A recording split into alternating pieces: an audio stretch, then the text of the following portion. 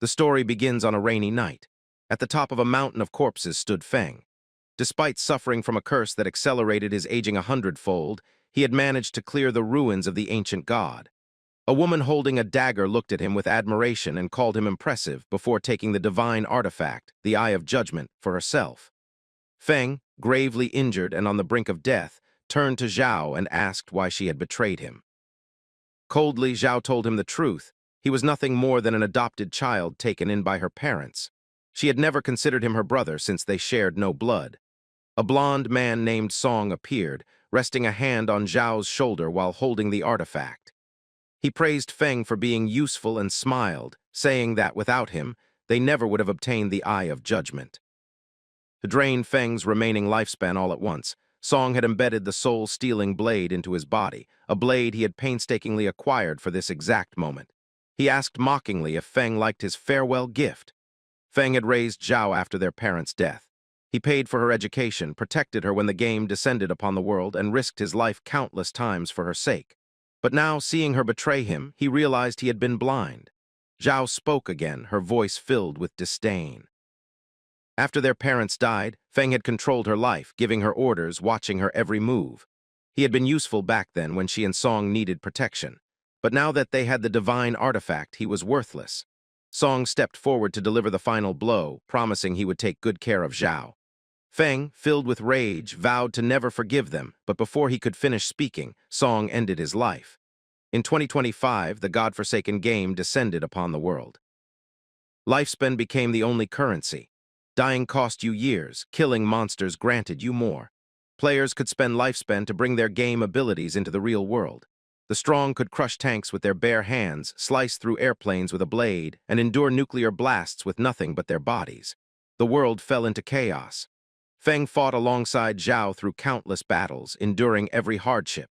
Together, they climbed the global rankings, eventually breaking into the top 100 powerhouses. After years of bloodshed and close calls, Feng finally conquered the ruins of the ancient god and earned the divine artifact, the Eye of Judgment. At last, he had the qualifications to stand at the top, but the price of his success was betrayal by the only family he had left. Everything he had fought for became fuel for someone else's rise. All his struggles meant nothing. If he had a second chance, he swore to fight only for himself. And then it happened. Feng opened his eyes and found himself in his old room. He sat up quickly. This was the real world. He remembered dying, so why was he here? He grabbed his phone. The date read 2025. Looking out the window, he saw the city skyline. It was beautiful and untouched. It was the same day the game had first descended. Somehow he had returned to the past, reborn 9 years earlier. The next morning, Zhao kicked open his door. Seeing Feng calmly drinking coffee, she exploded with anger, asking why he hadn't answered her calls. She kicked over the trash can and began yelling. Feng remembered this day clearly, the day they fought over Song.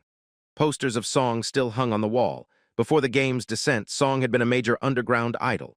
Zhao had been obsessed with him. But beneath the flashy exterior, Song was a con artist who used his fans for money, and worse, using the young girls however he wanted. Feng had always tried to protect Zhao from that scumbag, and for that he was accused of trying to control her life. Pointing at him, Zhao screamed that it was his fault Song lost first place that month. She demanded money to help Song regain his rank, threatening to get even angrier if he didn't comply. Feng responded without hesitation. With a cold expression, he slapped her hard across the face. She fell to the floor, blood dripping from her nose, eyes wide in shock. This time he had truly hit her. Staring her down, Feng warned her not to test his patience. If she kept barking, he'd break her jaw. He threw a credit card over her head, saying it was the money left by their parents. All these years, no matter how desperate things got, he had never used a cent out of respect for them. He made one thing absolutely clear. From that day forward, he had no sister. Zhao burst into tears. Feng turned away, seething. In his past life, he gave up too many chances to protect her. Rare dungeon items, secret class opportunities, he had passed them all up. No more. He took out some sleeping pills, washed them down with water, and laid on the bed. Without that burden dragging him down, this time he would rise. He would use his knowledge of the future and climb to the top. Zhao could survive on her own. As for Song, Feng would take his head personally.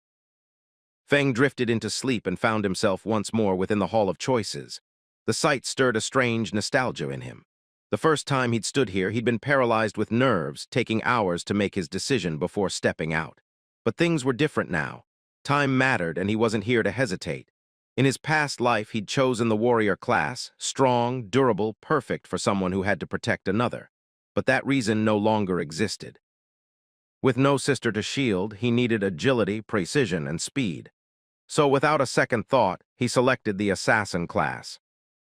Just then, an unexpected system message popped up, Divine Artifact. Eye of Judgment successfully bound. A shock ran through him. The artifact activated on its own, and with it came a passive ability. Upon entering the Forsaken game, he would automatically receive the highest rank profession and talent corresponding to his chosen path. Feng was stunned, realizing now how the artifact truly worked.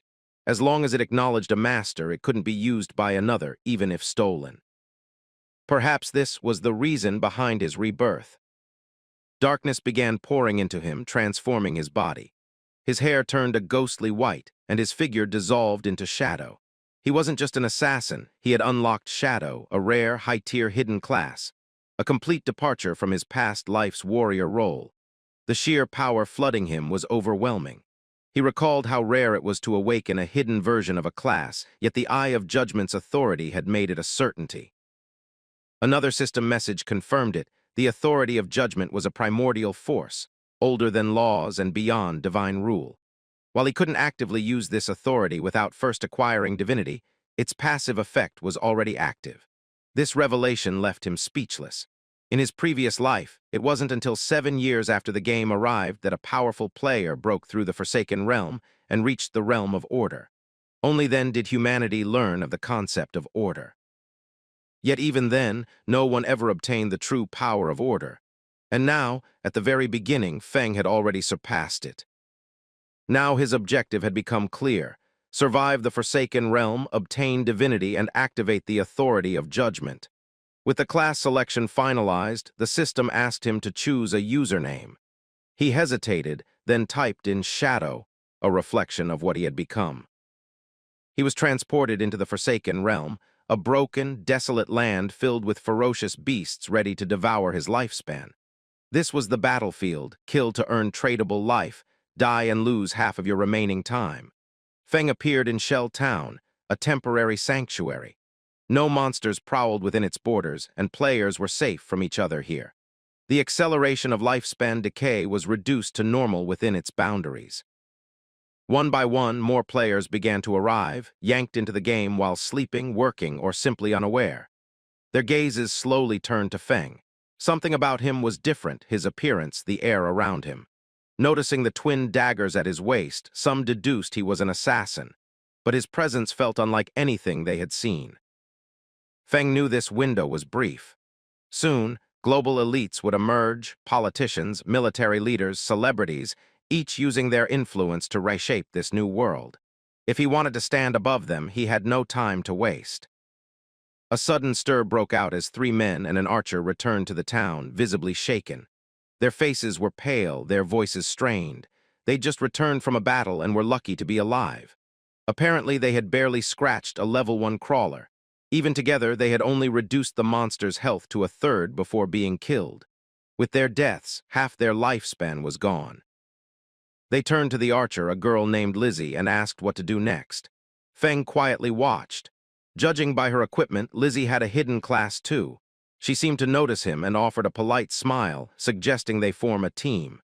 She said her group had already experienced defeat and could offer insight. Feng declined. He had no interest in teaming up with players who had already failed once. The others scoffed, accusing him of pretending to be some kind of elite.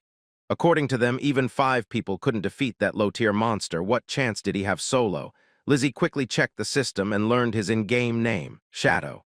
As Feng walked past them toward the town gates, Lizzie decided to follow at a distance. She was curious. Maybe she could learn something about monster behavior, or maybe just watch him crash and burn.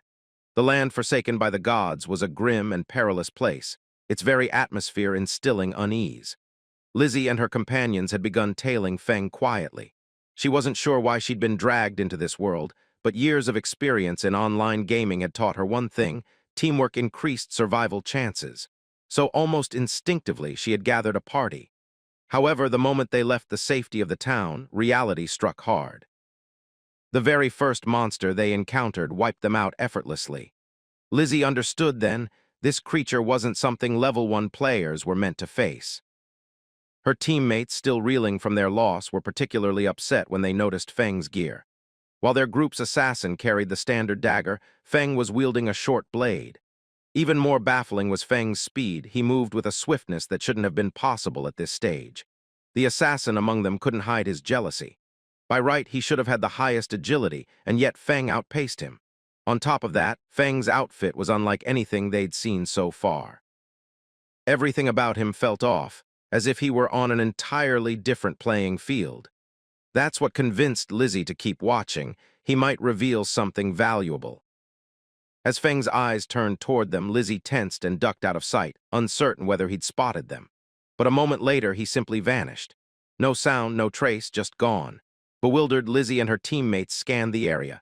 The group's assassin recognized it first. Feng had used a stealth skill, likely a basic ability that rendered him invisible for a short time. It confirmed something for them. Feng had gone into hiding and likely wasn't planning to return soon. Seeing how things were going, Lizzie decided it was better to retreat for now.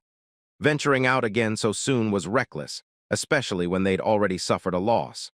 Their lifespans had been halved.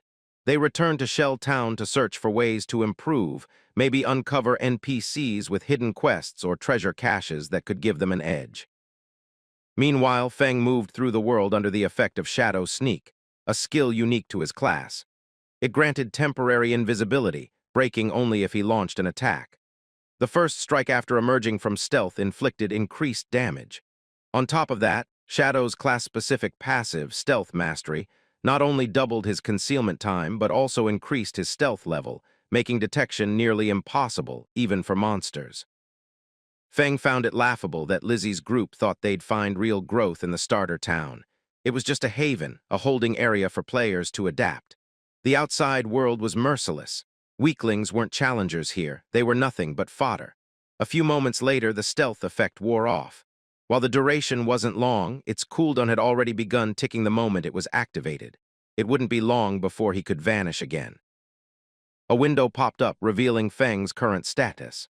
Code name, Shadow. Class, Shadow. Lifespan, 75 years non-tradable, 0 years tradable.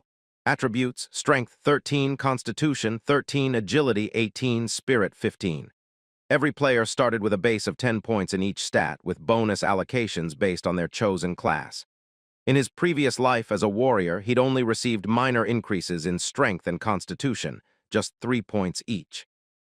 But now, the Shadow class had granted buffs across the board, with a remarkable +8 to agility. On top of that, he still had 5 unallocated points. Most newcomers dumped their points into strength or spirit to boost offensive power, but Feng knew better. That approach was suicide in the early stages. Monsters always hit harder than players could. The key was not to take damage at all. Without hesitation, he added all 5 points to agility, raising it to 23. Speed was survival. His senses suddenly sharpened. There was movement behind a nearby tree. A crawler. Level 1, normal grade, but something was different about it. It was in the middle of evolution. Feng narrowed his eyes. That same crawler must have been the one that slaughtered Lizzie's group. Though injured, it was still dangerous. The moment it detected his presence, it lunged. Feng dodged with a quick leap.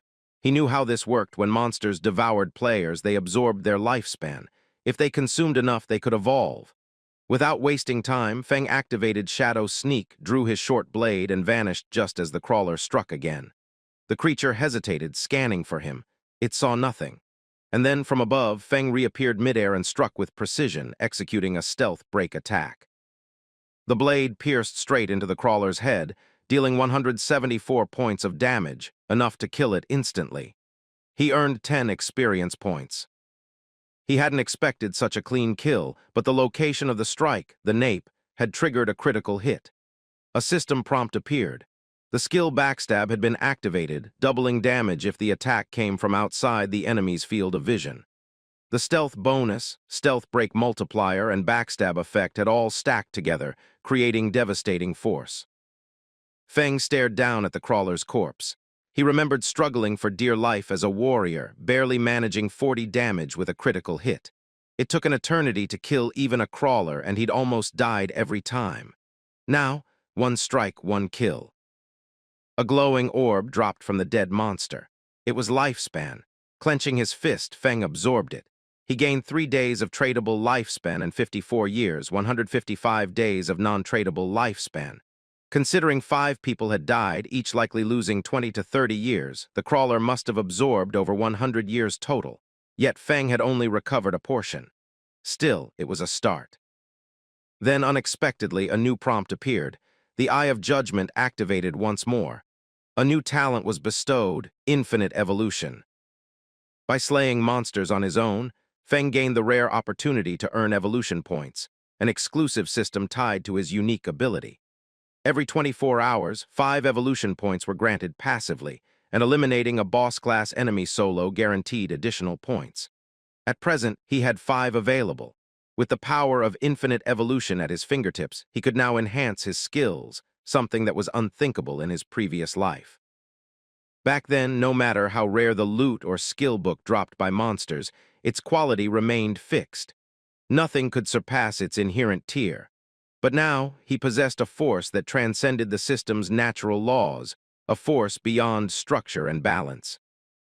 Curious to see the potential of this newfound power, Feng spent 4 evolution points to enhance Shadow Sneak and Backstab. The results were immediate.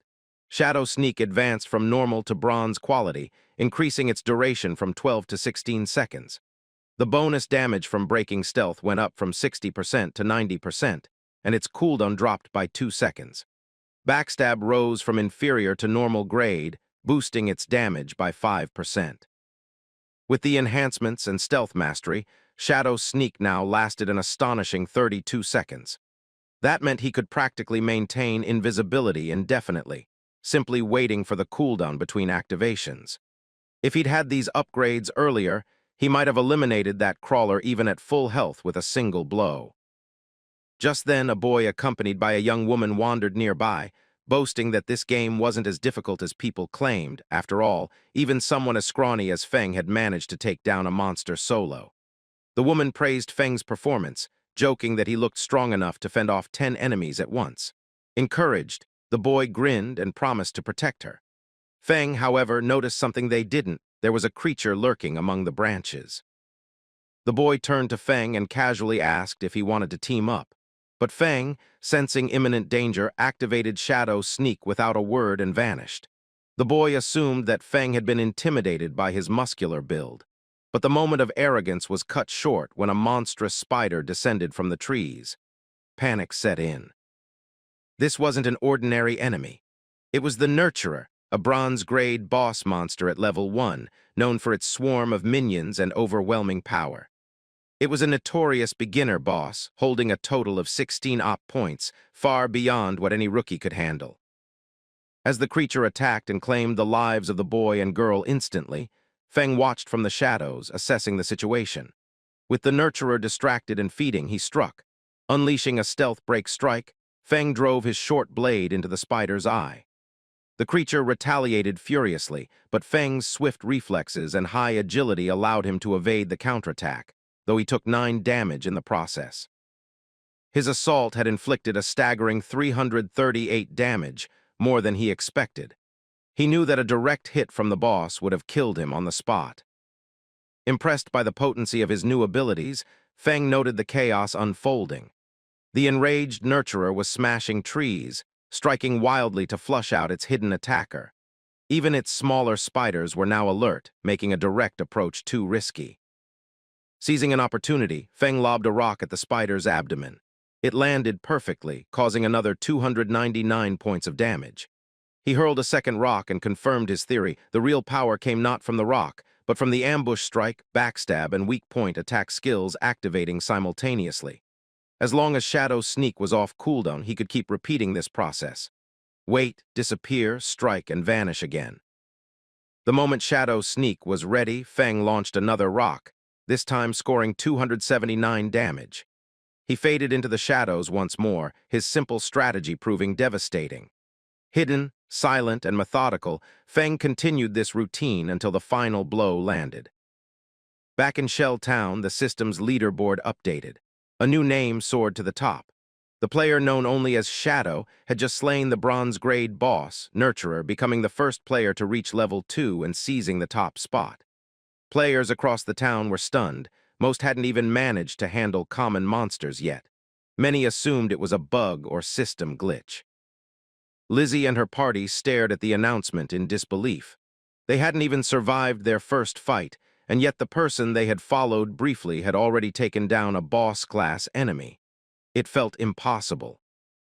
Meanwhile, the two players who had fallen to the spider respawned in Shell Town, their faces pale as they read the notification. They realized that the mysterious Shadow was the same boy they had mocked in the forest. Back at the battle site, the system declared Feng's victory. He had earned 300 experience points and received 2 evolution points. Additionally, the Shell Town reputation board unlocked, granting him 1 reputation point. Feng absorbed the lifespan released by the defeated spider. As the giant creature died, the swarm of smaller spiders scattered. He cursed under his breath. Had he eliminated them first, he could have gained more experience. Still, the rewards were remarkable. He acquired 46 units of tradable lifespan, a skill book called Greedy Hand of bronze tier, and a corrosive dagger that inflicted 35 damage and added +4 to agility. After learning Greedy Hand, Feng gained a new tool in his arsenal, a passive ability that gave a 20% chance to extract extra loot from defeated enemies. It was a top-tier skill for loot-based progression. Feng hadn't expected a beginner boss to drop such a rare utility. In the late stages of the game, this ability was invaluable. In his past life, there had been a player from the Godslayer Guild who wasn't even strong in battle, but thanks to this exact skill, he had become a vital asset. People lined up to party with him. He even had a personal escort team just to protect him. Now Feng understood the real potential. With his infinite evolution talent, he could enhance Greedy Hand too, improving its activation rate, increasing the quantity and quality of the loot. This wasn't just a strong start. It was the beginning of a one-man revolution. The following morning, on their way to school, Zhao's friend brought up the idea of calling Feng to apologize. She reminded Zhao that they had skipped the test the day before to secretly go and support Song, and was sure Feng must be upset. Zhao, however, refused. She believed she had done nothing wrong and, in fact, blamed Feng for nearly causing them to be late. From her perspective, it was Feng who owed her an apology. Her friend tried to persuade her, pointing out that Feng had always treated her kindly and also asked about the injury on her face. But Zhao remained firm, claiming Feng always interfered in matters that didn't concern him. She brushed off the question about her face with a lie, saying she had tripped and fallen. As they reached school, they noticed a crowd of students gathered outside a classroom. Curiosity piqued. Zhao's friend pushed her way through the students and stepped inside, only to find Zhang's body slowly turning transparent. One of his classmates explained that just moments ago, Zhang had said he was going to take a nap, and when they turned around, he was already in this ghostly state. This wasn't an isolated event. Similar cases were appearing online, with people from all over the world experiencing the same thing. Experts warned that falling asleep could trigger a semi-transparent, ghost-like condition, and no one knew the cause. Alarmed, Zhao's friend called her parents to warn them and urged Zhao to contact her brother too, just to be safe. Zhao refused again, saying she'd rather see him dead than speak to him.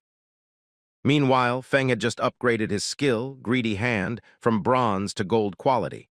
The chance of gaining an extra item while looting had jumped from 20% to 70%.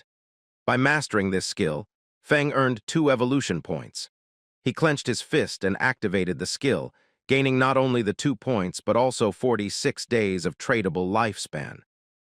Pleased with the reward, he noted that leveling Greedy Hand up to Tier 3 would require 3 points, and once he reached that level, he would have a 100% chance of extra loot with every kill. He was certain the world's governments had already caught wind of the situation, and more players would soon flood into the game. He needed to move faster. Feng equipped a bronze-grade corrosive dagger, which boosted his attack by 35 points and agility by 4.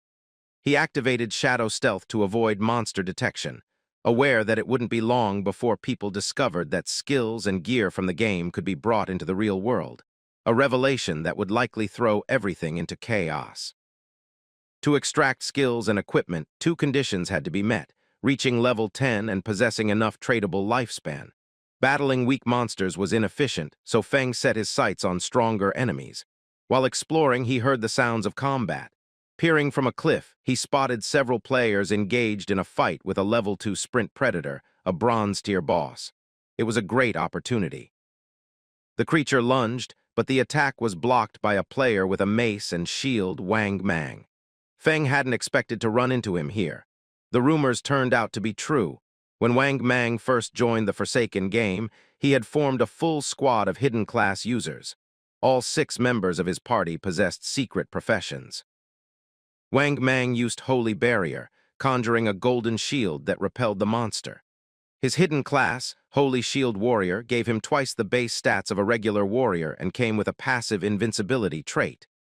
As the beast was stalled, the mage in the group unleashed a fireball that struck its arm.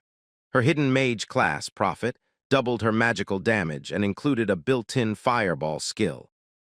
The archer of the group had the hidden class Sharp-Eyed Shooter, giving her double the standard archer stats and access to a rapid-fire ability.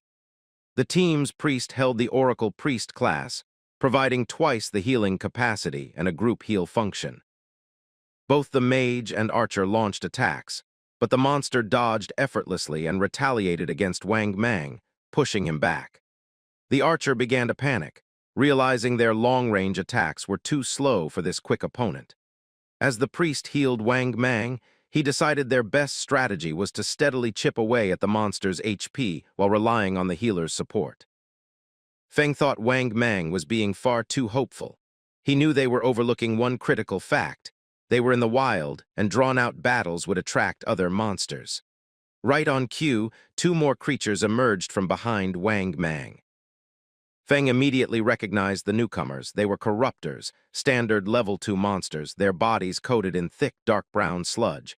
These creatures specialized in long-range attacks. One of the team's swordsmen rushed in to engage them. He had a hidden class that Feng hadn't encountered before. His strike landed, inflicting 33 points of damage, but he quickly realized the creatures had unusually high defense. In retaliation, one of the corruptors spewed a glob of mud at him. The skill Ground Bind significantly reduced his movement speed. Meanwhile, the second corruptor turned its attention to the mage, who had no choice but to flee, tears streaming down her face in panic. But before the monster could close the distance, Feng burst in, appearing seemingly out of nowhere, and in a flash decapitated the beast, dealing 441 points of damage. The sudden, brutal blow left everyone speechless. The mage froze, confused about who had come to her rescue and unsure whether they had unexpected backup. The swordsman struggled back to his feet, using his blade for support, stunned to witness someone take down a level 2 corruptor in one hit. Especially considering how it took their entire team 10 seconds to take down a single level 1 enemy. The remaining corruptor prepared another attack, but once again, Feng struck like lightning, cleanly severing its head. Terrified, the swordsman asked Li if she'd seen who did it. She was visibly rattled and admitted she hadn't caught a glimpse. Wang Mang urged them to stay focused. Deep down, he was hoping Feng was on their side. Now only the sprint predator remained. From a tree branch above, Feng silently watched.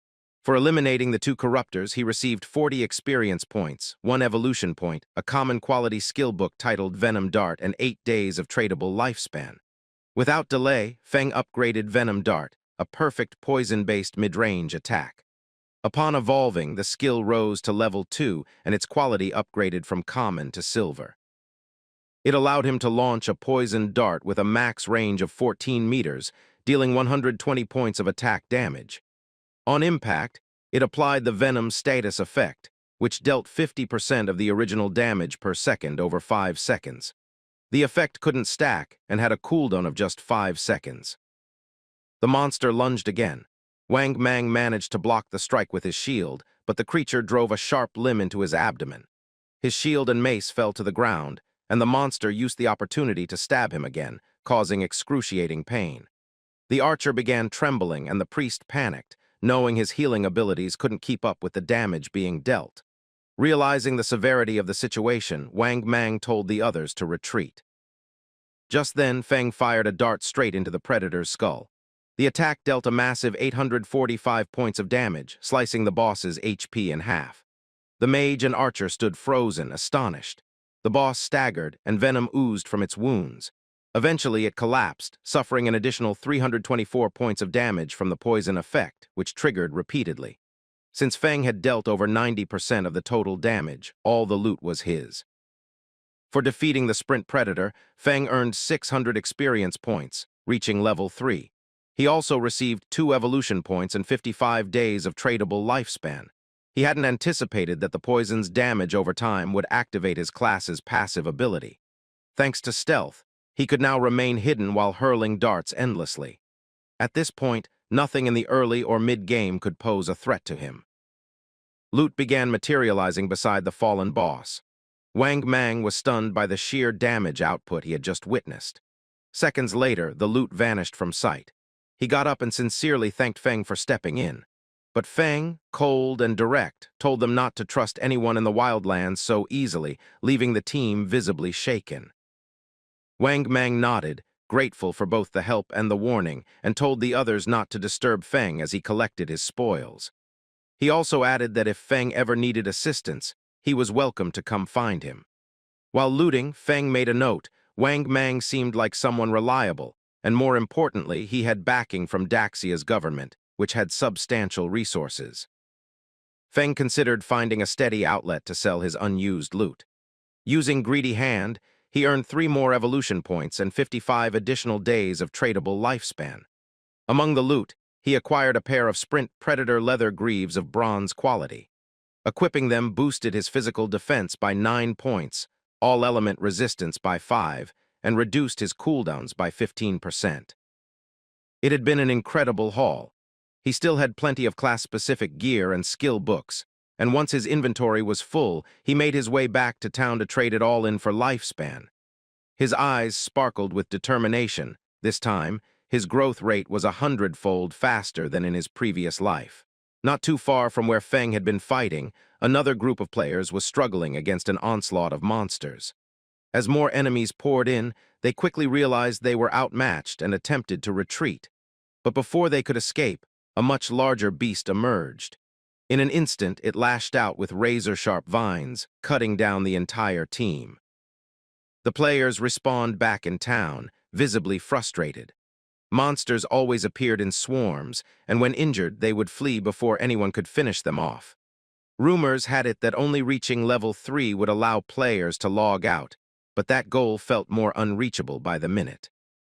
Some players suggested increasing their party sizes, arguing that teams of 3 weren't sufficient, and that groups of 6 or 10 might stand a better chance. But others disagreed. One player mentioned witnessing a group of 10 getting completely wiped out, and pointed out that larger gatherings risked triggering boss spawns. Recently, a party of 40 had stumbled upon a curse master, and over 30 of them had been instantly wiped out by a single attack. Elsewhere, Lizzie and her team had also returned to town after yet another failed attempt.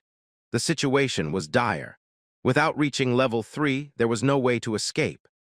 Everyone had ended up inside the game after falling asleep, meaning only their consciousness was here. If they couldn't log out, their physical bodies would eventually starve. Lizzie was beside herself with frustration, unable to understand why the game was so brutally hard. One of her teammates began panicking. They had already died 3 times, and their non-tradable lifespan had dropped below 10 years. At this rate, they were facing death in both the game and reality. Even if the connection between the two wasn't fully understood, Lizzie knew they couldn't afford another death. Then she noticed something strange. Shadow, the top-ranked player, was already level 3. Her mind raced. He must have found some kind of loophole or strategy. Whatever it was, they needed him. Desperation turned into determination as she clenched her fists and gave her team a clear order. Spread the word. They needed to convince Shadow to help them reach level 3. She vowed to offer him 10 million in cash once they made it back to the real world. Her teammates were stunned, but Lizzie was convinced. There was no way someone would turn down that kind of money. Back in the forest, Feng had just finished off a level 2 polluter, earning 20 experience points and 1 evolution point. After absorbing the monster's tradable lifespan, he decided it was time to invest the 5 evolution points he'd saved up. He upgraded Greedy Hand, boosting it from platinum to emerald quality. The results were staggering. The extra loot chance now stood at 160%, and there was even a 20% chance that the bonus item would be of a higher tier. Feng was in awe. With further evolution, the odds could hit 200% or even more. This skill was becoming wildly overpowered. As rain poured down, something unusual caught his eye. It was the Curse Master, the same boss that had obliterated the team of 40. The bronze tier boss was roaming through the forest, absorbing life force as it prepared to evolve into silver tier. Feng wasn't surprised. Its immense power explained the massacre. However, his inventory was already full. Killing the boss now would be pointless since he wouldn't be able to claim the loot. So, he marked the boss's location on his map, planning to return once he'd cleared out some space. Meanwhile, news had spread like wildfire through the town. Someone was offering 10 million for Shadow, the mysterious top player, to help them power level. With people dying and losing lifespan every day, the wealthy were already scrambling to find a way out. The poor, they were being left behind. Amid the growing chatter, Feng strolled into town, turning heads instantly.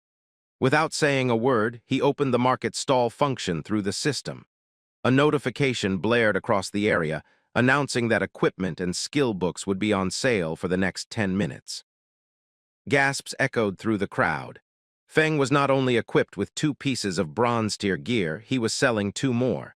People could barely believe it. Someone among them had already slain a bronze-tier boss. One of the players nearby questioned why Feng's face was hidden, and someone quickly explained that he had activated the face concealment feature, which synced the in-game appearance with the real-world one, meaning Feng chose to stay anonymous. A mage wandered up to his stall, her eyes lingering curiously on one of the items before asking about the price for the icicle spell. Feng told her it cost 100 days of tradable lifespan. She was Grey Rose, currently ranked 11th in Shelltown, also using face concealment. For her, the price seemed excessive, so she tried to negotiate, but Feng was firm, saying that the spell was a basic one that boosted early game grinding for mages, and 100 days was already more than fair. She asked if she could pay in real currency, but Feng refused, advising her that if she had money to spend, she should buy tradable lifespan and return with that. He wasn't planning to sell to anyone else in the meantime unless they paid more. She paused to think and reached out to her teammates through their group channel. They managed to reach level 2 rapidly under her guidance, so no one objected. With the icicle spell, they'd have an even better chance of making it to level 3, which was what truly mattered. She told them to send her their tradable lifespan, promising to compensate them with real cash once they escaped. She collected the 100 days and handed it over. Feng accepted the payment, thinking that if they were all level 2 already, they must have cleared dozens of crawlers by now, meaning their overall lifespan reserves were probably far higher. With the deal done, Feng's tradable lifespan jumped from 268 days to 368. That's when Lizzie arrived. She was relieved to have finally found Shadow. Smiling confidently, she made him a proposal. If he helped her get to level 3, she'd give him 10 million in cash once they were back in the real world. The nearby players were stunned. Lizzie wasn't just anyone. In Feng's previous life, she'd been the leader of a major criminal group that was later destroyed by the state. She claimed her father was the head of Dezhong Industries, and when Feng didn't look convinced, she urged him to look her up. It was well known that she used money to lure players into selling their lifespan, only to later abduct them for forced labor. Those who resisted were never heard from again. Feng coldly turned her down. To him, she was trash. Lizzie, still trying to win him over, said that even though Shadow might be strong here, no one really knew the rules of the game yet. She tried to tempt him again, promising him luxury, cars, houses, women, whatever he wanted. But Feng didn't budge. He told her to stop interfering with his business, making it clear that money no longer had any value here, only tradable lifespan would matter from now on. Lizzie snapped back, saying that if this was reality, she would have taught him a lesson by now. That's when Feng, his tone icy, warned her that if she spoke again, he would kill her until her lifespan hit 0. The threat was so sharp it sent a chill through the air. Lizzie and her team, shaken, didn't wait around, they fled. A short while later, Feng sold off the last item from his stall, the bronze-tier gleam robe of Tyr. With that, his tradable lifespan increased to 546 days. Now that everything had been sold, he knew it was time to take care of the Curse Master. He activated stealth and vanished from sight. No one in the town realized it yet, but tradable lifespan could eventually be used to extract skills into the real world. Soon, the real world would descend into chaos just like the game, and all the old systems, money, power, social status, would become meaningless. In the end, only personal strength would matter. Lizzie and her team had finally come to a stop, gasping for breath after their hasty retreat. She was still furious, gritting her teeth as she told the others how Shadow not only refused her offer but even threatened to kill her. Her pride bruised, she muttered a vow to find him in the real world and make him pay. While she stewed in anger, a man named Mao approached from nearby. He introduced himself as a level 2 player and claimed he had a few special methods to speed up leveling. Without wasting time, he asked if he could take the offer Shadow had rejected. He wanted the 10 million in exchange for helping them reach level 3. Suspicious, Lizzie asked what kind of methods he was talking about. Mao smirked and said that normally he wouldn't share his techniques with others, but he was willing to make an exception this time. According to him, the key to leveling up fast was investing all attribute points into agility right away. Doing so, he explained, made it possible to outrun most enemies and avoid taking damage while landing strikes. Lizzie was surprised. She had been focusing all her points into strength, assuming brute power was the way to survive. Though skeptical, she agreed to let Mao join them, but insisted on paying only 5 million instead of 10 since he clearly wasn't on Shadow's level. Mao didn't argue.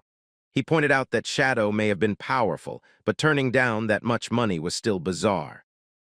Meanwhile, Feng had returned to the spot he'd marked earlier. Remaining in stealth, he observed the scene. The boss monster, now surrounded by an even thicker mist, had advanced to silver rank. It was still absorbing energy and climbing toward gold. Feng didn't want to wait 7 or 8 hours for the evolution to finish. He quietly activated his venom dart and launched a surprise hit, dealing a massive 659 damage from the bonus strike while in stealth. The poison quickly followed up, ticking at 219 damage per second. Without losing momentum, he dashed forward using his shadow sneak, aware that silver-tier bosses had double or triple the health of their bronze counterparts. Suddenly, the monster began drawing in energy, its hands swelling with arcane light as it prepared a large-scale attack. Feng realized this one specialized in magic and could unleash devastating area effects. After firing off another venom dart, he pulled back just in time to avoid being caught in the blast zone. Hidden and unharmed, he reminded himself that with his current gear and health pool, taking a direct hit would mean certain death. The boss began gathering energy again for another wide-range assault, but Feng remained patient, slowly weaving around the battlefield as he counted the seconds on his cooldowns. His most vital skill, Hidden Shadow, wasn't ready yet. He needed to wait until the boss slipped up. Finally, the creature faltered, distracted for just a second. That was all he needed. With no hesitation, Feng lunged forward and fired another venom dart. The shot hit its mark, and poison once again started gnawing away at the monster's life. Seeing its health plummet, the boss panicked and turned to escape, but Feng wasn't about to let that happen. Keeping close, his eyes sharp and movements precise, he waited for the final opening. In a flash, he reappeared on top of the monster's head, slamming it down with brutal force. The system chimed in immediately. He'd killed the silver-ranked boss. Lines of notifications appeared in front of him, confirming that he'd gained 1,800 experience points, enough to push him from level 3 straight to level 5. On top of that, he earned 4 evolution points and a hefty bonus of 124 days of tradable lifespan. Feng let out a small laugh, amazed at the rewards a single boss could offer. As the monster's body broke down into loot, he activated his upgraded Greedy Hands skill, and with a shimmer in the air, the system confirmed that all the items had been collected. The haul was far better than Feng anticipated. Along with the evolution points and lifespan from defeating the silver boss, He had just received an additional 4 points and another 124 days of tradable lifespan. It was essentially double the reward, and the unexpected windfall brought a grin to his face. 2 major bonuses in 1 kill, he couldn't complain. Doing the math, that single battle had given him a total of 12 evolution points and a staggering 372 days of lifespan that he could trade. While he was still processing the generous outcome, another notification popped up. Apparently, Greedy Hand's secondary effect had activated, upgrading one of the looted items from silver to gold grade. Feng raised an eyebrow, impressed. So that's why Greedy Hand was rated a Jade tier ability. It wasn't just about getting extra loot, but enhancing its quality as well. His attention returned to the battlefield. Scattered across the forest floor were 7 or 8 equipment drops, each glowing with their respective rarities. But a new problem emerged. His inventory only had space for 10 more items. If he had to run back to town every time he downed a boss, it would be a huge waste of time.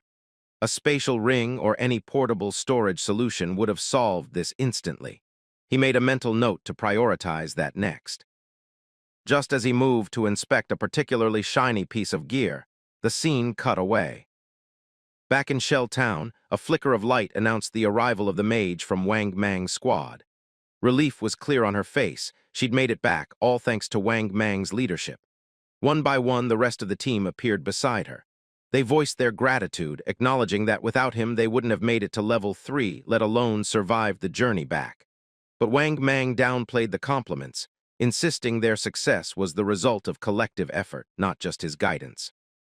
Still, the mage seemed troubled by something. She let out a small sigh, admitting she regretted not adding Feng as a friend back in the forest.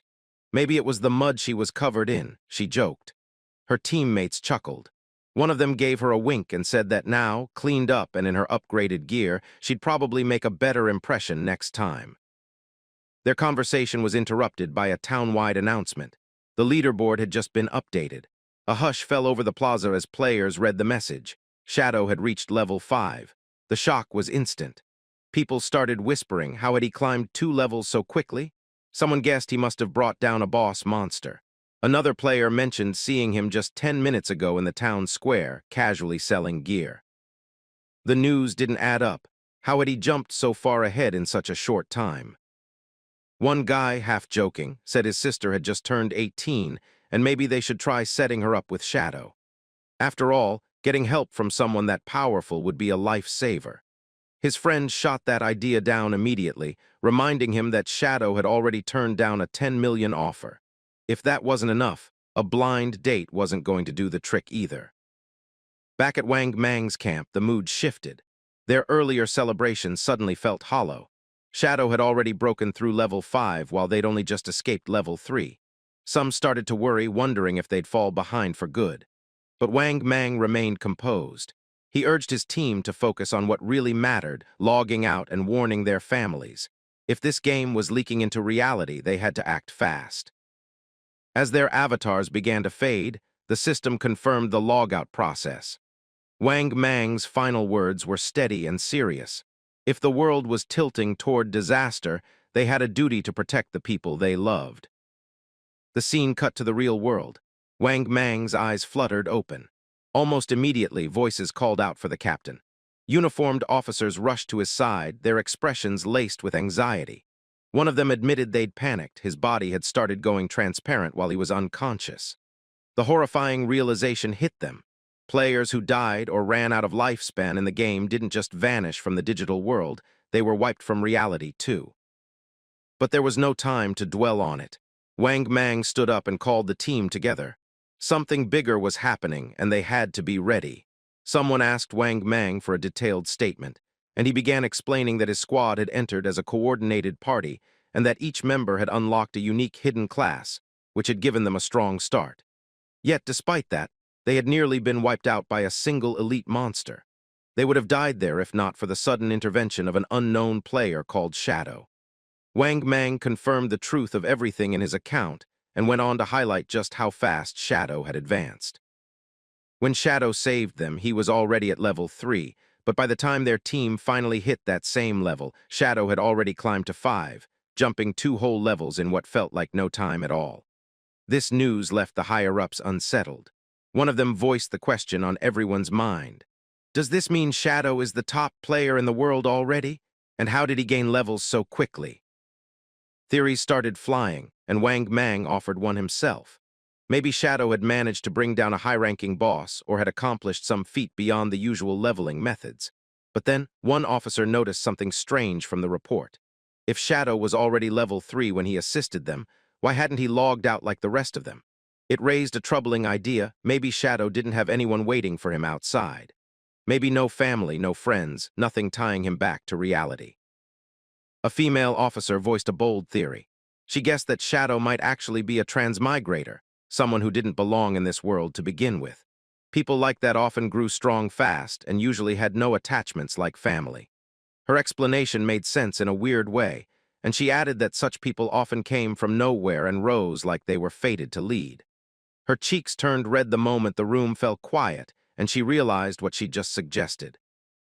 But before anyone else could respond, the lead officer shut her down. He called her out by name, Enyu, and told her to stop bringing up novel plots during official meetings, saying she had clearly been reading too many stories. Still, the mood in the room had shifted, and no one could quite dismiss the idea. The lead officer brought attention back to more pressing matters. He revealed that classified reports from researchers had found a disturbing trend. Recently, a sharp increase in older people dying in their sleep had been noted, and when they cross-referenced the data with the players who had returned from the forgotten game of the gods, the results were terrifying. Turns out, all those people who died in their sleep had also died repeatedly in the game. Meaning once a player's in-game lifespan hits 0, they don't just vanish from the game, they die for real. One officer expressed his fear, saying this whole game wasn't normal, that it felt more like something from beyond their understanding. The head of the unit agreed, saying it might be a form of incursion from another dimension or plane of existence. His words silenced the room again, and with no time to waste, he got to the next announcement. The government had declared an emergency, and all field officers were being ordered to form strike teams based on location and dive into the game themselves. Their job was to gather intelligence and understand the threat better. This wasn't just about the police anymore. The entire nation was mobilizing, because any delay would mean falling behind on a global scale.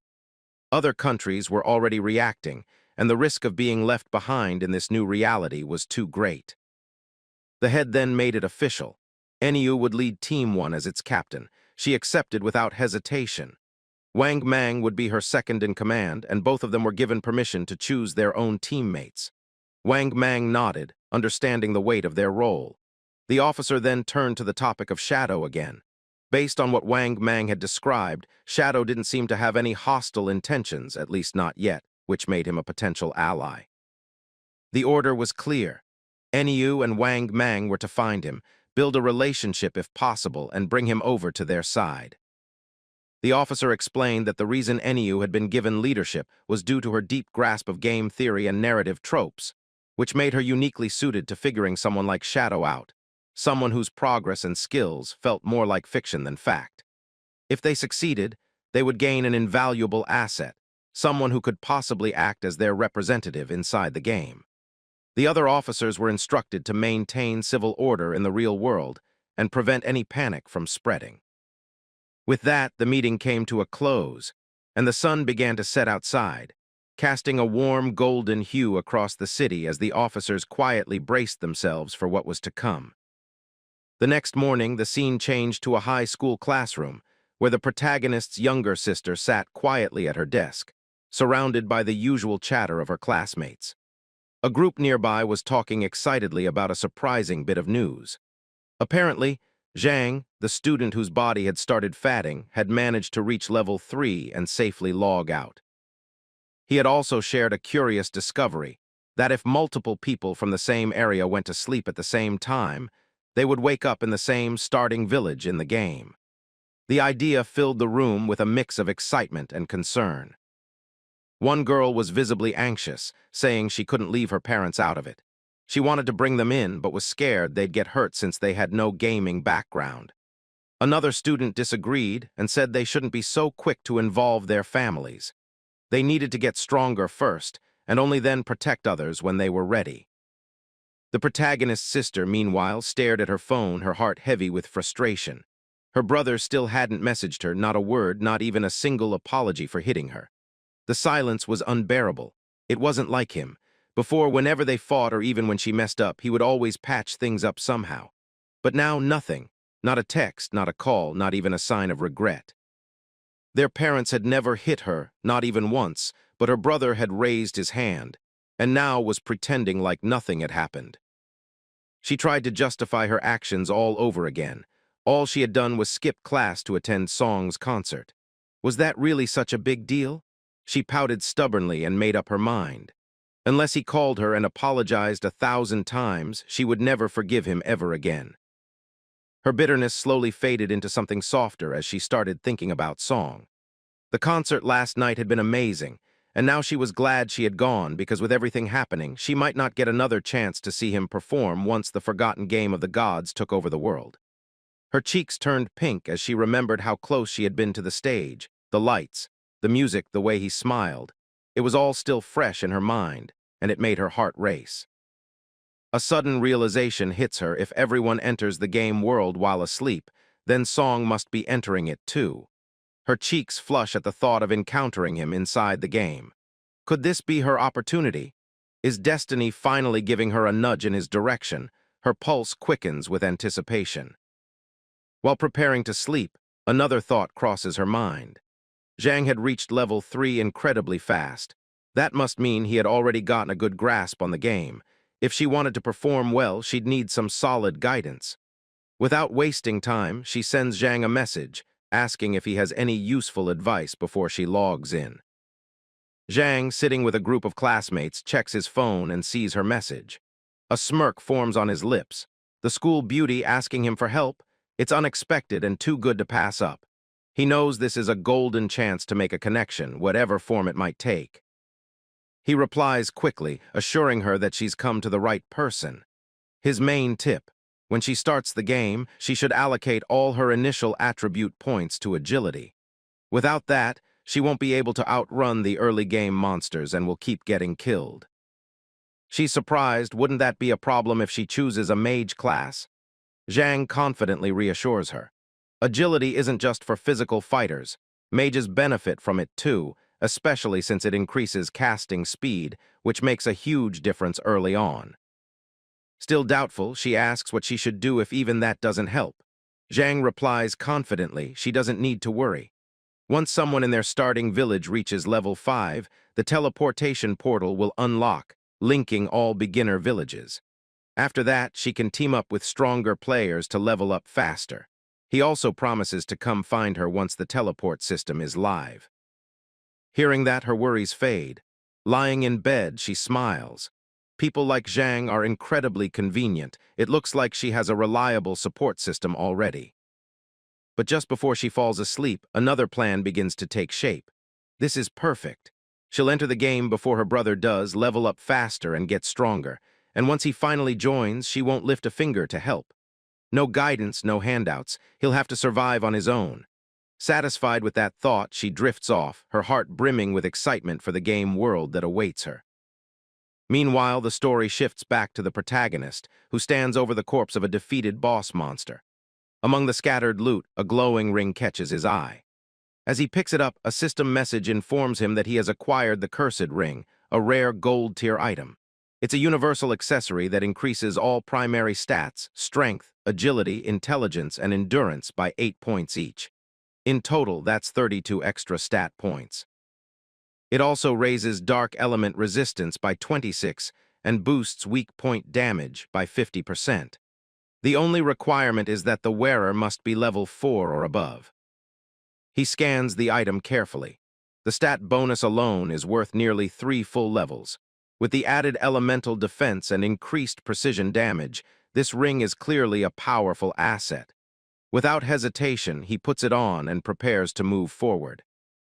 Another system alert soon appears. He has unlocked a new skill, Instant Shadow Slash, a silver-grade ability meant for assassin builds. The skill unleashes a rapid series of slashes in a straight line, covering up to 15 meters. Enemies caught within its 2.1-meter wide arc are struck 3 times, each hit doing 100 base damage and counting as a backstab.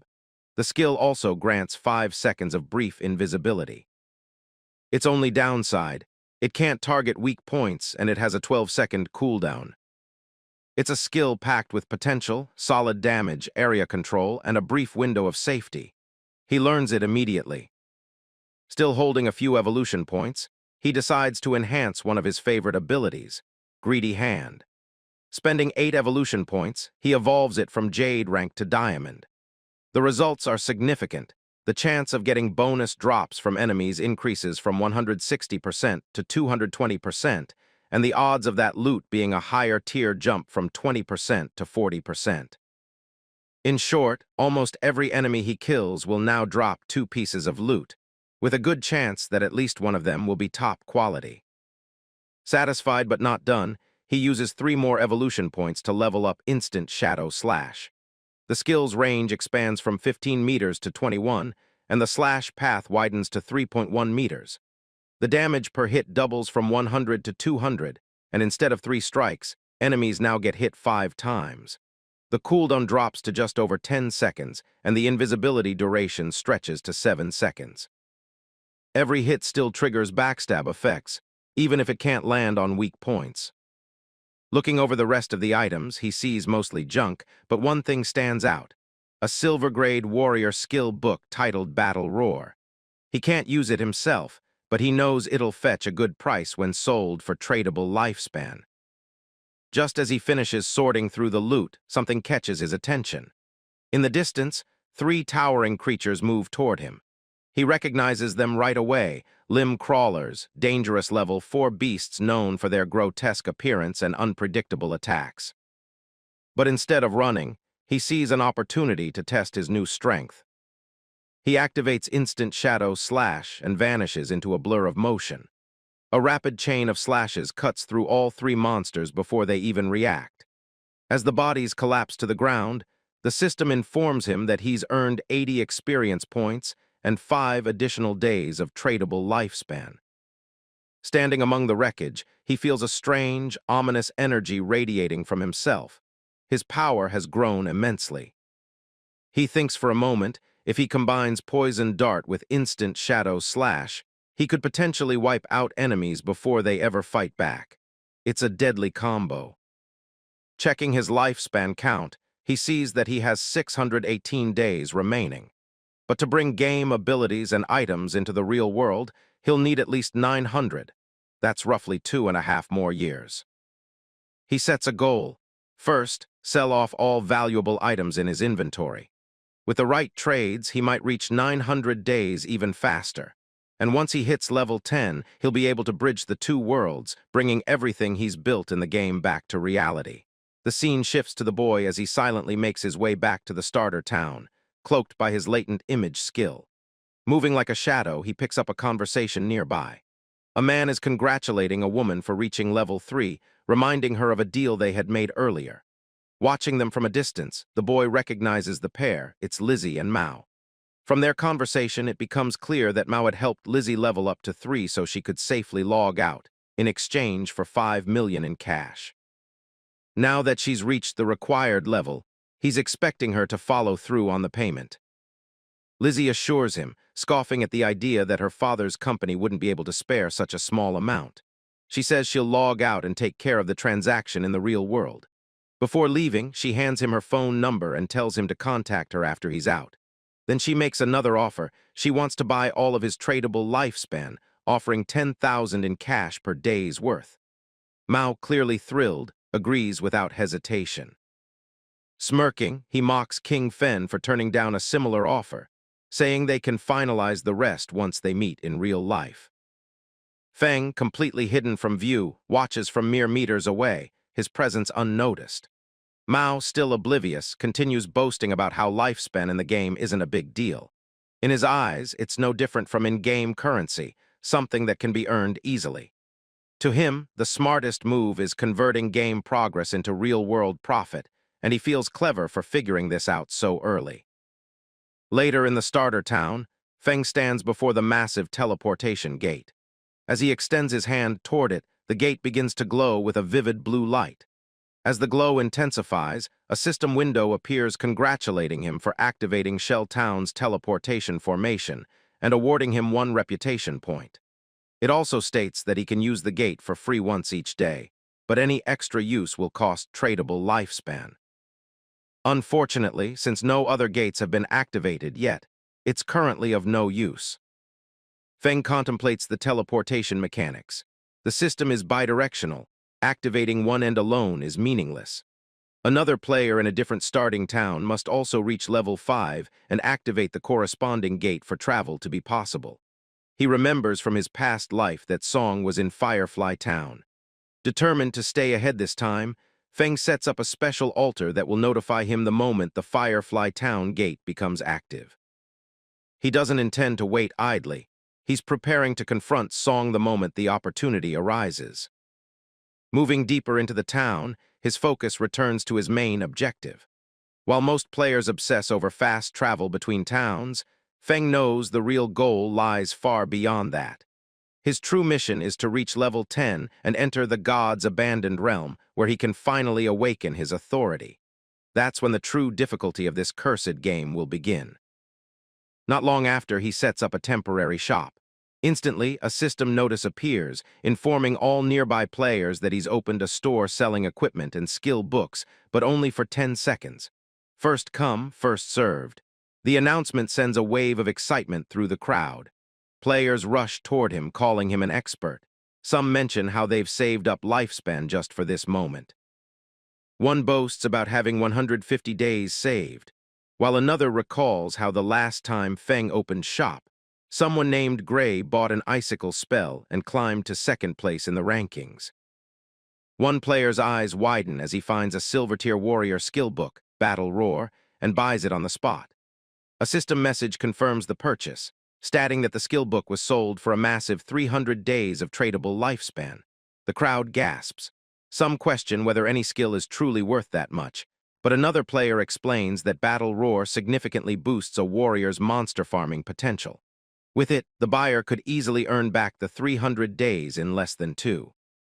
Seeing the value of what Feng is offering, the crowd surges forward, desperate to buy anything they can before it disappears. Within seconds, everything is gone. Feng checks his system window. In just 1 minute, he has collected 650 days worth of tradable lifespan, bringing his total to 2,174. But he's still not satisfied. He knows that to transfer his abilities, equipment, and attributes into the real world, he'll need far more. As a few frustrated players grumble about missing their chance, they ask if he'll set up shop again. He nods in confirmation. Just then, a female player calls out, saying she has a treasure and wonders if he'd be interested in a trade. When he turns to face her, he immediately recognizes her as one of Wang Mang's teammates. The system scans the item and identifies it as a space ring with 12 inventory slots. More importantly, it doesn't take up a backpack or equipment slot. Feng is momentarily stunned. He knows how rare this item is. Players can only carry 3 storage backpacks, and a space ring like this, one that doesn't occupy any gear slots, is a rare find. Technically, such rings can drop from any monster, but the odds are incredibly low. For her to get one this early, likely due to her profession related to profit or luck, is astonishing. Without delay, Feng asks her price, already estimating the value. In his previous life, a 12-slot space ring like this sold for 3,600 days worth of lifespan. But instead of asking for lifespan, she surprises him with a different offer. She doesn't want any lifespan at all. Instead, she wants him to add her as a friend and join her in defeating a boss monster. Feng immediately agrees, and a system notice confirms that player Big Plum has accepted his friend request. As they head out of Shell Town together, Feng asks her for details about the boss. Plum replies that it's a gold-tier monster, though she didn't catch its name since it was too far away. As Plum explains that the boss is on an old boat in the swamp, Feng is taken aback. He wonders if it's the Golden Ghost ship, a rare special boss capable of appearing at any level. The chance of encountering it is slim, but when it does show up, it's known to spark intense battles among large guilds fighting for the powerful gear it drops. The very sight of it could ignite a fierce conflict. But from Plum's description, Feng believes this version is likely around level 5, making it the easiest to defeat. Still, he can't help but question how Plum came across such a rare boss so close to the starting town. His mind races as he tries to piece together the puzzle, the space ring, her connection to Wang Mang's team, and now this lucky encounter with a gold-tier boss. A thought hits him. Could she be the rumored koi fish from his past life? He remembers hearing whispers about a member of Wang Mang's team who had an uncanny knack for finding rare bosses, treasure chests, and hidden locations just by wandering around. At the time, he thought it was just a cover story to obscure their true abilities. But now, seeing Plum in front of him, he realizes the rumors were likely true. Lost in his thoughts, Feng watches her carefully, trying to make sense of everything. Plum notices his gaze and blushes, asking why he's staring at her. Feng quickly snaps out of his reverie, assuring her it's nothing and refocusing on their journey. As they pass through the main gate of the starter town, they remain unaware of a figure lurking nearby, a bald player who's been watching them closely from behind a tree. The scene shifts to a group of rough-looking players, led by a long-haired man who speaks confidently about his past victories, such as leading his team to conquer the overlord of Sand City. He tells his followers that if they stay with him, they'll succeed in the game. Just as he's about to continue, the bald player watching Feng rushes back with the news that Feng has left town with a girl. The leader grins, thinking Feng is just another young player distracted by a pretty face. Without hesitation, he gathers his group and orders them to move out. It's time to act. Meanwhile, as Feng and Plum continue their journey, Feng outlines his terms for helping Plum's party. He agrees that any equipment or skill books the boss drops that Plum can use will go to her, but the rest will be his. Plum thinks it over and asks about what the other party members, like Wang Mang, will get out of the deal. Feng explains that since their party members play different roles, there's no guarantee that assassin gear will drop, and if it does, it wouldn't be fair for him to fight for something that won't benefit him. Understanding his reasoning, Plum agrees to the terms but adds a small request. If any gear drops for her captain or other party members, she asks if Feng would sell it to her at a discount. Feng agrees, and Plum mentions that they'll wait for Wang Mang and the rest of the party to log back into the game before heading to the boss's location. After walking for a while, Plum realizes she has no idea where they're going. Only then does Feng reveal their destination. They're heading to fight the gold-tier boss monster. Plum is taken aback by the audacity of the plan. Feng is an assassin, and she's a mage. She can't take a hit from such a powerful foe. Facing a gold-tier boss with just the two of them seems like a death wish. But Feng remains calm and assured. He explains that he doesn't intend for her to fight at all. His plan is to tackle the boss alone while she stays at a safe distance and watches. Despite Feng's confidence, Plum can't believe it. She knows he's strong, but defeating a gold-tier boss solo is unheard of. As she prepares to ask him more questions, Feng suddenly stops, sensing something. Without a word, he activates his latent image skill and vanishes into thin air. Plum is left standing there, stunned. Moments ago, he was right beside her, but now there's only empty space. She calls out for him, but there's no answer. Meanwhile, the group of bald-headed players continues to observe from a distance. Their leader smiles, confident in their advantage, but then one of his men notices something strange. Feng has disappeared. The leader dismisses it, thinking Feng must have tricked Plum and left her behind. With a wicked grin, he orders his group to move in and capture Plum first, planning to have some fun before anything else. As they close in, the leader reminds them that sticking with him will guarantee a good life, and that even women are falling into their laps. But just as they get close, a shadowy figure materializes in front of them. The leader freezes, his grin fading as he looks into the swirling dark aura. Confusion flashes in his eyes. Before he can react, Feng uses his instant shadow skill, and in the blink of an eye, the fight is over. A cold gleam slices through the air, and the group falls lifeless to the ground before they even know what hit them. Feng steps back into the shadows, disappearing without a trace. A system notification pops up, confirming the kills and awarding him 12 days of tradable lifespan. Feng glances at the fallen bodies but pays them little attention. Their loot is barely worth noting. Taking them down felt like hunting low-level monsters. Feng reappears beside Plum, who is still unaware of what just happened. She immediately asks about his sudden disappearance, and Feng casually explains that he sent a few followers back to town. Plum seems satisfied with the answer at first, but her curiosity gets the better of her, and she starts asking questions. She jokes that she thought he left to relieve himself and muses about how convenient his invisibility skill must be, even suggesting that it lets him handle business without being seen. Feng cuts her off, clearly not amused by the turn in the conversation. He tells her to focus and hurry. They still need to reach the gold-tier boss monster. Meanwhile, in Shell Town, the ground began to glow faintly, signaling the arrival of a new player. It was Feng's sister, who had just spawned with the healer class. Her eyes widened in astonishment as she spotted a magical staff nearby. Picking it up confirmed the reality of everything around her. Everything felt tangible. Players nearby quickly noticed her presence, recognizing that she was new to the game. She was elated, having secured the rare hidden class, Sacrifice, which she assumed must be incredibly powerful. She was convinced that this class would be her way to attract Song's attention. However, uncertainty filled her mind as she wondered where Song could be and whether he was aware of the secrets surrounding the spawn locations. Rage flickered in her eyes as she thought about Feng, who was usually watching over her constantly, yet failed to be there at this crucial time. Choosing not to dwell on it, she reminded herself that she now had a hidden class and that Jiang Wei had already offered to help her level up. From this point on, Feng would have to manage on his own. She had no intention of worrying about him anymore. As she turned her gaze to the leaderboard, her shock was immediate upon seeing that a player named Shadow had already reached level 6. This infuriated her because Jiang Wei, who often bragged about his strength, was only level 3.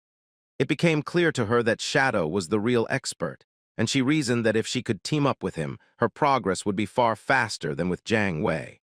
But the question remained, how could she find this player? Nearby, a group of players were discussing their current predicament. They were from Wang Men's party and were growing anxious because they hadn't heard from their healer, Sui. With no time to spare, Wang Men asked for suggestions. One player noted their inability to defeat monsters without a healer, while another added that they weren't as skilled as Shadow, who could handle combat alone. They suggested searching for a replacement healer. Just then, Feng's sister approached them with a smile and offered her assistance. She let them know that she had the hidden class, Life Sacrifice. For her, it was the perfect opportunity to prove herself. Elsewhere in a swamp at the base of a cliff, Feng and Plum stood surveying the area. Hidden in the misty waters was the Golden Ghost ship. Using his shadow sneak ability, Feng vanished, instructing Plum to stay hidden and watch for any ambushes while he dealt with the boss. Although confused, Plum agreed and told him to be cautious. Feng descended into the swamp, triggering a system notification that warned of a violent domain caused by the ghost ship's presence. The area drained lifespan at a rate 100 times faster than normal. Feng calculated that remaining there for 15 minutes would cost him an entire day of his life. Fortunately, this accelerated time effect didn't pose much of a threat to him.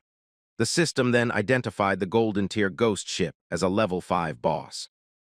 A timer appeared, giving him 45 minutes and 25 seconds to defeat it, a welcome relief since it was ample time. Using Instant Shadow Slash, Feng launched a rapid assault, dealing 150 damage before the boss could react. He followed up with a venom dart that struck the ship's bell, triggering a critical hit and disabling its stealth. He then retreated, preparing for the next phase. One of the biggest challenges with this boss was its elusive weak point. Most assumed it was the ship or its skeleton, but the actual vulnerability lay in the ghost fire bell on the ship's prow. Enraged by the attack, the boss manipulated the surrounding water, generating large, deadly water pillars. Feng dodged skillfully thanks to his agility, knowing that early-stage warriors in silver gear would be wiped out easily by such an attack. Then came another threat. Dozens of decaying zombie-like creatures began emerging from the swamp. These were the infamous water ghosts, each with silver-tier strength. Fortunately, Feng's stealth kept him undetected among them. Normally, this summoning would send most parties into chaos. The boss would also spawn additional water ghosts every 3 minutes, quickly overwhelming anyone who wasn't fast. But because he had entered undetected, Feng had a tactical edge. When the moment was right, he activated his Instant Shadow Slash again, darting through the swamp and eliminating all 12 ghosts in one sweep. Up on the cliff, Plum trembled as she watched. She was awestruck by Feng's prowess, understanding now why he held the #1 rank. To her, he was a force of nature, appearing and vanishing in seconds, striking with devastating efficiency. She watched as he reduced the boss's health by more than half without allowing a single counterattack. Then, through the game's chat, Feng contacted her, referring to her by the nickname Little Black, and telling her he would soon die and revive later. Plum, stunned, asked who Little Black was. She clarified that her in-game name was Big Plum, and added that Little Black sounded like a dog's name. At that moment, a man stomped the ground in frustration. He was someone Feng had previously defeated, and this time he returned with his full team, furious at being humiliated. Once a powerful legend, he now felt insulted by being bested by a mere girl. One of his subordinates soon arrived, excitedly announcing that he had spotted the girl on the cliff and that Shadow was fighting the boss alone below. Determined to avenge his prior defeat, the man and his team rushed toward the swamp. Meanwhile, the ghost ship boss grew increasingly aggressive, and its bell glowed brightly. Feng had reached Phase 4 of the battle, the most difficult. The boss raised its oar and unleashed a wave attack. At half health, it activated Soul Surge, sending powerful waves through the swamp. Plum's eyes widened in fear as the blast disabled Feng's invisibility. A giant column of water erupted beneath him, trapping him in place and inflicting over 1,000 points of damage. The system confirmed his death, reporting a loss of 326 years of non-tradable lifespan and 1087 days of tradable lifespan. Back on the cliff, the leader was thrilled, thinking Feng had become too arrogant after being praised as an expert. To him, Feng was foolish for attempting to solo a gold-tier boss. Upon seeing Feng's lifespan orbs on the ground, the group rushed toward them, believing they had stumbled upon a huge reward. Judging by the size of the orb, they guessed it held at least 100 days of lifespan. Intent on claiming both the loot and the boss kill, they advanced confidently until they found themselves suddenly airborne. The leader looked around in confusion, unable to understand what had just happened. After being teleported back to Shell Town, the group felt an overwhelming sense of frustration. None of them could understand why the boss had been so powerful or how the player named Shadow had managed to wound it so severely. Some members were furious. The moment they had stepped into the swamp, the boss had instantly eliminated them with a massive water pillar. The area itself had been swarming with smaller enemies, making combat nearly impossible. Their leader clenched his teeth in denial. Unwilling to accept such a loss, he ordered everyone to regroup. He was determined to make another attempt. At the same time, Feng had already returned to the swamp. He looked around, confused by the abundance of lifespan orbs scattered across the ground. Using the in-game chat, he notified Plum of his return and asked why there was so much lifespan lying around. She was surprised he had made it back so quickly and explained that a large group had charged in, only to be instantly wiped out by the boss's attack. Feng allowed himself a small smile. They had clearly overestimated themselves. Still, he remembered his own past struggles with the ghost ship. The boss continued to roam the swamp, and Feng kept a careful watch, knowing from experience that the ship would only use its immobilization skill once. After that, dealing with it became much more manageable. Below half health, there was a set chance that the ghost ship would vanish and reappear elsewhere, which made defeating it without delay a difficult task for most players. Wasting no time, Feng launched a poison dart directly at the ship's bell, triggering its aggression. As it began preparing another attack, Feng used Shadow Sneak to vanish. He then observed the boss's behavior carefully, identifying the familiar patterns before closing in with instant Shadow Slash. His attacks landed precisely. Meanwhile, the enemy leader and his team reached the cliff again. One of them pointed out that Feng was already engaged in combat with the boss. Hearing this, the leader became enraged and started looking for a way to eliminate both Feng and the boss. From the cliff, Plum watched the group return and grew furious. Shadow was on the verge of finishing the boss, and she refused to let them interfere again. Gripping her staff tightly, she summoned a thunder spell. A lightning strike burst from her staff, striking the group below and leaving some of them charred. The survivors stood in shock. The leader, angered, demanded to know who had attacked them. One of his men pointed at Plum, identifying her as the source. He grabbed his axe and ordered his men to kill her. Frightened, Plum turned and fled, calling for help. The group pursued her, shouting threats. Not far from the scene, two men hiding behind a tree watched the chaos unfold. As Plum and the others approached, they pressed themselves back into cover. The swamp, Feng had drawn back from the boss, observing it closely. Its health was nearly depleted. Despite being only a level 5 boss, the Golden Ghost ship proved difficult to defeat solo. His damage output was low, and the fight had gone on long enough to attract attention. Spotting a group on the cliff, he recognized them as the ones who had recently died. He also noticed another group stationed near the swamp, clearly waiting for him to kill the boss so they could ambush him and claim the loot. The poison finally began to overwhelm the boss. Its body started to fade as its eyes glowed ominously. A moment later, the system broadcasted a notification. The Golden Ghost ship had been defeated.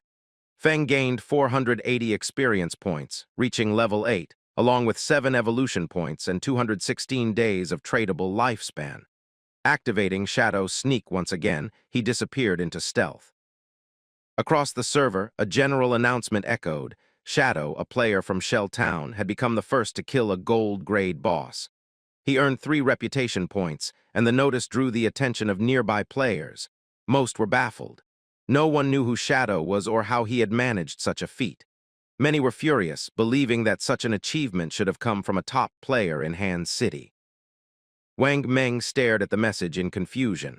It hadn't been long since Shadow was battling a bronze boss, and now he had already soloed a gold boss. He couldn't understand the vast difference in strength. Feng's sister, upon seeing the system announcement, lit up with determination. Now certain that Shadow was the strongest, she believed that if she could level up with his help, she would eventually meet Brother Song. Back at the swamp, the ghost ship's body had vanished, leaving behind loot and lifespan. From behind the tree, the hidden group watched with greedy expressions. Their leader smiled upon seeing the abundance of items. Realizing that Shadow had gone invisible without collecting the loot, they knew he must be nearby and started preparing. He ordered Huang to use a detection skill. Huang nodded, drew his bow, and activated Phantom Horned Eagle, firing an arrow that turned into a ghostly bird. It exploded mid-air, scattering feathers over the swamp. Feng watched the feathers fall, surprised that the hunter had already learned an anti-invisibility skill. It wasn't unexpected that they felt confident. They clearly thought they could take him down and steal the loot. However, their detection skill was only level 1, and it couldn't penetrate Feng's advanced invisibility, which came with his assassin class. Confident, Huang turned to the others and said that Shadow had likely fled. The group then moved toward the loot, planning to secure it first and wait out the timer. After 5 minutes, the loot would become theirs. They smiled, believing they had won. But just as they relaxed, Shadow reappeared. Their faces twisted in shock. Before they could react, Feng struck like lightning, taking them all down in a flash. With the area finally quiet, Feng turned his focus to the loot. A thought crossed his mind. Where had Plum gone? He decided to look for her later. For now, he had enough evolution points to upgrade Greedy Hand. After the upgrade, it reached epic quality. The skill now had a 220% to 300% chance of generating extra loot from monster corpses, and all extra drops were guaranteed to be 1 tier higher. He activated the skill, causing the loot to gather together and glow. As Greedy Hand absorbed the items, Feng smiled. A bright light radiated through the forest as the results appeared. 21 evolution points, 648 days of tradable lifespan, and 2 special items, Ghost Fire Bells. Feng's eyes widened at the sight of the bells. These rare items prevented lifespan loss upon death and had a cooldown of 1,560 seconds. Each bell granted 2 abilities: Soul Absorption, a passive skill that increased lifespan gained from kills by 20%, and Soul Shock, an active skill that immobilized all enemies in a 100-meter radius for 3 seconds with a 512-second cooldown. Since the bells were classified as items rather than equipment, both shared a single inventory slot and didn't use up any equipment slots. As Feng reviewed the loot, Plum contacted him via voice chat. Her panicked voice came through, begging for help. Alert, Feng asked where she was. The only response he received was the sound of her terrified screams and pleas for them to stay away from her. Plum was terrified. The leader and his men had finally cornered her. With twisted grins, they praised her for her stubborn resistance, claiming there was nowhere left for her to escape. One of them mockingly told her to come quietly, promising they'd make her feel so good she'd ascend to heaven. Her fists clenched in anger and disgust. Glancing behind her, she realized she'd backed herself to the edge of a cliff. With her heart pounding and resolve hardening, she made a snap decision.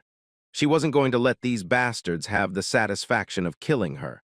Without hesitation, she hurled herself backward off the cliff. The group was caught completely off guard, staring in disbelief as her body plunged. She crashed into the ground below with brutal force, her health vanishing instantly as a pool of blood spread beneath her. Her corpse began to dissolve into orbs of lifespan. The leader peeked over the edge, genuinely baffled. He hadn't expected her to actually jump. "She's got some guts," he muttered. Back in Shell Town, Plum messaged Feng, telling him there was no need to come to her aid anymore. She had died and respawned safely. Despite the pain, she was relieved. All their tradable lifespan was stored on Captain Wang Mang anyway, so they hadn't lost anything valuable. Feng felt a wave of relief. He told her to wait for him. He'd bring her some of the loot. Plum brightened at his words, praising him for his hard work. With the danger gone, Feng swept up all the lifespan orbs scattered across the swamp. This time the haul was massive. His tradable lifespan now sat at 315 days. He also earned 21 evolution points. He considered upgrading Greedy Hand, but a system message popped up informing him that the skill had already reached epic quality and would now require 10 times the usual amount of evolution points. The system asked if he wanted to spend 210 evolution points to evolve Greedy Hand. Feng wasn't surprised. It was expected that high-tier skills would demand more. For now, he chose to hold off. Increasing his damage output would give him better returns in boss fights and loot. That mattered more right now. He focused instead on Instant Shadow Slash, evolving it from Platinum to Diamond. The attack range increased from 21 meters to 27 meters. The invisibility duration increased from 7 seconds to 9 seconds. The number of slashes jumped from 5 to 7, and each slash now dealt 300 bonus damage instead of 200. The slash length grew from 3.1 meters to 4.1 meters. The total duration of the skill became 10 seconds. He spent 10 evolution points, leaving him with only 3.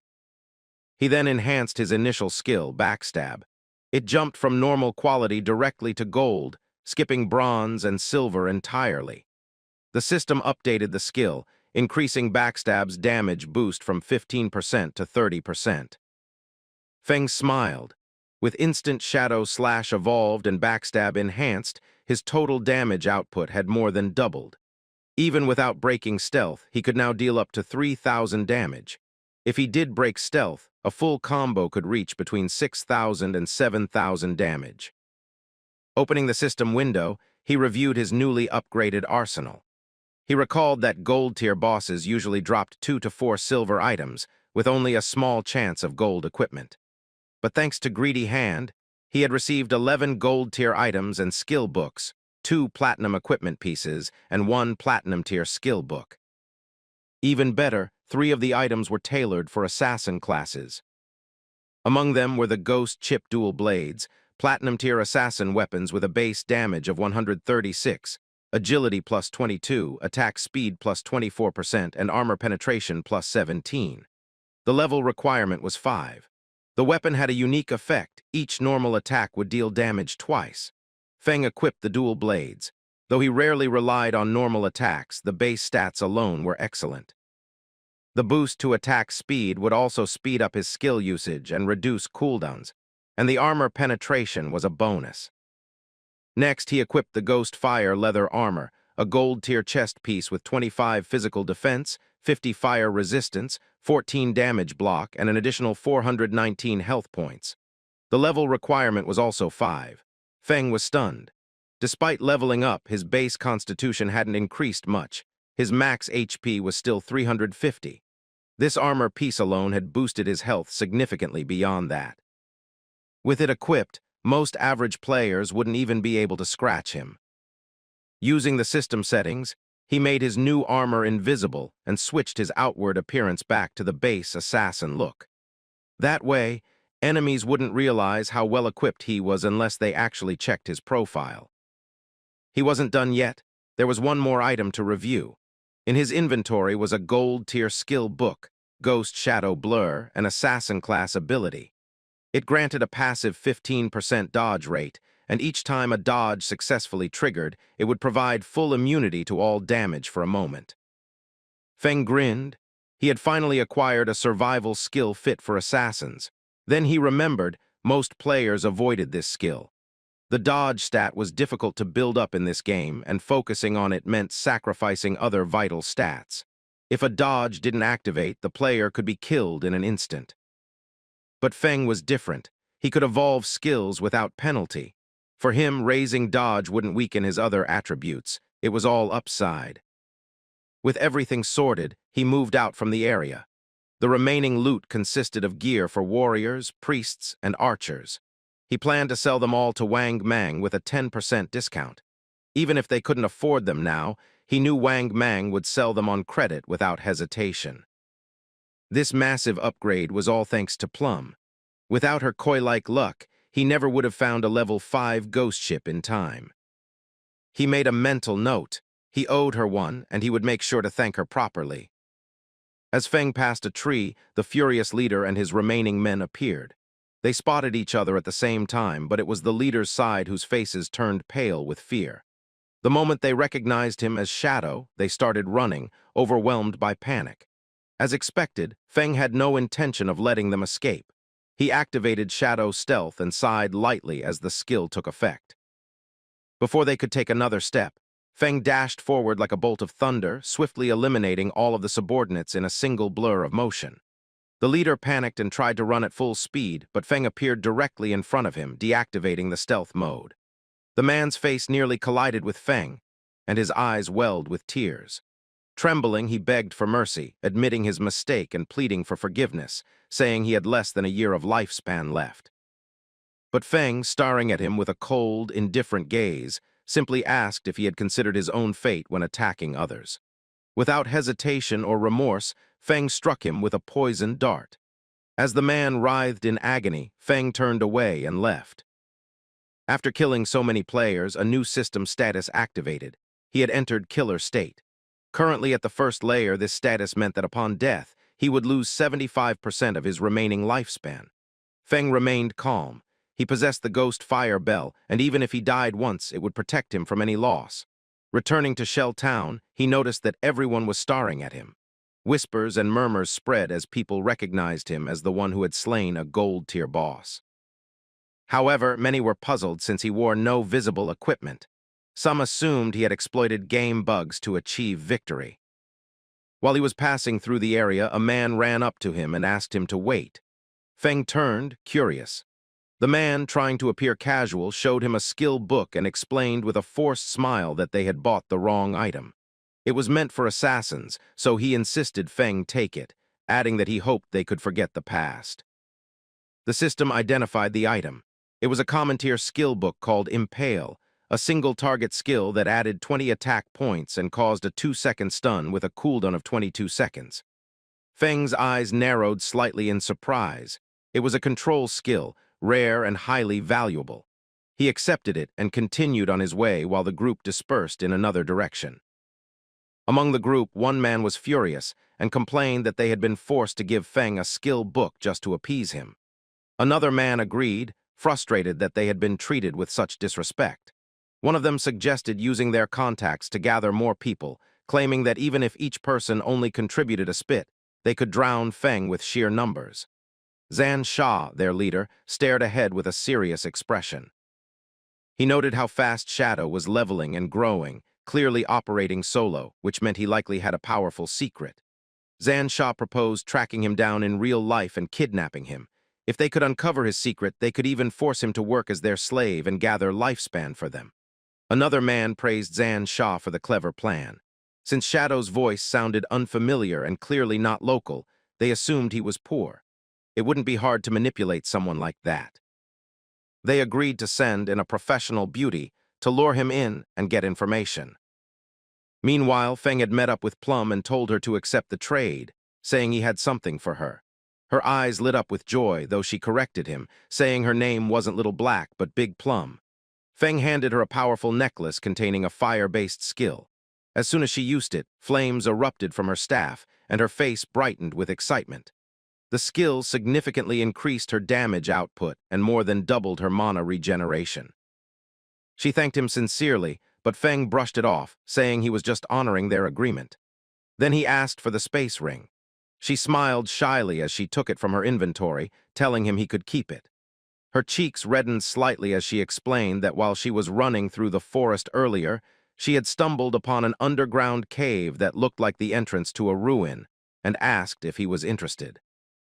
Feng was surprised. First the Golden Ghost ship and now a ruin. He was beginning to think that being friends with Plum brought unusually good luck. If he hadn't given her 2 gold-tier pieces of equipment, she might not have shared this information with him. With the addition of the space ring, his inventory finally expanded to 27 slots. Feng asked where Wang Mang was, saying that once he sold some items, he would investigate the ruin.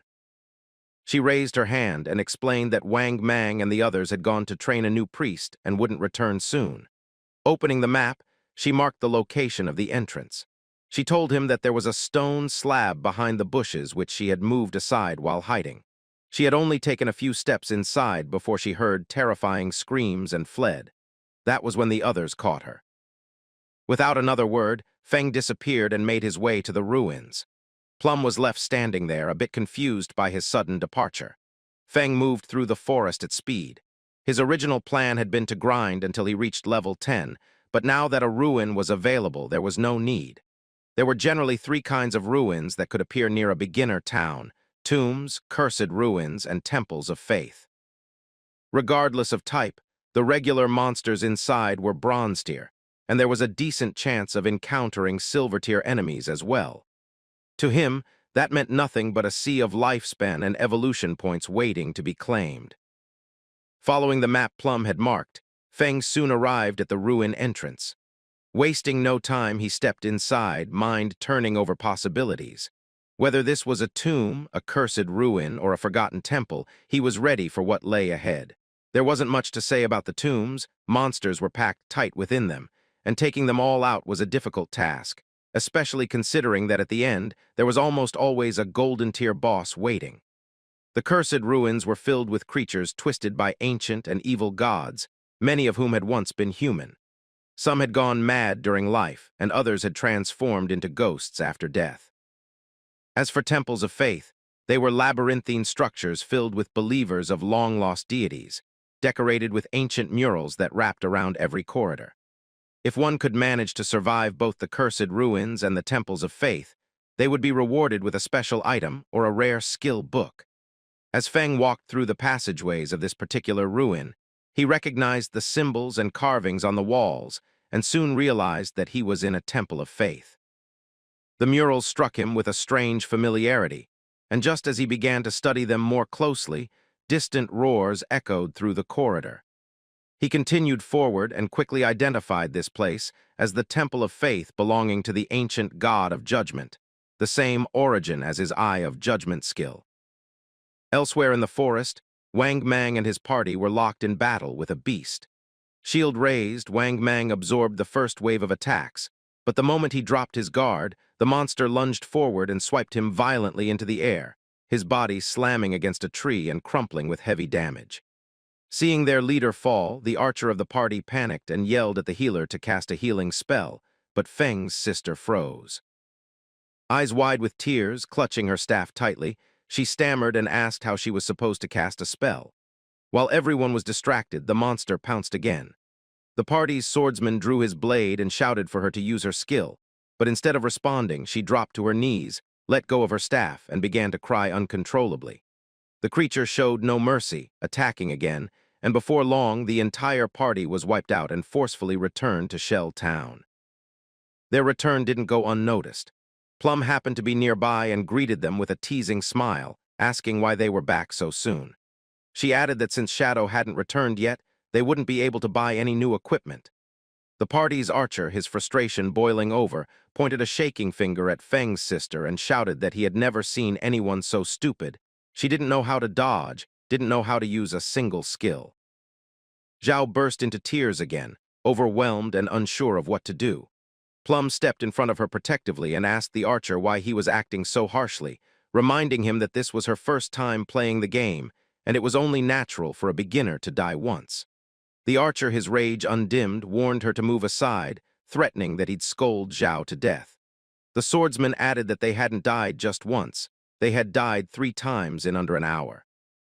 Plum blinked in disbelief, then gave a carefree laugh and held up the necklace Feng had gifted her, saying she'd just received 2 powerful upgrades from Shadow himself. Now that she was strong, she was confident they wouldn't die if she tagged along.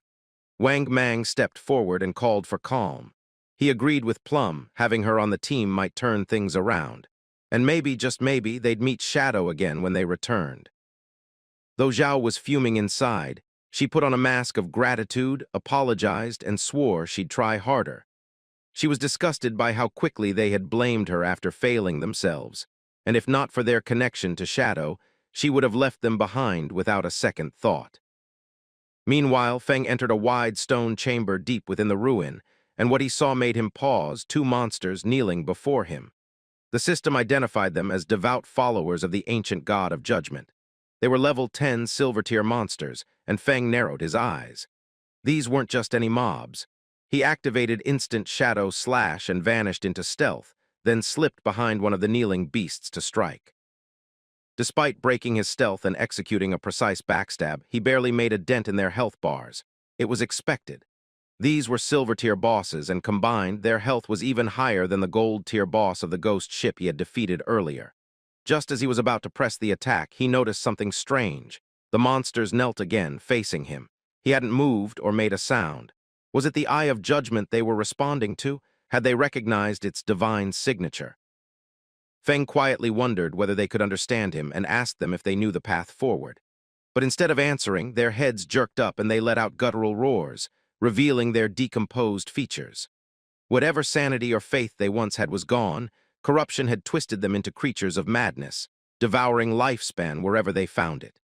Their glowing eyes locked on movement behind Feng, and the 2 monsters turned and charged down the corridor. There at the entrance stood a team of players, Grey Rose's squad, the very group that had once bought Ice Spike from him. Realizing too late that these were silver-tier bosses, the players tried to escape, but before they could flee, the monsters attacked. A wave of toxic mist surged through the hall, melting their bodies away and leaving behind only glowing lifespan orbs. Feng watched silently, surprised they had stumbled into the ruin. From the looks of their equipment, none of them were prepared to go deep into a place like this. Deactivating stealth, he stepped forward and picked up the fallen lifespan. As he re-entered the room, the monsters, still corrupted, knelt again. Each of them had dropped more than 100 days of tradable lifespan. Feng hadn't expected them to be so generous. He searched the room for hidden traps or loot, but after several minutes it became clear that the only reward was the 2 silver bosses. His expression soured with disappointment, and he launched a volley of poisoned darts, which embedded themselves into the creatures' heads. The system rewarded him with 4,000 experience points. He reached level 9, gaining 4 evolution points and 188 days of tradable lifespan. Feng used Greedy Hand, and as the corpses began to fade, he felt a wave of satisfaction wash over him. That epic tier skill was proving to be incredibly valuable. He received 32 evolution points, 1,504 days of tradable lifespan, 4 gold-tier items, and 10 silver-tier items. Among the loot was a gold-tier pendant for assassins, the Pendant of the Faithful. It granted 15 points of agility and a 20% cooldown reduction. Its unique effect allowed him to summon a silver-tier devout follower to fight for him, with a cooldown of 6,000 seconds.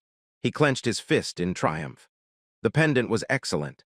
With 20% cooldown reduction, his stealth skill dropped from 22 seconds to 19. Poison darts went from 4.35 to 3.75 seconds. Instant shadow slash fell from 10 to 8 seconds. Farming lifespan had just gotten even more efficient. Since all his other gear required a level higher than 8 to equip, no one else could use this necklace yet, so he decided to keep it for now and sell it later. Just as he was about to leave, the ground trembled slightly. Curious, he turned back and saw a small stone pillar rising from the floor. His eyes lit up with joy. After clearing all the monsters, the hidden mechanism had finally activated. Feng examined the stone pillar with care, his instincts alert. It was a hidden mechanism, one he had seen before in similar ruins. As he stepped onto the platform, the pillar activated with a faint hum, and the door beneath him began to slide open. Slowly, the platform began its descent into darkness, sealing the entrance above as it carried him deep below the temple. Minutes passed, and Feng estimated he had descended nearly 400 meters into the earth. The air grew colder, the silence heavier. This place was ancient, and Feng's senses told him it was dangerous. Based on what he knew from his past life, this was a hidden maze beneath the temple, a place filled with traps and danger, but also great rewards. These labyrinths were common in high-level ruins, and he had explored several before. Though death was likely for those who walked them unprepared, the key was using cannon fodder, others to trigger the traps. With calm confidence, Feng reached into his inventory and retrieved the pendant of the faithful. His stats weren't yet high enough to survive any triggered trap himself, but this item would give him a critical edge. He summoned a devout follower with a flick of his hand, and a corrupted zombie emerged from the mist, bowing before him. Feng pointed down the corridor and issued a single command, "Scout ahead." The follower obeyed silently, shuffling forward through the gloom. Feng crossed his arms and smirked. Exploring the maze was much easier with a disposable lackey. Still, danger could come at any moment, and he wasn't willing to take unnecessary risks.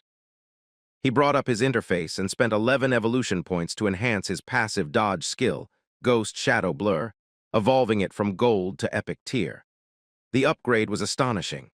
His passive dodge rate leapt from 15% to 75%, and each dodge now granted immunity to all damage. Feeling more secure, he then used 13 more evolution points to evolve Instant Shadow Slash from Diamond to Epic. Its range now extended to 30 meters. The attack executed 9 rapid slashes instead of 7. The cooldown dropped to 8.8 seconds, and the damage increased from 300 to 400 points. Feng's eyes gleamed. Reaching legendary tier would require 10 times more points, but the scaling of higher-tier skills made it worth it. The higher the tier at the start, the more efficient the evolution curve. An epic skill could reach legendary with just 10 points, while starting from normal would cost hundreds. With only 11 points left, he decided to evolve Shadow Sneak, his starter stealth skill. Spending 8 points, he boosted it from silver to platinum. The stealth duration increased from 16 to 24 seconds, and the stealth-breaking attack was enhanced by 90%. Its cooldown dropped from 26 seconds to 22, and thanks to his cooldown reduction trait, it now reset in just 16.3 seconds. It wasn't perfect, the stealth-breaking damage was still weak, but it was enough for now. He'd replace it later. As he continued through the winding maze, his devout follower triggered a trap, and a massive boulder crashed down from above, crushing the creature instantly. Its body dissolved into light. Feng sighed and decided to wait for the cooldown to summon another. The maze was treacherous, but there was no rush.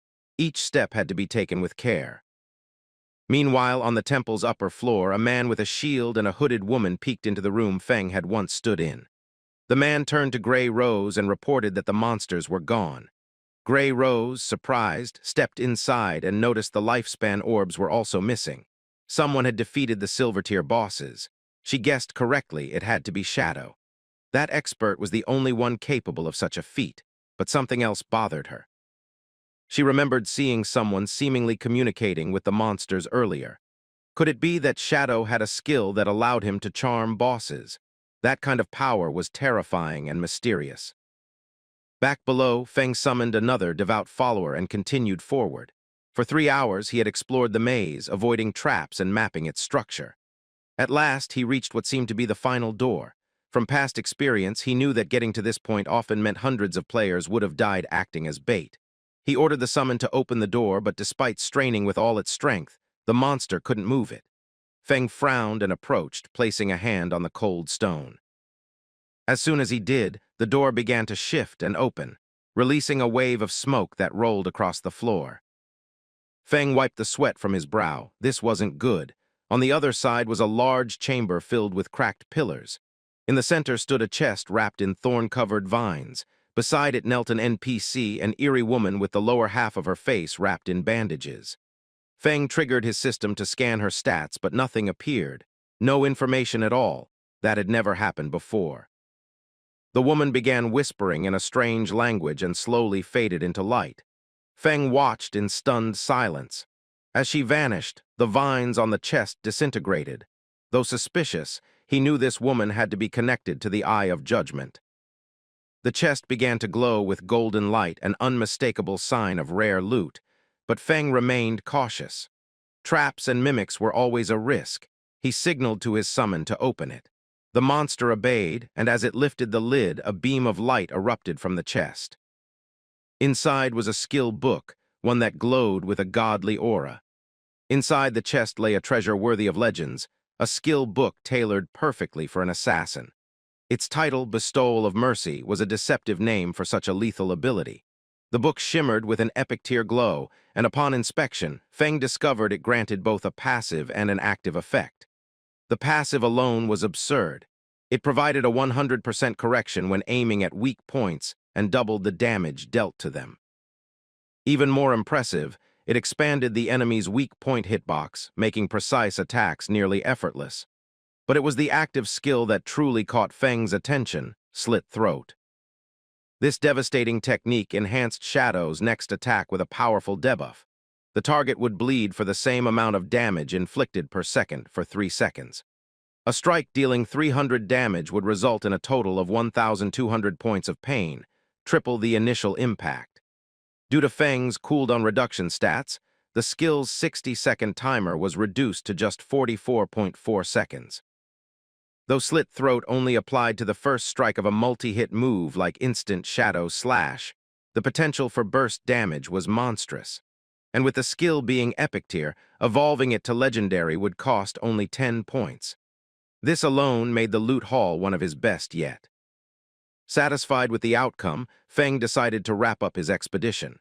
He owed this opportunity to Plum. Without her, he wouldn't have stumbled upon the hidden maze. It was time to return and repay that favor, or at least share the spoils. Using the system chat, he messaged Plum, asking her to tell Wang Mang to head back to town. He had items to sell them. News of Shadow's return spread quickly. The moment Feng set foot in the starter town, he was surrounded. A massive crowd had gathered, players from all over vying for his attention. Some begged to be added as friends, others offered to become his loyal followers, pledging to support him in battle. Among them was even the chairman of the running group from the city, who came in person to invite Feng to join their corporate guild. Players from Firefly Town had traveled all the way just to see him. And with the activation of teleportation gates connecting towns, Feng realized the world was beginning to expand. Now he could visit Song Fei's Firefly Town directly. Without hesitation, he activated Shadow's sneak and vanished, slipping away like a ghost. The crowd broke into confusion and arguments, each blaming the others for scaring him off. Meanwhile, Feng navigated the alleys unseen until he arrived at Plum's location. She immediately noticed him and raised her hand, signaling her captain. But it wasn't just Plum who caught his eye. Standing there, smiling with calm confidence, was his sister, Chin Su. Feng froze, questions racing through his mind. How had she ended up in Wang Mang's party? With her involved, his anonymity was at risk. If anyone discovered his real identity, especially now that everyone knew about Shadow, it could be disastrous. In the real world, he was still vulnerable. Even a kitchen knife could end him if someone got too close. He couldn't afford to slip. Zhao, who had quietly admired him, now blushed. Just by looking at him, she could sense his overwhelming power. Compared to him, their entire party seemed weak, almost pathetic. She began to entertain the idea that if she could just stick close to him, maybe she could reunite with Song Fei in mere days. Feng opened a trade window and explained through the system that the equipment he had brought back was perfect for their party's class needs. Moreover, the skill books would significantly boost their combat potential. He set the initial price at 22 days of lifespan for Wang Mang, expensive, considering the items were silver and gold tier. They clearly couldn't afford it. But Feng, with calm assurance, told them they could pay later. Wang Mang was touched. His gratitude was sincere, and he promised that if Shadow ever needed help, all he had to do was ask. The party eagerly accepted the deal. Their swordsman donned a golden helmet, practically glowing with excitement, marveling that he was wearing gold-tier gear so soon. Wang Mang equipped his new items as well, gaining a gold-tier skill that instantly tripled his DPS. The emotion was too much. He wept openly. The fact that Shadow trusted them enough to let them buy on credit only deepened their respect. As they celebrated, Wang Mang checked the inventory again and frowned.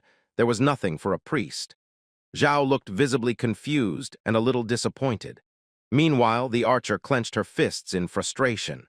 She had only managed to leech experience during their time together, and now it seemed the spoils had passed her by. Zhao stepped forward with a bright smile and introduced herself to Feng as the priest of Wang Mang's party, her voice carrying the hopeful lilt of someone trying to make a good impression. She asked if he happened to have any gear for her. At that moment, the system chimed, informing Feng that the player Little Graceful wanted to add him as a friend. Zhao's eyes sparkled with excitement as she looked at him expectantly, only to be met with Feng's cold, emotionless gaze. Before she could even register what was happening, he vanished, dissolving into the air like a wisp of shadow. Left blinking in confusion, Zhao asked aloud where he had gone. Wang Mang scratched the back of his head awkwardly and tried to reassure her, guessing that maybe Shadow just didn't have any priest gear this time. Maybe next time, he said with a shrug. But the archer wasn't as kind. She spoke the harsh truth, pointing out that Shadow had clearly ignored Zhao on purpose while going out of his way to help Plum. After all, Shadow was the kind of person who came and went like a dragon in flight, majestic, untouchable, and terrifyingly cool. Feng, meanwhile, had already moved on. He knew perfectly well that there was a gold-tier priest staff and a gold-tier priest skill book in his bag. But giving them to Zhao? That was out of the question. Not only did he distrust her, she posed a risk to his growing cooperation with Wang Mang's crew, especially with their connections to the in-game authorities. Zhao was a liability, and liabilities had no place in Feng's plans. What he needed was a real priest, someone powerful, reliable, and loyal. His eyes narrowed with purpose. He needed to find little Yui. Gi Yui, the former manager of the God Slayer Guild in his past life, had held the hidden class of White Avian Priestess. She wasn't just a healer. She came with a mystical white bird capable of mass heals and buffs, and she had once defeated an epic-tier boss completely solo. Compared to her, Zhao wasn't even worth mentioning. And as fate would have it, Yui was from Firefly Town, just like Song Fei. Without wasting another second, Feng activated the teleportation gate, aiming straight for Firefly. He had little time and even less patience.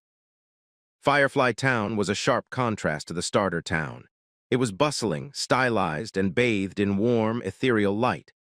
As Feng walked its crowded streets, he caught the tail end of a heated conversation between two players.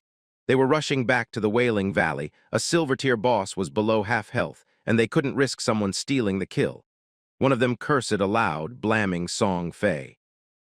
Apparently, that bastard had arrived with a flock of fangirls, making it impossible for anyone else to compete. How does some minor celebrity have so many brain-dead fans? One of them growled. Feng's eyes narrowed. He'd barely arrived and already caught wind of Song Fei. Soon he reached a twisted valley cloaked in smoke and ash, the level 5 zone known as Wailing Valley. Ember fiends roamed the craggy terrain and shackled wailed in chains of fire. From a hidden vantage point, Feng saw the battle firsthand. A two-headed beast wreathed in flames was under siege by dozens of players, including a few who had abandoned the boss entirely to fight each other. It was chaos. Then Feng spotted him. Song. Among the crowd was the infamous bastard himself, surrounded by a harem-like team of mages. Two players stood before him, blades drawn, faces contorted with rage. One accused Song of stealing his lifespan through a sneak attack. The other, a tank wielding a great shield, asked mockingly if Song thought hiding behind his girls would save him. He boasted about having the rare god-tier anti-aging skill. But before he could move, one of Song's mage girls smashed his skull in with her staff, silencing him permanently. Feng stared, remembering all too well the truth behind Song Fei's heaven-defying mage god title. In their previous life, Song had convinced hordes of fans to pick the mage class under the guise of unity. Then he stripped them of gear, of skills, of hope to strengthen himself. But a party full of mages couldn't survive on its own, so his cult-like followers adapted. Some maxed intelligence to become glass cannons. Others dumped points into agility, becoming disruptors. A few focused on health to act as meat shields, while others chose strength, turning into staff-wielding battle mages. It had worked for a while. In the early game, Song Fei's party was untouchable, stealing lifespan from player after player. But Feng knew how this played out. One by one, most of Song's fangirls would die. With a theatrical flourish, Song pointed dramatically at the towering silver-tier boss and let out a melodramatic sigh, claiming that his heart ached watching how hard his precious fans were working. He hoped the monster would die soon, he said, so everyone could rest and the world could be full of love and free from violence. As if on cue, a wide-eyed girl from his entourage stepped forward, utterly moved by his supposed compassion. One of Song's loyalists nodded fervently, agreeing that the one suffering the most was their beloved Song. According to her, he was working so hard he shouldn't have to bear it any longer. With a trembling hand, she pointed at the monster, vowing to kill it to protect him. Rallying to the cause, Song's fangirls launched their attacks. Spells flew through the air like fireworks, fueled by blind devotion. They swore to follow him to the ends of the world, willing to make him king even if it meant death. The twin-headed boss roared and launched a blazing stream of fire toward Song, but before it could reach him, one of the girls dove in its path. Her body was consumed by flames as she collapsed at his feet, fatting into particles. Song gently took her hand, eyes filled with staged sorrow, while the girl, barely conscious, vowed through tears to do anything for him. A chubby girl gripped her staff tightly, rallying the others. If they killed this ugly monster, then Brother Song would rise to first place in the rankings. He had to surpass Shadow. That declaration sent the rest into a frenzy. Screaming war cries and chanting Song's name, they cast barrage after barrage of powerful spells, thunderbolts, flame pillars, light spears, driving the boss to its limit. Song watched eagerly. This was it. Once the boss fell, he'd hit level 8. Shadow, who'd been stuck at level 9 for so long, would finally be left behind. Song's smug smile widened. He didn't know how Shadow had killed a gold-tier boss so early, probably a bug, but soon none of that would matter. He was about to become the top-ranked player in the game. But just as the final blow seemed near, a hand cloaked in shadows materialized behind Song and clamped over his mouth. His eyes widened in horror. In an instant, Feng decapitated him. His blade flashed again, instant shadow slash, tearing Song's body into bloody chunks. Before his fans could even scream, Feng blurred into motion, slicing through their ranks and cutting through the boss in the same motion. Blood sprayed in arcs. In mere seconds, the boss and every member of Song's party lay in pieces. The system notification rang out. Silver-tier boss defeated. You have earned 150 experience points. The battlefield went dead silent. The lifeless body of the twin-headed monster crumbled, its form breaking apart into glowing orbs of lifespan. Feng stood alone, silent, as he deactivated his stealth skill. Gasps filled the air. Many had watched in awe. One single attack, thousands of damage points. While their magic had barely chipped at the boss with 100-point spells, Shadow had obliterated it, and them in a blink. Whispers of disbelief turned into cheers. Some had hated Song Fei, others had envied him, but all of them were smart enough to realize one thing: crossing Shadow was suicide. They backed away, giving him space, murmuring their thanks for ridding them of the bastard. In truth, they were terrified. In Feng's past life, he wouldn't have hesitated to kill them too, but now he simply turned his back and walked away. Meanwhile, back in Firefly Town, Song respawned in a burst of pixels. The system coldly announced, "You were killed by Shadow. You have lost 1,106 days of tradable lifespan and 18 years, 113 days of non-tradable lifespan." Panic overtook Song. Shadow was here. Of all the towns in Janhai City, why had he come to this one? Why now? His fangirls reappeared one by one, confused and frightened. The chubby girl blinked at Song, stunned he had died. Another was furious, not understanding why Shadow would attack them during such a moment. A third ranted that Shadow must have just wanted to steal the kill, that he was cruel and evil for striking while Song was distracted. Just then an archer nervously approached Song.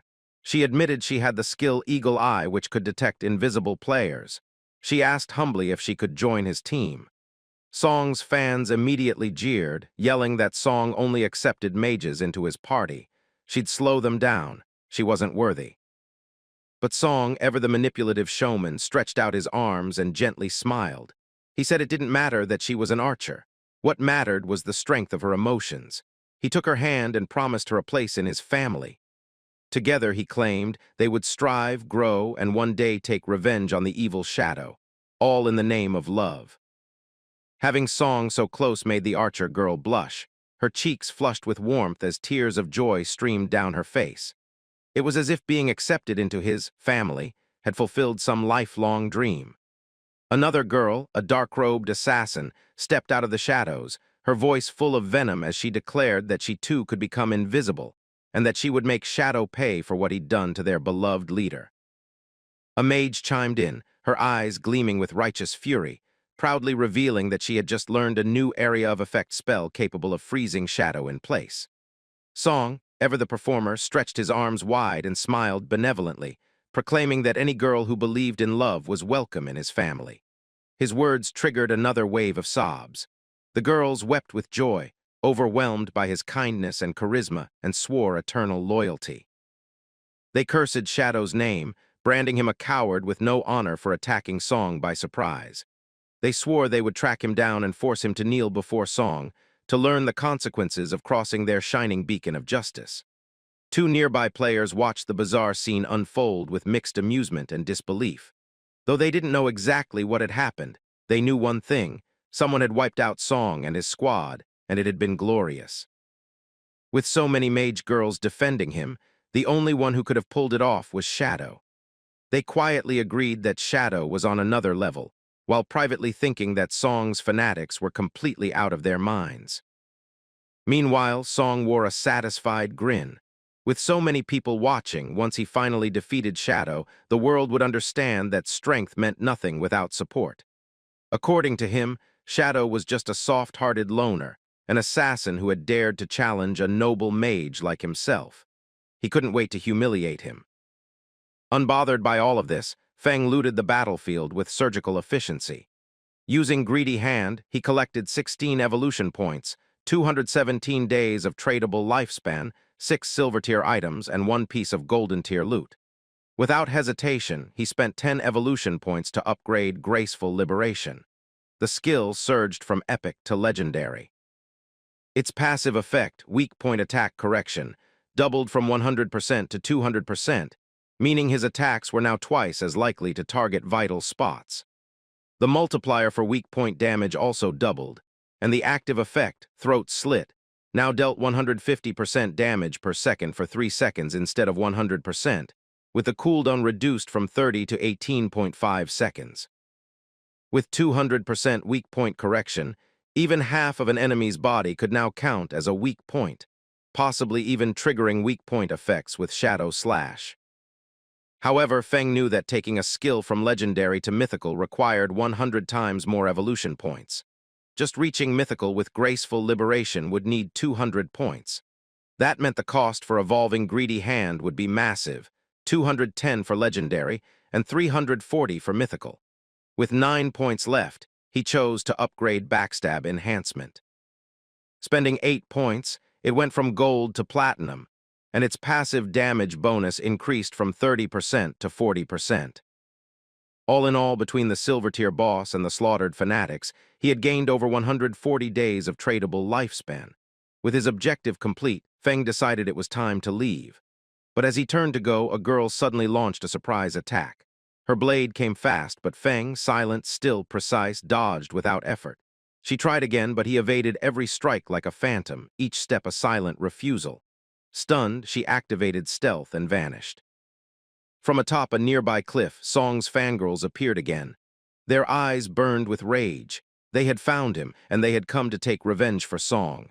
The mages in Song's party raised their glowing staffs, fury burning in their eyes, while the archer, newly recruited and still flushed from earlier praise, drew her bow and aimed at the empty air where Feng had vanished. Their beloved Song had been wronged, and they were determined to avenge him. When Feng disappeared once again, melting into the shadows, the archer activated her skill Eagle Eye.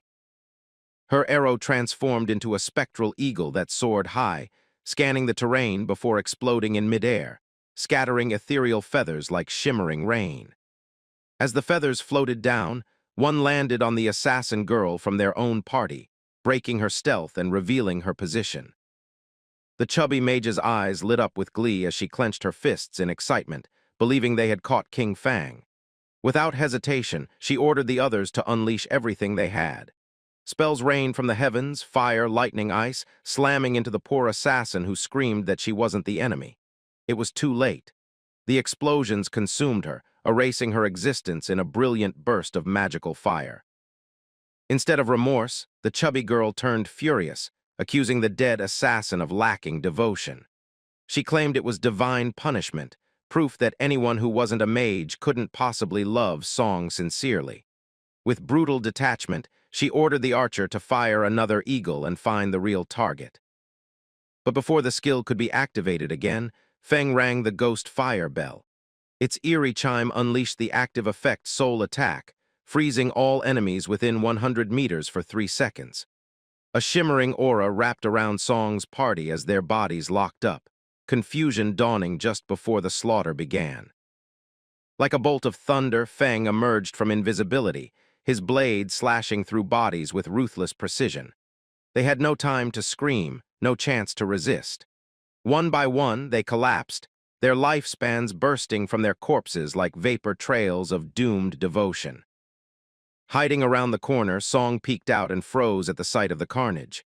Confused, he couldn't understand what had happened. He doubted it was Shadow, surely an attack that powerful would have revealed him.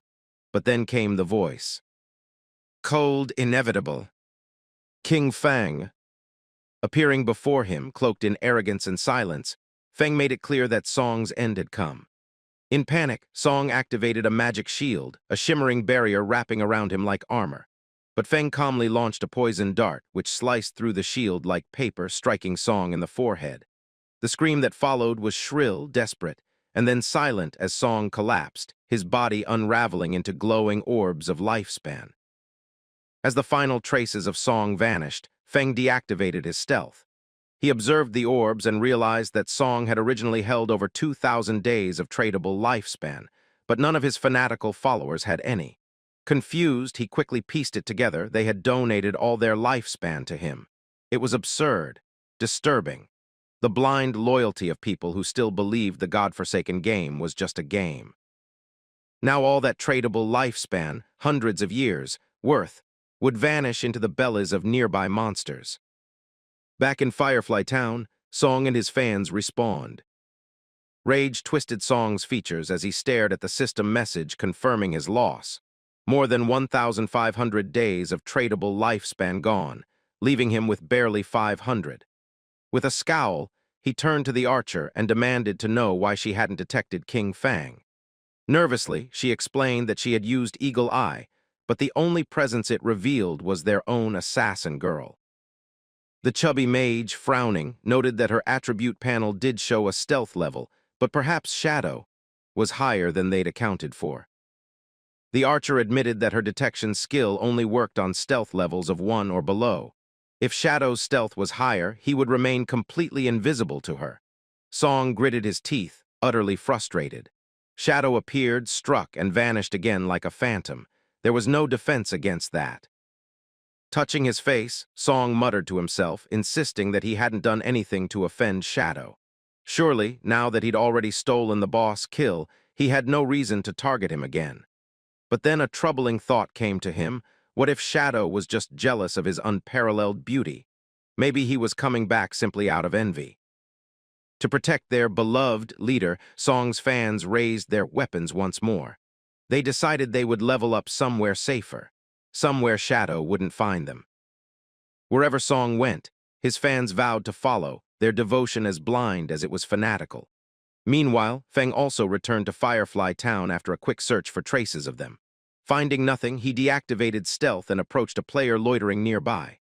Upon recognizing Shadow, the man's face turned pale with fear. Trembling, he pointed shakily toward the outskirts, revealing that Song and his loyal followers had headed in that direction. Then, gathering some courage, the man made a desperate request. He begged Feng to kill Song and, if possible, to spare his girlfriend, a female hunter named One Flying Treasure Cat. Hearing that, Feng tilted his head slightly and advised the man to find another girlfriend, realizing she was the hunter capable of detecting stealth. Without waiting for more excuses, he vanished once again into the shadows, leaving the man pleading in the empty air, insisting he had worked so hard to win her over.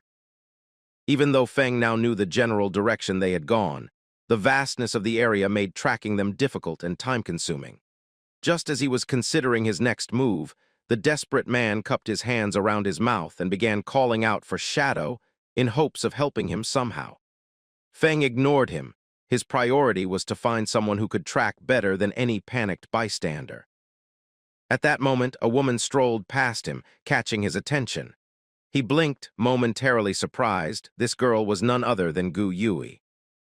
Quickly deactivating his stealth, Feng called out to her with a cheerful tone, complimenting her beauty and asking if she could help him.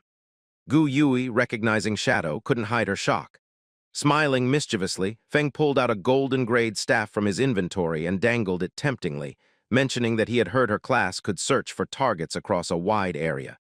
If she could find Song, he promised, he would sell her the staff at a bargain price. Yui's eyes lit up with excitement as she instinctively opened her system window.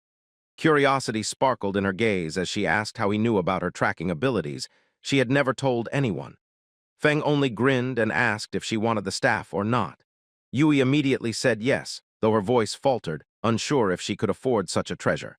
Seeing her hesitance, Feng asked with feigned innocence if she at least had 500 days of tradable lifespan.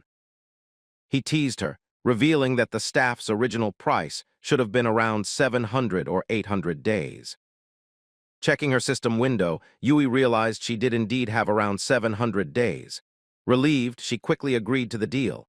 A system window popped up, confirming the successful transaction. As she took the staff, her hands trembled slightly and she began drooling from sheer joy. Feng chuckled, gently tapping her cheek to snap her out of it and reminding her to hurry up. Blushing furiously, Yui nodded and gripped her new staff tightly. Focusing her magic, Yui began to concentrate. Even though it was the first time they met, Feng gave her an odd sense of familiarity that she couldn't explain. As her owl familiar fluttered around her, she asked playfully if Feng wasn't afraid she might take the weapon and run off without helping. With a serene smile, Feng asked her whether she didn't hate Song. Hearing this, Yui's eyes widened. How did he know? She stared at him, confused. Was he a friend from real life? His voice didn't match anyone she remembered. Still smiling, Feng simply asked her to guess. But Yui, feeling lazy, shrugged it off and raised her hand, commanding her owl to scout ahead.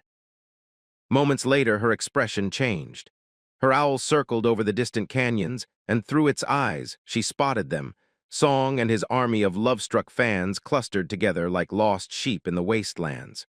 Finally, Yui's white owl spotted Song's location amidst the rocky canyon paths, and she quickly relayed the coordinates to Shadow. But she warned him, not without concern, that Song and his group might move again before he arrived. The owl was fast, but tracking them too long would wear it out. Shadow, focused and swift, reassured her with a calm voice. It would only take a few seconds. Without another word, Feng darted off, running with blinding speed, leaping across stone pillars and tearing through the jagged terrain. But as he advanced, the owl suddenly stopped. That caught his attention. Something was interfering with the tracking. Curious, he halted and observed a nearby tree marked with a strange symbol. Deciding to investigate, he called Yui again, and she redirected the owl to search the surroundings. The birds soon found 2 more trees etched with identical markings, one 100 meters ahead, another 100 meters to the left. Shadow approached each tree, brushing his fingers over the bark with caution. As soon as all 3 symbols received a touch of lifespan energy, a pulse of light surged between them. The ground at their center began to glow, and moments later, an emerald-grade treasure chest materialized in a radiant golden aura. Feng froze in awe. A divine blessing, right here in a starter zone like Firefly Town? He could hardly believe it. These blessings from ancient gods were rare and unpredictable, able to appear anywhere in the Forsaken Lands. Some summoned monsters, some released plagues of creatures, and others, like this, held unimaginable treasures. Yui, who was still observing through her owl, was just as stunned. That emerald chest was worth at least 1,000 days of tradable lifespan, over 10 million real-world credits. Shadow was impressed by her quick math. In his past life, lifespan sold for 10,000 a year at launch, but by day 2, the value had skyrocketed to 50,000. Yui, still curious, began recording the symbols for future reference. A clever glint danced in her eye. Who knew what she could uncover with her tracking class? Meanwhile, Shadow opened the chest. Inside was a skill book glowing with malice, Curse of the Blossoms, and Emerald Tier ability. With it, cursed flowers could bloom from an enemy's corpse, draining their tradable lifespan to 0. The skill had no cooldown. Its only requirement was use within 15 seconds of the target's death. Feng remembered this wicked spell from his past life. With it, every kill became an opportunity. If he struck down Song again, guarded the corpse for just moments, he could rob him of everything. A dark smile crept across his face. This time, Song wouldn't just die, he would be emptied. As Shadow sprinted toward his prey, the scene shifted. In a distant canyon, Song's fangirls were fighting a boss, pouring damage into the beast while their idol waited in the back for the final hit. Song was smug, confident that Shadow wouldn't follow them this far. After all, Shadow had already stolen a silver-tier boss and humiliated him twice. That should have been enough. He was wrong. Just as the boss weakened, the chubby girl pointed to another ridge where a separate party was battling another boss.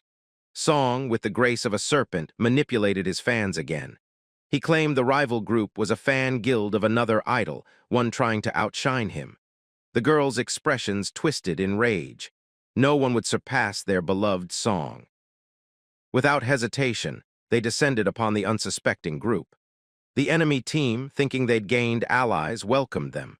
But before the words of peace could leave their lips, the chubby mage brought her staff down with brutal force, flattening the leader in one strike. The rest of the team stared in disbelief as Song's fangirls turned on them like wild animals, mumbling incoherently about idols and destiny. One girl tried to question what was happening, but was silenced by a wave of magic.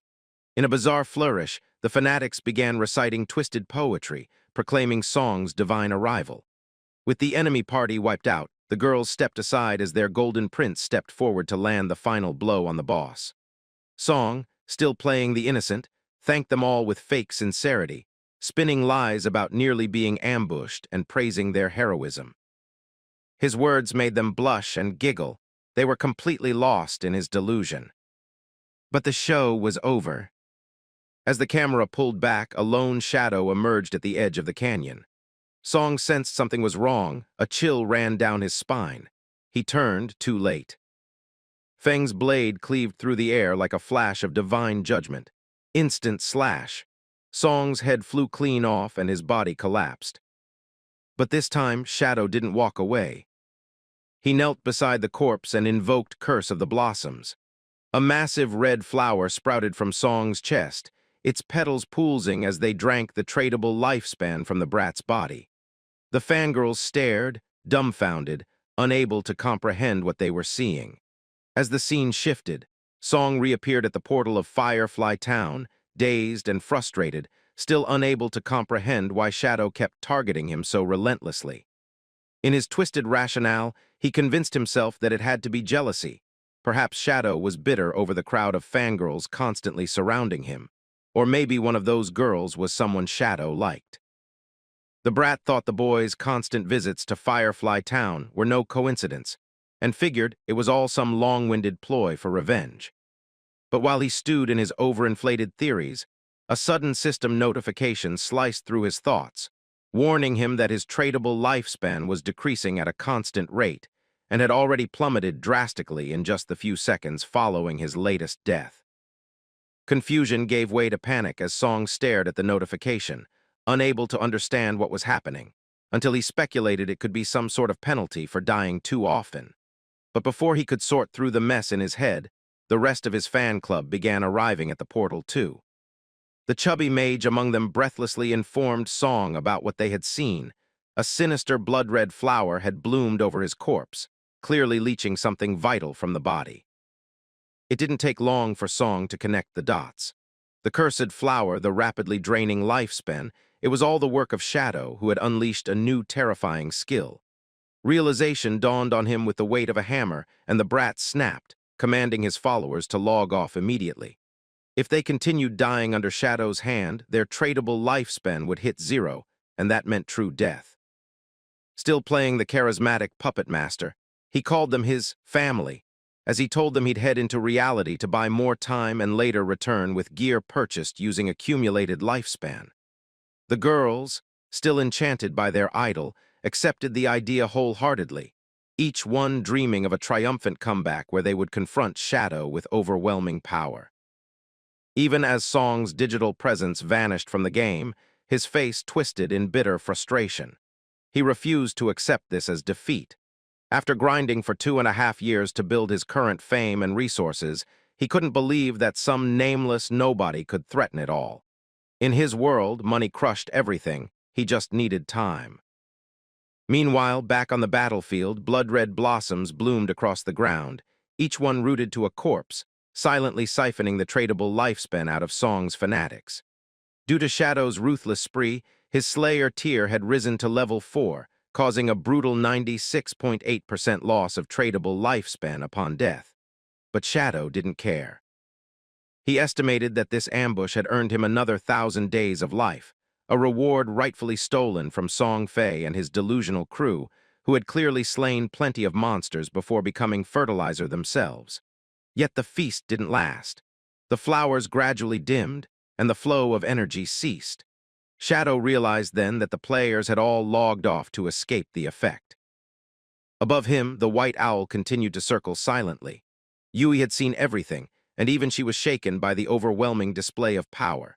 To witness the true might of the top-ranked player was something else entirely.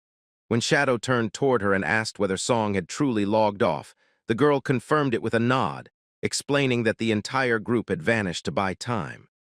Shadow calmly instructed her to keep watching and to notify him the moment Song dared to return. When she asked if her task was done, Shadow told her to wait a little longer. He just acquired a golden tier priest class skill, Sword of Divine Judgment, and her eyes practically lit up at the mention. She wanted it badly. Seeing this, Shadow offered to trade it to her for 500 days of lifespan, but added that he was willing to sell it at half the price if she accepted one condition.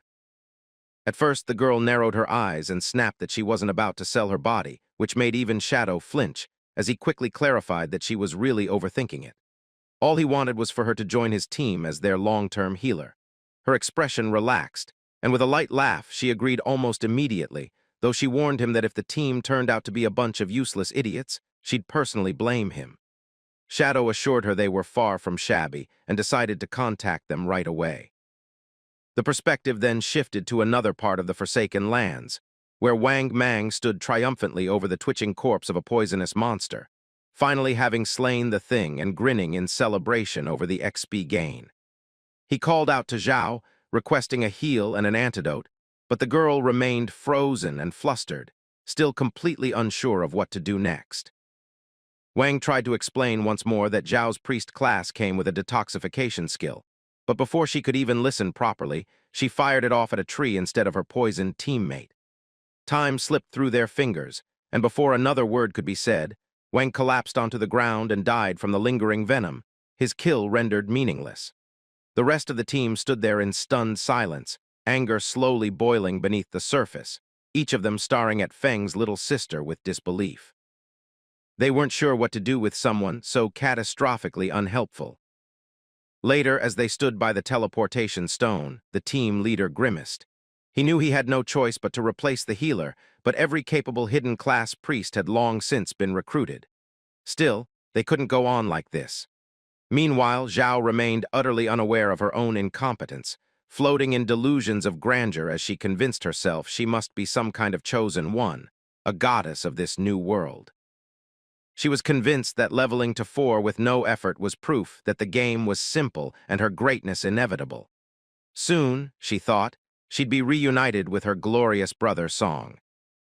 But just then, Shadow's voice reached Wang Mang with news that made his pulse quicken. A hidden class healer, a white bird priest, had agreed to join them. She was apparently strong in other roles, too. It was the break the team needed, and the leader didn't hesitate for a second, urging Shadow to send her location. Shadow mentioned she was currently in Firefly Town, and though the area wasn't good for grinding, it was better to meet up and move forward as a unit. Wang nodded and prepared to head over, but first he had to deal with the problem child.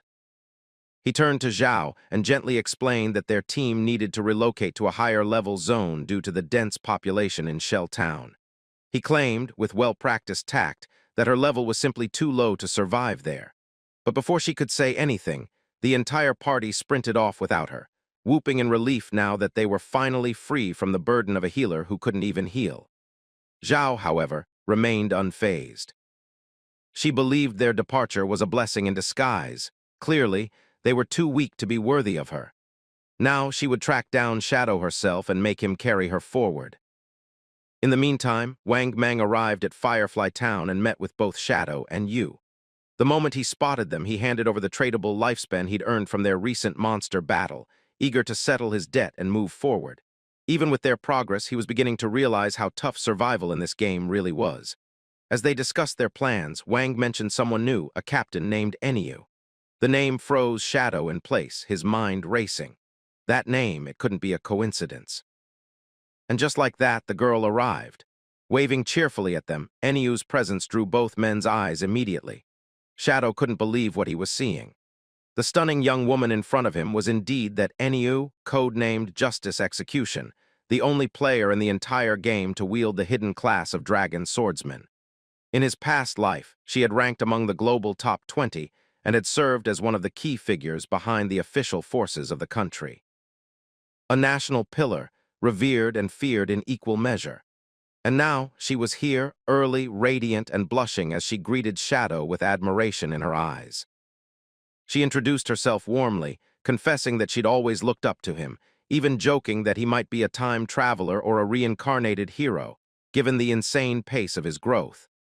Shadow listened quietly, letting the memories of his previous life fill in the blanks. Back then, he had met her much later under different, darker circumstances.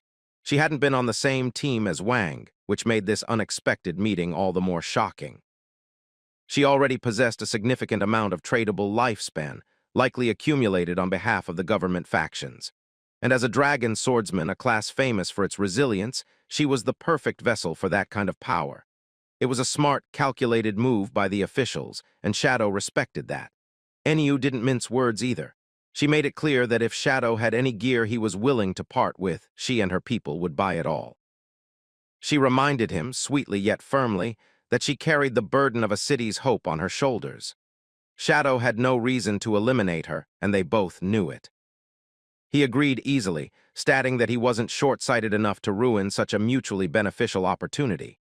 A partnership like this could lead to immense gains on both sides.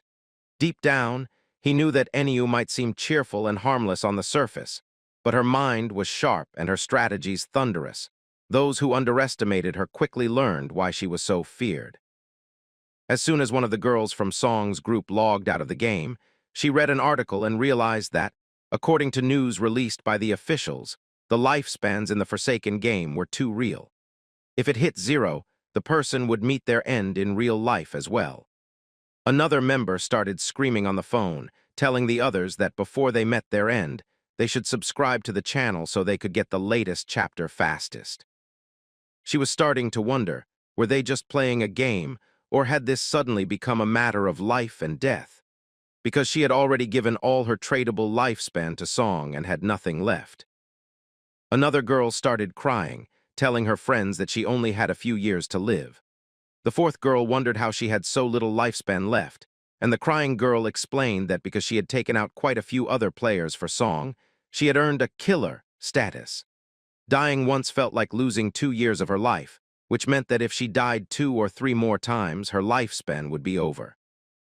Everyone realized that they only had a few years left, and if they didn't do something, it would be really dangerous for them. In the game, the chubby girl realized that she was always the tank, charging at the front lines. Because of this, she also got the killer status. But she knew that, in front of stronger opponents, even the blessed majors ended up dead. Now, the chubby girl had just a little over 1 day left to live, and as soon as her lifespan hit 0, she would meet her end sooner than the others. She didn't want to believe what she read, even though it came from official sources. But suddenly, another notification popped up. As the fatty read everything, she realized that her so-called brother, Song, was buying up lifespan for himself. She thought, maybe that bastard will definitely help me. She wanted to find him as soon as she could. She also wanted to look her best, well, the prettiest she could, so she decided to take off her usual clothes and wear her best outfit to the meeting place. And I kid you not, I don't break character and I'm all for body positivity, but what the ugly hell was this? Anyway, the fatty started running with insane speed, unnatural for someone her size. As the scene shifted, we came to Shadow's house, where his little sister finally woke up and realized that she had returned to reality. Even though it was getting hard to tell, she knew where she was. She immediately checked her phone and saw that the selling of lifespan had already started. She could sell a single day of life for more than 15,000, and with 200 days left, she was technically already a millionaire. But suddenly, she opened the chat from the same group and realized that Shadow had been targeting that bastard Song and had already killed him 3 times through assassination. Zhao started crying because she knew that if Song's lifespan ended in the game, he would also die in real life. Even though the sister wasn't the brightest, she had some brains. She knew that even if someone had 100 years of non-tradable life, after dying 3 or 4 times, they'd only have about 12 or 13 years left in real life. But she still wondered why Shadow wanted to kill Song not once, but 3 times. Judging by the chatter in the group, Shadow had been cornered by dozens but still took out Song like a pro, wiping out the whole squad of females. It was so terrifying that the girl wondered how someone could be this powerful. But suddenly, the chubby girl started sending messages to the group, telling all the other ladies to gather around so that Song could get more lifespan from them. She announced that all the female fans in the city who wanted to listen to Song should go find him and sell their tradable lifespan to him so that he could live longer and not suffer. The chubby girl announced that Song was at Grand River Square right now, and the exchange rate was 10,000 for 1 day of life. She manipulated the others, saying this was their chance to make infinite money and help their idol at the same time. As soon as the sister heard everything, she couldn't believe that Song was so close. There was no way she could just stand by and let this once-in-a-lifetime chance slip away. She knew she had to go and meet that bastard. Even the sister started running, just like the chubby girl, but this time at least she had the stamina and the proportions to do so. Thanks to other perverts, she had accumulated over 200 days of transferable life. Now, she could actually help Song no matter what. As the scene shifted again, we went back inside the game, where we saw Shadow slashing through multiple sea monsters. System notifications popped up, telling him that his 4 core attributes had increased by 2 points, and he had gained 5 free attribute points along with unlocking career advancement. The system congratulated Shadow for being the first player in the city to reach level 10, earning him 7 prestige points and other rewards. Shadow was also the first player in the whole kingdom to reach level 10, earning him 2 more reputation points. The system told him that once there were 7 level 10 players in the city, a teleportation feature to the abandoned continent of the gods would be unlocked. As the first global player to hit level 10, Shadow also gained an extra 14 points and triggered a world announcement. As soon as people read the notification, they realized that Shadow was way too overpowered. He had snagged the first achiever's reward and was also the first in the world to hit level 10. Everyone also knew that Shadow had assassinated the little idol Song multiple times, and no matter what Song did, he couldn't escape. But the players were happy, knowing that Song deserved this beating. Another adventurer couldn't believe Shadow was from the same empire because, in his team, there was a hidden class blacksmith who was still only level 8 after so much grinding. But for Shadow, it was different. He was already at level 10. The man had 500 million people in his country, but not one could catch up to Shadow. As the scene shifted again, we saw our boy standing by the ocean. The system notified him that he had spent 13 evolution points to upgrade his assassination skill from Platinum to Emerald, boosting damage from 40% to 50%. Now, Shadow was a level 10 assassin with a tradable lifespan of over 7,000 days and a non-tradable lifespan of over 1 billion days. His stats were Strength 39, Constitution 39, Agility 111, Spirit 41, Reputation 47. Shadow knew that the starting town needed 7 level 10 heroes to activate the teleportation array, but besides him, the highest level was only level 7. So they'd have to wait a bit longer. Deciding he had nothing else to do in-game, Shadow logged out to handle things in real life. As he returned to his main body, he activated the system, which asked if he wanted to trade away some of his lifespan to extract abilities into the real world. The system offered 4 stages: profession and level, equipment, skills, bloodline, and finally divinity. The boy chose to extract his profession first. A blue aura surrounded him as the system told him he had consumed 1,000 days of his tradable lifespan and extracted the unique hidden class Shadow. He unlocked passive abilities and all the stats bundled with the trait. Next, he extracted his equipment, trading away another 2,000 days of lifespan, becoming far stronger than any normal person. Then came skill extraction. He knew higher-tier skills cost exponentially more lifespan to extract. Even Shadow hadn't expected that the cost was based on the skill's initial tier, not its evolved level. His assassination skill required 900 days of lifespan to extract, but even at the base level it was platinum tier, still extraordinary. After sacrificing 900 days, Shadow extracted multiple skills, including Shadow Assassination and Venomous Dart. Now he had only 1,292 days of tradable lifespan left and couldn't extract more for now. But even with this much, he had pulled out a platinum-level skill, which was an incredible bargain. Right now, his physical strength was twice that of an average person, and his agility had soared by 32 points. He had already surpassed human limits. With the ability to go invisible and unleash deadly poison attacks from 14 meters away, there was no doubt he could now take down that bastard Song. As he glanced at his phone, he saw the same article, realizing that Song was aggressively buying up lifespans and planning to settle the score once the game updated. But now Shadow had the brat's location, and it wasn't far. He could dash over in just over 10 minutes. But suddenly his phone vibrated. It was a message from his little sister, who couldn't believe Shadow was ignoring her. She made everything about herself, demanding an apology. But this time, Shadow was different. He immediately blocked her and threw the phone away, walking off while thinking that soon everyone playing the game would realize what the true game of the Forsaken world really was. As the scene shifted to the Great Squire, the entire place had turned into a chaotic concert ground, filled with deafening cheers as the crowd roared for Song, the brat who sat smugly on his throne while doing absolutely nothing worthy of their applause. Among the sea of screaming fans was Shadow's own little sister, her face flushed as she cheered with all her might for the boy she saw as the love of her life, lost completely among the countless other girls who seemed ready to give up everything for him. And yet, Song wasn't even performing. He was simply sitting there, lounging as if the entire world existed to worship him, while beside him sat a girl who leaned in close, smirking as she whispered that she already knew Song had been taken down by Shadow 3 times in that cursed game. But she told him not to worry, assuring him that she had already sent someone to Firefly Town to track the boy in reality. And once Shadow showed up to collect his money, they planned to ambush him and end his life right then and there. Song, with that gleam of arrogance in his eyes, wanted to know exactly how the investigation was proceeding, and the girl, with a chuckle, explained that their trap was already in motion. They would catch Shadow, call Song over so he could vent his anger as much as he liked without restraint, and then finish things for good.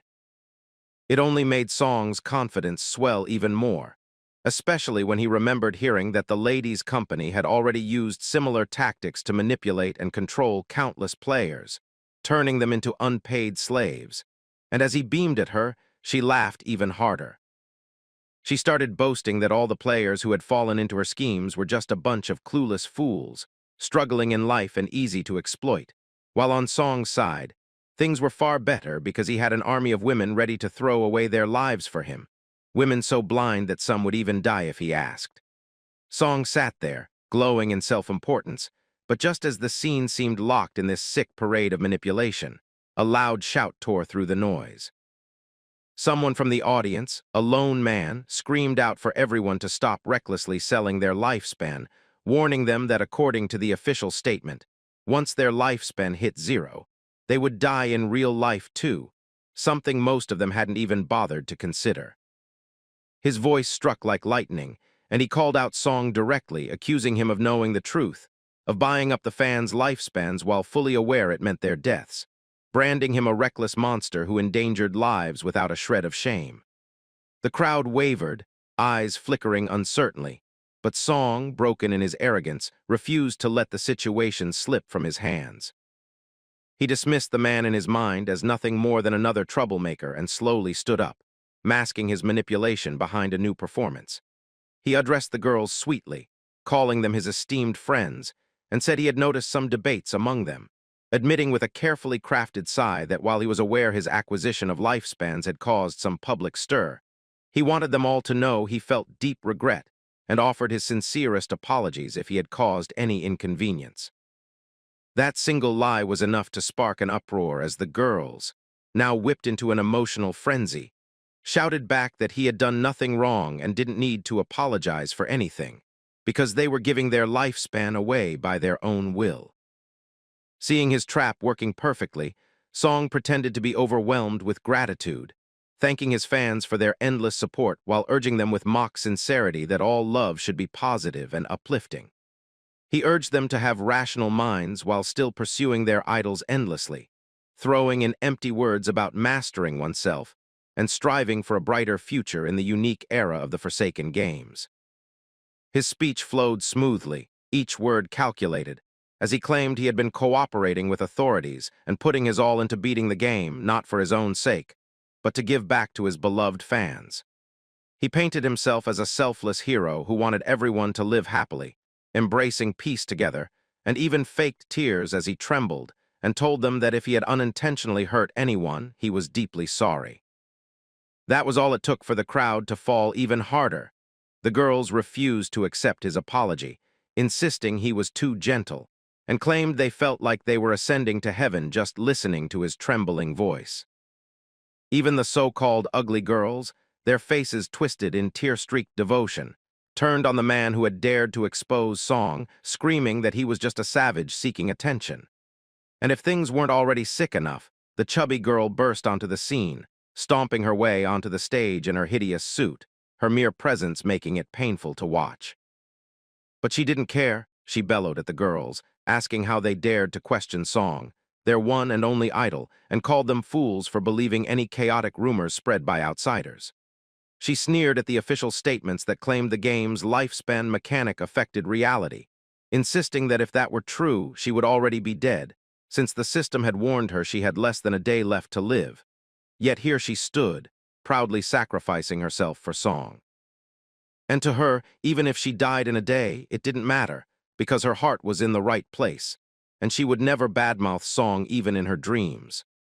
Her words hit the crowd like a drug, and they cheered again, completely swept away as they declared they were ready to hand over their lifespans without hesitation. Girls shouted their remaining days, some boasting they had 20 days, others only 17, 5, or even 3. But they didn't care and pledged it all to Song, who gritted his teeth in disgust at the sight of the chubby girl, yet still forced himself to smile, and told her that to be loved by someone as amazing as her was truly flattering. As long as the love went deep, he claimed, he was ready to embrace every single ounce of lifespan they gave him, even as the girl herself melted in tears, ready to embrace her final moments. But before this grotesque love fest could reach its next sickening peak, a sudden blue light shimmered through the skis, and in a flash, it pierced straight through Song's head. Blood and black matter exploded everywhere, and the whole audience froze in shock, unable to process what had just happened. The chubby girl, her face now splattered with gore, let out a high-pitched scream, her mind breaking as she watched her precious Song lying there with his skull blown open. The stadium erupted into chaos as girls screamed and stampeded, bodyguards scrambled to shield the rich lady, and everyone ran without a second thought. The woman, pale with terror, knew exactly what was happening. She had seen it before. When Song's corpse hit the ground, a glowing hill of lifespans appeared around him, shimmering for a brief moment before vanishing into thin air, snatched away by someone unseen. And as her sharp eyes flicked through the panic, realization struck her like a hammer. Only Shadow could have used such an assassination skill. Only he could move so fast and strike with such precision. But before she could even voice her fear, before she could tell her guards who the killer was, another flash of blue light tore through her skull, splitting her open just like Song. Down below, unseen by any, Shadow stood cloaked in blue aura, his form invisible as he silently activated his assassination skill again and again, erasing every enemy that crossed his sight without mercy. As the scene shifted to the night, we see that the sister was not able to believe that the idol Song had met his tragic end at the Grand River Square, and the chubby, ugly girl who was the brat's perverted fan had donated her entire Forsaken Game lifespan, collapsing lifelessly before Song's body. The police investigation revealed that Song died due to supernatural powers, which should not be possible according to her. She was still not able to believe it. Just yesterday, she had gone to see brother Song's concert, and now he was already having a funeral. The report said that the assassin who killed Song used throwing knives and was invisible, so the girl realized that this must be the power of the God-forsaken game. Meanwhile, another one of her friends asked if she also thought that maybe it was Shadow who killed Song, as he was getting in his way. And the girl had also heard that Shadow took out Song 3 times in the game already, so it was not impossible. Still, both of them wondered how the powers given to players in-game were possibly manifesting in the real world. Zio wondered if Shadow really killed Song, as he had already taken out several characters in the game, and in real life, the only one who could take down someone as popular as Song was Shadow because of his assassin ability. And the throwing knives and invisibility were the very skills of an assassin, which were their fundamentals. The girl concluded that the killer was Shadow and no one else. We see that as the taxi was taking her home, she decided that since Shadow had found a way to bring game abilities into the real world, she would get close to him and make him fall for her so that she could use our boy, because after all, he was a man himself. The girl was sure that no matter what method she had to use, she would still do it. As the taxi stopped, both Zio and her friend got out, and a shocking revelation was made, that instead of using Shadow, the girl was planning to kill him instead because he had killed her brother Song. The girl was making a really distorted face, and her friend wondered if she was doing okay because she looked really terrifying. On the other hand, as the scene shifted, we see that Feng was inside a restaurant, using chopsticks to eat delicious and soupy noodles. As he was eating, he was thinking that in the Forsaken Game of Gods, players were almost invincible compared to reality. But it was still a bit of a mess that would cause mayhem if it was given to the wrong hands. Still, as the boy was really hungry, he had to munch down some carbs soon. But the phone vibrations were distracting him from the delicious food. It was another female friend of Feng, who told him that his boss had been throwing a fit, saying that since he was blocked by Feng's phone and WeChat, he was going to get fired, and his salary for the month would be at stake if he didn't get back to work. Feng remembered that the girl was named Yang, and she had a really nice body and personality, but she was a bit fragile and often got bullied, even in the boy's previous life. She was also a member of the God-slaying guild.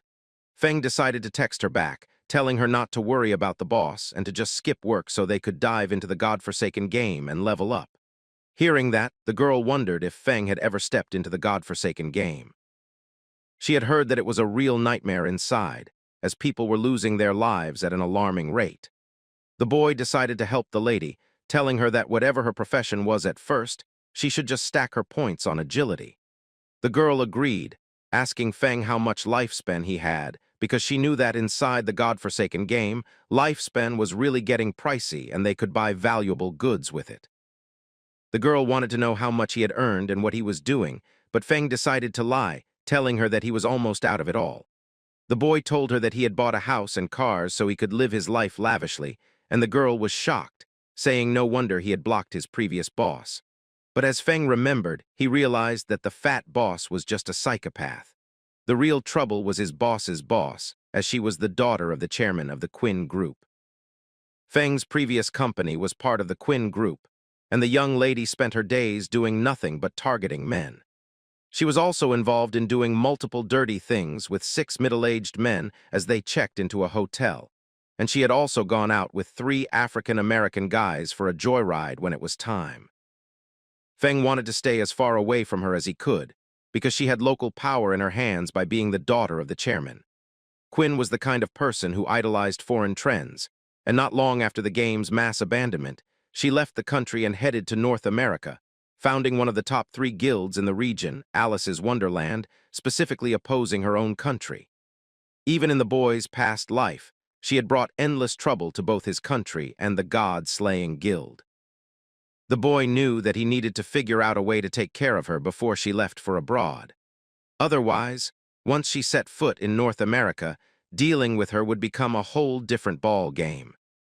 The boy knew that if Quinn were to die, the Alice in Wonderland Guild would never even exist, because it was rumored that the multifaceted founders of the guild were all entangled with Quinn, fulfilling her twisted desires and fetishes as long as she wanted.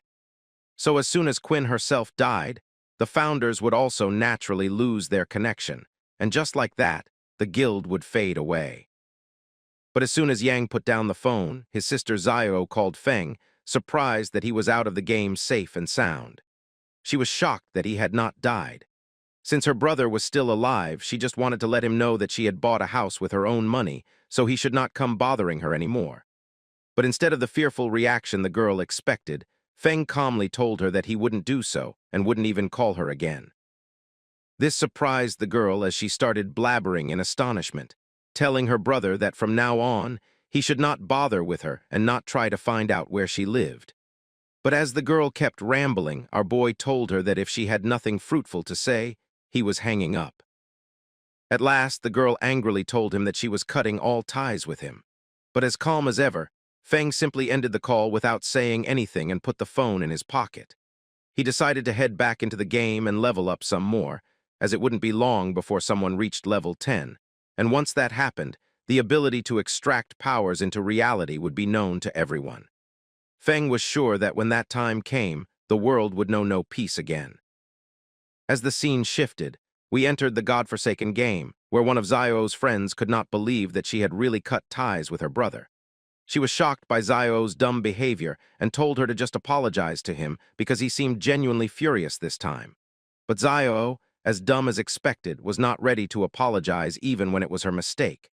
Instead, she told her friend that she had sold her lifespan to the Quinn Corporation for a whopping 2 million. Now the girl had a plan. She had already bought a house and wanted her friend to live with her. She decided to meet with Shadow soon. They would use him to level up.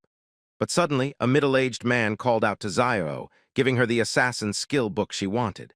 Even though he appeared middle-aged in-game, in reality, he was just a boy who wanted Xiao not to forget her promise and do what they had discussed. Xiao gave a frustrated smile, telling the boy that he would get to indulge in his little perverted acts once she achieved her goals. But deep inside, she knew that once she met Shadow, she wouldn't have to care about anyone else. Xiao immediately called the guild leader Wang, telling him she had an assassin skill book, a control skill, and asked him to check if Shadow wanted it, ready to give it to him no matter what. Deep inside, the girl was laughing a devilish laugh, thinking that the foolish man actually had some worth after all, having managed to snag such an awesome skill book. This book would be the red thread tying Xiao to Shadow. She would close in on him, quietly stay by his side, heal his wounds, and slay his enemies so they could level up together. She thought she would make Shadow become dependent on her help, and that he would gradually learn to trust her and treat her like his other half. But when Xiao became strong enough and Shadow no longer held any value to her, she would kill him from behind to avenge Song. As the scene shifted, we came to a desert area inside the game where Shadow teleported and turned invisible, searching for bosses to slay. But suddenly he heard some noises. When he turned around, he realized that the boss he encountered was no ordinary one. A multi-handed monster resembling an arachnid stood before him. Shadow decided to first strategize and survive while the monster dealt heavy damage to another tank from a guild. But even the tank wasn't capable of withstanding the monster's attacks. His shield broke, and he was being utterly defeated. As Shadow came closer, he realized the boss was the Golden Limb Spider, a level 8 golden boss. Shadow remembered that this monster had level 2 stealth detection skill. In other words, against this monster, his invisibility would be completely useless. The golden 8-legged spider started roaring as it waved multiple of its hands, each holding swords. Even though Shadow's invisibility was no longer effective, he was still moving as fast as lightning, attacking instantaneously and landing multiple hits on the spider. Each strike dealt critical damage and shaved off thousands of hit points, causing the spider to scream in pain and agony. Shadow knew the effect of doubling damage when attacking from outside the target's line of sight was working. And even though the opponent could see through invisibility, making it ineffective, Shadow still dealt significant damage, even if it had dropped a bit. However, the legendary blessing, the effect of liberation, amplified the weakness of the golden-limbed spider. Its heads and hearts were now almost 200% larger, with bigger critical points and a large surface area to attack. Among the 9 swift strikes of the Shadow Slash, Shadow knew that several would hit the target's weak points, inflicting triple weakness damage. So the blessing directly compensated for the damage lost due to the negated invisibility. The boy immediately remembered the little lamb and thanked her, knowing the skill was truly worthy of being called legendary. She was the one who helped him track down the Temple of Faith, which is how he obtained this special skill. As the scene shifted, we saw that the masked lady was watching the fight from afar, wondering what was going on and how the damage from Shadow's skills was so outrageous. She couldn't believe a single attack had dropped the golden-limbed arachnid's health bar by 2/3. But Shadow wasn't ready to give up. He kept fighting, throwing multiple venomous darts at the spider. Even though they weren't very effective, they still caused some damage. In fact, a critical hit to the spider's head inflicted heavy damage. But to Shadow, it still wasn't enough. He realized he had missed the precision target by just a little. His move was slightly out of sync, and he knew he needed to level up and achieve higher rankings to get a stronger stealth rank, so he wouldn't have to rely on strategy so heavily in critical situations. Now the boy had no choice but to face the 8-legged arachnid head-on, since his invisibility was no longer useful. The girl in the mask began screaming at Shadow, asking if he was crazy for trying to fight such a massive boss monster alone. But the boy refused to back down, unleashing another series of strikes at the spider, making it scream in pain once more. Meanwhile, both Zio and the masked lady were in awe of Shadow's skills and speed. His reflexes were lightning fast, and he clearly understood the boss's attack patterns like the back of his hand. Even Zio knew that assassins were fast enough to keep up with any boss in the game, and Shadow was even stronger. What shocked them most was how Shadow could dodge every one of the boss's attacks just in time. Both girls suspected Shadow had fought this boss many times before, and they were right. Shadow had previously fought the golden-limbed spider while traveling with a clueless girl who couldn't even protect herself, let alone heal him. Over time, Shadow refined his skills, realizing that warriors don't just rely on brute strength. Footwork and dodging are mandatory for survival. That's why Shadow had become unbeatable. Even as an ordinary warrior, he rose to the top of the global elite, and now, with his recent power-ups, things were even more magnificent. While thinking about all this, Shadow kept attacking the spider boss until finally it collapsed. The boss let out a final roar before falling. Compared to special bosses like the Golden Ghost Ship, which unleashed unavoidable attacks, the golden-limbed arachnid was relatively easy to deal with. But suddenly, the masked girl noticed the boss trying to escape. She wondered what was going to happen next. But Shadow wasn't about to let it get away. He materialized one of his poison darts, ran toward the monster, and sliced off its head in a single stride. A notification popped up. Shadow had slain the golden-limbed arachnid, gaining experience points, 7 evolution points, and 497 days of tradable life. Now it was time to use Greedy Hand, an overpowered skill.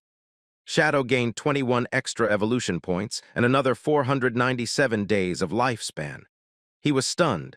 The boss had dropped 28 evolution points and nearly 1,000 days of tradable life in one go. He began upgrading his skills, enhancing his shield of protection. The system notified him that the shield's evasion rate was back to normal. Whenever the assassin class skill was activated, the shield would convert his evasion into a damage-absorbing shield lasting 8 seconds with a 60-second cooldown. The skill required at least level 8. For every 20% evasion skill, Shadow gained 1 layer of immunity. The shield would shatter when the duration ended. Shadow was surprised, but not really. The epic shield of protection granted such powerful effects that he could now create almost 3 layers of damage-absorbing shields at once. He knew this would let him tackle many boss fights without even getting scratched. So he opened his status window and evolved the Shield of Black Light to Epic level. He spent 6 evolution points, transforming the shield from Platinum to Epic. It now lasted 14 seconds, with the conversion rate reduced from 20% to 10%. Shadow now had 7 layers of damage absorption instead of just 3, making him even more overpowered. With these upgrades, he could now enter high-level areas ahead of time. He still had 22 evolution points left, so he upgraded his poisonous dart skill. The system notified him that the dart's range increased from 40 meters to 70 meters. He spent 16 evolution points to upgrade it from silver to emerald. The dart now dealt 240 base damage with an 80% poison infliction rate.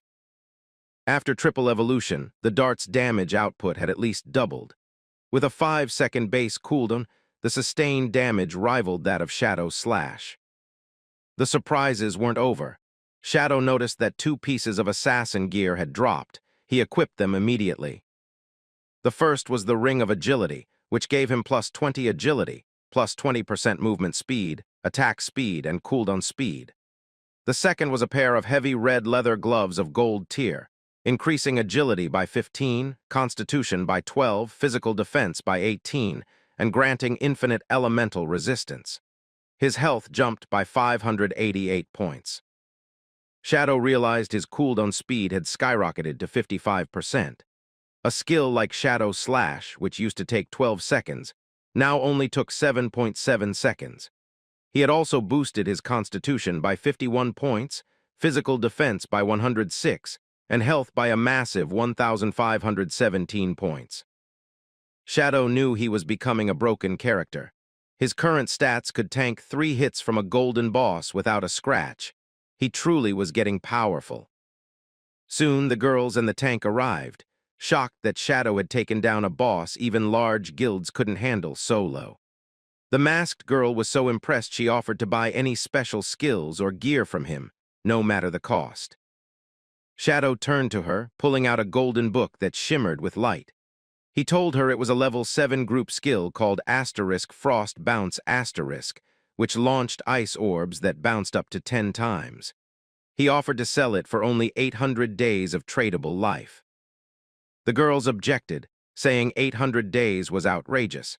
They'd seen a level 5 golden skill book sold for only 400 days. But Shadow insisted that Frost Bounce was level 7 and dealt 40% more damage than level 5, so it was a steal. The masked lady agreed and bought it.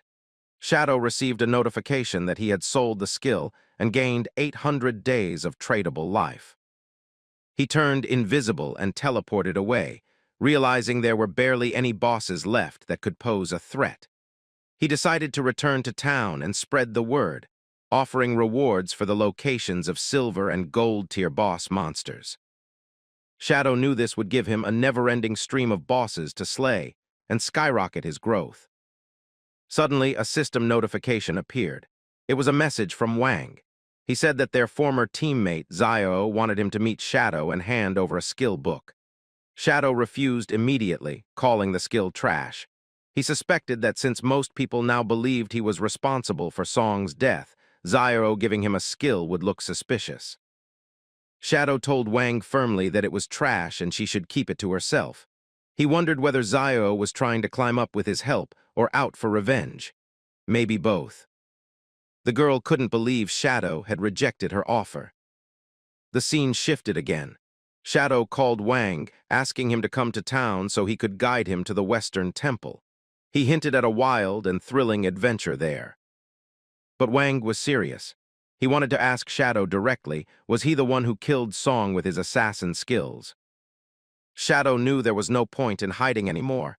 He admitted it.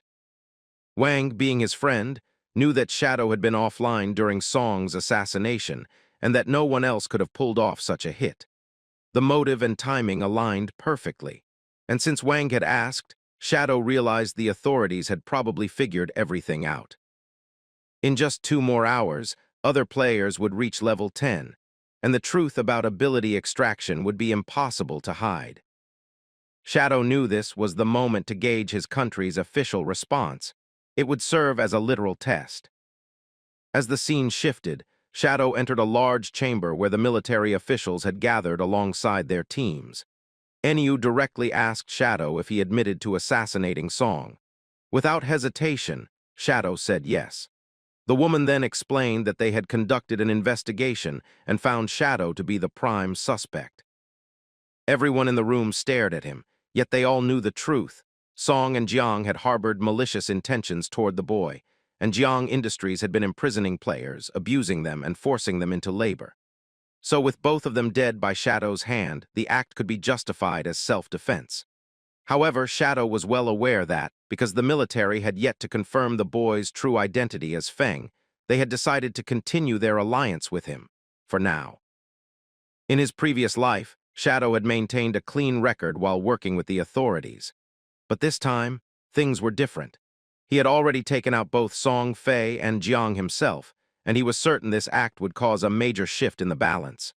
Still, what he truly wanted was for everyone to witness his rebirth and see how he would shake the entire God-forsaken realm with his discoveries.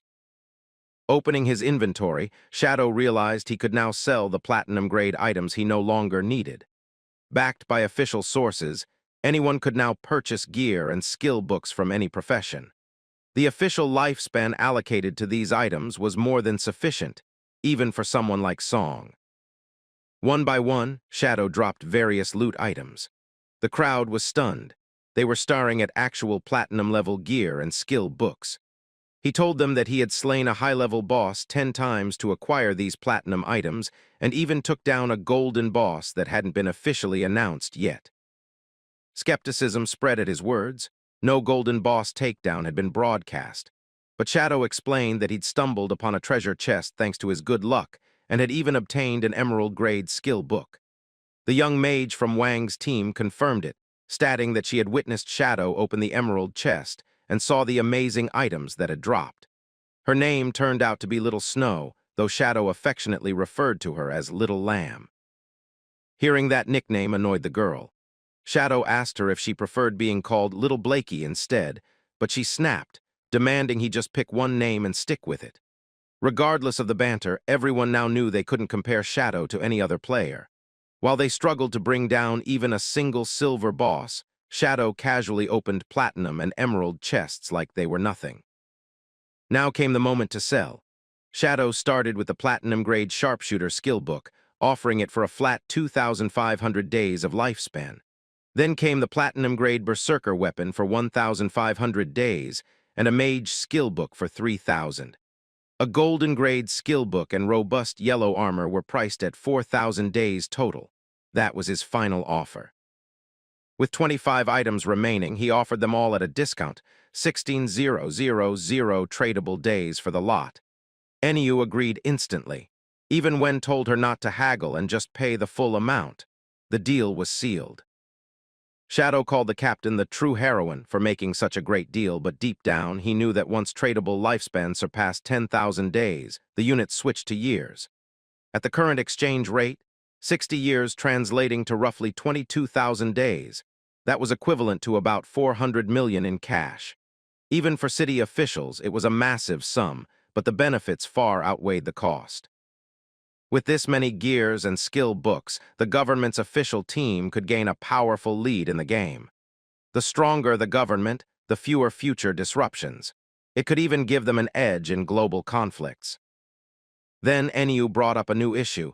Big River Industries had imprisoned several players. They were preparing a rescue mission and wanted to know if Shadow would participate.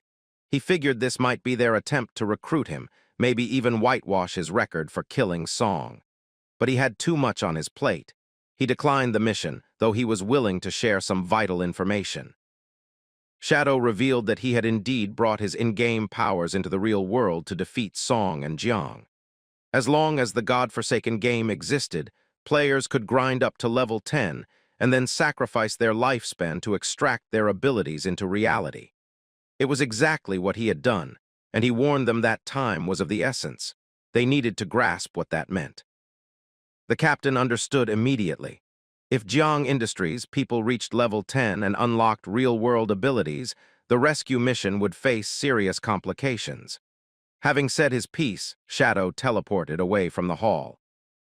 After he left, the captain told Wang that their squad of 6 high-level players should split up. When united, they destroyed small monsters too quickly, and the damage output was inefficient for XP gain. Splitting up would let each member maximize their personal leveling. Wang agreed, telling the team to hit level 10 at all costs, log out, and report this intel up the government chain. The scene now shifted to the city's main shopping district, where the crowd was stunned. Shadow had set up his shop again. But this time, he wasn't selling anything. Instead, he was making a bold declaration. He offered 30 days of lifespan for verified Silver Boss coordinates and 100 days for Golden Boss locations. Suddenly, a man approached him, asking if he was still peddling gear. He relayed surprising news. The CEO's daughter from Jiang Industries had declared that if Shadow helped her level up, she'd offer him 300 million plus a stake in Jiang Industries. The man insisted Shadow would never get such a chance again and should treasure it. But the shocking part was, he hadn't yet heard that Shadow had already killed both Song and the CEO's daughter in real life. As realization dawned, the man's face twisted in disbelief. How could the lady be dead? Yet he knew she had brought it upon herself. When she tried to catch Shadow in real life and force him into her schemes, he had eliminated her on the spot. At first, she had offered 10 million to Shadow, asking him to level her up. He'd refused. The man had jumped at the chance instead, seeing the money. But when he tried to collect afterward, 2 men had brutally knocked him out. When he woke up, he found himself imprisoned in a basement he couldn't even identify. Whipped and tormented daily, he was forced to grind in-game to earn lifespan for the industry and lure others in. Now, he couldn't believe that the same foolish Shadow he once mocked had brought down that evil woman. In truth, the fool had been him all along. The man tried to claim he had been forced into it, but Shadow saw through the lie. Rather than risk further exposure, the man tried to flee. Just then, 2 others arrived and handed Shadow verified coordinates for a Silver Boss. He paid them 30 days each. Meanwhile, a different scene played out elsewhere. People were gossiping about the Ace of Spades guild, particularly its leader, a woman who embodied both wealth and beauty. She was the highest-ranking player in the Shin group, and many feared her. She had already taken out multiple players and might now be eyeing their lifespans. She walked flanked by 2 muscular men, casually commenting that the game wasn't that impressive. She had spent a bit of cash to collect powerful gear and skills. Her plan was simple: overpower others and steal their lifespan. Deli D complained that she was supposed to be in North America, but her flight was grounded due to the reveal of this cursed game. She wanted nothing more than to indulge herself with some big D American fun, stirring up storms of pleasure, but now she was trapped in this noisy metropolis. She viewed her own countrymen with disdain, calling them rats, weak as cockroaches. Turning to the white man beside her, Tony, she praised his countrymen's special abilities. Tony grinned, saying she had a good eye and that they were superior in more than one department. The woman clearly understood what he meant, already feeling his hand brush her leg. But then she received news: Useless Song was dead. She had once played with him and found him disappointing. But if Shadow had killed him, then Shadow was a force worth knowing. Even though he came from a pesky country, she admitted he might be the best in the world. She resolved to find him, not just to meet him, but because she wanted him to take her down. Not in battle, but in bed. She logged off briefly, assigning someone to track down Shadow's real identity. She planned to offer him 3,000 days of tradable lifespan. He might not care for money, but surely he cared about extending his life. Yet her thoughts briefly wandered to Feng. She could never forget the look on his face when he rejected her. She wanted revenge. and now she hoped Shadow would deliver it. As the scene shifts, we come to a rainy forest, where we see a man who had just killed a zombified monster. And just when he was on the brink of death, we see Shadow's little sister, Zhao, who healed him. The man wanted her not to push him to the brink like this because he was just a hair's breadth away from meeting his great-grandma after being dead. But instead of listening to the feedback, the girl became even more arrogant, telling the man that he was just acting all fierce now that he was still alive and should be grateful. Even when the man tried to make her understand that he was only reminding her, Zhao was not ready to listen to anything, telling the man that her system had just alerted her that her hunger level had hit 90%, and she was logging off to grab a bite. And so she was taking her friend along too, even though the group was in the middle of a mission and the man still needed the healer's help. Zhao didn't listen and logged out. The man was now really frustrated because he was the boss of these ladies. But just after one glimpse of Shadow and how powerful he was, the sister had started giving him the cold shoulder instead. The man swore that if he ever found the sister alone, he was going to do such things to her that would make her knocked out in bed for a whole day. As the scene shifts again, we see that in the real world it was morning time, and Zio woke up inside her new apartment, feeling really hungry after not exiting the game for so long. The girl started checking all the food delivery apps and services, but they were all closed, and there were no riders who were taking orders or coming to her house to take her to a restaurant, because they had also gone into the Forsaken game instead and were trying to level up. The girl immediately remembered how, back home, Feng was always the one who whipped up something delicious without her even saying anything. She didn't even need to lift a finger, nor did she need to think at all. But now she was all alone. Not ready to surrender and apologize, the girl slapped herself 2 times, wondering how hard it could be to make a meal compared to the freedom she was getting. She thought that cooking was just a trivial matter and she could do it in no time if she tried. And even without Feng, she would definitely be living a much better life. But man, how wrong she really was. As the scene shifts again, we come near a beach where there was a sand den. And inside the den was a giant-looking scorpion who was coming towards our boy. But before the creature could even reach him, Shadow used his assassination skill to break the scorpion's head into 2 halves. Clean justice. Then a system notification popped up as Shadow realized that, after slaying 4 silver bosses for over an hour, the overall leveling up efficiency was quite impressive.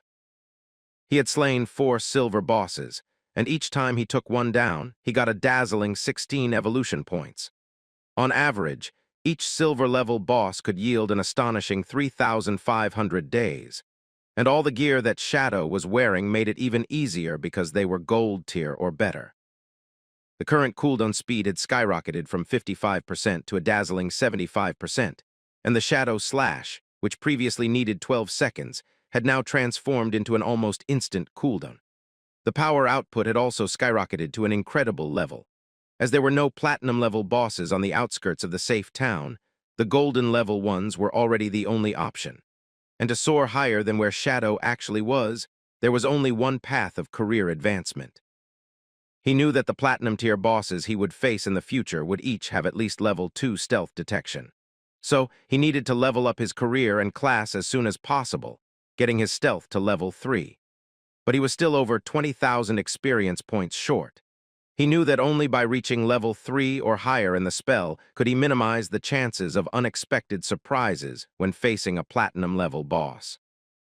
After all, in Shadow's past life, defeating a platinum-level boss required a perfectly synchronized team of 20 people working together like a well-oiled machine. But now, things were different. Shadow decided to head back to town and make some connections so that he could resell the items he got from grinding, as he wanted to stay ahead of everyone no matter what. Soloing the platinum-level boss for the first kill was actually his main goal for now. And as Shadow again sold his gear, he earned a tradable lifespan of 105 years. Behind him was a man who was happy that Shadow had sold his gear to him. With that, our boy was close to 40,000 days of tradable life and had extracted quite a few great deals. But suddenly, a man from Justice called out to Shadow, telling him that he had a hit list and Justice wanted Shadow to do some sneaky work. He had to go into the real world and take someone out, but the reward would be more than worth it. At first, Shadow ignored the man, but he was not ready to give up. Coming up ahead of him once again, the man told him that he needed to take care of someone called Feng, who was just an ordinary person. Since Shadow had already killed Song, the man thought that killing Feng would also be a piece of cake for him, and Justice considered it free money lying around. But Shadow was shocked, wondering why someone would want to kill Feng. At first, he asked the man if Feng had crossed him, and now he wanted to take him down. But the man was only there on behalf of someone else, telling Shadow that after completing the work, he was going to give the boy 3,000 days of tradable life.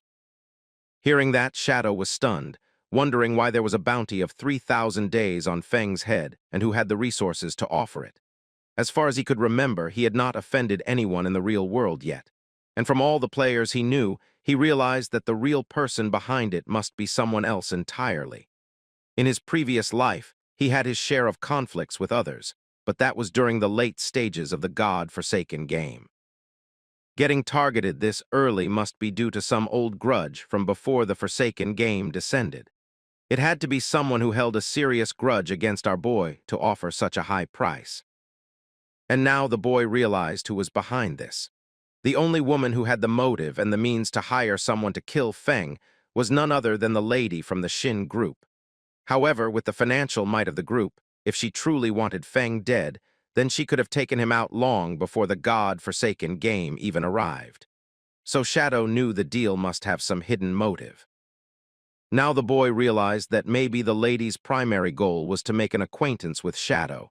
And as for getting rid of Feng, that was just a side task, because previously Feng had turned her down due to her characterless nature. Shadow almost laughed, realizing that even when he had not gone looking for her, she had already found him. The boy decided to take the job but gave a condition to the man. He needed half the payment up front, and when the task was done, it should be his call. The man was flustered by this sudden demand, telling Shadow that he needed to check with his higher-ups first. They agreed, and both the man and Shadow completed the trade, with Shadow getting an astounding 1,500 days of tradable life. Meanwhile, Shadow wanted the lady to just wait, because he would be coming for her soon. The man gave the address and details of Feng to the boy himself, telling him that finding the boy would surely be a breeze. Taking that, Shadow started walking away. But suddenly, a sweet voice called out to him, calling him Big Brother and asking him to wait for a moment. The voice belonged to a beautiful lady who had the coordinates of a golden boss, wondering if Shadow was still interested in buying it. Shadow still abided by the previous offer, offering 100 days for the boss's location. The lady agreed, wanting Shadow to follow her because it was a bit far to the north of the town, but she was ready to guide our boy there. The boy asked if she knew the name of the boss, and she informed him that the boss was named the Plague Weaver. Shadow immediately realized that if the lady knew the name of the boss, that meant she had dealt with it. On the other hand, the lady wanted to know if Shadow could handle a golden boss on his own, or if he needed a healer to tag along, because the boss had area and poison damage. Shadow already knew the Plague Weaver well, and it truly was a golden-tier boss, as it had a toxic aura that caused players to continuously lose health every second as long as they stayed inside its deadly range. So to take down the boss, Shadow needed to strike with lightning speed. But for him, right now, it was just a matter of unleashing a few skills. The woman explained that the walls she had mentioned were deeper inside the cave. Her team had already cleared out the smaller monsters, but the boss had proven too difficult for them to handle. That was when she found Shadow. Without wasting time, she turned to lead him into the cave. After walking for some distance, she pointed toward a narrow cliffside and told him the boss was just below. Shadow looked down and saw a large, tree-like creature with dried, brittle branches. Though it resembled a dead husk, it was clearly alive, its body pulsing with a slow rhythm, and a faint greenish mist spread outward from it, carrying a poisonous aura. Seeing the creature, Shadow simply nodded and confirmed the agreement. A notification confirmed that he had transferred 100 days of lifespan to the woman. Even as they stood there, Shadow was quietly calculating. The toxins released by the boss would cover a wide area. However, if he activated his Shadow Demon technique and relied on its 75% evasion effect, it would give him enough room to maneuver. But the woman's expression changed. Sweat formed on her brow, and she turned to him, her voice low and strained. She admitted that it had all been a trap. As soon as Shadow engaged the boss, someone was meant to swoop in and finish him off. From what she remembered, the enemy team had level 2 anti-stealth capabilities.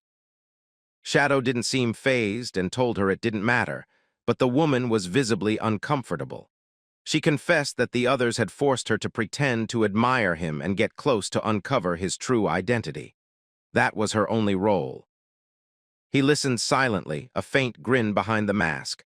The plan was shallow and poorly thought out, but he didn't interrupt her. She continued, lowering her voice further and placing a finger over her lips to keep anyone from noticing. She revealed that the people behind this were threatening her in real life. She wanted them gone. She wanted to be free. Curious, Shadow asked who they were. She answered without hesitation, the team known as Leisurely Clouds. At the sound of that name, Shadow's thoughts flashed back. That was the same group that had once tried to steal the Golden Ghost ship boss from him, and afterward their leader had sent him a skill book in apology.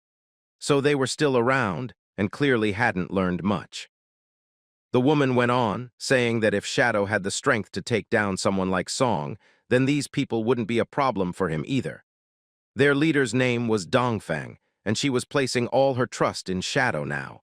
She pleaded with him not to betray her, because if Dongfang wasn't stopped, she would be the one to pay the price. Shadow tried to recall if he remembered anyone named Dongfang, but nothing came to mind. A plan like this, clumsy and amateurish, made him think that the guy must not have lasted long in his past life. Still, he told the woman he was heading in to deal with the boss right away, and he intended to take care of whoever showed up after. He asked the woman to continue playing her part, to act just as the others expected. That way they'd come close, and he could handle them all in one go. But the woman remained uneasy. She warned him again. Previously, Dongfeng had brought 3 full teams of 18 people to try taking down the same boss. In less than 30 seconds, they were completely wiped out. The poison damage was too intense, and they hadn't even managed to chip off 5% of the boss's health. There was no way to defend against the gas. It spread everywhere.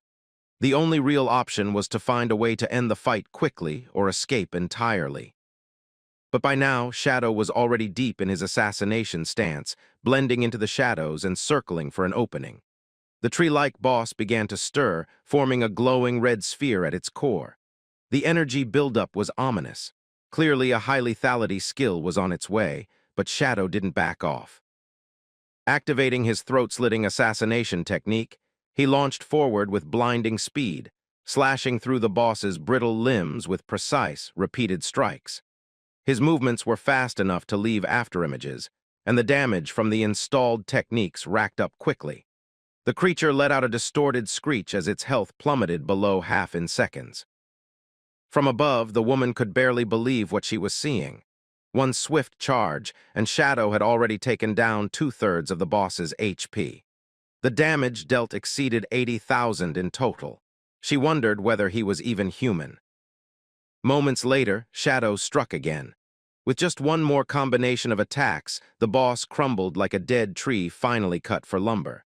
The branches splintered apart, and before the heavier pieces even hit the ground, the fight was already over. Shadow instantly dematerialized and reappeared on the cliff. He knew his striking skill had a cooldown of around 25 seconds, but with a 75% cooldown reduction in effect, it would be ready again in just over 14 seconds. That was more than enough time. He chose to hold back on attacking the main body of the boss for now, preferring instead to let the enemies walk right into their own grave while he waited for his abilities to refresh. Meanwhile, a large group of players was pouring into the cave, their eyes glowing crimson, giving them a sinister presence. The leader ordered them to prepare. They were going in to kill the boss and anyone else they came across, mercilessly wiping out anyone who dared stand in their path. As he neared the lady, she turned around, fully aware that the trap had already been triggered. It was now up to Shadow to act. According to their plan, she had to block the others and make it seem like she was under threat. Whether she could actually hold them off or not remained to be seen. Shadow hadn't expected much from her, at most, a few seconds of delay. But then, to his surprise, the woman summoned a golden shield right in front of her, instantly halting the charging group. The moment he saw it, Shadow understood. That was no ordinary item.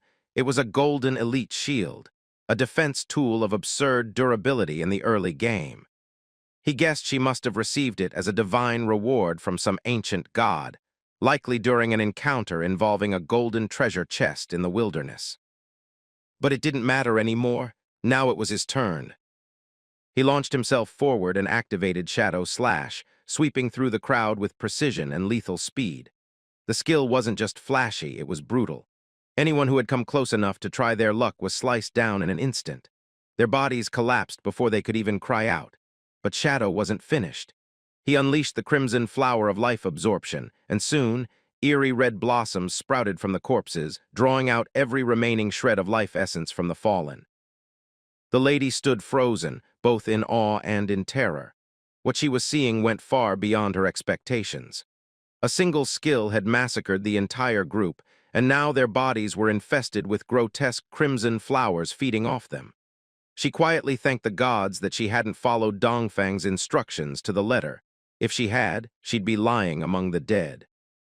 Now seeing an opportunity, she proposed an alliance. She offered to share the real-world location of the Dongfang clan, suggesting that they could be hunted down directly. Shadow found the proposal tempting and agreed, realizing this was a useful lead. The woman, clearly relieved, tried to seal the deal with more than words. She cupped her chest with both hands, speaking in a sultry tone, promising special services and claiming that her throat was especially tight. Shadow didn't even glance her way. His attention had already shifted. He turned back toward the boss and moved toward it with quiet determination. With a single, decisive strike, he ended it. The towering tree-like creature that had once radiated poisonous energy was torn apart. It crumbled like old, dry wood chopped for firewood, unable to even resist. The system quietly tallied the results. Shadow had defeated the Plague Wielder, a level 10 gold-tier boss. The rewards were generous: experience points, evolution points, and a massive bonus of 555 days, worth of tradable lifespan. He immediately noticed how much more valuable this was compared to draining regular players. Running around, gathering mobs, and wiping out groups might be satisfying, but nothing beat the clean efficiency of a boss kill. Before absorbing the loot, he glanced over his shoulder to see if the woman had left. She was still there, but quickly gave a small smile, claiming she was already on her way out and telling him not to worry. Satisfied that she was gone, Shadow activated Greedy Hand and began collecting everything left behind. Among the spoils, he noticed a skill book, one that caught his interest immediately. It taught a move called Darkest Hour, a platinum-grade assassination skill. The cooldown was meant to be 60 seconds, but with his current bonuses, it was reduced to 34. The technique unleashed a dark radiance from his blade, blinding every enemy within 20 meters. The higher a target's mental resistance, the shorter the effect would last, but that didn't bother him. A second or two was all he needed. This was perfect. He would no longer need to rely on positioning alone. As long as he blinded his targets, he could double his damage output. Even if they were high-level bosses with hidden attributes, it wouldn't matter. His efficiency wouldn't drop, and more importantly, they wouldn't see death coming until it was too late. The boy obtained a new weapon. It had an attack power of 216, increased his agility by 42, and added a 0.3 multiplier to attacks aimed at weak points. The weapon also had a unique effect. Any attack made while in stealth would be infused with poison that exploded after 3 seconds, dealing 50% of the original attack's damage. Shadow was satisfied with the gain. For him, it was another productive day with good rewards. The evolution points he had accumulated were also progressing well. He estimated that once he reached 98 points, he would be able to evolve his epic-grade Greedy Hand into a legendary one, which would improve his loot collection rate further. He also noticed that he needed just over 10,000 experience points to level up his profession, so he went back to farming mobs. The moment he appeared in the field, the monsters started to flee, but it didn't make much difference. Shadow's stealth skills made it easy to close the distance and eliminate them before they had a chance to get away. From the outside, it looked like the monsters were just falling one after another without any visible cause, but in reality, they had no chance to detect or respond to his attacks. After a long session of grinding, he received confirmation that it was time to upgrade his profession. As the system activated, a yellow light surrounded him. His profession level increased to 1, and he received a boost in his stats. His spirit stat rose from 5 to 15, and his profession-related attributes improved as well. His weapon weight and strength increased from 3 to 9, and his agility rose sharply from 8 to 24. He received new skills, including a passive that doubled the duration of his stealth. Another passive increased the level of his stealth skill to level 2, raising its effectiveness further. He retained a profession-specific passive that enabled a special effect. If he attacked an enemy without being seen, the strike would be classified as a phantom strike. The damage, which was previously doubled, was now increased to triple the normal amount. He also realized that reaching the first level of his hidden profession had multiplied his basic attributes by 3. Additionally, he was now able to activate stealth again while already in stealth, meaning he could theoretically remain invisible indefinitely as long as he managed his cooldowns properly. The bonus damage from attacking enemies who couldn't see him had increased as well, from double to triple. Shadow recognized how strong he had become at just the first tier of advancement. His hidden class clearly had a high growth ceiling. As he reviewed his progress, a system-wide announcement appeared, stating that 7 players from the city region had already reached level 10. As a result, a teleportation portal to the abandoned land of the divine would open in 10 minutes, and eligible players were advised to prepare for the journey. He found it surprising that even at 8:30 p.m., several players were still active and had already reached the threshold. His name was at the top of the rankings, but he noticed that the second spot was taken by a player named Rose, followed by Zio, Dolly Wang, and Yu. All of them were names he was familiar with. In his previous life, foreign players had dominated the rankings during this stage of the game, but this time, things had changed. Because he had sold so many skill books and gear early on, many domestic players had progressed faster, and now they were occupying top positions on the leaderboard. He understood that altering too much could shift the balance of the game and affect how events played out. He had already influenced things more than he intended. Meanwhile, in the real world, a group of officers apprehended a man and handcuffed him. One of them reported to a superior that the key members of the industrial crime syndicate had been arrested. However, 3 key figures were still inside the game and had not logged out. Since their bodies were unresponsive in the real world, the authorities were unable to detain them physically.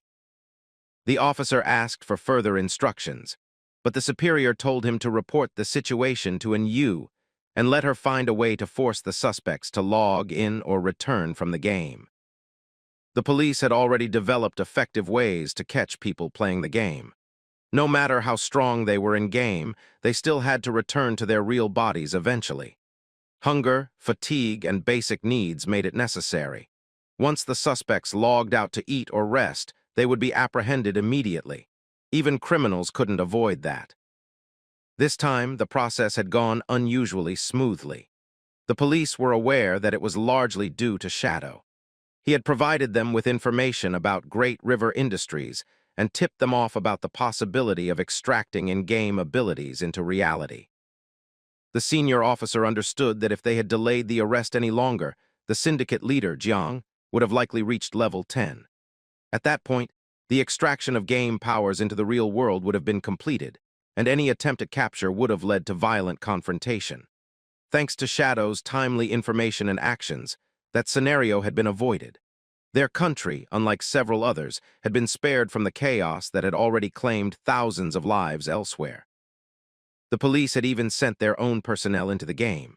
These operatives were pursuing the Earth God, following a line of epic-level quests that would help them steadily climb toward level 10. Much of their early progress had been made possible by the gear and skill books that Shadow had provided. The senior officer made a mental note that Shadow was no longer just a skilled player. He was a valuable national asset. They would need to find a way to bring him under their long-term strategic umbrella. Back in the game, the female player who had been watching Shadow was still focused on him, complimenting him and saying he was like a hero who eliminated danger for the people. Her tone was flirtatious, admiring. Shadow, still hidden in stealth, responded offhandedly, asking what had her acting so enthusiastic. Before she could answer, a series of notifications were quietly registered in Shadow's interface, and the girl casually remarked that no matter what Shadow did, the system or media always painted him in a good light. That confirmed to him that the authorities were deliberately managing his public image, likely to make future cooperation smoother and less controversial. He opened a private channel to contact the police, who asked him whether he had discovered Dongfang's real location. However, they already suspected that Dongfang had not logged out of the game at all. Without an exact physical location, they couldn't act on it. Shadow didn't pay much attention to the rest of the conversation. For him, the focus was now on reaching the forsaken land of the divine. He noticed several players already queuing at the teleportation circle located in the town. However, the teleportation circle on the mainland side remained unused. He made his way toward it. Upon reaching the teleportation stone, a brief system message confirmed that he was being transferred to the next continent, stating that the current town was merely a beginner's village and that the real journey would begin in the Forsaken Land. As Shadow passed through the portal, nothing could be seen. No figure, no sound, just the brief shimmer of activation. A few nearby players who had stealth detection skills were confused. Some had level 2 detection and were baffled by their inability to see anything. One of the players tried to guess what had happened, but a girl nearby commented flatly that it simply meant Shadow's stealth level had exceeded the detection threshold and was now beyond level 2. On the other side, Shadow arrived at the Forsaken Realm of the Gods. As he had expected, the layout was identical to what he remembered from his previous life. The ruins he stood in mirrored the structure of his real-world city. It was the same for every player. When they arrived at the Forsaken Land, they found themselves in the ruins of their own cities. No one had ever figured out why the game worked that way, but the design was consistent. He didn't have time to think about it further. From a distance, he noticed 2 glowing crimson eyes staring at him. A moment later, a grotesque creature emerged from the shadows and lunged forward. It had several eyes and rough stones embedded across its back. Shadow quickly activated his invisibility and evasion skills, slipping away from the creature's attack. Now it was his turn. With a clean movement, he triggered an instant shadow slash, cutting through the monster with a critical strike. It was identified as an Earthshaker, a level 11 common monster. The creature collapsed, and Shadow received the expected experience boost. From there, he continued his progress through the ruins, moving swiftly and quietly. Each group of monsters he encountered was dispatched with precision, stealth, strike, vanish, repeat. He understood that in this third realm there were no safe towns or checkpoints. Monsters hid in every corner, ready to ambush any careless player. However, he also knew of a sanctuary hidden deep within the ruins. If he could reach it, he could use it as a foothold and begin to establish dominance in the region. Among the rivers and broken buildings, the most secure refuge lay in the northwest, an old stronghold that once belonged to the sanctuary of the Gods Guild from his previous life. Everyone froze when they saw the name of the level appear, the land forsaken by the gods.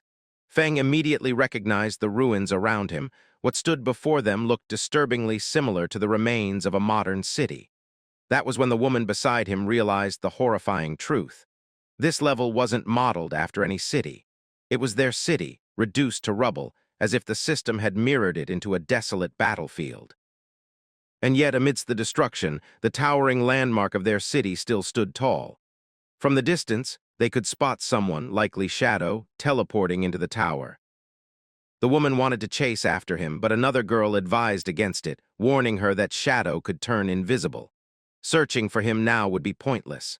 Before they could argue more, a new threat approached. Multiple monsters surged from the shadows, rushing toward Feng's team. Feng quickly warned everyone to brace themselves. The maid immediately started casting a flurry of buffing spells on him as the first monster lunged. Rahil, observing their strength, shouted that these weren't like the usual beasts. Even the regular monsters here were stronger than the silver-tier ones found outside the towns. One of the archers responded fast, firing a bound shot that tied the incoming creature with ethereal strings. With the beast restrained, he took the opportunity to pin it down and unleash his full power to end the fight quickly. Meanwhile, the fire-wielding maid invoked her signature spell, Prophecy of the Blazing Fireball, hurling it at the creature. The result was devastating. It burned through both the monster's hide and morale. After a tense moment, the team let out a breath. The threat was defeated. Feng turned to the winged scout and told her to take to the skis and survey the area. They needed reconnaissance more than anything now. He had already sensed the truth. The monsters were endless, and they were being surrounded. The battle noise had drawn even more creatures toward them. That was when Feng realized there were no designated safe zones in this level. The entire place had become a survival game, with nowhere to rest. One of the mages turned to the scout and asked her to look specifically for Shadow. She reasoned that since the gates had only just opened, Shadow couldn't have gone too far. If they could locate him, they might be able to regroup and survive longer. The scout replied that she couldn't see a single soul in range of her flight path. But then her owl, circling in the distance, let out a signal. She narrowed her eyes and relayed what she saw toward the northwest. There were piles of loot scattered across the area. Monster corpses were everywhere, freshly slain. From the pattern, it clearly looked like the work of an assassin. Someone had cleared the monsters with surgical precision but hadn't collected the drops. Everyone reached the same conclusion. Only one person would be this efficient and ignore loot like that: Shadow. More monsters began popping up, so the team quickly gathered and moved with Enyu leading them. She reasoned that since the area had already been cleaned by Shadow, it was likely safe to pass through. If they followed the trail of shimmering loot and the leftover drops, they would eventually catch up to him. Their leader urged everyone to stay in formation and remain alert. Even though the path seemed safe, this wasn't the time to relax. They were still in enemy territory, and anything could go wrong. As the team pressed on, the scene shifted. Shadow himself was deep within the zone, cutting through monsters at terrifying speed. Even without activating the gift of liberation, the damage output of his Shadow Slash ranged between 20,000 and 30,000. Dealing with low-tier monsters was effortless. His kills were clean, fast, and efficient, like triggering some kind of instant kill mode.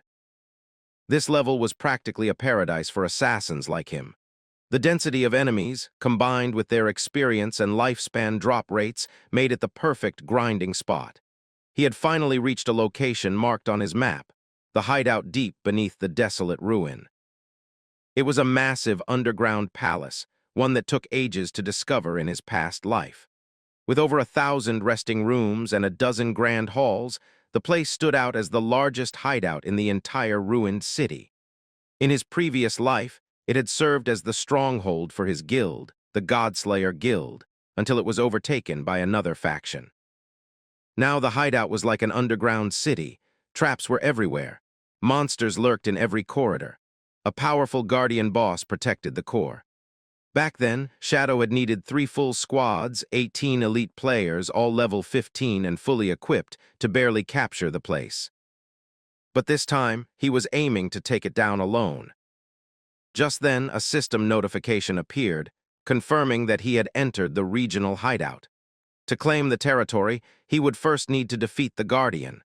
Before that, however, he had to deal with the swarm of corrupted creatures that filled the halls.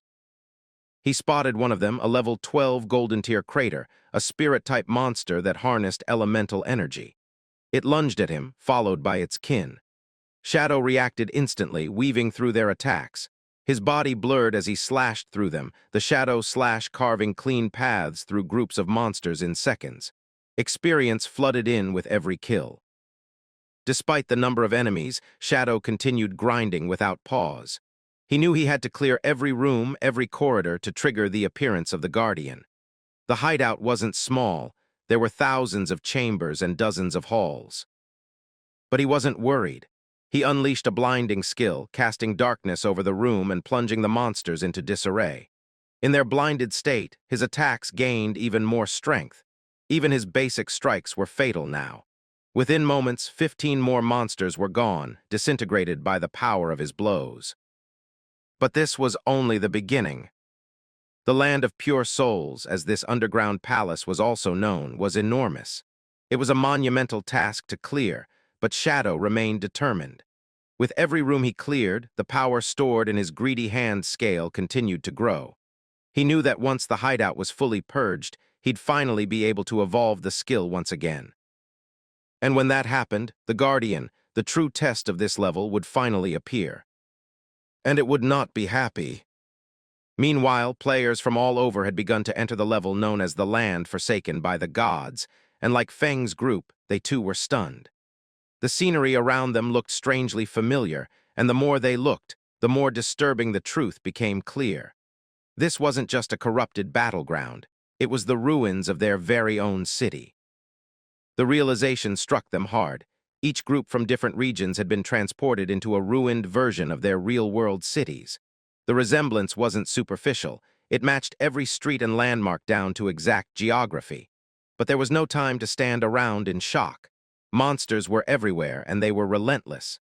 The only way to survive was to run or fight, and most opted for the former. The harsh reality quickly set in. There were no safe zones here.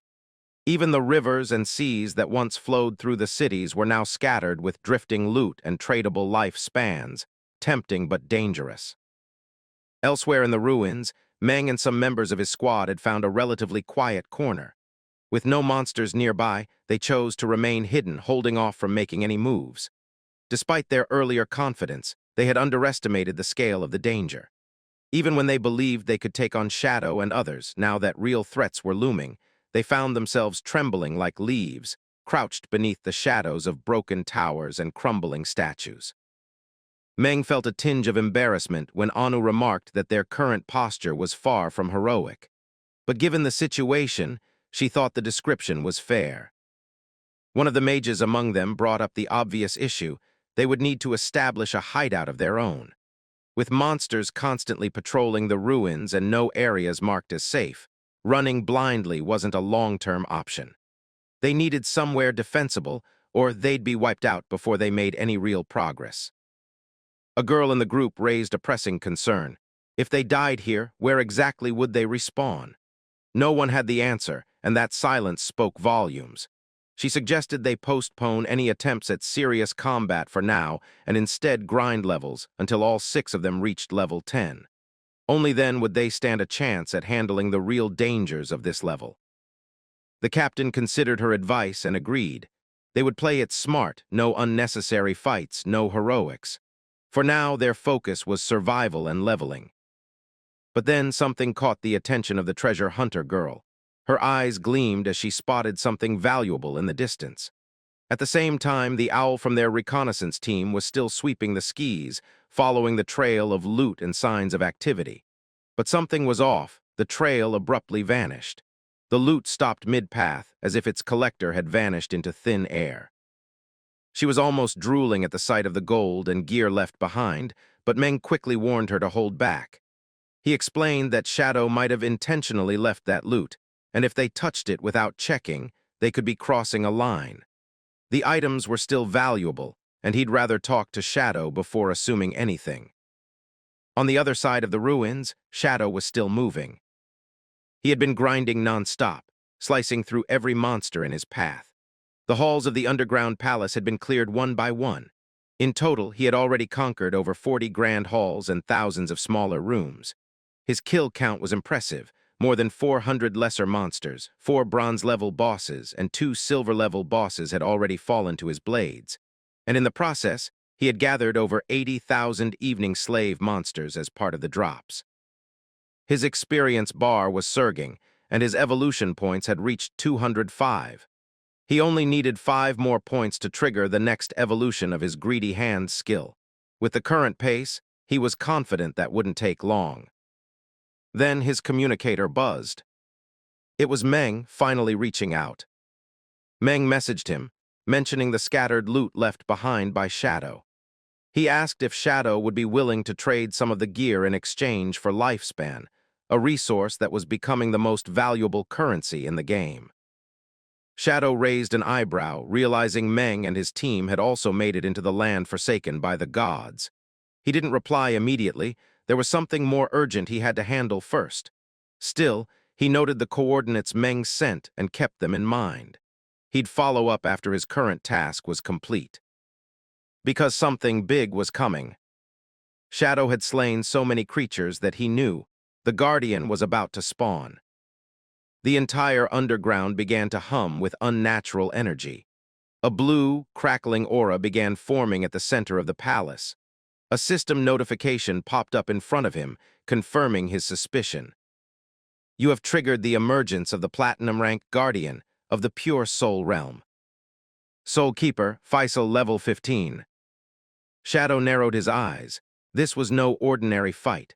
The monsters patrolling the ruins were already high tier, but this boss, this was something else.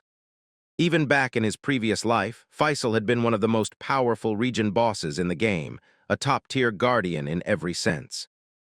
He remembered all too well how Faisal's 750,000 HP was split across 3 deadly phases. The Guardian specialized in lightning-based attacks, and his single-target burst damage had been enough to obliterate even the tankiest warriors in a full golden set. Now Shadow would face him alone. And this time, he wasn't just fighting for gear or experience.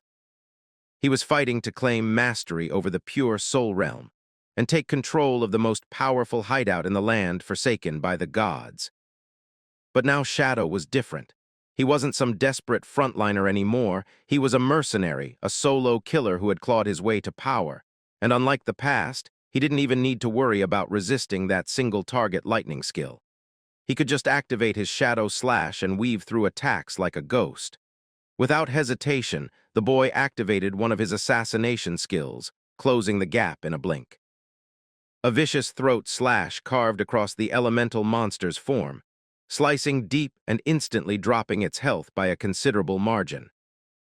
The elemental beast shrieked in rage, summoning a lightning-forged spear and hurling it with force toward him, intent on turning Shadow to ash.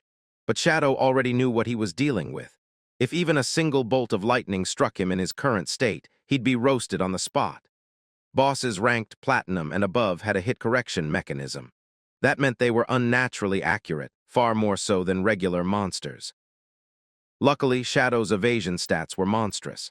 With a 75% dodge rate stacked by his Shadow evasion ability, most monsters couldn't even land a hit on him. And among the few that could, even same-rank enemies only had a 25% hit rate.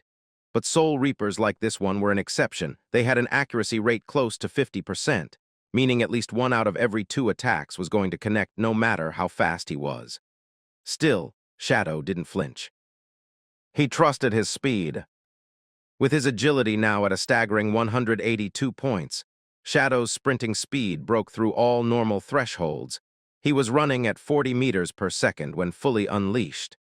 If he kept his eyes sharp and tracked the incoming bolts carefully, even the most accurate lightning strike could be dodged. Back in his past life, he had fought this very boss alongside a full guild and barely survived with the help of a master tactician and luck that wasn't even his. But this time, there was no luck involved. No support, no distractions, just him. And Shadow was determined to take down the monster solo using every assassination technique at his disposal. No delays, no hesitation, no chances given. Each skill he used cut deeper into the monster's health pool. Blessed Liberation, Throat Cut, Shadow Slash, and Poison Blade were stacking deadly effects together. The sheer pressure of his assault brought the Guardian down by a staggering 250,000 health points already, forcing the creature to shift into Phase 2. The monster roared as its body turned into a swirling sphere of thunder and lightning, entering an invincible state. Shadow knew exactly what this meant. Phase 2 had begun, and the only way to proceed was by eliminating the 3 lightning orbs floating above the battlefield. If they weren't taken out quickly, the boss would go berserk. He remembered it all too well. During his first run in his past life, the entire party had been wiped out in seconds when the boss entered this frenzy mode. And back then, it was his own sister who had completely frozen in panic, throwing a tantrum mid-fight. She insisted she didn't want to play anymore because she thought she was going to die. But ironically, when she sat out the next attempt, the team managed to beat the boss easily. It was only after the victory that they realized the biggest bottleneck to their success had been his sister's constant complaining and lack of contribution. This time, there was no such baggage.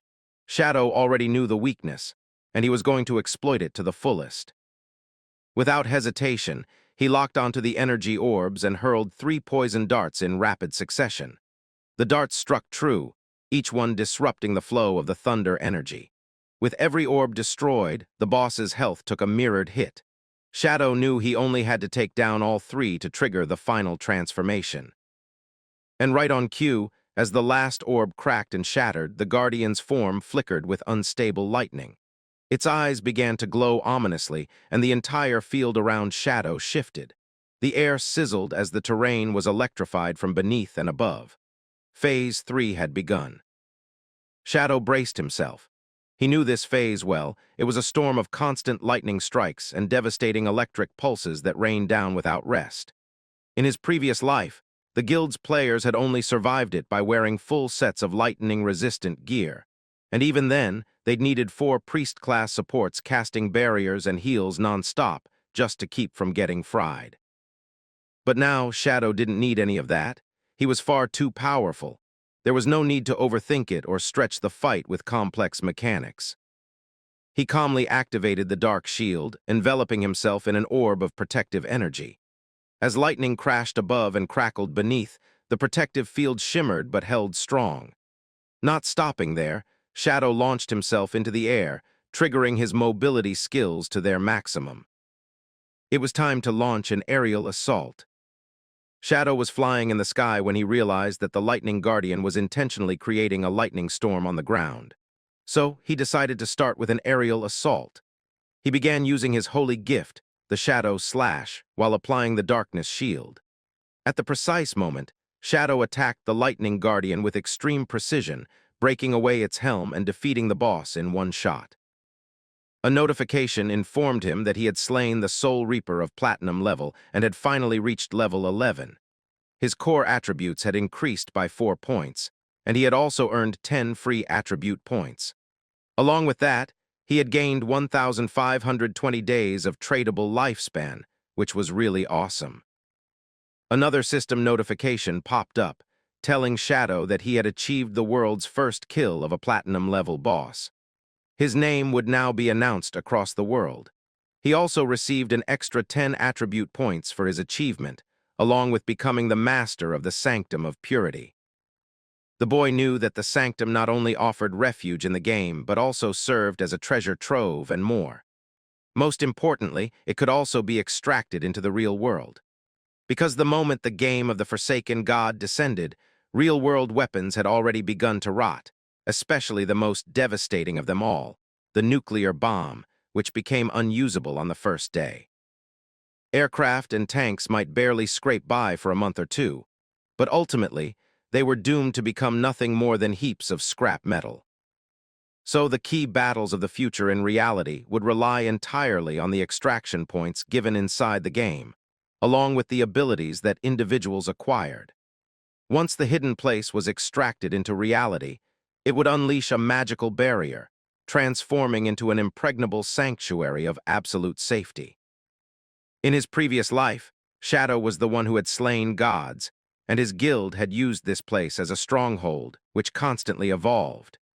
Even though there were countless joyful memories, he had also witnessed the relentless flow of blood from people entangled in their own schemes and rivalries. This time, Shadow was determined not to take the same path again. He would grow on his own until he reached the peak, before thinking about anything else. As the scene shifted, we came to a dark forest where a giant bear-like monster was hunting someone with a massive 2-handed axe. A team, including the dumb sister and someone else, was tackling the boss. The man told her to get away, but she kept screaming and didn't move out of the monster's path. Without a second thought, she was split in half and teleported back to the safe town. A notification informed her that she had met her demise and had lost 14 years of her non-tradable lifespan, along with 2 days of tradable lifespan. The dumb girl couldn't believe that she kept dying again and again. On the other hand, the man was furious at the healer for not even being able to dodge an attack from a high-level boss wielding such a massive axe. But Zhao was on another level. She believed she had made no mistake and that it was the tank's fault.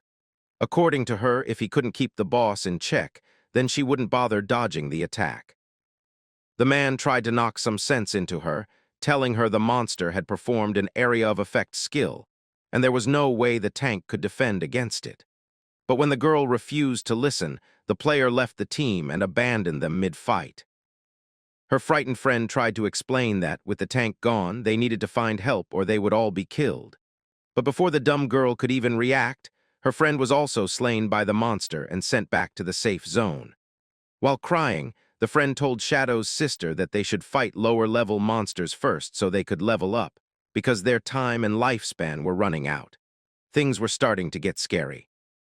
Before they could even get up from the safe zone, a global notification popped up, announcing that player Shadow had achieved the world's first kill of a platinum-level boss, earning 10 points of reputation along with multiple other rewards. All the adventurers couldn't believe this achievement. It was insane. While they were barely surviving on the mainland, Shadow was already soloing into the next city without any help. They all wondered what Shadow's true identity really was. Meanwhile, the dumb sister hadn't even entered the silver level, while Shadow was already slaying platinum-level bosses. She still thought others were weak, and that none of it was her fault. But she knew that even taking down a silver boss was a huge struggle, and she wanted to know how Shadow was able to score the first kill on a platinum-level boss. The scene shifted back to the sanctuary, where Shadow was analyzing his stats, realizing that after defeating the Guardian, he had leveled up to 11. After reaching level 10, each upgrade gave a dazzling 4 attribute points, along with 10 free attribute points. He was distributing all his points to agility because, as long as his agility was high enough, combined with unlimited invisibility, he could achieve flawless victories against many bosses.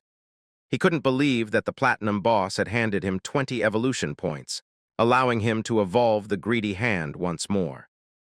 Shadow decided to spend 210 evolution points on the greedy hand, upgrading it into a legendary tier assassin skill with a 500% chance of gaining a high-level item. The skill also now had a passive effect, granting him an inventory with 100 space slots. Loot items had increased from 3 to 5, and the extra storage space was a massive bonus. Shadow's greedy hand was truly overpowered, and he had even gained an additional 100 evolution points from it. Now Shadow had 2 pieces of Samsung gear and a skill book for assassins, but his level wasn't high enough to use them.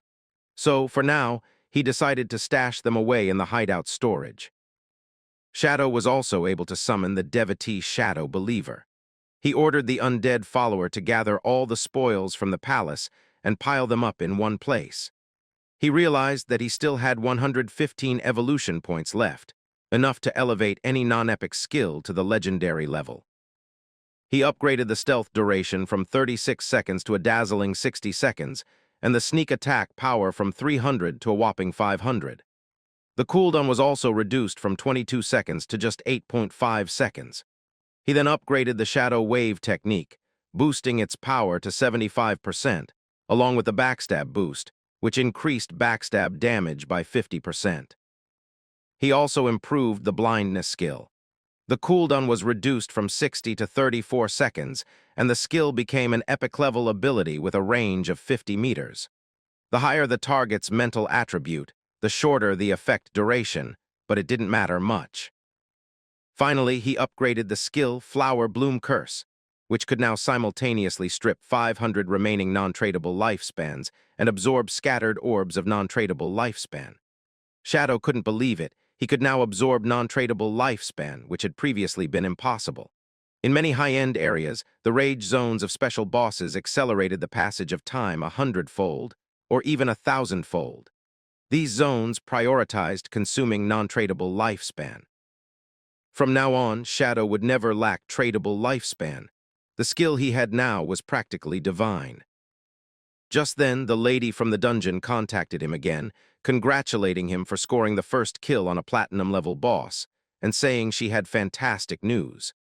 It was about Dongfang, who had finally logged off. She had heard that their family was gathering at a fancy restaurant and had acquired a large amount of lifespan. They were gearing up to bring it into the game to boost their combat power. The lady told Shadow that he absolutely had to take Dongfang down, or else they were toast. But Shadow told her not to worry at all. He immediately cut the call while collecting all the loot gathered by the undead devotee. After stashing all the items, he still had half the space left in his 100-slot greedy hand backpack. He decided to go and find Meng so he could sell everything to them. The scene shifted to evening. Anya was surprised to see Shadow coming their way. She started running toward him with some flirty gestures, but Shadow immediately stopped her, telling everyone that the old rule still stood. He was the one to set the price, and if they didn't like it, they were free to walk away. He had around 30 items that were ordinary and bronze level, basically trash, so he gave a flat price of 950 days to the lady. It sounded fair. With Shadow's handprint still on her cheek, she told him the items they had picked up earlier were already estimated to be worth over 1,000 days, so she was ready to give him a clean 2,000 days. Shadow was happy with the deal and informed her that the other batch included silver, gold, and platinum tier items, and their total value had skyrocketed to a staggering 18,000 days of tradable lifespan. The lady couldn't believe he already had platinum-level gear when she was stuck with just one piece of gold gear. She was shocked that he was willing to give away the platinum gear so casually, but it worked out for her too. Thanks to Shadow, the police department's development was now skyrocketing, and she thanked him profusely. But Shadow remained calm, telling her he was just lending a hand. Black Plum noticed Shadow had so many inventory slots and joked that he must be some kind of robot with unlimited pocket space. Shadow ignored the question and told the ladies that their backpacks must be bursting. He advised them to check beneath the statue in the heart of the city ruins for something special, and then head to the teleportation array in the humble little town. However, he warned them that going back the first time would cost them 500 days of their lifespan, though returning would be free, so they needed to weigh their options wisely. For the lady, this was great news. She told her team that Shadow must be someone who had reincarnated. Otherwise, he wouldn't know such a secret piece of information. But Meng wasn't convinced and told her to stop acting like that, admitting he was getting scared now. Anya, however, had a naughty idea. She wanted to seduce Shadow and extract some vital information from him. As the scene shifts, we see that Shadow was walking away from the team, opening his system window and deciding to use his lifespan to extract his powers into the real world. He accessed the level synchronization panel and chose to use his profession enhancement so that his real-life level and in-game level could be perfectly synchronized. He spent over 27,000 days of his lifespan to complete the synchronization. Now it was time for his skill extraction. He had previously extracted the Shadow assassination technique, but it was only at level 1. This time, he wasn't just leveling up the Shadow skill, but also extracting more abilities. He spent approximately 2,000 days to max out Shadow assassination, along with investing 900 days to extract Backstab Boost and 1,000 days to unlock the Greedy Hand in real life. Last but not least was the Slash attack, which was unlocked after 3,200 days, along with Phantom Shadows and Curse of Blossoms, which together cost Shadow over 20,000 days of tradable lifespan. His extraction synchronization was complete, and now he had over 7,500 days of tradable life remaining. Next up was gear extraction. After spending 3,600 days, he extracted the golden tier boots of invisibility, along with the devotee pendant, which cost another 3,394 days. The devotee pendant was important because it reduced cooldown times and could summon silver-tier undead believers, who were practically invincible in reality for now. With a single wave, Shadow had wiped out his entire fortune, leaving him with just 486 days of tradable lifespan left. But now, his real-life skills had nearly caught up to his in-game progress. He still needed to earn a bit more lifespan so that the next time he logged off, he could fully sync up. After deciding this, Shadow logged out and returned to the original body of the boy. He knew that his sister knew his address, so it was best to skedaddle from here for safety, especially with that rich lady also trying to kill Feng. He knew that extracting the land of purity into real life would cost him more than 1,300 days of tradable lifespan. So until then, he needed to find a temporary place to call home where no one could find him. Shadow decided to activate his skill along with the greedy hand, using the inventory space provided to store all the belongings in his house. After packing was done, Feng realized how handy the space from the greedy hand really was. Everything he owned had gone straight into his pocket. After everything was packed, Feng jumped out the window and decided to head toward the Dongfang family. He had decided to end their lives in reality for good. In the future, that neighborhood was going to stretch over 15 kilometers. Covering that distance was not hard for Shadow. At the speed he was going, it would only take him 10 minutes to reach the place where the family was gathering. The scene shifted to the restaurant where the Dongfang family had assembled. A meeting was underway among various individuals discussing the realization that abilities and lifespan gained in the game could impact the real world. It was seen as a colossal opportunity for the Eastern faction, as their company had done remarkably well this time, establishing a foothold in the game. Meanwhile, Dongfeng was telling his grandfather that this was all part of what he should be doing, and even the old man was pleased with his grandson's growth. This time, they had acquired a massive amount of tradable lifespan to buy gear and skill books. Their goal was to level up all the core family members to level 10 at lightning speed, allowing them to seize the upper hand and expand the family's influence in the real world once again. With the right development, the Eastern family was destined to become a dominant force and ultimately establish a realm filled with wealth. But on the inside, Dongfeng wasn't so innocent. He secretly hated his grandfather, thinking the old man was already half buried in the ground yet still clinging to the chieftain's throne that he wanted for himself. Once he caught Shadow, he planned to squeeze all his secrets out of him, then use him to earn extra lifespan, perhaps even by assassinating his own grandfather. Dongfeng believed that when he reached the top of the leaderboard, all the others would perish.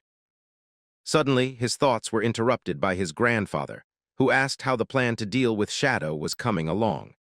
Dongfeng replied that he had found a reliable woman to fish out Shadow's identity, and news would be coming very soon.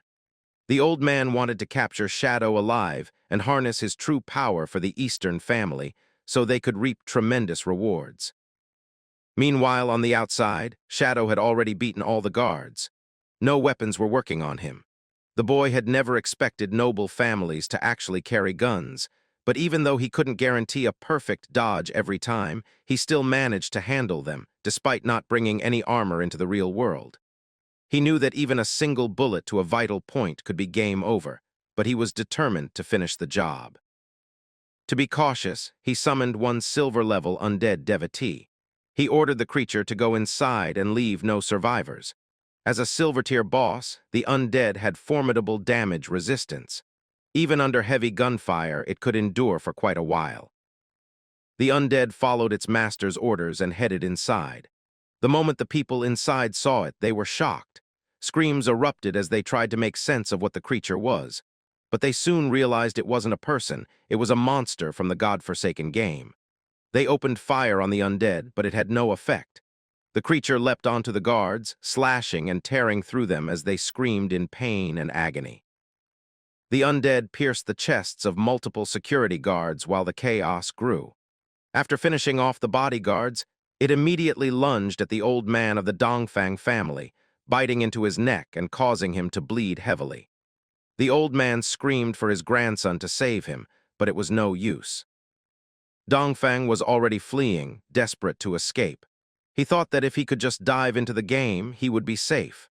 As long as he leveled up to 10 and extracted his powers into reality, no one would be able to threaten him. But as he looked ahead, he saw someone radiating an intense aura, becoming invisible in front of his eyes. In that moment, Dongfang realized that the figure before him was none other than Shadow himself, come to assassinate him. Before Dongfeng could react, Shadow struck.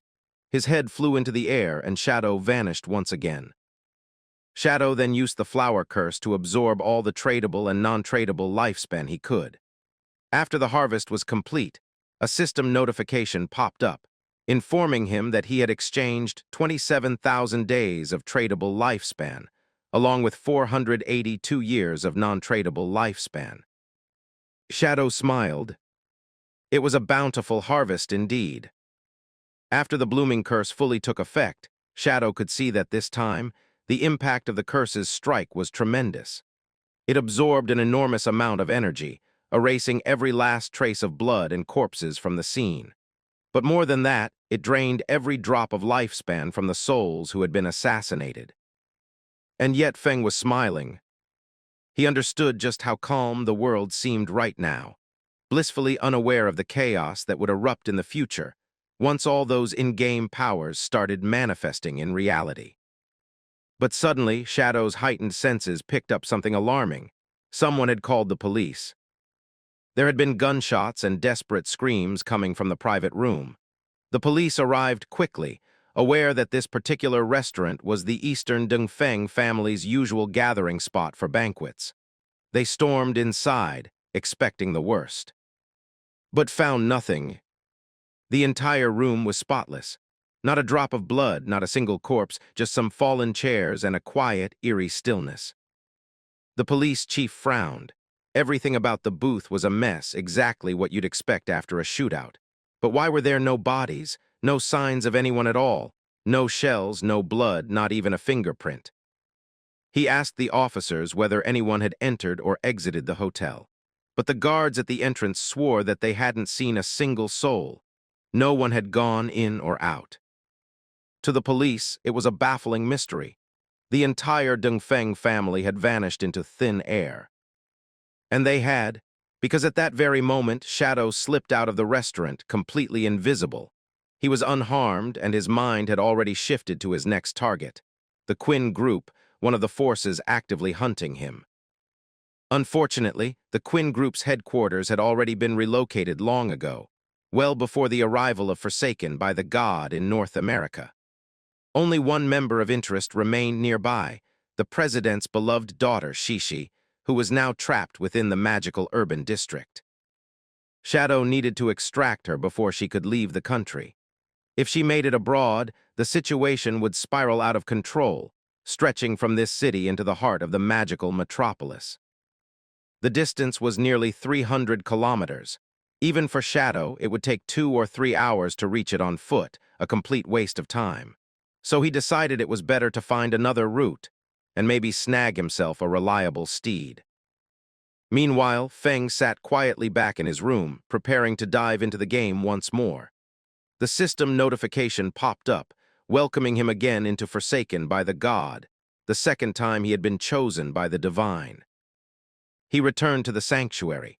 From there, he could sense silver and gold tier bosses still lingering in the ruins nearby. It was worth trying to farm them, after all, extra experience never hurt. Just then, Eniu contacted him. She had good news.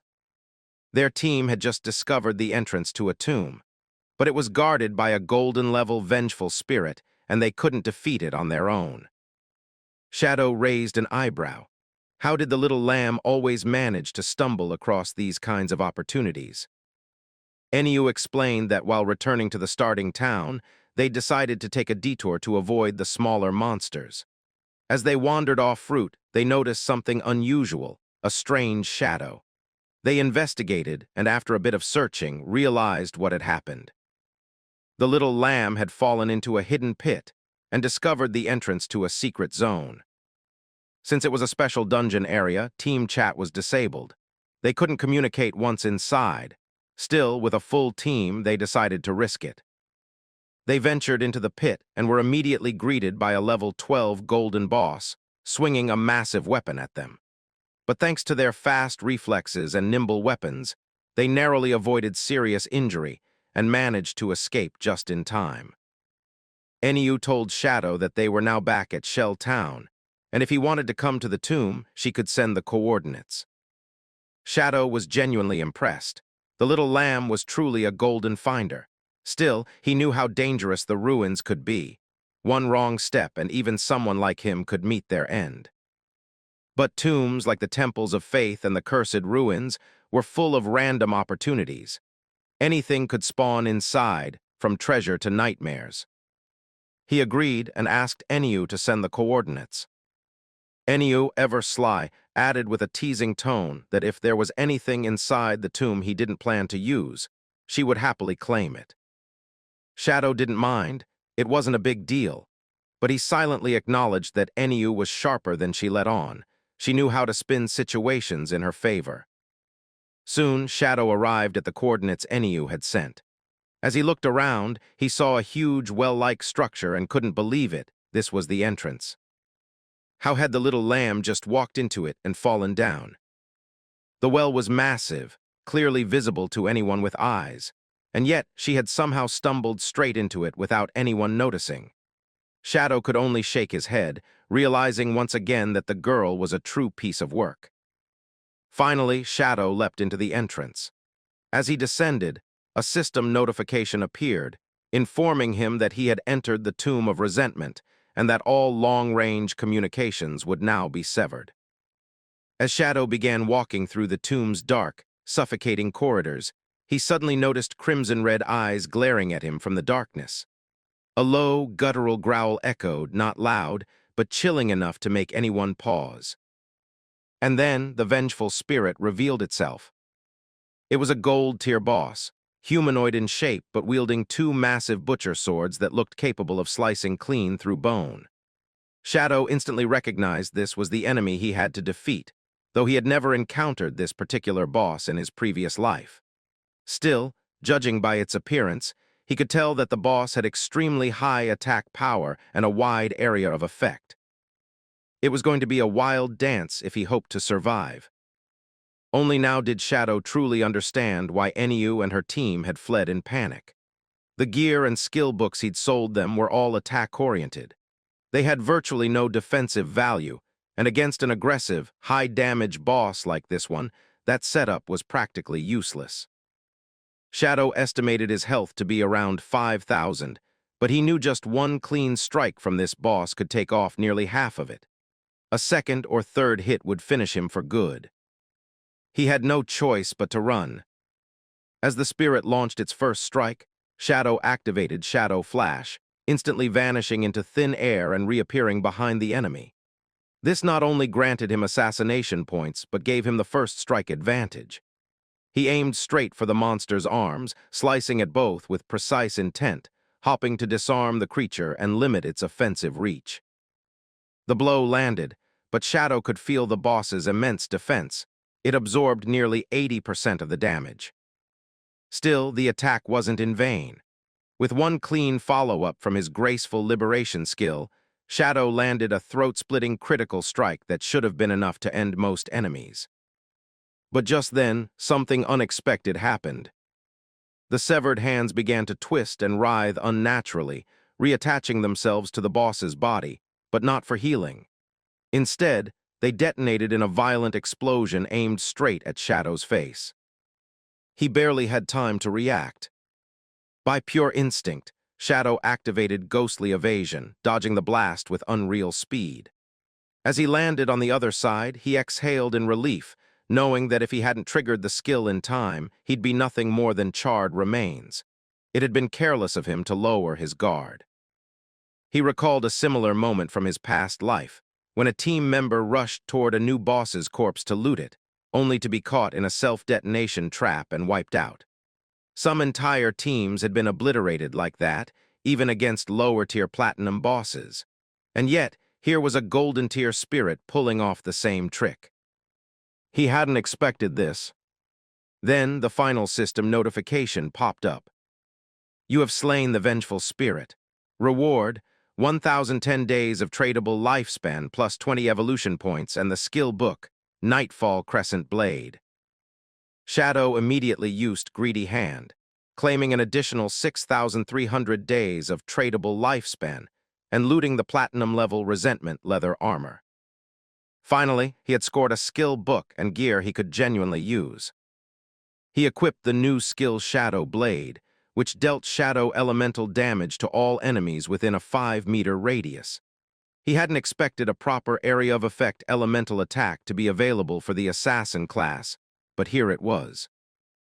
When it came time to assign his attribute points, Shadow placed them into Spirit, knowing that for his current build, Spirit was far more valuable than raw strength. Then came the gear evolution. He used his evolution points to raise the Nightfall Crescent Blade from Platinum to Epic tier. With the upgrade, its attack range expanded from 5 meters to 12 meters. Now, it dealt explosive shadow damage over a wide area, peaking at over 1,300 points per hit. Even Shadow was surprised by the leap in output.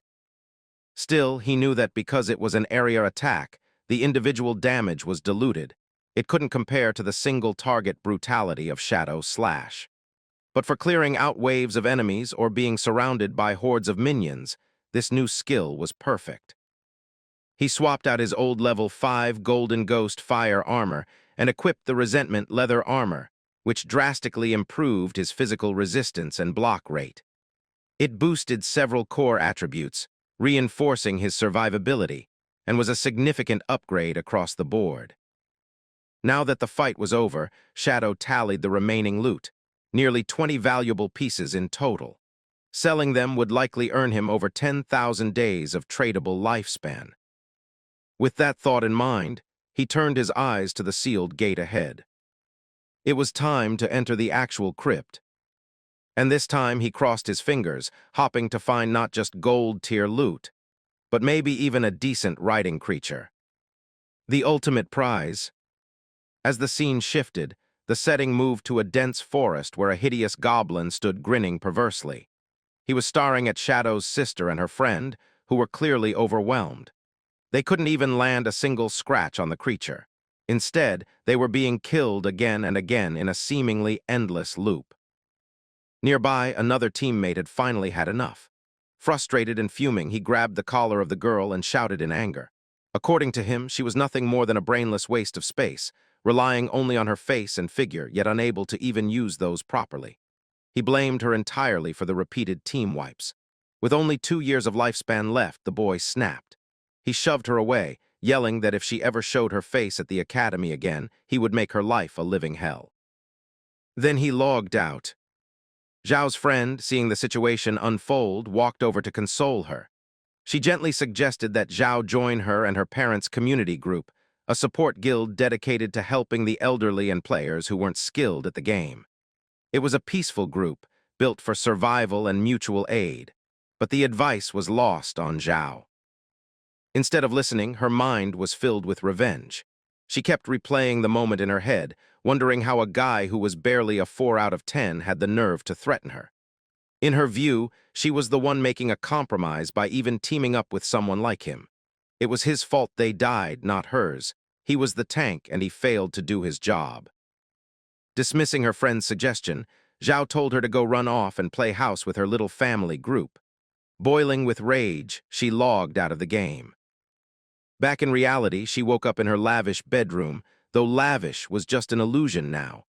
The house was under debt, and the luxury felt hollow.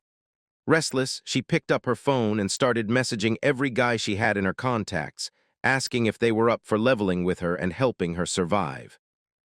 But every message she received was the same. The boys were only interested if she offered something in return, something physical. They were playboys, waiting to take advantage of her if she let them. It infuriated her. Still, Zhao wasn't ready to give herself up so easily. She tried a different angle with one of them.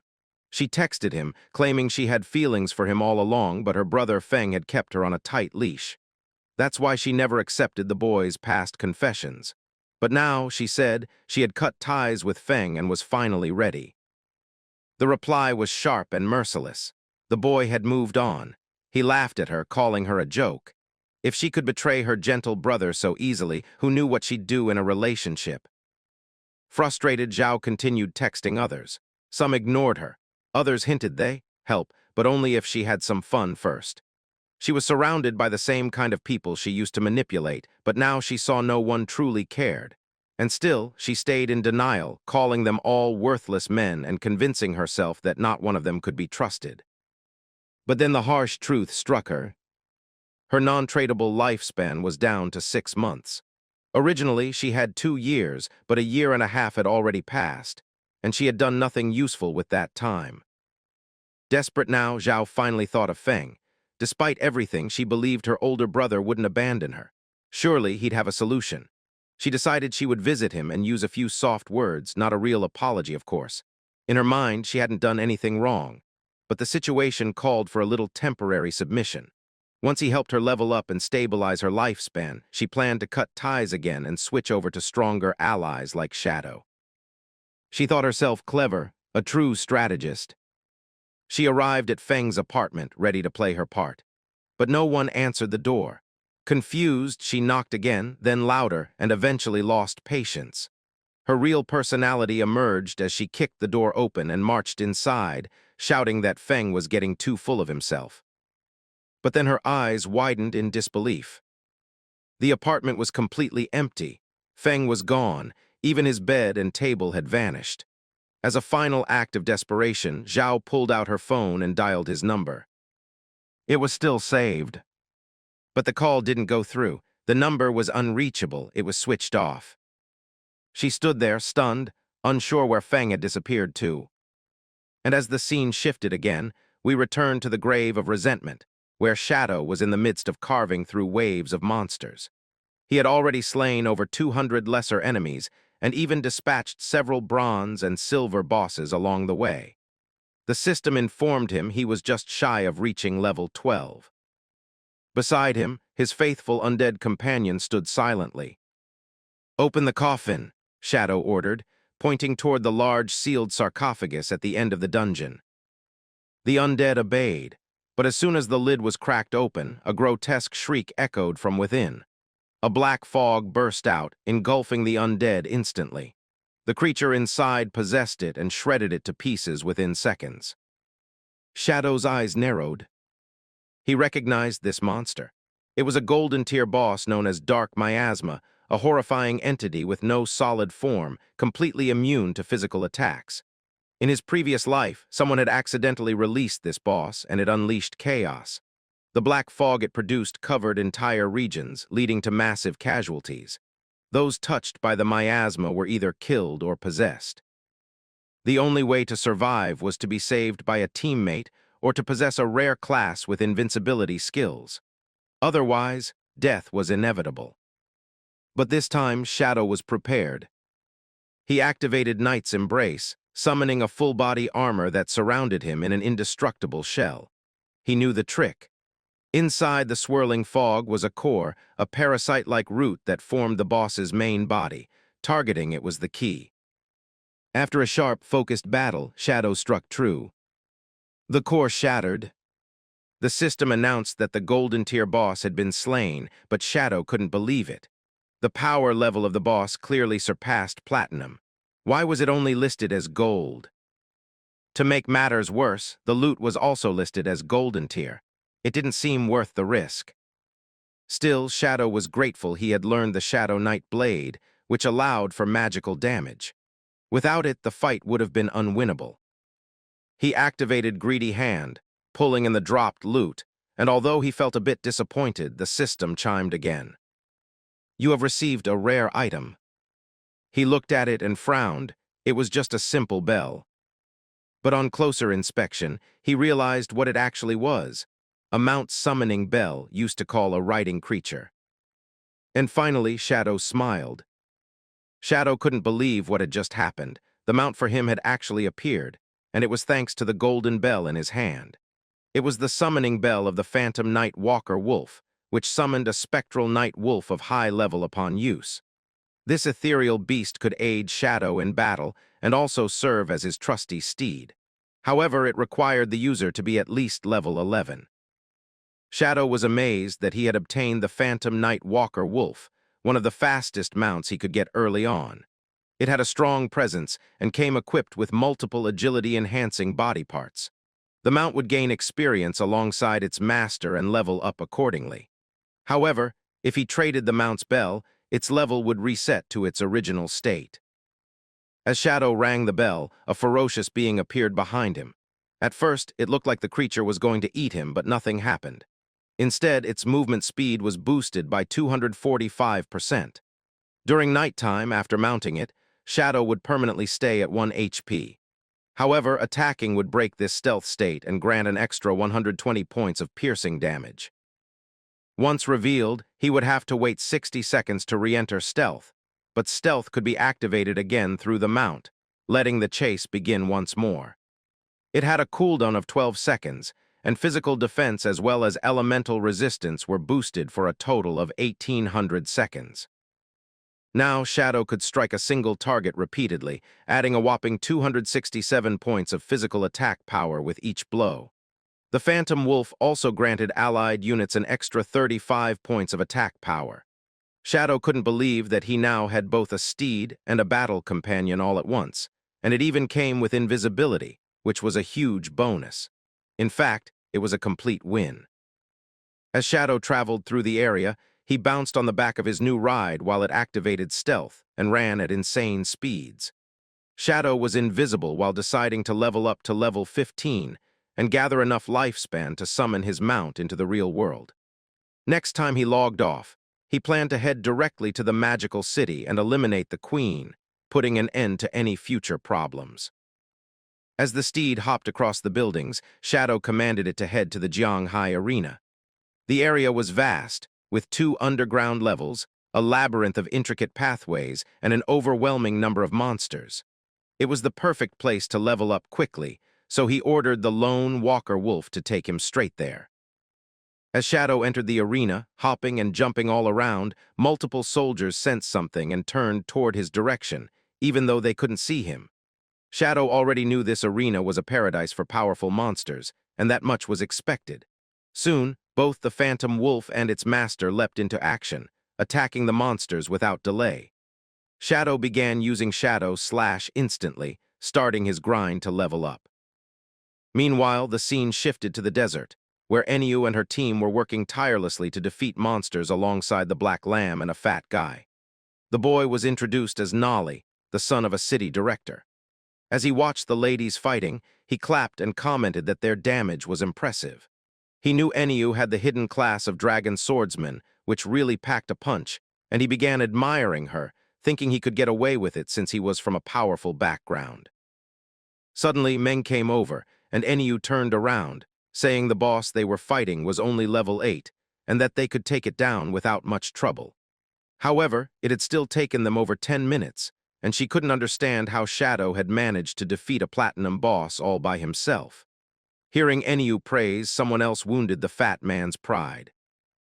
He immediately spoke up, claiming that Shadow was just a sleazy assassin who only sneaked around to attack bosses from behind, someone destined to never see the spotlight. The fat man believed that since Enyu didn't have much financial backing, with his status as a second-generation official, he could easily capture and keep her. But then Enyu spoke up, telling him that as a marksman, he should know it's easier to wear down a boss first before going all in, rather than charging recklessly. Her words hit the fat man's pride again, and he said he was a person of integrity and not like Shadow, who stooped to such low tactics. He even claimed he had heard that the shadowy menace was a notorious and bloodthirsty person in real life. Still, he said he knew someone in the police who played the game and had level 3 stealth detection. With that person's help, he suggested they devise a plan and set up a trap to uncover Shadow's real identity. Once exposed, they could take control of him, since such a person could only be safely used for official purposes. Otherwise, issues like Song and the Dongfang family would keep cropping up. The fat man asked Enyu whether they were really expected to keep cleaning up these kinds of messes every single time. But honestly, wasn't that the job of the police, even outside the game, instead of relying on an assassin? Both Feng and Enyu looked at him and burst out laughing. They told the fat man that it wasn't Shadow causing the mess. Rather, it was the police who had asked Shadow to clean up their mess. He was the only one who could ensure the official alliance remained stable through his own strength. So the fatty could just kiss it and get over it so they could team up with Shadow. Like, who did he think Shadow was? He had the global first kill of both the Golden Boss and the Platinum Boss, and that too solo. With someone at that level, if they couldn't bring him in for collaboration, there was no way they could ever cross him, especially since they didn't know anything about the game, while Shadow seemed to know quite literally everything. They started laughing, asking the fatty if his brain had been devoured by a crawler or some zombie because he clearly couldn't think straight. And even though the boy was a second gen, he couldn't stop the insults from flowing due to the dumb things he had just said. Despite his background, Enyu didn't hold back either, roasting him further by asking if being a second-generation rich kid meant he didn't need a brain. Hearing all this, the fatty was nearly in tears and decided he would take revenge on Shadow, even though Shadow wasn't even involved in this conversation. He thought that as long as anti-stealth levels could keep up with Shadow, he wouldn't need to worry about controlling him. Suddenly, the fatty started dancing, telling the officers that without any connections, they actually dared to scold him, and now it would come back to bite them. He told Enyu to wait and watch while he handled everything, believing he could bring Shadow to his knees and make him beg for forgiveness, though he didn't even know what for. But he was instantly ignored by Feng and Enyu, who wondered what loot they had missed because of the fatty's interruption. Enyu told Feng that they missed a piece of golden gear for the priest, a silver item, and a skill book. Still, she kept talking about Shadow because he always dropped loot like a king. They all knew that Shadow must have snagged a handful of golden treasures, or maybe even some platinum ones by now. The lady wondered how many bosses their boy had actually taken down. Maybe treasure hunting was his real talent, because it seemed like all the good stuff had been looted from treasure chests. But Feng was thinking about something else, while the fatty kept dancing, telling Captain Enyu that while it might sound like overthinking, he was still really worried. As they started paying attention, Feng asked Enyu if she had heard about the hotel case involving the mysterious mass disappearance of the Dongfang family during their gathering. Even though Feng didn't want to believe it, he wondered if Shadow was behind it. And if it were true, should the officers really keep helping him clean up? After all, they barely understood Shadow's personality and were afraid that he might turn out to be a truly dangerous criminal in real life. Enyu also knew about the case. It was getting a lot of attention from higher-ups, and everyone was speculating whether it was connected to Shadow. But as of now, there wasn't a shred of evidence to prove his involvement. Still, even if the case really was Shadow's doing, the lady chose to stick with him and keep their collaboration going. She said that even if the higher-ups refused to clean up after him, she would personally wipe his behind. This was Sleazy Lions. Feng couldn't understand why the girl was so obsessed with Shadow. Hearing this, the ladies laughed and said there wasn't a single woman in the game who wouldn't want to give Shadow at least a little attention. Just then, another officer came running toward the group, telling Enyu they had discovered an area ahead that looked like an arena, but all the creatures inside were already dead, and the ground was littered with corpses. They wondered what kind of powerful team could wipe out all the monsters inside. The lady didn't even respond properly. She just waved her hands and told them to check it out. As the scene shifted, they entered the arena, and as soon as they did, they saw a large amount of loot scattered everywhere. It was insane. There must have been hundreds of monsters, judging by the loot. The officers were amazed, wondering what kind of team could be this strong. But Enyu told them straight up that it had to be Shadow. If they looked around, they might even run into him. Still, the fat man asked what gave her the confidence to say that. Another dumb question. Enyu told him with an annoyed face that Shadow was at the top of the leaderboard and the official police team ranked just behind. If the police couldn't pull this off, then it had to be Shadow. But now the fatty's ego was involved. He said that even he had invisibility and could do the same thing, though it would just take more time. Enyu ignored him entirely and messaged Shadow directly, asking if he was still around. After clearing out so many monsters, he must have had a ton of extra gear and skill books. She told him they wanted to buy the leftovers for a good price. Suddenly, Shadow became visible again, and he was standing right behind the fatty, who had been insulting him non-stop. Shadow's phantom wolf was glaring at the man, as if ready to devour him whole. The fatty immediately collapsed on the ground, unable to hold himself together. Out of sheer fear, he wet himself, producing a large puddle of golden liquid and utterly embarrassing himself. On the other hand, Enyu was surprised, wondering how Shadow had managed to get a mount, and more importantly, where she could get one too. But the boy didn't reveal anything. He simply thanked the lady for the coordinates she had given him for the grave. He especially thanked Little Black for such valuable information. This time, Shadow got straight to the point, asking Nolly if they were going to make a deal for all the items lying around like they always did, and if not, they could leave.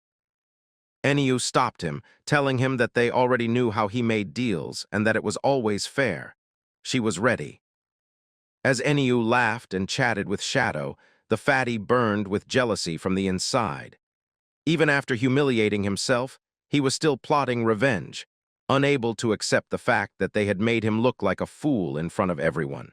We see that Shadow was going away after making the deal, still invisible and riding his trusty wolf. Now, he had a tradable lifespan of 245 years and 255 evolution points. He had cleared out the ruins of the arena and scored a decent gold-level skill book with a skill named Silent Whale. With it, Shadow could enter stealth mode right where he stood, and as long as he didn't attack or move, he would remain hidden indefinitely. But the moment he launched an attack, it would deal an extra 300 points of piercing damage. It had a cooldown of 120 seconds and required level 13. The skill not only enhanced his stealth, but what was even more incredible was that if it were used in real life, combined with the invincible state from the game, it could let him vanish completely from reality without doing anything. And since evolving this skill to Epic didn't cost many points, Shadow decided to go for it. He spent 11 evolution points to increase the skill level from Gold to Epic, raising the damage from 300 to 800. Since he still had points left, Shadow decided to evolve some other skills while riding. He consumed 34 more evolution points to upgrade Venomous Poison to Epic Level 2. Its range extended from 17 meters to 20 meters, and it now additionally inflicted the Toxic Asterisk status. The skill dealt ongoing damage with no weakness bonus, lasting for 5 seconds and could not stack. Upon hitting, it added 400 points of attack damage with 100% damage per second. Shadow also used 200 evolution points to upgrade the Gift of Liberation to Epic Level 2. Its base attack bonus increased from 200% to 300%, and it granted a double damage multiplier on weak points. Activating the skill allowed his next attack to deliver a devastating throat slash effect, inflicting 200% of the attack's damage per second for 3 seconds. Its cooldown was also reduced from 22 seconds to just 9.7 seconds. Now, Shadow understood just how powerful mythical skills really were. Except for certain special monsters, every enemy he encountered felt like a breeze. So, he knew it was time to start targeting bigger enemies to ensure he still got good loot. He also decided to check out the necklace he got from the Trickster. It was the Trickster Pendant, an assassin-class accessory. It gave a physical attack bonus of 45 points, along with plus 20 to Strength and plus 20 to Constitution. It required level 13 and had a unique effect on the user's health level. Shadow knew that, with his combined skills and gear, he had now achieved level 4 stealth. At this stage, no one could even hide from him. With the Shadow Wheel technique, his evasion skyrocketed to 83%. His entire assassin gear boosted his physique and spirit by 5 points each, and his dodge rate increased by a whopping 32%.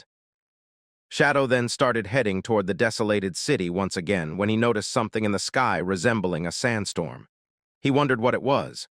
But then, it was revealed that an ugly-looking creature was standing on the roof of a damaged building, holding 2 massive axes, one in each hand. Shadow immediately realized that this creature was the Saint of Steel. He wondered who was bold enough to bring this boss out. Even in his past life, the Saint emerged amidst the city ruins, facing a staggering army of over 1,000 adversaries and racking up a total of more than 400,000 deaths without even getting scratched. In fact, the Saint of Steel was the guardian of a sanctuary called Church Haven, which was the second largest sanctuary in the ruined city. Originally, Shadow had planned to take down Queen before tackling this boss, but since it had already spawned, he thought he might as well claim it for himself now. Shadow turned invisible again and started moving toward the boss on his trusty steed. As he closed in, he saw many players already fighting it, but all of them were getting slaughtered again and again. They weren't able to inflict any damage at all. Their faces twisted in pain as they died repeatedly, teleporting back to the safe zone and losing precious life points. To Shadow, trying to challenge the Saint of Steel right now was ambitious, but also completely pointless. But suddenly he saw something that shocked him. There was a man running around on a mount too, and it was a white lion. Shadow immediately recognized the man. It was Chen, who possessed the hidden profession of Templar Knight. He was Shadow's old friend, a rival who had battled him for 9 long years without ever having a decisive winner. This person was cunning and wicked. Every time he was about to be defeated, he would always find some sneaky trick to escape unscathed. The Knight's Temple claimed victory, and in the previous life, the Steel Saint was taken down by Chen's guild. Thus, players had spread tales of the Western Slaying God and the Eastern Holy Temple. They each held dominion over the abandoned west of the city. Chen was hanging out in the eastern area, treating it like his own little paradise. When the Knight's Sanctuary Guild first started recruiting members, they made Chen sign an ironclad contract guaranteeing his safety. But the life tax rate skyrocketed to a staggering 50%. Most of the members became slaves to a few top-tier fighters in the guild. This was when Shadow understood the true reality of Chen. He was nothing but a life sucker. But Shadow really wanted this to happen because, this time, Chen wouldn't be able to escape at all. As the scene shifted, we saw everyone fighting the Saint of Steel while it continued damaging them without any remorse or guilt. But suddenly, right in the middle of them, came our boy Shadow. He used his assassination skill to eliminate all the players around him, taking them all down instantly. Chen, realizing his team had been decimated, immediately figured out it was Shadow. He said he knew all of Shadow's tricks and asked why Shadow had killed his people when they held no grudge against him. But Shadow calmly joked in front of Chen that he didn't like eating non-veg. Even before Chen could use any of his sneaky tricks, Shadow appeared behind him and used his assassination skill to drop him lifelessly. After everything was finished, Shadow used the Curse Blossom Flower to sap the life energy from all of them. Everyone was teleported back to the safe point, while Chen was left wondering why Shadow had targeted them out of nowhere. Suddenly, all his members started screaming because their tradable lifespans had hit 0. They immediately realized that this must have been Shadow's skill. So they decided to rally their forces and return to the location to fight Shadow with everything they had. But Chen started screaming at them, asking if they were out of their minds. According to him, they should head somewhere else, evolve, and reclaim the lost years of life. It was then we saw that even Shadow's dumb sister was part of the group. She was also being targeted, wondering why she ended up in the wrong place at the wrong time. Her lifespan was already running low. As the curse flower absorbed everyone, it showed their names to Shadow, and he realized his sister was among them. The boy realized that she had barely managed to hold on to any life, and it seemed she had reached the end of her rope. Shadow couldn't believe that she had joined the slave guild, giving away her life for nothing but a bunch of useless people. Just then, Shadow was attacked from one side by the Saint of Steel, but thanks to his insane dodging skills, he avoided the blade like it was nothing. The creature was actually shocked at how Shadow managed to dodge so easily. It swung both of its axes, trying to hit him, but Shadow already knew about its weakness. He knew that the Saint would only swing the lock blade in repetitive arcs, so he decided to target specific weak points with precision and range. He started using the Shadow Whale attack, which inflicted throat slash and unleashed a devastating burst of damage. After using the slash, the Saint of Steel was completely finished, with green liquid spurting all over the place. But then the creature revived itself, this time even more menacing. Its bottom half revealed multiple eyes that looked creepy, and now the Steel Saint had many hands. Shadow knew that the reason it became the Guardian lay in its terrifying second phase. After reaching half HP, the demon sealed within its body would awaken, and all damage it took would be reflected back at the attacker in equal measure.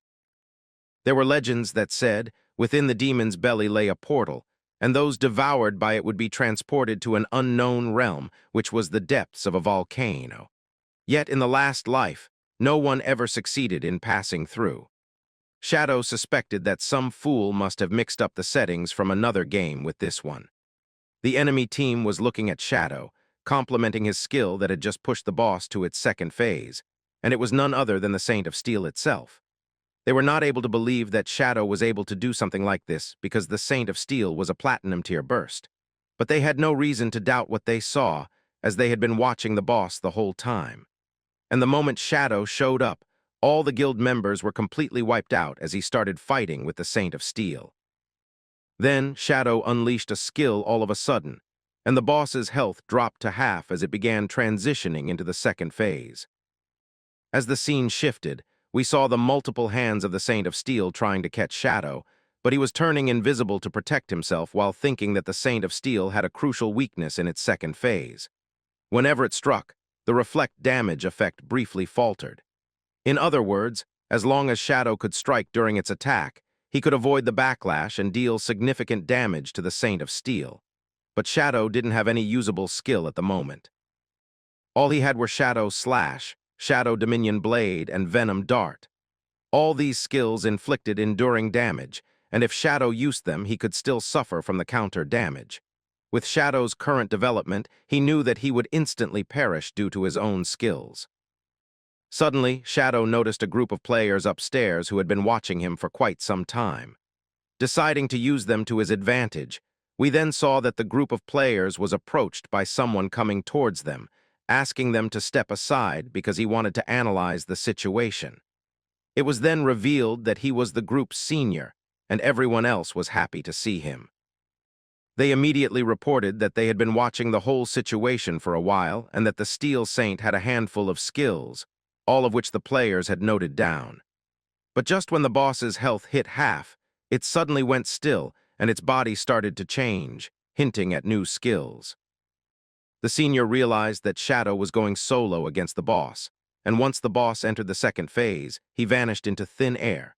But the girl thought that maybe Shadow was still fighting. The senior called out to the girl, asking her to unleash her crimson gaze to see if Shadow was still lingering anywhere. We come to know that the girl was a sensory type who could see invisible players. As she started activating her skill, a cute rabbit formed out of thin air and began running around. But since the rabbit was low level, it wasn't able to spot anything, and the girl assumed that Shadow was nowhere near the boss. But the senior was more cautious. He was still hearing clashes, so he knew Shadow hadn't left. If the rabbit wasn't able to detect him, it meant Shadow had an even higher stealth level than the girl's skill, resulting in level 4 invisibility. The senior jumped out of the building, deciding to join the battle, and told the girl to keep her eyes peeled. If Shadow returned at any time, she should shout out right away. We saw that the senior was excited, knowing that the Saint of Steel was a worthy opponent and would give him a lot of experience. But the other players realized the senior was asking for trouble, thinking he could take on a platinum-level boss one-on-one. Suddenly, one of the players recognized the senior. He remembered seeing him back in the starter town, where he had taken down a gold-level boss with a 100% success rate and without a scratch. It turned out the man was nicknamed Safety First in the game, and his profession was Soul Warrior. Whenever he attacked, he had a 100% flash dodge effect, which made him almost invincible. Since the name Safety First was a little odd, let's call him Senior Safety.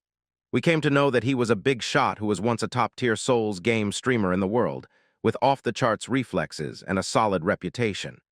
As we saw, the senior started attacking the Saint of Steel while it swung its axes at him. But the senior wasn't ready to give up. He used his insane reflexes to dodge every attack the Saint of Steel threw at him. Even though the monster had multiple hands, it still couldn't catch the senior due to his speed. The man dodged every attack at just the right moment, executing perfect dodges and parries. Then the senior started rolling around to evade the monster's multi-directional attacks, while the other players started praising his skills, realizing that everything he was doing in the game was based on his real-life training too. The man had great trigger discipline and remained completely calm. It became clear that the senior was truly impressive, always dodging perfectly. Another set of players watched the senior calmly and began to notice something strange. Every time the man rolled, the boss's health dropped significantly. One man noticed that as the senior rolled, countless slashes flickered around the Saint of Steel's body, dealing solid damage. He wondered if Soul Warriors were really this powerful, since perfect evasion was part of their basic gameplay, making them the strongest in strategic games like this. As long as the man could successfully dodge while rolling, his next attack would bypass 50% of the enemy's defenses, which could create chaos. Then suddenly, after one last dodge, Senior Safety stopped rolling and drew his sword, a blue aura glowing around him. The players were shocked to see such an amazing special effect. The girl realized the move he was using would deal over 1,000 damage. The senior began laughing contentedly while slashing the Saint of Steel repeatedly with his powered-up state. It was his ultimate move, Razor's Edge, which unleashed the fury of patient blades to defeat an enemy. The girls started clapping, realizing that before they knew it, the boss's health was down to just 1/4. It was a big deal, since the senior might actually be able to defeat a platinum-level boss after a series of attacks. He finally stopped, putting his sword back into its sheath, thinking the battle was over. But just as he got cocky, the monster struck him, and all the players were stunned. They wondered what had happened and why the senior had died when he had clearly dodged all the monster's attacks. Even after all his skills had landed, the boss's health didn't drop below that 3/4 mark. It was then revealed that Shadow had remained invisible, watching the entire battle. Now he understood how to defeat the Saint of Steel. He decided to follow the same approach as Senior Safety, chipping away the boss's health through precision. He now knew the key was not to block the monster's attacks, but to dodge them, causing the boss to stagger. The attacks were so strong that even the monster could harm itself, though it avoided doing so. Shadow understood that he couldn't attack while rolling, so using stagger efficiently was difficult. But if he struck before dodging, he would be hit, leaving him in a tough spot. As Shadow observed once again, he saw the Saint of Steel retreating toward the sanctuary due to its low health. If it wasn't stopped, it would fully recover, wasting all the progress made so far. Shadow glanced at the half-baked players, who were now too terrified to even lift a finger against the boss. They likely wouldn't dare to interfere anymore. Shadow wondered whether he could land a solid blow if the boss didn't strike first. He decided to face the boss solo once more, knowing that this was the perfect opportunity to take down the Saint of Steel. Shadow knew he could not let the boss return to the shelter. He immediately revealed himself again, and all the other players could now see him, realizing that it was Shadow who had been dealing insane damage to the Platinum-tier boss. They understood that the slashes from before were actually Shadow's attacks, the same ones that even took down the senior. One of the players had thought that Senior Safety was the real powerhouse, but it turned out he was just a clown, and Shadow was the one doing the real heavy lifting. Meanwhile, the girl with detection abilities could hardly believe that Shadow's stealth level had exceeded even her level 3 invisibility detection, realizing that his stealth had gone far beyond level 4. But one of the players became greedy, noticing that the loot left behind by all the players Shadow had killed, including the senior, was still on the battlefield. He thought they could find a way to retrieve it, unaware that it all belonged to Shadow. At that moment, Shadow activated the Shield of Dark Light, which could withstand up to 3 strikes regardless of how powerful they were. Shadow knew this was the right time to use the skill because the Saint of Steel was about to launch one of its most powerful attacks. As the monster attacked, its strike was deflected and it got stunned. Shadow immediately seized the opportunity, using Shadow Slash and delivering multiple deep cuts onto the monster's steel body. The 7 layers of protection Shadow had were all gone after a single strike from the monster. He realized that among the 9 slashes of Shadow Slash, the last 3 were struck just after the boss's attack ended, hitting it during its counter state. If not for the Shield of Dark Light absorbing 3 of the monster's attacks, Shadow would have been finished and unable to deal that much damage. Now the Saint of Steel was getting frustrated, realizing it wouldn't be easy to escape. It started using strange powers as a purple miasma flowed through its body and erupted like never-ending flames. Shadow once again used his Shield of Dark Light, realizing that the frequency of the fire breath damage from the Saint of Steel was insane. Even with over 80% evasion, Shadow's 7 shields were shattered in an instant. He knew that if he had dodged even half a second slower, he would have been obliterated. One greedy player stepped onto the battlefield, thinking he could collect all the loot lying there for free. But he was instantly headshotted by none other than Shadow's venom dart, who wasn't about to let anyone near his treasure. After dealing with the intruder, Shadow decided to collect all the loot from the fallen players. First, he acquired the tradable lifespan of the senior, 612 days, along with a non-tradable lifespan of 67 years. Meanwhile, the blooming curse flowers were also absorbing the lifespan of the greedy idiot, who had 355 tradable days and 20 non-tradable years. Since Shadow believed senior safety might be useful in the future, he chose not to use the blooming flower on him so he could survive. Shadow was sure the senior had a long life, especially since he had never actually died in-game thanks to his powers. But the fight was not over yet. The Saint of Steel wasn't ready to give up and sent one of its hands toward Shadow, preparing to attack again. It was then that Shadow realized he could only rely on his Dark Shadow Shield along with his Shadow Slash to slowly chip away at the Platinum Tier boss. Even if the efficiency was low, it was safe enough for him, so he went with it. Meanwhile, the other players watched the intense battle between Shadow and the Saint of Steel. The girl noted that Shadow showed no mercy, whether it was to monsters or humans. She wondered what his secret was, how he maintained his stamina, and how he managed to secure first kills on high-level bosses. She finally understood it was due to his unmatched strategy and power. As the scene shifted, we saw the boss monster finally going down as Shadow landed the finishing blow with his stealth slash, slicing it into multiple chunks of steel. A notification popped up, informing him that he had slain the platinum-ranked Saint of Steel, earning 48,000 experience points and 120 evolution points. He also unlocked the key to the sacred sanctuary hideout. Everyone present and watching the fight was shocked. They couldn't believe that Shadow had soloed a platinum-tier boss and finally realized the true power of the #1 player on the world leaderboard. After the monster's defeat, Shadow activated Greedy Hand to gather every piece of loot dropped. Once done, he distributed his attribute points, increasing his damage resistance and constitution by 77 points. He also obtained a frostbite leather armor with a level 13 requirement. It was an assassin-class gear with a physical defense of 95 and elemental resistance of 120. Shadow realized that a single Jade-grade equipment piece offered more defense than an entire armor set from others. It was crucial for him to collect these. He also received a major buff in his skills. A notification told him that with the gift of the Black Flame, every layer of dark fire would sap 7% of the target's defense and elemental resistance. Additionally, whenever Shadow would strike or be struck, a layer of black flame would inflict on the target, stacking up to 5 layers and increase damage by 35%. He understood that this new skill and gear were far superior to the previously dropped Soul Reaper piece. Now, he upgraded his Assassin's Instinct to Emerald tier, allowing him to glimpse the outline of stealth units and giving him a +2 boost to his anti-stealth level.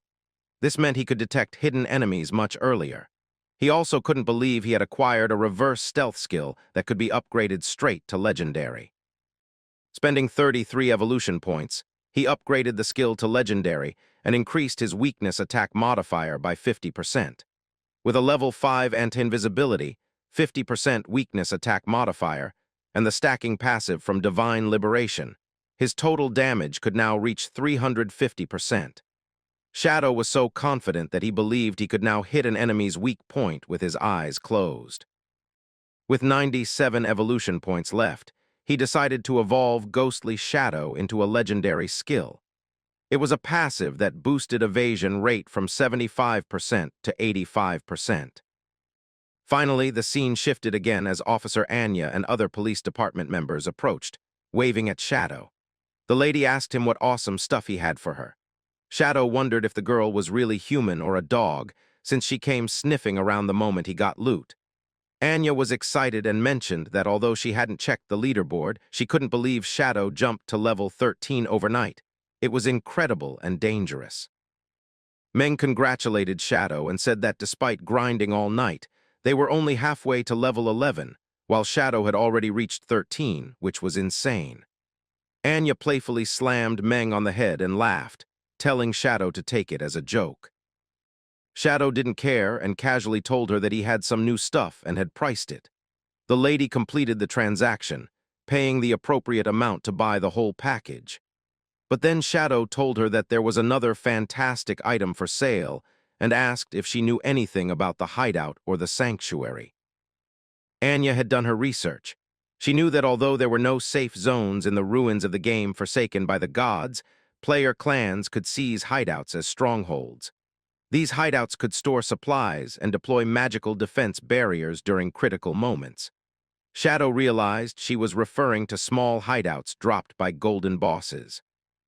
The lady explained that even though no hideouts had been uncovered in the ruined city yet, a medium-sized one had been taken down in the Magic City, so the authorities were aware of them. Just then, Shadow pulled a golden key from his inventory and placed it in front of the greedy girl, asking if she knew what it was. He explained that it was the key to the sanctuary hideout dropped by the Platinum-tier boss. The hideout spanned 800 acres, and they could go back and discuss what kind of price they wanted to offer. Until then, Shadow would decide whether or not to sell it. Both officers were stunned after hearing the size of the hideout. Anya knew that the larger the hideout, the better it was in terms of defense and infrastructure. With 800 acres, every official in the city could have their own room.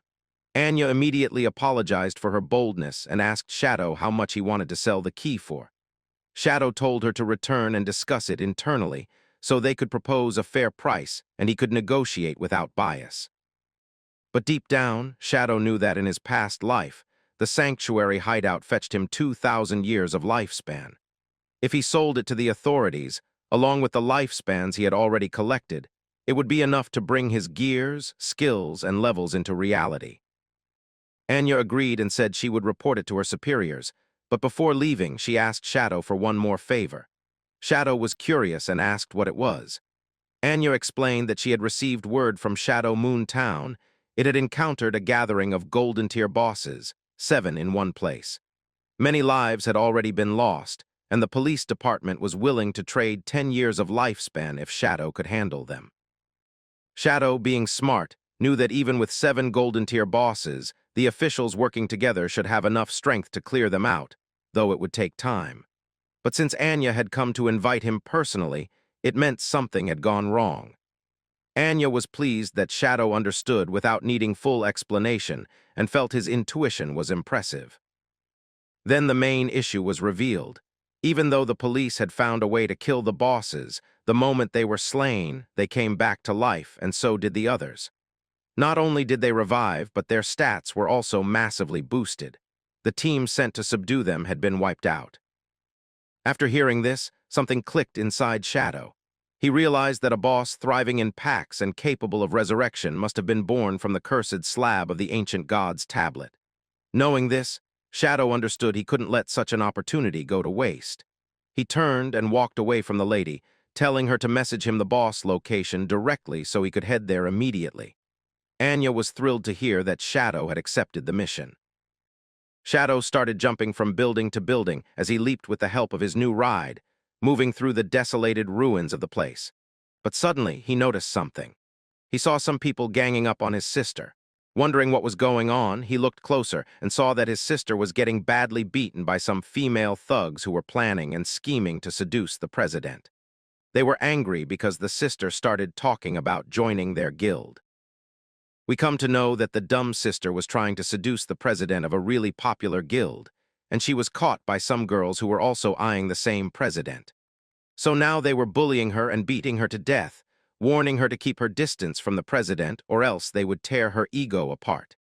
Even after the warning was given, they continued beating the girl while Shadow watched from a distance, not even caring about the dumb girl. Shadow immediately realized that maybe his sister had joined the Knight's sanctuary and had gotten caught up in a palace intrigue and war after her scheming. There had been plenty of these tedious power struggles in Shadow's past life too, but he had always handled them for the girl. This time, it was different. He knew how scheming his dumb sister was, so whatever he had experienced in his previous life, now the girl would have to savor it to the fullest so she could know how it feels. Meanwhile, we see that the girl was crying, begging everyone to stop because it hurt so much she thought she was going to die. But they weren't listening to Yao at all and were getting ready to smash her to a pulp. They even declared her characterless because she was trying to go after boys she shouldn't target. Still, Shadow did not care and left her, going inside a statue because he knew that inside the massive statue in the ruins of the city lay a hidden chamber that could take him back to the original little town, so he could be safe again. Most people were completely unaware of this place because it was hidden. However, going through the portal wasn't free. The first time it cost around 500 days, the second time 1,000 days, and the third time it doubled with a 2,000-day penalty. Shadow knew that every time he teleported back, the lifespan required would be doubled. As time flowed, the initial small town would gradually evolve into more advanced areas, and hidden gems and bosses would appear, dropping significant rewards. This time, it was the ancient god's stone tablet, an absolute treasure they couldn't afford to miss. As Shadow got through the teleportation stone, the system asked him if he wished to be transported back to the forsaken land of divine Dark Moon Town. Shadow was intrigued, wondering why he was hearing about Dark Moon Town, which should only be unlocked much later in the game. Even in his past life, he had never heard of it. So Shadow decided to teleport and check it out. As the teleportation completed, Shadow found himself in a completely new town with lots of elderly people chatting like nothing was happening. Shadow couldn't believe how lively it was, but wondered why most people in the town were elderly. Meanwhile, two adventurers returned to the safe town with an old lady. They were relieved to be back in the safe zone. As agreed, they had leveled the old lady up to level 3, and during the upgrade, she had gained 72 days of life. All she needed to do was hand over those trades to the adventurers who helped her. But the old woman started abusing the adventurers, refusing to give them money or life, because she thought they were doing charity while being part of an organization that upgraded people. The adventurers still tried to handle it calmly, smiling and telling the grandma that they weren't asking for money. Since they had teamed up to defeat the monsters, life points had dropped, and a portion was meant to sustain the group. She would also get a portion of it once it was collected. She just needed to hand over the tradable lifespan to them. But the old woman was so dense she started screaming, telling the boys she didn't understand what they were talking about. She couldn't believe the young adventurers were asking an old lady for money, calling them shameless and insulting them. The adventurers still tried to reason with her, explaining that by helping her level up, they were just asking for a portion of her tradable lifespan. If she hadn't wanted to level up, she should have said so. If they hadn't helped, there was no way she would have survived or gotten any experience.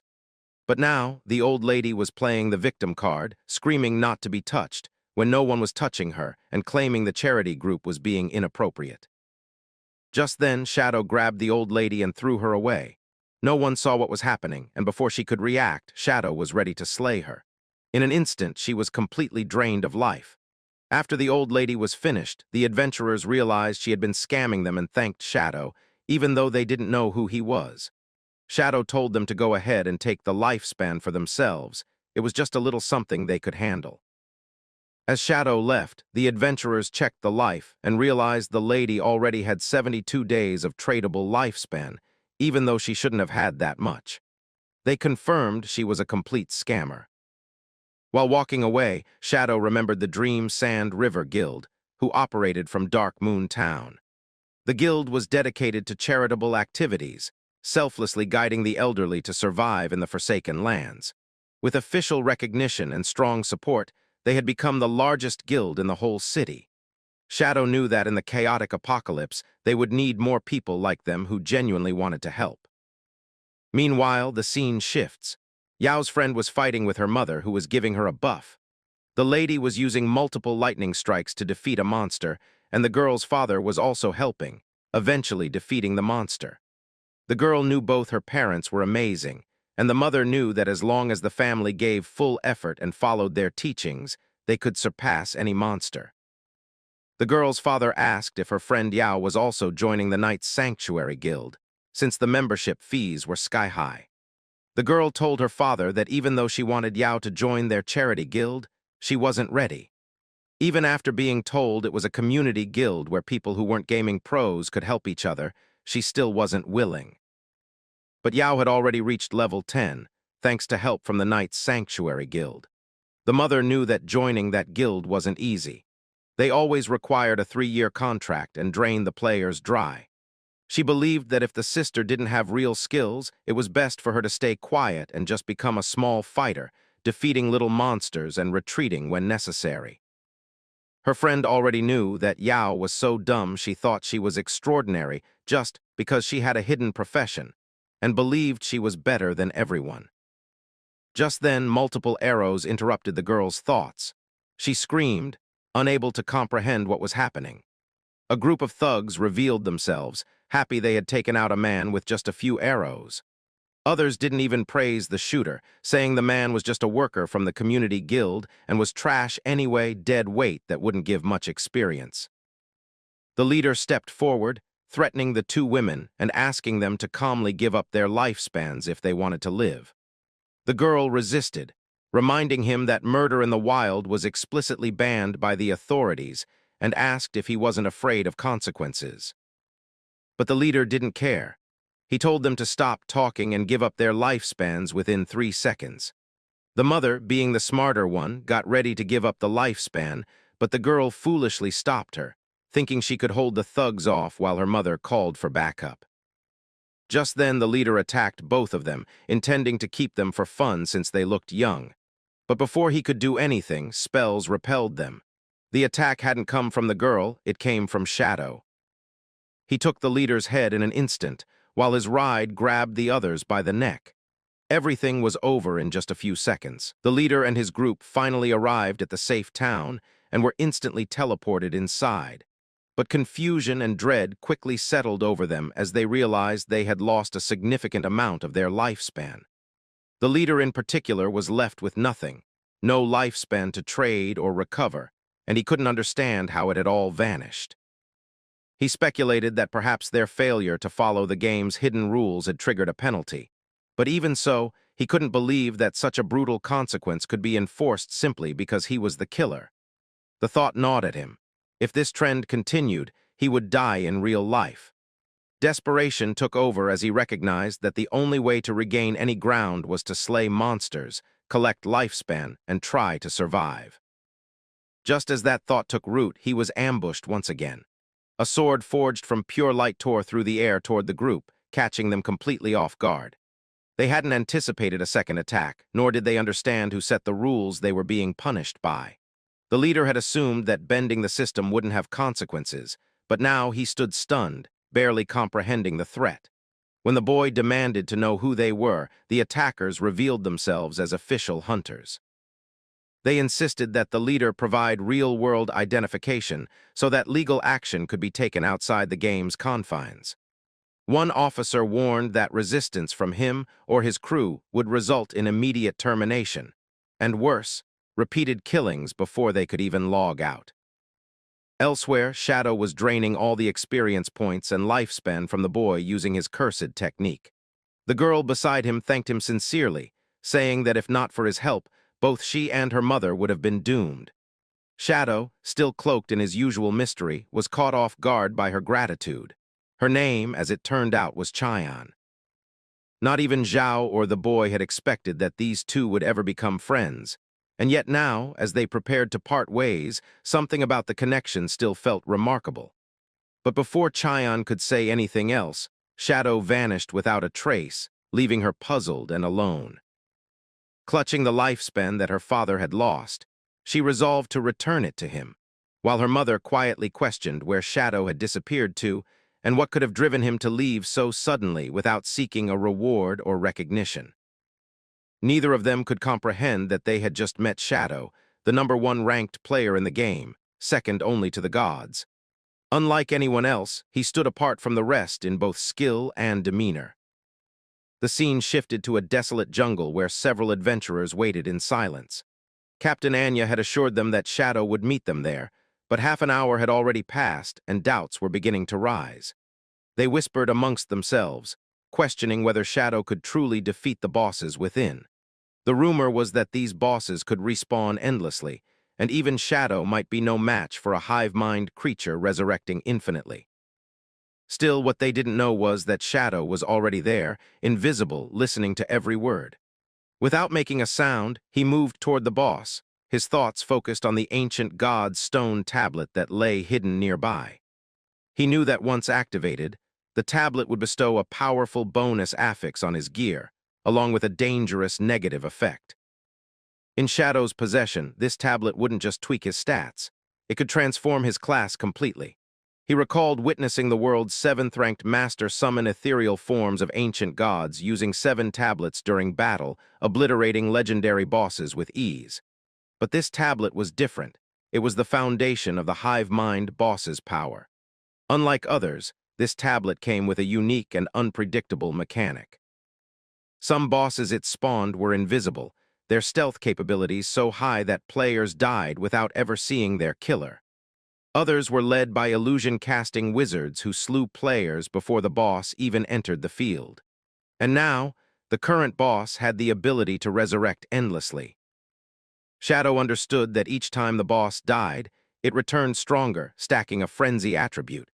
The official strategy was to kill them one at a time, so Shadow wondered what would happen if he defied the rule and destroyed them all at once.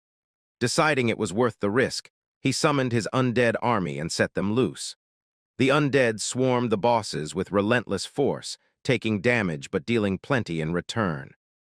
Shadow assessed the monster's strength, twice as powerful as a typical golden tier boss even at level 10, and with no reflection damage.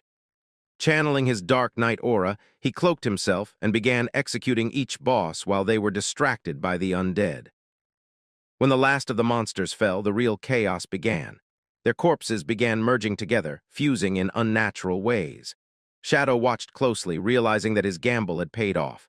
This was the true Phase 2, and now he saw it clearly. The massive boss monster's body was inscribed with multiple ancient symbols. They were divine glyphs, ones Shadow instantly recognized from his past life. The creature was Athos, the ancient god of calamity.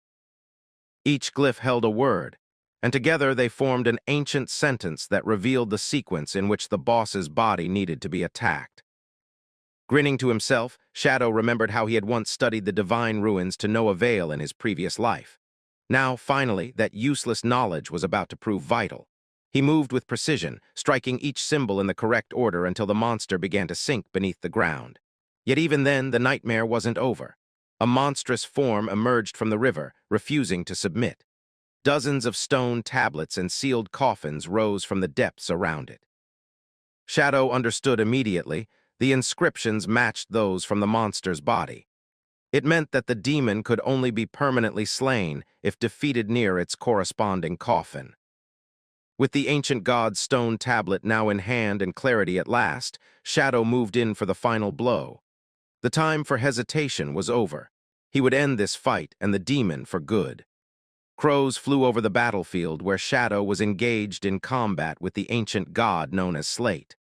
The nearby players turned their attention toward the disturbance, uncertain whether the shaking they felt was from an earthquake or if the boss was going into a frenzy. Their curiosity got the better of them, and they decided to investigate.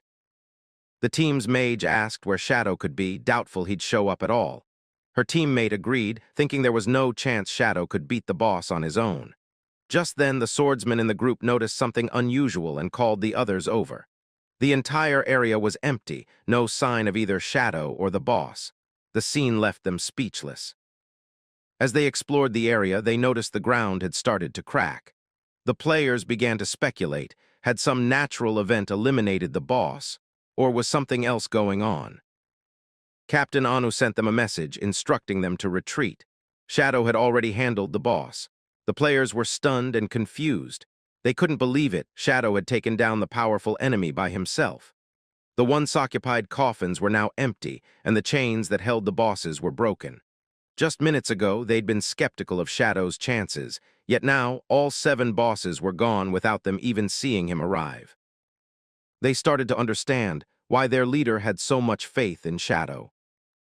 Meanwhile, under the moon's glow, Shadow walked alone, holding an ancient slate in one hand. He felt that this dungeon run had gone better than expected. A quiet smile crossed his face. He had reached level 14. Defeating the 7 bosses and using Greedy Hand had earned him 294 evolution points.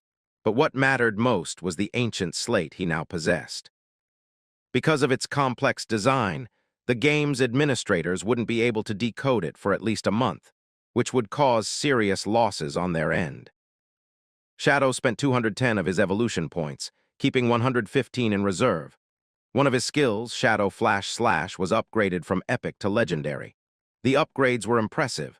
The teleport distance increased to 40 meters, stealth lasted 15 seconds, and the cooldown was reduced to 8.8 seconds. Now the skill delivered 9 slashes in a wider 6-meter radius, each dealing an additional 700 attack damage. Most notable, though, was a new passive. Every hit granted a shield equal to 100% of his max HP, stacking up to 9 times and lasting for a full minute. Feeling more confident than ever, Shadow realized that if all 9 slashes hit, his effective HP would be 10 times higher than normal. That drastically reduced his risk of dying in battle. He activated stealth and moved silently through the area. At his current pace, he estimated he'd reach level 15 in 5 hours, after which he'd head for Magic City. Later that night, Shadow reached a set of ruins where a group of women were still beating up the sister. They hadn't let up and looked ready to keep going. Shadow raised an eyebrow, surprised they were still at it. The white-haired woman stretched her arms and complained that her back and waist were sore. Another woman was angry because her hand had become swollen from punching too much, saying it felt like her hands were burning. After a final insult, they spat on the sister and decided to call it a day. According to them, the beating was a lesson she wouldn't forget. Bruised and battered, the sister slowly sat up and began to cry. She blamed everything on King Fang. She said she'd told him to end things, but hadn't meant it literally. Apparently, he didn't understand the way women sometimes say the opposite of what they mean. Using her staff, she stood up. Luckily, she had a contract with the Knight's Sanctuary. This meant that for the next 3 years, her survival was secured, even though she had traded away 50% of her lifespan. Still, this deal would help her grow stronger than Chu Yan and the others. She cast Holy Healing, a skill that fully restored health. She promised herself that one day she'd repay everyone who looked down on her, Shadow and those women included. But to her surprise, the healing spell was absorbed by someone else. Shadow, still invisible, had accidentally received the healing. The sister, confused and kneeling on the ground, thought the spell had failed. She had no idea where the magic had gone. At the same time, in the ruins of Magic City, another group of players was fighting a stone-type boss. The creature launched a heavy attack, but the tank blocked it with his shield. Not far away, 3 figures observed the battle from cover. One of them was Qiang Shiishi. She scoffed at Daxia's players, mocking how 18 of them were needed just to take down a single boss. Her teammate asked her to be more appreciative since those players were technically helping them. She laughed and called him polite, but added that Daxia's people dealt such low damage, it was taking forever to finish off a simple gold-tier enemy. The players continued fighting, and the boss's health dropped to nearly half. The team's mage encouraged everyone to push for the kill. Just then, a spear pierced his chest, killing him on the spot. His body dissolved into a lifespan orb. The attacker was one of Shiishi's subordinates. With a grin, he thanked the mage for his effort and called the dead party a fine offering. Panic spread among the players. They had realized they were being attacked by the Spade Gang. This gang was made up of ruthless women from both Daxia and foreign nations. Many couldn't understand how these traitors could help outsiders slaughter their own people. Their leader urged them to stay calm and fight together. But Kai Wungzai wasn't impressed. She promised that none of the Daxia pigs would survive. Her subordinate used Thunderous Tremor, a skill that shook the ground and trapped the players. She rushed in with her daggers and slaughtered them with ease, mocking them as she went. She muttered that Daxia's fighters were nothing but garbage. Her eyes glowed with cruel intent. She knew the authorities had already flagged them. But in her mind, Daxia was already rotting and full of trash. Her companion mentioned that as elite players backed by investors, regular players had no chance against them. As the dead players' bodies turned into lifespan orbs, she noted that although their real identities remained hidden for now, it would be safer to leave Daxia. North America would be their next destination. She stared at the ground and said they should create a guild focused on hunting Daxia players. One of the men liked the idea. Another asked what they would name it. She held up her dagger and declared that the guild would be called Alice. Then she collapsed onto the grass, daydreaming about being surrounded by her dark-skinned teammates. With a satisfied grin, she decided the day's work was done. It was time to log out and throw a party to celebrate the birth of Guild Alice. Captain Eniu smiled and waved toward Shadow, mentioning they arrived and suggesting they discuss the price of the hideout. When Shadow asked about the price, she replied with 1,500, but he immediately commented that the amount was too low. She admitted she knew it wasn't enough, so she pushed back and managed to convince her superior to raise the offer to 2,000. Shadow agreed to the deal, choosing to hand it over at the statue located at the center of the ruins. He understood that Enyu was sharp. Despite that, she still tried to offer a lower price first. Later, Shadow arrived at the statue where Enyu was already waiting, surrounded by several knights. With a faint blush, she explained that she was carrying a significant amount of lifespan, so the High Command had assigned her an escort for safety. Shadow's expression turned serious. He knew this wasn't much yet. Those people were still unaware of his real strength, and the knights only knew a fraction of his true capabilities. Shadow handed her the key, and the system notified him that the transaction was complete. He had given up ownership of the church sanctuary hideout key and in return received 2,000 years of tradable lifespan. After finalizing the exchange, Shadow turned to leave. Enyu bid him farewell while the knights nearby looked puzzled. They didn't understand why she would pay so much for a single hideout. She clarified that they didn't grasp its value. The location could accommodate hundreds or even thousands of people, and only someone like Shadow would willingly let it go. Thanks to the 2,000 years he earned, Shadow could now fully gear up before heading to Magic City. He quickly spent the lifespan he gained. First, he used 71.2 years to reach level 15. Then he acquired several skills.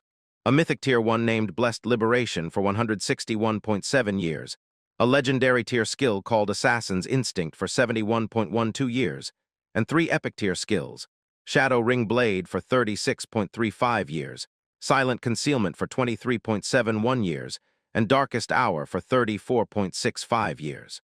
Lastly, he bought an item named Mount Bell for 113.89 years. Aside from equipment, all of his levels and skills were now fully aligned, meaning his strength in the real world nearly matched what he had in-game. The system then alerted him that his hunger level had reached 90%. Having gone without food for too long, he decided to disconnect and eat something. After logging out, Shadow woke up in a cage at the hotel. Some men nearby noticed he was awake and drew their weapons, demanding he hand over his lifespan or suffer the same fate as others in the motel. One of them laughed, saying that the apocalypse had been great for him because it meant he could kill anyone he wanted. Shadow stared at them intently, and one of the men yelled at him again to hurry up. Another asked his boss if he could tear Shadow apart. The one holding the bat thought Shadow was too scared to move, and suggested they just kill him already.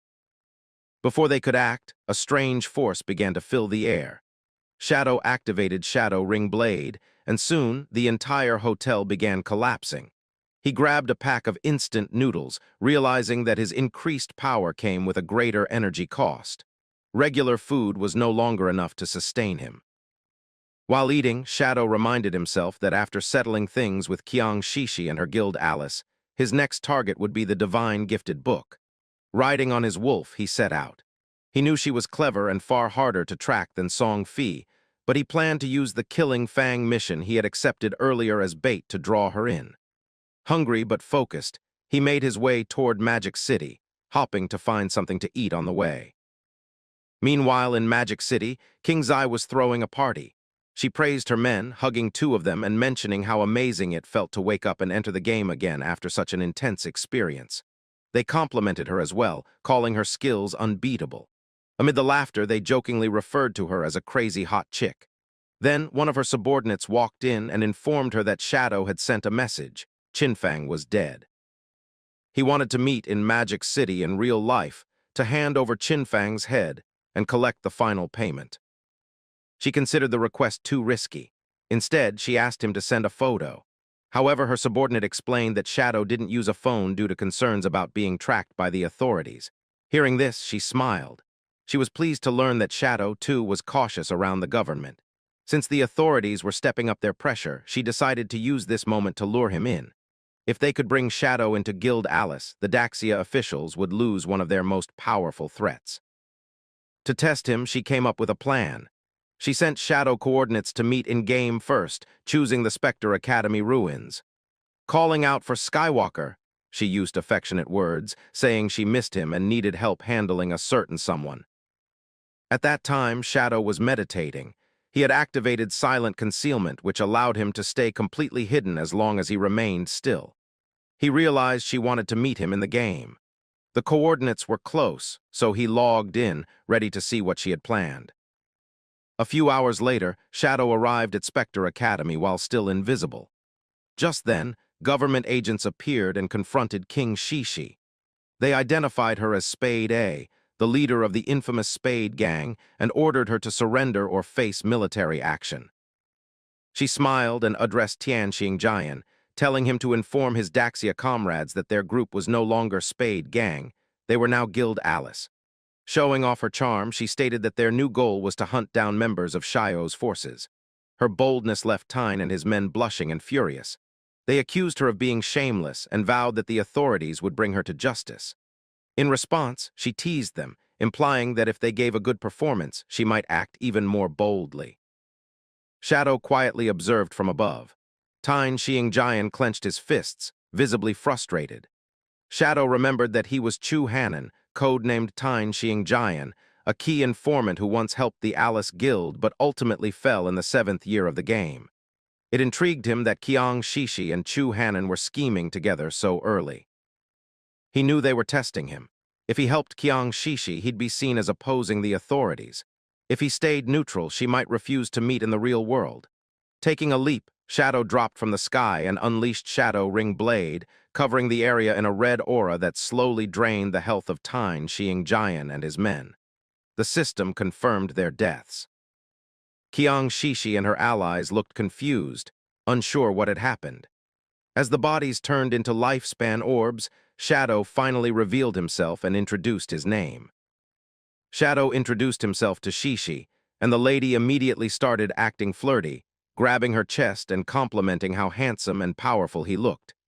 Yet deep inside, she felt a bit disappointed that Shadow was from her own country, not a foreigner with certain larger attributes. Still, she thought she couldn't be sure until she checked for herself. Two men who were with her were also excited to meet Shadow, impressed by the fact that he had dealt over 40,000 damage, a huge number for someone known as the global #1 player. But just as they greeted him, Shadow attacked without hesitation and split their heads open instantly. Since he couldn't understand their foreign language, their chatter annoyed him. He assumed they were cursing at him and decided to silence them permanently, just to be safe. Even though they were actually complimenting him, Shadow didn't care and simply muttered a small sorry to Shishi, telling her that to avoid future misunderstandings, she should only speak the native language from now on. Otherwise, he wouldn't hesitate to act again. Without wasting more time, he asked to begin the trade. But before that, he told Shishi to dress properly. Strangely, this excited her even more, as she found it fascinating that someone was immune to her charm.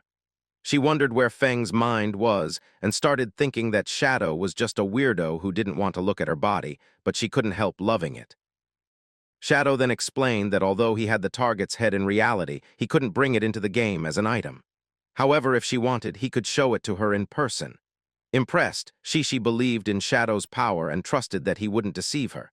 For his work, she paid him 1,500 days of tradable lifespan. After receiving the payment, Shadow turned to leave, but the girl called out to him again. As he turned around, she was now exposing even more cleavage, telling him that since he had the skills and she had the cash, they should team up for the long term. She revealed that she had a new assassination target and invited Shadow to her place that night, teasing that she'd fulfill any desire he had. But instead of reacting to the flirtation, Shadow bluntly asked who the target was and what the reward would be. Seeing that he was interested, Shishi decided to hold off the details and insisted that they meet at her place later. She assured him that the reward would be several times more than this one and told him to meet her at the magical city harbor that night. As she logged off, Shadow was surprised by how bold she was to call him to a private harbor. He figured she probably bought it to keep things secluded. Meanwhile, the scene shifted to the officers who had been pinned down by Shadow at the safe zone portal. One officer couldn't believe Shadow had dared to slay him, but he comforted himself, thinking that since he had helped Shishi team up with Shadow, He would now get to enjoy the rewards she had promised him. However, in front of Lin, the white-haired female officer, he pretended to be a patriot, calling out others who associated with Shadow as fools.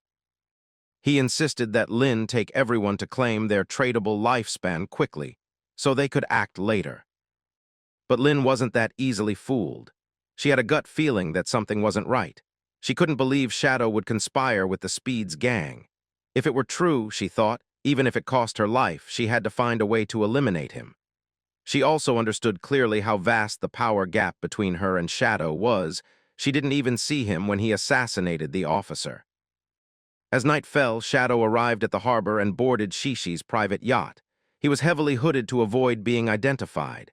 Introducing himself again as Shadow, he told the crew he was there to meet the Ace of Spades, Shishi herself. Everyone was shocked to see the legendary Shadow in person. The captain was ordered to set sail, and the ship left the dock. As it began moving, someone called out to Shadow from behind. Turning around, he saw Shishi dressed in a tight, revealing outfit that showed off all her curves. She was taken aback by how mysterious the real Shadow was, but quickly got to teasing. Shadow, however, didn't waste time and asked her directly who the target was. Shishi playfully complained that he had no sense of fun. She reminded him how rare it was for a beautiful woman like her to be in front of a man who wasn't even slightly affected. She brushed aside the serious talk and raised a toast to the enchanting night of spring, wanting to enjoy the moment first. To her surprise, Shadow immediately grabbed the wine, downed it in one gulp, and stayed silent. Shishi thought this meant her plan was working. She gently pushed him onto a soft couch and asked how he was feeling. It was then she revealed that the wine contained a special concoction known to boost male stamina by 100 times, used by her foreign friends to please her. According to her, anyone who drank it would fall under her control, and Shadow, being a man, would be no exception. Now flushed red with excitement, Shishi imagined all the things she could do with Shadow. She told him not to be nervous and to just enjoy, as she planned to reach the peak of the waves with him. She decided not to remove his hood just yet to keep things mysterious. She started speculating about how Shadow might look, clearly drunk and rambling nonsense about how there could be such magnificent men in their home country. Then she started slowly revealing herself, but as this part is censored, we'll leave it at that. She pulled down Shadow's pants and was shocked by the size, feeling the intense heat radiating from his body. Just then, a loud voice called for Shadow to show himself. Before she could react, she was instantly assassinated. Everything hot had suddenly turned into flames. A hand reached in and snatched the necklace from her neck, a protective crystal pendant she had kept hidden. It was a rare universal item that generated a shield every 300 seconds to absorb damage. The man who grabbed it was none other than Feng. The whole situation had been a trap, and Shishi had fallen right into it. Shocked, Shishi asked Feng how he was still alive, hadn't Shadow killed him. She believed Shadow was too powerful to fail. Feng calmly explained that the only reason he survived was because he was Shadow all along. Stunned, Shishi could only wonder. If Feng was the real Shadow, then who was the hooded man she'd just been with? We then see that the hooded figure was one of Shadow's undead followers, who was thoroughly enjoying all the attention and treatment Shishi had been giving him. Knowing that she would not survive because Shadow was there, she immediately slammed her head onto the ground multiple times while now calling Feng Daddy. And now this episode is officially out of bounds for children, but anyways. She didn't want to die, so she was ready to do anything for the boy, telling him to feel free to mistreat her in any way he liked, and to complete all the fantasies he had. All she wanted was for Shadow to spare her, and in return, she was ready to give her tradable lifespan and would forever be the boy's loyal servant.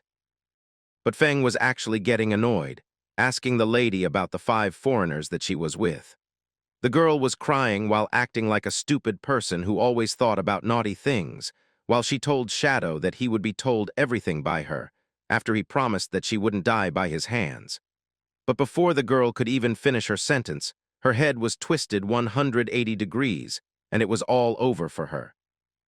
After defeating the lady, Feng grabbed the phone and got a notification that he had gained 659 years of tradable lifespan. Even though Feng wanted to catch all the foreigners with Shishi herself, Since they weren't there, he decided to call the officials using Shishi's phone so that no one would suspect him. As the scene shifted, a lot of police boats arrived near the yacht because they had received a report that a mass assassination had occurred on it, and one of the victims was also the heir of the Quinn group.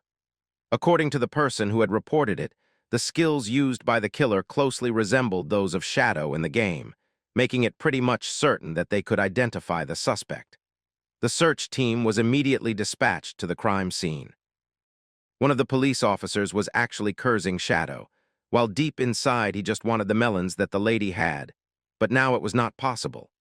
Such a brazen assassin, according to him, was blatantly challenging their laws. The officer told everyone that once aboard the ship, he would unleash his search skill so that he could find Shadow's actual location, and when it was found, the forces should open fire with full force immediately to ensure that the target would be eliminated. As the scene shifted inside the yacht, they saw the lifeless Shishi lying on the ground. One of the reporters revealed that the initial autopsy indicated the cause of death was a fractured cervical spine.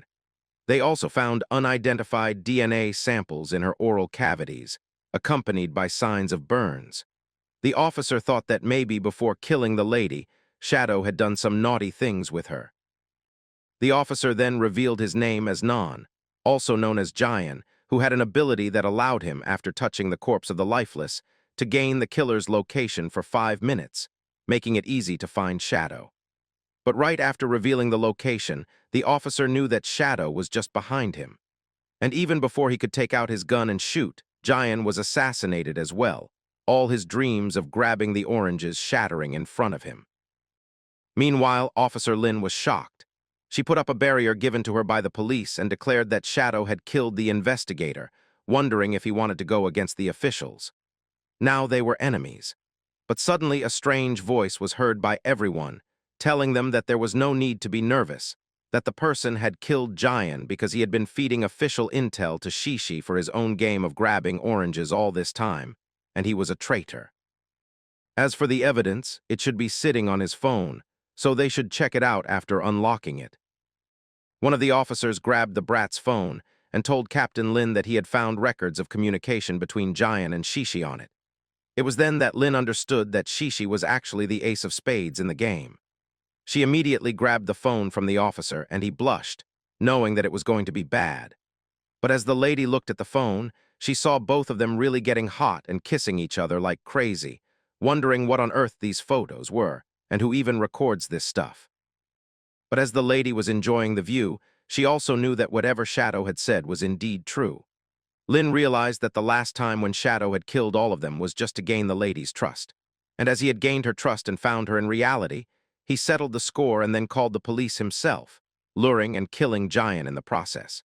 In an instant, the declaration of the alliance was approved by the Guardian, and Shadow was once again proving to everyone that he was a really terrifying man. Now Lin realized that it was a good thing the boy was not against the authorities, otherwise the consequences would be unimaginable. Immediately, Lin remembered that she had fired a few shots at the boy and wondered if Shadow was holding a grudge against her for it. But it was irrelevant in the bigger picture, because the real trouble would be if Shadow went against the authorities. So the lady started saying words in a louder voice, telling Shadow that she appreciated his assistance and apologized for firing at him earlier. But to show her sincerity even more, Lin took out her gun and shot herself in the leg. As she started crying from the pain, everybody ran toward her, but she stopped them, telling Shadow that she had also taken a bullet which was meant for him, so he should continue to collaborate with the authorities and not change his mind. Meanwhile, the officers wondered if this was really necessary. But according to Lin, they had no idea what Shadow was like, so in any case, it was better safe than sorry. Meanwhile, Feng was invisible, unable to comprehend how Lin was so desperate to avoid being Shadow's enemy that she even fired a shot at herself. But truly, as Lin was going to be the official leader of the magic metropolis one day, she had all the qualities and shone brilliantly with her courage. As the scene shifted, we returned to the game, where we saw that Shadow's dumb sister was assisting another man in defeating various monsters. When the man called out to her and told her to cast healing on him, she once again missed and healed the monster instead. The man was really shocked at how messed up a dumb girl could actually be. And now that the monster was getting healed, even he was getting confused about whose side the human was on. Now a weird, man-eating plant-like monster ate both the man and Zhao, and both of them got teleported to the safe zone portal once again. But as the girl was crying, she was still so dumb that she wanted to blame others, thinking that it must be Shadow who had assassinated her, wondering why the boy was constantly targeting her. She thought maybe it was because she wanted to get revenge for Song, and Shadow came to know about it. But this time, the adventurer had enough. He slammed the girl's head onto the ground, calling her an idiot, along with some other not-so-friendly things, telling her that she wasn't some kind of most beautiful girl in the world that Shadow would have time to focus on. It was then that the adventurer explained to the dumb girl that they were wiped out by a platinum-level boss, the headless assassin, and wondered if the girl didn't even check the system alert, or if she was just so oblivious and wanted to blame others. The adventurer told her that the ability of the monster was triggered by her misfired healing skill.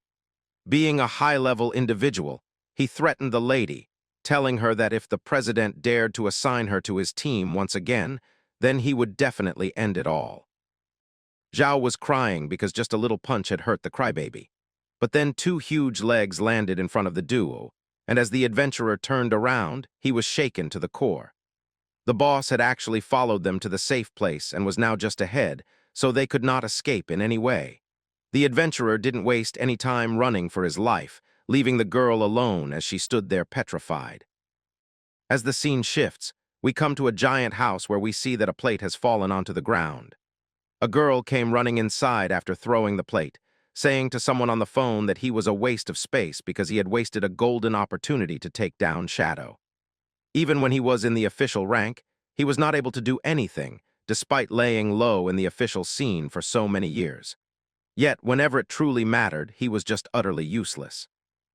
We come to know that this girl was from the Eastern clan, and she wanted to get her revenge on Shadow because he had slaughtered her entire Eastern clan.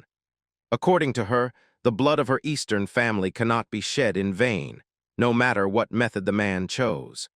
She told him that Shadow must pay for the blood that he had spilled.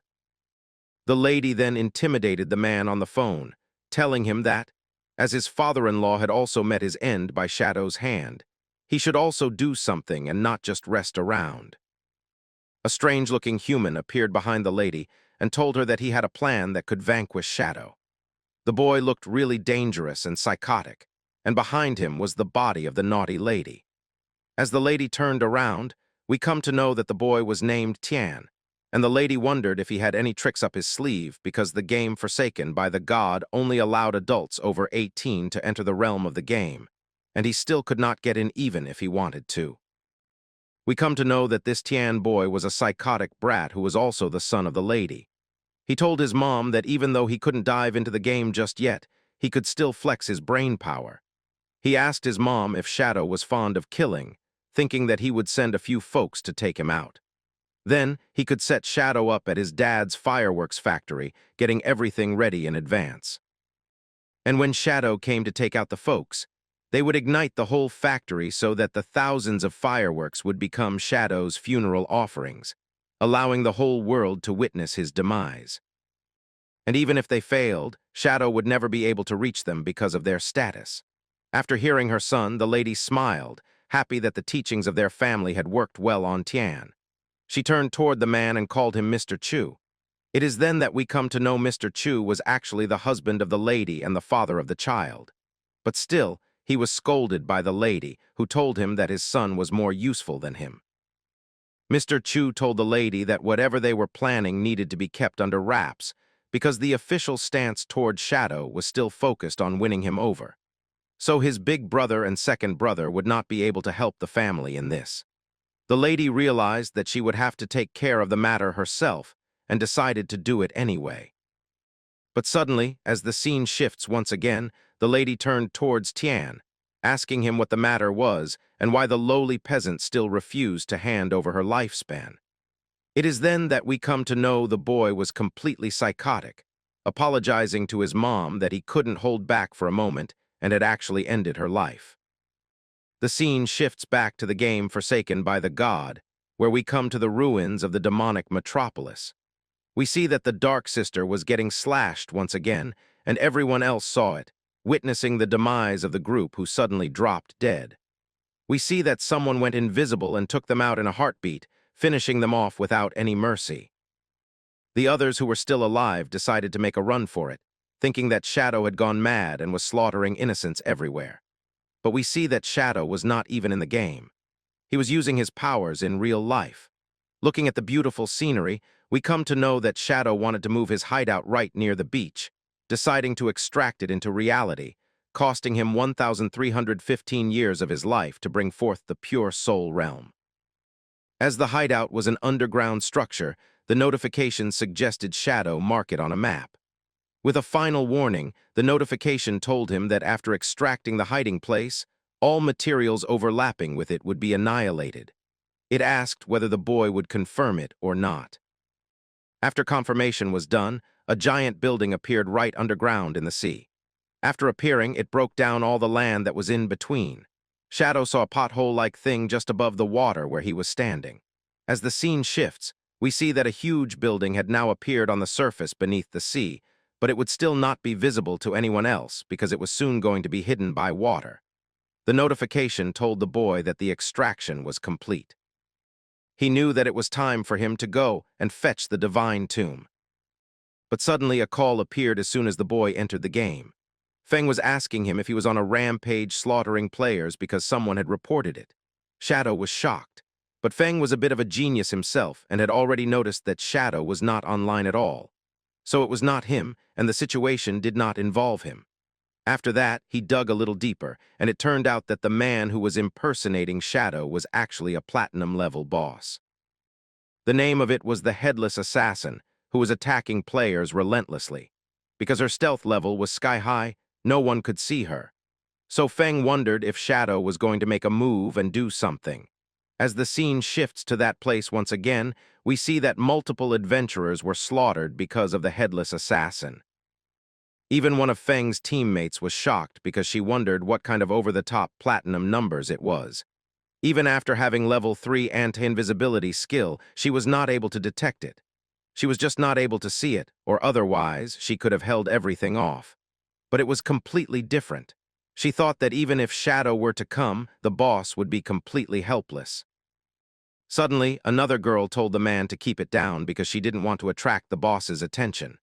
In short, she ordered everyone to head upwards first so that their view would be better from there. But just when the boy started getting up and walking, he ran straight onto a banana peel and slipped, doing a 360 while the girl and the other team member were slaughtered instantly by the boss.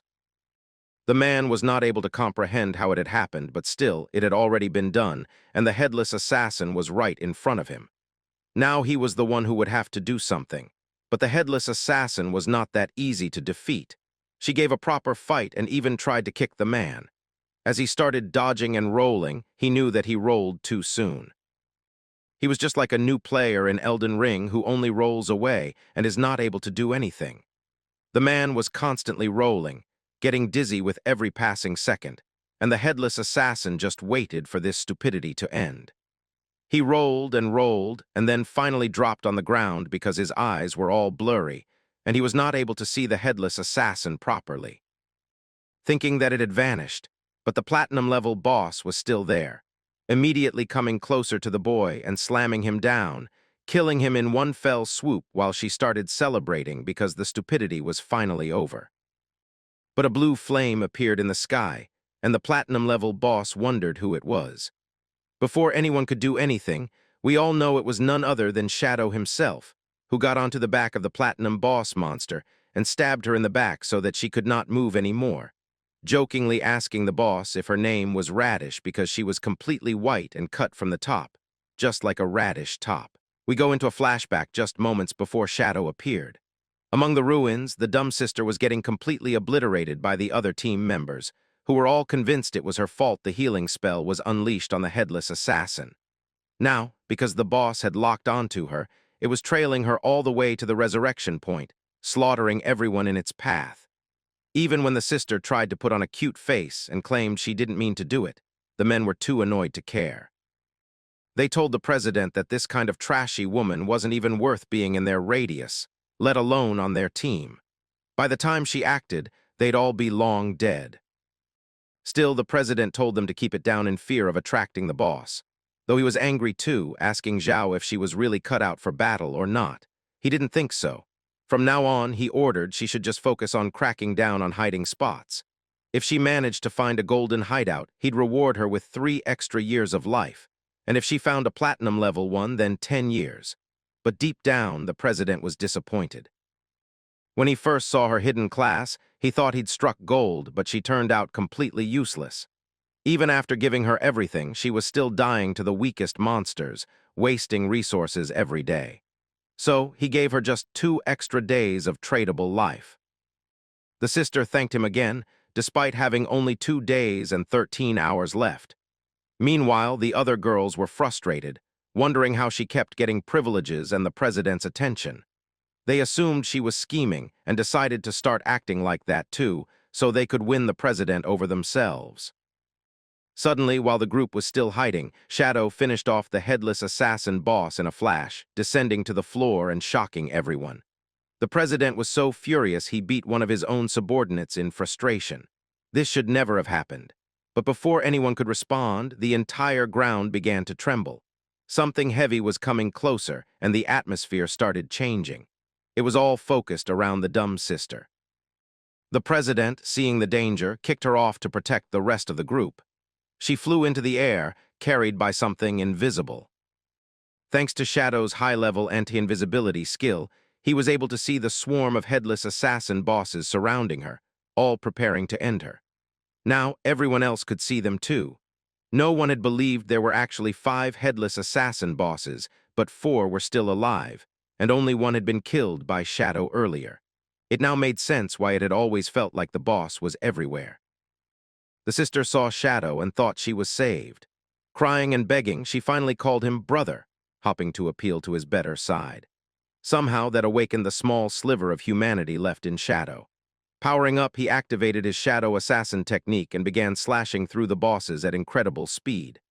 Using Shadow Slash, he earned 48,000 XP, 20 evolution points, and 1,520 days of tradable lifespan.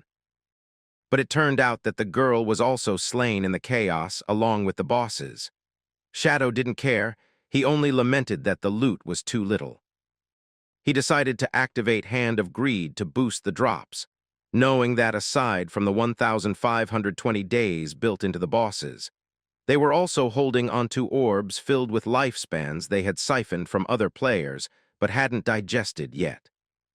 Just then, Captain Anya and Feng ran up to Shadow, cheerfully offering to buy any loot he didn't need. He was a bit annoyed by how omnipresent the country's police force was, but it was convenient this time because he knew a treasure-rich location that would be perfect to raid. If the price was right, he was willing to guide them there. The captain was happy, but the system denied her entry. Shadow only allowed Meng to join him. The place was off-limits to women. Anya, now trying a different approach, acted seductive and teased him, asking if he only liked men. She wouldn't be offended either way, she said. She had an open mind. Shadow simply slammed a foreflick onto her forehead, scolding her for being a bad girl, and walked away with the male members.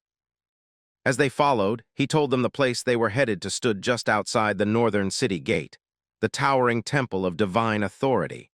Whoever conquered its challenges would be rewarded with unimaginable treasure. But there was one catch. The NPCs inside hated women, and their presence would increase the dungeon's difficulty tenfold. Now genuinely angry, Anya said she would level up and return. These sexist NPCs would pay. She rallied the other girls to head to the mountains to scout out the path and vent their frustrations on minor monsters. As they left, they waved goodbye to Shadow, who began forming his party. The others were nervous, as this was their first time teaming up with such a high-ranking figure. But Meng reassured them that it was a chance to learn from the true master of disguise. Still, following Shadow was not easy. Even though he seemed to move leisurely, his speed was astonishing, far beyond what anyone else could match. They quickly fell about 2 kilometers behind. Meanwhile, Shadow checked the loot. Of the 20 items he got, only 2 were useful for assassins. The first was the Forest Bone Blade, an emerald-colored assassin-class weapon with 39 strength and 48 agility. It required level 15 to equip, had 388 attack power and 125 armor penetration. Its unique effect granted a 30% evasion rate and doubled movement speed for 5 seconds after triggering the double speed effect. Shadow compared it to his poison blade and realized this weapon had 80% more attack power, plus armor penetration and stat boosts, making it solid gear. The second item was the Shadow Blade, a platinum-level dagger forged from pure dark elemental essence. It added 600 points of dark element attack on hit and dispelled a random buff. Though its single-target dark element damage wasn't massive, the dispel effect made it impressive. Shadow spent 56 evolution points to upgrade it to legendary status, leaving him with 219 points remaining. Once upgraded, it gained an additional bonus. If the weapon hit a weak spot, it refunded 3 seconds of cooldown. With a base cooldown of just 3.78 seconds, that meant Shadow's skill cooldown would be reduced to just 0.7 seconds, an incredible boost. As he turned to continue, Shadow noticed only number 1 was still following him. Meng and the others were still far behind, struggling to keep up. Captain Anya pushed them forward, reminding everyone that this was a once-in-a-lifetime opportunity and they couldn't afford to fall behind. Shadow reached a mysterious-looking tower and finally told everyone that this was the stop they were trying to find. He explained that once they stepped inside, an NPC would present them with a challenge. The NPC was so well-trained that the stronger the player performed, the more it would pull the rug out from under them and make them fight even stronger opponents. So Shadow wanted the whole team to seize the opportunity using the lower-level players, and decided to unleash only 1% of his power, planning for them to take down the golden boss and become rich once again. But as he turned around, he saw that Meg and the other team members looked almost lifeless. Just as it was getting awkward, Meng woke up from the ground, his hands still shivering, while he assured Shadow not to worry because they would make sure the mission was completed. Shadow turned around once again and started going inside the building, telling everyone that once they conquered the challenges, they could snag some great stuff from the NPC and would not be disappointed. However, they needed to remember to keep their team channel chat going and not let the NPC eavesdrop, as it could strategize according to their plan. After saying all this, Shadow opened the giant, humongous door, which creaked loudly as it swung open. Inside was a wizard-like NPC floating above the ground, who welcomed everyone into the building, calling them the residents of the game forsaken by the gods. He said the arrival of this game had left humans trembling with unease, which he found amusing and started laughing. The wizard then introduced everyone to the Tower of Divine Authority, telling them that if they could conquer the challenges inside, they would be able to trade with the Wanderer and should let him know whenever they were ready. Some people couldn't believe there were NPCs in the game, but others were curious about the kind of boss they needed to take down and what it would look like. Shadow wasn't in the mood for too many questions, telling them to follow his commands so things would be straightforward. But the adventurers kept pressing, asking how long the battle would last, what different phases the boss had, what skills made it so powerful, whether the scoring was mechanism-based or value-based, if there were any instant kill moves, how much agility it had, its weak spots, signature skills, and the duration of the battle. Meng told Shadow not to worry about him, saying he'd been cautious ever since his past team was annihilated by monsters. But Shadow was getting annoyed and immediately approached the Wanderer, saying he was ready and that the trial should begin. The man ran behind Shadow, trying to stop him, but it was too late. The Wanderer smiled and announced that the enjoyment would begin now. As the trial started, a purple portal appeared on the ground using a purple shard, and from the portal emerged an ugly-looking monster, split in half, called the Obsidian Shard Skull Puppet, a level 20 gold tier boss.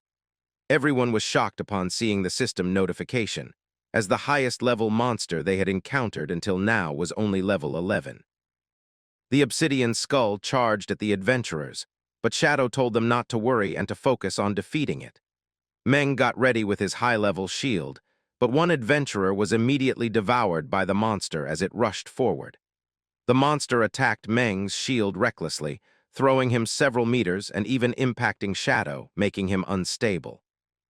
The adventurers were unsure of what to do, but Meng told them not to worry about him and ordered the archer to use his starry shot skill, along with giving orders to the swordsman. As the adventurers followed the captain's orders, they managed to damage the monster, though it wasn't enough. The monster entered its second phase, glowing with a purple aura that gave it even more power. Shadow, watching carefully, knew the boss had gone berserk and told the adventurers to stay out of the way so he could finish it off. The boy immediately took something out of his inventory and rushed toward the monster at insane speed. As he jumped and threw his night dagger, it dealt 4,500 damage to the obsidian skull. Shadow didn't stop there. He began using his night technique repeatedly, heavily damaging the monster. The adventurers realized that Shadow was equipped with gear far beyond anything they'd seen before. He moved with grace, assassinating the monster without being pinned down even once. The NPC had initially thought Shadow was a complete noob, but now it was clear that was far from the truth, and the Wanderer had no time to strategize. One of the adventurers, confused, asked how Shadow knew that the stronger the player, the pricier the goods would be, since no one should know about the hidden boss. Shadow dodged the question, replying that the game forsaken by the gods was shrouded in secrets, with many truths buried deep within the ruins. He began to confuse the adventurers further, telling them to ask themselves whether they had been exploring diligently or expanding their knowledge of the game. Just as they were making awkward faces, the monster began using a death beam skill, forming a yellow orb of energy in its mouth. Shadow warned everyone to be alert and avoid the spin of the energy ball, explaining that 3 seconds after it hits the ground, the damage would become lethal and the area of effect massive. The adventurers scattered, and Meng ran toward Shadow to protect him. Realizing there was no time to dodge the attack, Shadow told Meng to unleash his invincibility scale to shield them. Meng did so, successfully protecting both Shadow and the curious adventurer. It was a great move. Shadow told the captain to wait for the flames to die down and then unleash their most powerful skills. After 3 seconds, the flames subsided, and all the adventurers used their best attacks. The damage was brutal, more than 25,000. The monster was finally defeated, and a notification popped up announcing that they had defeated the obsidian shard skull puppet. The words "Congratulations" appeared on the board, and the team felt proud of themselves. Shadow, however, knew that once the boss's health dropped below 70%, it would enter a berserk state. If they could dispel the berserk effect, its power would only be on par with a silver-tier boss. As they looked at the defeated monster, the Wanderer smiled and congratulated them for being the first to pass his test. Now, all they needed to do was trade their lifespan in exchange for a divine gift from the legendary Wanderer. A system notification popped up, telling everyone that the Vander NPC was actually named Wizard Wake, and that he had 6 fingers. But suddenly, the NPC started acting weirdly, and his eyes began glittering with laser-sharp focus as he attacked one of the players all of a sudden, obliterating them with 99,999 damage. Captain Meng was shocked, wondering why the NPC Vander suddenly attacked. But Shadow knew that even when players were powerful, the wandering NPC was actually way more powerful than them. Shadow also knew about a secret rule: NPCs and players could not attack each other unless the player broke a sacred rule first. And this NPC's sacred rule was to hide his hands. As long as no one mentioned it, he was in the clear. Hearing that, Meng even wondered if they could beat him, but Shadow straight up denied it because they were powerless right now. In truth, these NPCs were powerful beings from other dimensions who had attained divinity, and in front of them, humans were nothing. The Wanderer began telling the players to choose the divine tomes they needed and trade their lifespans for the treasures so that they could leave. These divine beings were shackled by the ancient rules of existence, arriving on the planet to help the game but sickened by the god, harvesting the lifespan of the players. Meng was shocked to learn that these NPCs could also consume life force to create resources in the real world. Meng immediately realized that the wandering merchant could create anything, and they would have an endless supply of food, water, and drinks. With the divine tomes they had, thanks to Shadow, no matter what disaster struck them, their supplies would always be safeguarded. They started celebrating even before Shadow knew the reason for it, because they expected this much from him, thinking their big brother would never let them down. But Shadow didn't care and started browsing through the NPC's window, buying a book named Divine Bestowal Asterisk, which was one of the 9 divine tomes that would cover all of Shadow's needs. He knew that the Tower of Divine Power had an achievement granting prestigious rewards, but Shadow would have to conquer it. The first book required 9,000 days of tradable lifespan in exchange. He looked at the Wanderer NPC and told him that he wanted to take the highest difficulty, and with no one's help. The NPC started laughing, telling Shadow that based on his recent performance, he couldn't even conquer the first level, and now he dared to dream of tackling the highest difficulty. But Shadow simply said he was curious about how the highest difficulty looked. The NPC explained that the difficulty was divided into 5 levels, with the highest being the 5th level. The boss was still the Golden Tier Obsidian Shattered Skull Puppet, but its attack, health, defense, and cooldown speed had been skyrocketed by 500%. Both Meng and his friends were stunned by the percentage, realizing that they had barely dodged the skill of the basic monster. They were drenched in sweat, wondering how Shadow would dodge the higher tier one, which now had 5 times the health and defense. They wondered how long it would take to bring it down with no mistakes allowed at all. The NPC told Shadow that if he died in this challenge, all the tradable lifespan he would lose would go straight to the Wanderer, and it was not returnable. Finally, he asked Shadow if he really wanted to do it. The boy immediately agreed. Hearing that, the NPC started laughing as he formed a blue aura portal with his hands, thanking Shadow for the thought of gifting some lifespan to the NPC for his own use. He thought that in this early game of the Forsaken Gods, players from the planet had really become so arrogant that they were paving their own path to self-destruction. Just after saying that, the blue portal changed its color to gold, and the Obsidian Skull Crusher monster puppet appeared, now 500% more powerful and golden in color. Shadow immediately analyzed his foe from top to bottom, realizing that Vic had enhanced the summoned monster by 500% and had also made multiple biological enhancements, skyrocketing its attributes by more than 2,000%. Shadow knew it was the perfect time to test out his new weapon. He became invisible, took out the undead dagger, and threw it toward the golden obsidian monster, using the venomous strike attack. After the strike landed successfully, the gift of the black flame was triggered, and the obsidian shadow puppet began screaming in pain as it was slowly hammered by our boy. Shadow immediately started using his bone blade special effect, which boosted his agility for 5 more seconds along with his invincibility, which was increased. Shadow started absorbing the golden aura, and after his agility was at its peak, he began making small attacks. Suddenly, he teleported behind the golden obsidian skull using the special effect given to him by the undead bone blade and pierced through the head of the monster. The speed boost of 100% was already over as the 5 seconds finished, but that was enough for Shadow to make the monster bleed. Both Meng and his subordinate wondered how Shadow was really invisible all the time, wondering if his cooldown was low or if there wasn't one to begin with. The subordinate thought that maybe Shadow hadn't even activated his invisibility, and instead, he was so fast that he vanished into thin air. Shadow appeared in front of the fallen monster, realizing that the work was over when the notification told him to strike at the throat to grant liberation to the monster. Shadow started using his shadow sneak attack, and as multiple blades pierced the monster, it was completely obliterated in just a few seconds, with the HP bar dropping to 64%. But the monster was still not defeated, somehow getting up again.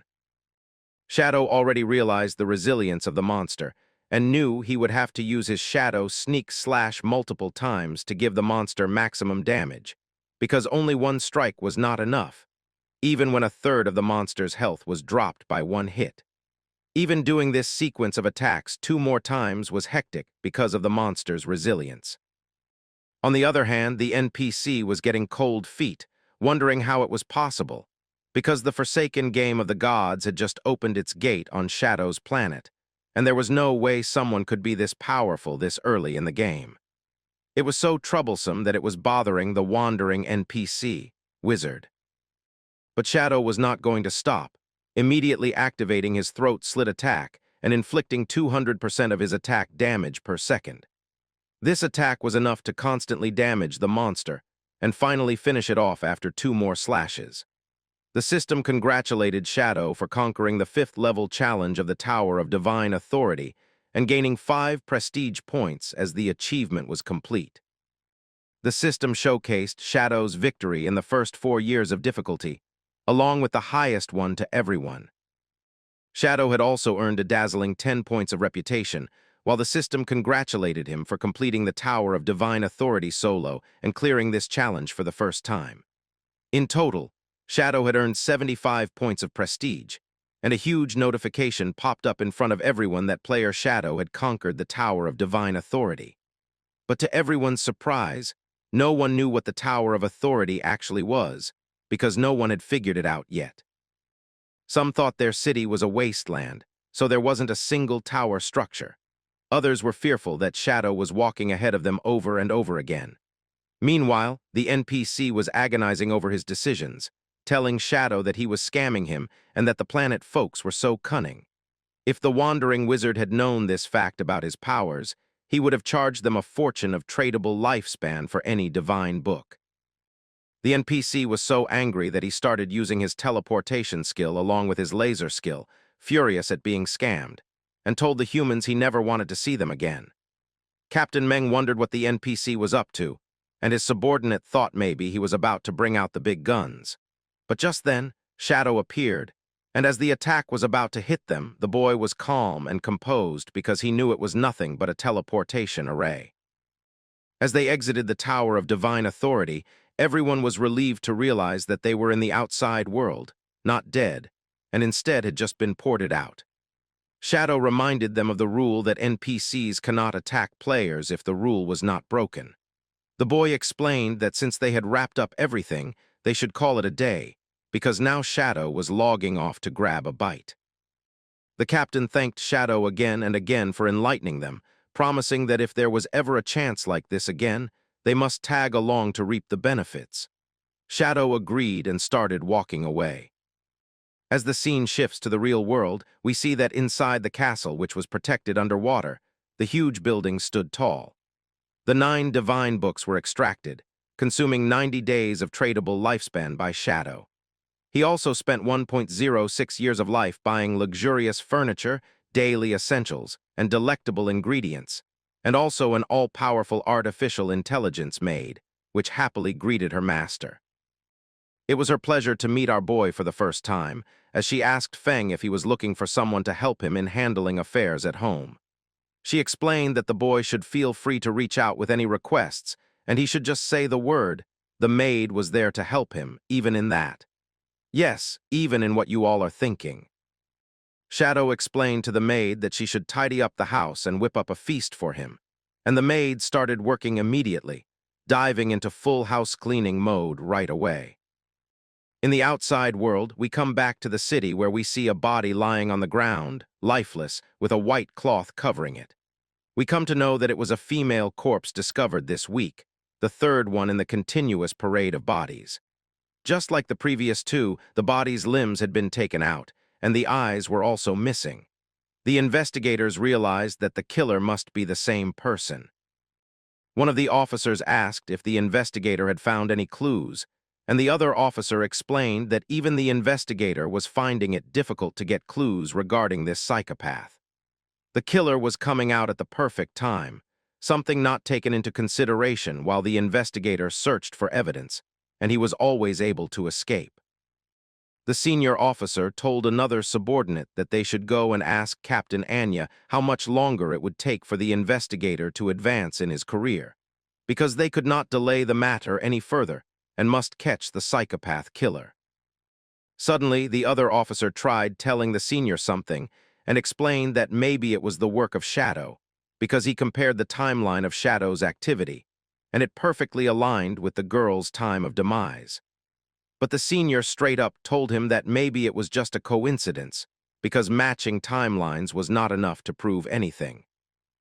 However, the investigator liked this angle and thought they could solve the case through it, because right now whispers were all around that Shadow was actually a killer in disguise and might have some dark influence on others, and that some evil powers were covering up for him. It was then that the senior revealed that last time, Shadow made him look foolish in front of Captain Anya when he was hitting on her. But the senior wanted the brat to not let personal feelings come between them and their jobs, because they already had 24-hour support from the police.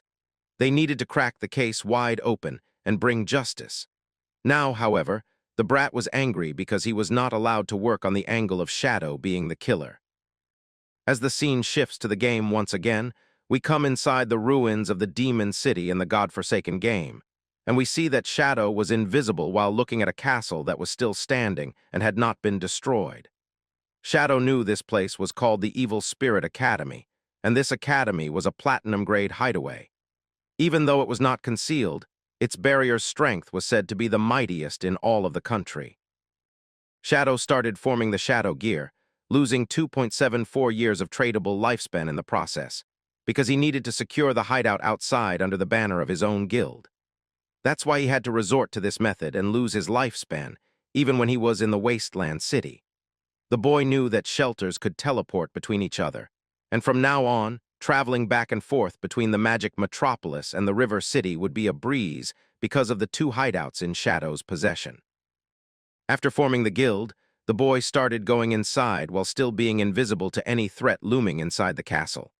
As he walked through, he felt that something was strange, because he had reached the deepest level of the 3 underground floors inside the Spirit Academy, yet he had not encountered even a single monster. Shadow realized there was no other possible explanation than that someone powerful had already come inside and defeated all the monsters before him. Suddenly, he heard someone screaming in happiness to another human that he was not as weak as he seemed. After Shadow listened to the commotion, he realized that some people were bullying another person, a female, who was telling the group of 3 thugs not to come any closer. Out of the 3 thugs, one of the fatties revealed that they were sent by the Dongfang family lady and told her not to worry because they were not going to kill the girl just yet, as the Dongfang lady needed someone for her enjoyment. But before that, these boys were going to enjoy the girl themselves. They wanted her to hurry up and tell them her real-world location, or they threatened to hunt her down until her lifespan ran out. Even making herself lose would not help her, because the Brats guild, named Shura's Hall, was waiting at the resurrection point. The third person from the police group told the lady they should make a deal, because the girl was powerful in her own right, having defeated the Eastern deity twice in the game. The boy realized she must have gained quite a bit of lifespan, at least 30 years. The boy then started rambling that the girl had to give them 30 years of the lifespan she had gained, and along with that, she would have to play with the 3 of them for a little while to make them feel good. After that, they promised they would let her go without any problems. The girl, innocent, started crying and asked in horror what they meant by playing with them. The 3 of them started smiling as they took out their 2 inches, which were hanging down. Seeing that, the girl was scared, but the men thought they were really masculine, smiling after looking at her. Knowing there was no escape, the girl wanted them to promise that after having all their fun, they would let her go. The brown-haired brat called the girl, promising her again and telling her to start with him. As the girl started nearing the boy, a surprise attack was made at his small thing, as the lady tried chopping it off.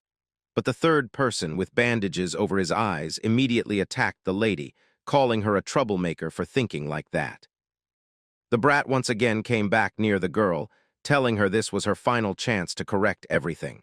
But suddenly the girl smiled and told the player she would see him later. Then the players were slashed in 2 halves so suddenly that they didn't even realize it.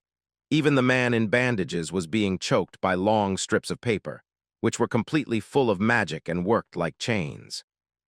Shadow was watching everything, realizing that this skill was named the Chained Blade, wondering if the girl's profession was what he thought it was. The girl finally stood up, using her skill and cursing the 3 brats who were trying to do naughty things with her. Knowing these people were sent by the Dongfang lady, she was determined to kill her no matter what. We come to know that Shadow knew about this lady who was named Shane, and Shane was also hiding a profession just like our boy Shadow. It was an assassin-type unique hidden profession. Shadow knew that in his last life, Shane was the 10th strongest powerhouse in the whole world, but she was eventually defeated by the present demon, who dealt the final blow after her real identity was exposed. He targeted her in the real world while she was already being hunted from all sides. The girl fought valiantly, but even after all the effort she put in, she was still not able to survive. Everyone in the Guild of Shadow was devastated when they heard the news, and even Shadow himself couldn't believe that he would run into her inside the sanctuary. However, Shadow didn't know who Dong Fang Yui was, and he kept wondering why Shane was repeating this name again and again. As Shadow approached her, Shane assumed he was an enemy too. She asked if he had any accomplices and immediately rushed toward him. Talisman chains protruded from her hands, ready to attack our boy even before he could defend himself.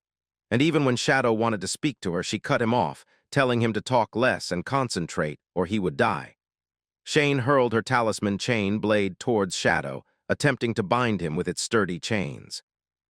But before it could reach him, Shadow turned into smoke, evading the attack fluidly and reappearing instantly in front of Shane. Finally, he agreed to play with her if she wasn't ready to talk.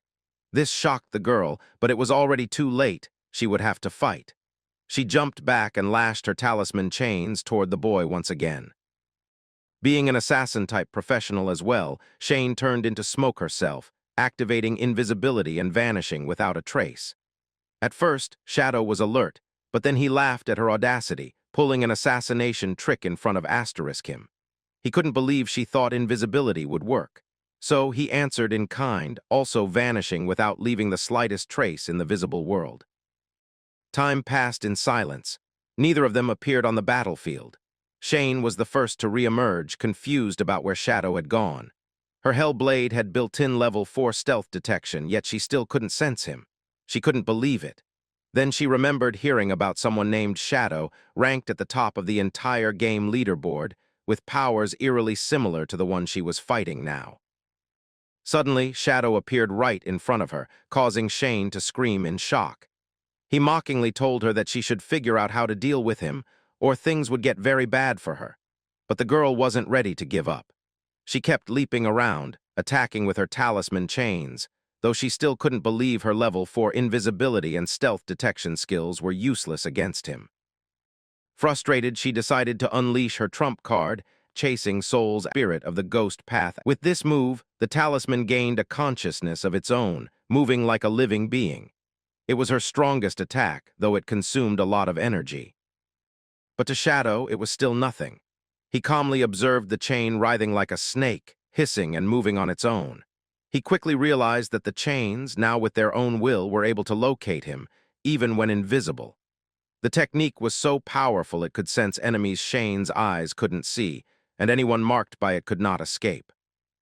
For the first time, Shadow saw her profession bypass stealth entirely. Even he hadn't expected this. But he had a plan. As he ran in circles around her, he baited her into attacking. Just as she thought she had him, Shadow slipped away with incredible agility, leaving Shane caught in her own skill. Embarrassingly, the chains wrapped around her due to her own attack, tightening against her clothing. Shadow walked up to her calmly and asked if it was the right time to talk, since her ears seemed open. He explained that he was Shadow and had nothing to do with any Dong Fang Yui. If he wanted to kill her, she would have been long dead. He didn't need help with that. Shane was embarrassed, screaming at him to let her down. Shadow, however, asked who Dong Fang Yui was. From her words, he deduced she must mean someone from the Dong Fang family in Jianghai City. The girl was shocked, but eventually admitted it, explaining that since Dong Fang Yui had married into the Chu family, her ties to the Dong Fang family weren't as close anymore. Shadow then revealed something shocking. When he destroyed the Dong Fang family, Dong Fang Yui hadn't been present. She slipped through because of her marriage. This stunned Shane. The realization that Shadow had destroyed the Dong Fang family, leaving only Yui alive, sent chills through her. But then she smirked through her chains, declaring that since Shadow and Dong Fang Yui were enemies, she would consider him her ally, because the enemy of an enemy is a friend. They could cooperate. Shadow dropped her to the ground, telling her they could discuss cooperation later, but first he wanted to know why she wanted to kill Dong Fang Yui. Shane finally revealed the truth. It was revenge. Before the God-forsaken realm descended and the game began, Dong Fang Yui had been driving under the influence and caused an accident that killed Shane's mother. Multiple court cases were filed, but Yui walked free because the Chu family used their influence to frame someone else.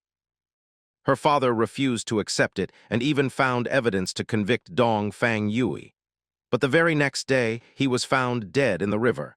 Authorities dismissed it as a mental breakdown, claiming he had taken his own life out of despair. When Shane demanded answers, the Chu family's security nearly beat her to death. Broken and hopeless, she thought about ending her own life until the God-forsaken game descended. Her first mission inside the game was clear: kill Dong Fang Yui. But in the game, death was never permanent unless someone drained all your life by repeatedly killing you. So even after Shane succeeded once, Yui resurrected and hired people to relentlessly hunt Shane down. That was why she was in this state now, being saved by Shadow. Shane cried while explaining all this, begging Shadow to help her kill Dong Fang Yui, as revenge was her only motivation to live. But to everyone's surprise, Shadow refused, without even a second of hesitation. After the refusal, Shane was shocked but still not ready to give up. She told Shadow not to worry because she would not make the boy help her for free.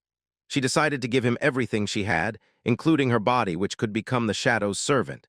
She was even ready to offer her entire lifespan that she had earned, along with all her equipment and skills. Shane was prepared to sacrifice everything as long as Shadow helped her kill Dongfang Yui without any second thoughts. Even if Shadow made her his slave, Shane was willing to accept it willingly. But the boy was not as bad as everyone thought. He told Shane that he would not help in any killing, nor would he take revenge in her place, because this revenge had to be concluded by her own two hands. Even when Shane felt bad, Shadow told her that he would help her, but how far his help could go depended on her.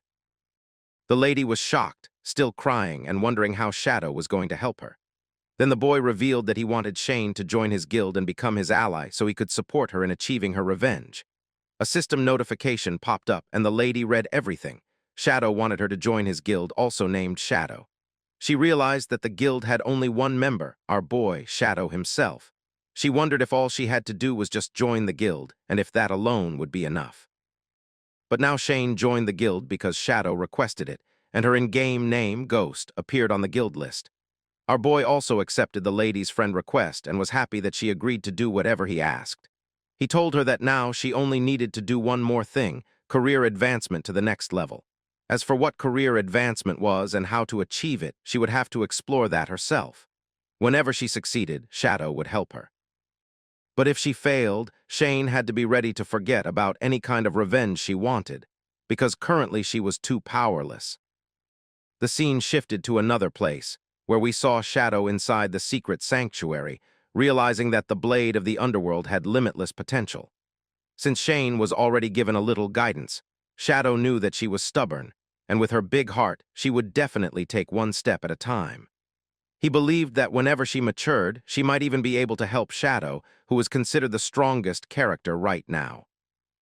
The scene shifted once again to the deepest part of the Evil Spirit Academy, where Shadow entered a section that looked like a giant library filled with books.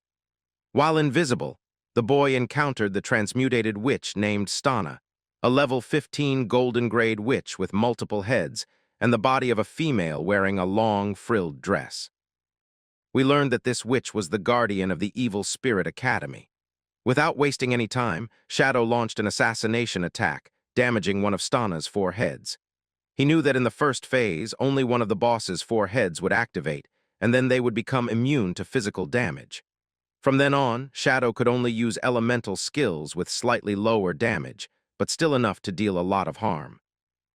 With the assassination, the boy activated the Shadow Blade technique and drew the Forest Bone Blade to increase his movement speed. Its cooldown time was so low that it almost recharged instantly after every Shadow Blade hit. The boy jumped around, using his invisibility and assassin skills along with multiple Shadow Blade techniques to deal massive damage to the witches' heads. He kept targeting the weak points, turning himself into a moving Gatling gun with such high damage that no one could resist. Shadow had no pride to spare. He kept relentlessly attacking the weak points, because he had to defeat the monster no matter what. The sounds of hacking and slashing echoed through the entire hall until one of the 4 heads was destroyed, exploding into pieces. Now Phase 2 began, and Shadow knew that all three remaining heads would activate simultaneously. They were furious that their purple head had been blown apart. But Shadow had fought this boss many times before, so he knew these hotheads would only unleash indiscriminate attacks on the surroundings. Shadow had to defend himself from beams of fire and elemental attacks. Thanks to his high agility, he managed to dodge them, and once again began using the Shadow Blade skill to deal heavy damage to the three heads, targeting the red head first. But as the blue head interfered, the water elemental head was destroyed as well. The Shadow Bone Blade exploded in the process, and the damage was so lethal that the other heads couldn't withstand it, suffering heavy damage until they exploded on their own. As Shadow knew about the disco lights of the Headless Witches, a system notification suddenly popped up, announcing that Shadow had killed the mutated witch named Stana and gained 50,000 experience points. Shadow had already been certain of the notification even before it appeared, judging from the deafening boom that echoed throughout the library-like area of the Evil Academy. Finally, Shadow obtained the key to the Evil Spirit Academy hideout, which was a platinum-level hideout. Since his level was high enough, the system informed him that he could now advance his profession. Shadow agreed and started the advancement immediately. The boy's Shadow class advanced from the first tier to the second tier, and his class attribute bonus for strength increased from 9 to 27, along with significant increases to constitution, agility, and spirit. Now the boy stood at level 15 with a tradable lifespan of 566.2 years, strength of 147, constitution of 102, agility of 316, spirit of 131, and health points of 2608. His physical attack power reached 535, his cooldown speed was 85, and his damage resistance stood at 77. He also had a non-tradable lifespan of 4510 years and 233 days, along with defense points of 330. This included 24.8% physical damage reduction, element resistance of 458, and 31.4% lightning damage reduction, along with multiple other elemental bonuses he had gained from defeating the witch Stana. Now Shadow was ready to upgrade his skills. As his body glowed with a gleaming aura, another system notification appeared, telling him that his new job passive would ensure he no longer exited stealth mode. Even if an attack broke stealth, his invisibility would remain effective when he attacked. This was a massive boost to Shadow's power. He realized that his attributes had not only doubled but tripled, and now no attacks could cancel his stealth effect unless he disabled it himself. Shadow had truly reached a qualitative transformation and knew that no one could defeat him if he did not allow it. Looking at the key in his hand, he realized the value of the treasure he now possessed. The scene shifts back to a few minutes earlier at the outskirts of the Evil Spirit Academy. Shane was once again running away, shouting at someone about how he dared to come back. As the view panned over, it revealed the same group of three men who previously wanted to play with the girl. This time, they decided to call for reinforcements from the Shura Hall Guild so that everyone could join in tormenting the girl. As the blonde man wondered how long the girl could last, the giant roared that he would not go easy on her this time. The man then used an earth smash skill so powerful that the ground trembled violently. But the girl refused to admit defeat, immediately activating her sacred talisman skill and preparing for a final attack. Just then, a flashbang appeared before her, blinding her instantly while also damaging her with its explosive force. Having resorted to cheating, the bullies made no remark as they swiftly trapped her, mocking that they needed to properly educate her. Yet the girl was determined not to die at their hands. She pulled something from her inventory, attempting to drink it, but the blonde man snatched it from her, breaking her hand in the process. Reading the description, he saw it was poison. He realized that if she used it, she would lose half her lifespan but would resurrect at the designated point. This revealed to the group that the girl was not afraid of dying if it meant preserving her honor, which only made the disgusting bullies desire her more. As the man stepped closer to her, a system notification suddenly appeared before the girl. She read that the platinum-level Sanctuary Evil Spirit Academy was now affiliated with the Guild Shadow. With the barrier activated, all non-guild members were considered intruders, triggering the Sanctuary's cleansing protocol. Before the bullies could react, they were electrocuted from all sides, killed instantly, and their dropped lifespan scattered across the ground. The system informed the girl that the cleaning was complete. She was left utterly shocked, unable to believe that the Evil Spirit Academy was actually a sanctuary, and now it belonged to Shadow's guild. Realizing that in just a few minutes Shadow had slain the Guardian and obtained the key, she stood frozen, still in disbelief, while Shadow wasted no time moving forward.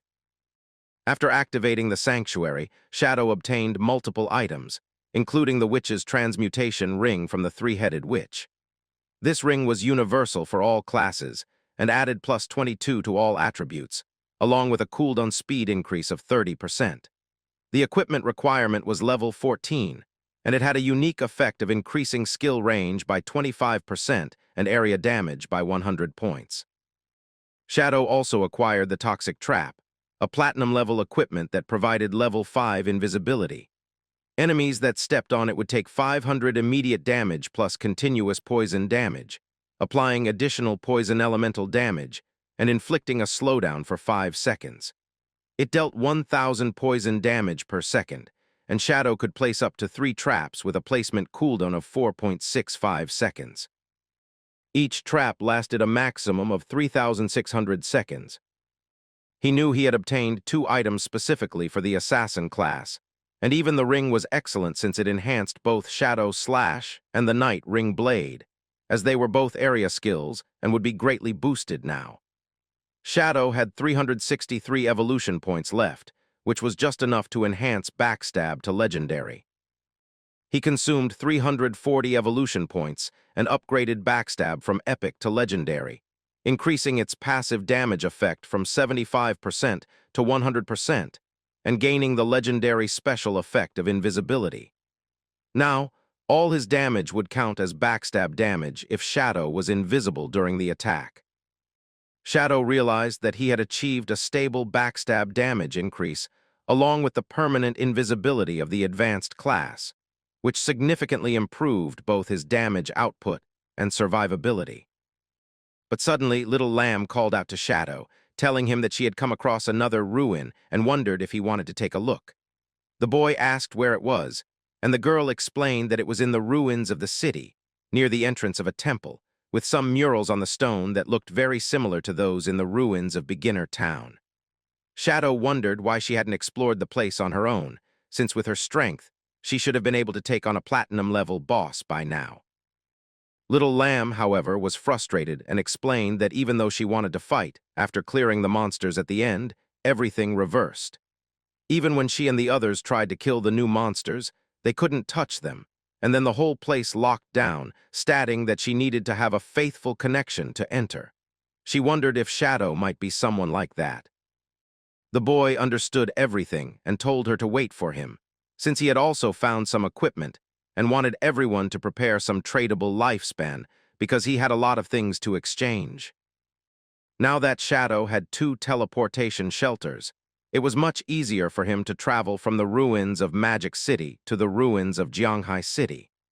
Before Shadow fully teleported, the lady told him to sell his items to the officials in Magic City because they had no life energy left after defeating the bosses. As the scene shifts, we move to the outskirts of the ruins of Jianghai City, where Little Lamb sat on her mount, which was eating grass while she enjoyed the scenery. Suddenly, Shadow appeared out of nowhere, startling her and asking where the relic was. Both the lady and the lamb were shocked, telling Shadow not to scare them like that because it wasn't easy. Shadow calmly promised to be careful next time. Little Lamb explained that the entrance to the ruins was below the cliff. When Shadow asked how she had found it, she said it was a long story. We then learned that Little Lamb had spawned a mount in the outskirts, and while trying to feed it, a silver boss suddenly appeared, startling the mount. Startled as well, she panicked and fell off the cliff. Fortunately, she was caught by a tree branch near the bottom, and that's how she discovered the cave. The scene shifts back to the present, where Little Lamb warns Shadow not to slip and fall because last time she had died and respawned, forcing her to call Captain and Mang to explore the cave with her. Shadow jumped straight off the cliff, complimenting Little Lamb for finding something like this. The lady then explained that Mang had also jumped just like that. but instead of making a heroic entry, he ended up slipping and falling to his death. Inside, the cave was a maze. Even after clearing all the monsters and exploring every path, it still wouldn't open. While walking inside, Shadow told Little Lamb not to risk dying in the future, reminding her that they should never let their non-tradable lifespan reach 0 because it was extremely dangerous. Even Little Lamb knew there was a skill that could drain others' lifespan, and if someone's lifespan was too low, it could be completely drained. They already had precautions in place to supplement their non-tradable lifespan, and Shadow wondered if the officers had a stable supply channel for lifespan. The girl explained that they had lured some magical creatures, which absorbed non-tradable lifespan, into a hidden location in the ruins of the city. After killing them, they collected all the non-tradable lifespan that dropped and would go there to replenish whenever needed. Shadow knew this method was incredible, wondering if it was none other than Anya who had come up with the idea. Little Lamb was impressed by his accurate guess, but Shadow remembered that even in his previous life it had always been Anya's idea. In the end, everyone started using this method. As they ventured deeper, the girl showed Shadow a teleportation orb located exactly at the spot that led to the next stage. However, when Little Lamb touched the orb, it told her that since she was not the destined one, the mechanism would not activate. The girl explained that perhaps this temple was also connected to the previous one in the earlier town, and since Shadow had defeated it, maybe he was linked to it.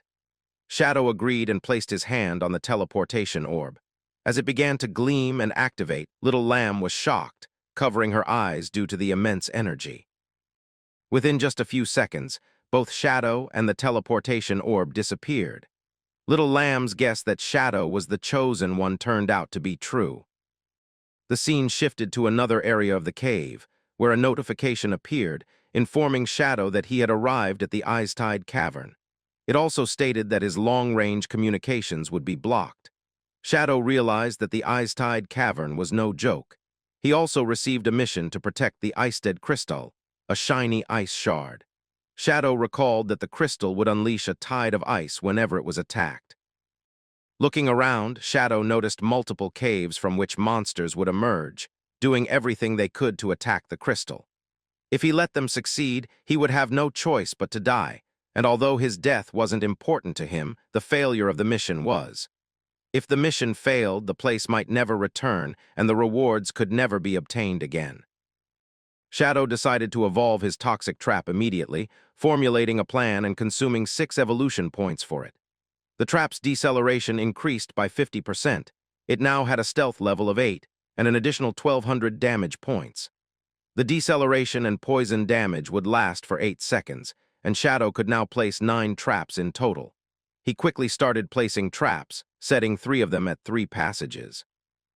Activating the witch's ring increased his skill range by 25%, making the traps even more powerful. Now the enchanted traps completely covered the passages, ensuring that any monster stepping on them would trigger them. As Shadow looked around, he saw multiple monsters emerging, and their numbers were no joke. Shadow immediately turned invisible while the monsters wandered around, trying to figure out what was going on. As soon as they stepped out searching for him, the traps activated, brutally damaging them. The attacks didn't stop, and the monsters wondered what was happening to them, but they were eliminated before they could do anything. The new status effect Shadow had gained for his backstab skill allowed him to instantly one-shot enemies. The monsters, known as the Guardians of Athena, were wiped out. However, Shadow's brief relief didn't last. Suddenly, a massive arrow shot toward him. He managed to protect himself using the Night/protective shield. As the dust and smoke cleared, Shadow was shocked to see a puppet-like monster approaching to hunt him, accompanied by several other monsters with crimson eyes, all waiting for their chance to devour their prey. As the scene shifts once again, we return to the outer ruins of the Magic City, where the blonde bully was standing in front of a professional female mage. He said something that made the lady furious, prompting her to ask if he meant that his guild was giving up on hunting the ghost girl simply because she had now joined the Shadow Guild. The blonde didn't even hesitate and told her again that they couldn't handle this, so she should find someone else. The lady tried to intimidate him, asking if he thought the Shadow Guild posed a greater threat to him than she did. She lashed out at the blonde man, warning him not to forget that she had all the information on him and could easily have her guards kill him in real life, which would be a far greater threat. However, as soon as the man heard this, he suddenly started preaching equality and without a second thought, punched the lady, causing her purple mask to fall off as she spat blood onto the ground. The man didn't stop there. He immediately readied his knife and told the woman that even if he couldn't defeat the shadows yet, he could still kill her. He had tolerated her arrogance for too long and wasn't willing to be called a lowlife by someone who couldn't even do her own work and instead wanted others to handle it. We learned that this lady's in-game name was Phoenix. After being killed, she respawned at the safe zone and returned to reality, furious that the person she had hired to hunt the ghost girl had actually turned against her. In reality, she was part of the Chu family, who believed that the Shura Hall was made up of lowly people who couldn't possibly go against her. No matter what, she called someone and ordered them to send people to arrest all the members of Shura Hall. Upon hearing that, the man on the other end of the phone wondered if this was the same guild she had hired to capture the ghost girl. But now that she had mixed up with the Shadow Guild, and since her group feared retaliation from Shadow, she wanted to vent all her frustrations so that the guild wouldn't even dare to continue. The man on the phone told her that after dealing with Shadow, he would take care of the so-called lowlifes, as he had already arranged for people from the Black Dragon faction in the Magic City to trouble Shadow. Since the plan had already started, soon they would be able to take revenge for her family. Hearing this calmed Phoenix, though it also made her more alert as she realized that both Shadow and the traitors who betrayed her were going to get a taste of their own medicine. She began screaming that she would avenge the Dong family and defeat them all. As the scene shifts, we see that the archer puppet was defeated instantly by Shadow. He knew there was no way someone so insignificant could beat him, as his shadow blade was so powerful that even its return speed after striking a weak point was nearly instant. Suddenly, a notification popped up, informing Shadow that his guardian task was completed and he should claim his reward. He was surprised that it was already over, but as he turned around, he saw the entire place collapsing along with the ice crystal, though it didn't create any sort of tide. As soon as the crystal evaporated, a golden chest appeared in front of him. The last time he opened such a chest, he had obtained the gift of liberation, so he wondered what this legendary chest would contain now. When he opened it, Shadow was stunned to find that there was no item inside, but instead, a woman emerged from the chest, gazing at him seductively. He realized that he had received an NPC instead of any kind of treasure. She spoke in the language of the ancient gods, which Shadow couldn't understand, though a few words and structures allowed him to vaguely make sense of her speech. Even when the language was completely foreign, Shadow was able to grasp her meaning because of the Eye of Judgment. The lady was trying to explain to Shadow that the ancient gods had already perished. Since the boy had just arrived and his heart was in the right place, he should become the inheritor of judgment and authority. After saying that, the lady began transforming into an even more beautiful woman, her curls now visible, yet she remained appropriately dressed so that what should be covered stayed covered. We come to know that this lady's name was actually Ashy. As she turned towards Shadow, she summoned a summoning bell that would allow her to be summoned at any place Shadow desired. She was the Judgment Envoy, created with the power of rules, and the boy could use it once at level 25, 35, and 50 to summon the lady. Each summon would grant him a special challenge for a special relic. The system notification informed the boy that if he successfully completed 3 challenges, Ashy would move into his hideout and provide the skill upgrade feature. Shadow immediately realized that the last temple was level 5, and this time it was level 15. In his mind, Shadow was thanking Little Lamb for always being so lucky and stumbling upon such precious things. Suddenly, Ashy told Shadow that he should select a skill because he had a free chance to upgrade one skill to match his current level. We come to know that the skill upgrade had 2 criteria for evaluating the strength obtained by the player in this game. The first was quality. The quality of each skill was fixed and could not be improved normally, but Shadow could still forcefully improve skill quality with infinite evolution. Even the most ordinary skills could be turned into a mythic level one if Shadow wanted. The second way of measuring a skill's power was the demand level, which was the required level for players to use the skill. It also determined the skill's strength, as a level 5 stealth was easily overpowered by a level 50 stealth. However, high-quality skills were naturally different, and high-level, high-quality skills were even more difficult. Shadow decided to upgrade the highest grade of the liberation skill. But in the future, all of this would no longer be a problem, because he only needed to consume his lifespan to increase his skill level as much as he wanted. Ashi heard Shadow's wish and kissed him on the cheek, upgrading the Divine Liberation skill to Mythical. Its weak point attack modifier became 410%, and the attack multiplier got doubled. It also actively gained the throat cut effect, dealing 310% of attack damage per second for 3 seconds. Its cooldown was reduced to 6.97 seconds, which was just half of what it used to be. After the upgrade was done, Ashi bowed before Shadow and told him she looked forward to seeing him again. After she disappeared, a blue-colored portal appeared in front of the boy. He realized this was the portal for him to leave. But as he was leaving, he turned around and looked at the chest one final time, discovering there was something else inside along with Ashi. The system congratulated him for obtaining the equivalent exchange agreement, an epic class agreement. Due to it, he received an assassin-type armor with physical defense and resistance of 198, along with a damage reduction of 19.8%. He also obtained another skill book of his own profession, and greed remained unchanged with a cooldown of 1 hour. This would allow him to randomly obtain one piece of equipment or skill book. Shadow looked at these things with a smile behind his mask, knowing he had gained some good stuff. As there were still quite a few Jade-level equipment and skill books at home, all of which could be transformed for use by assassins, he knew this harvest was truly magnificent.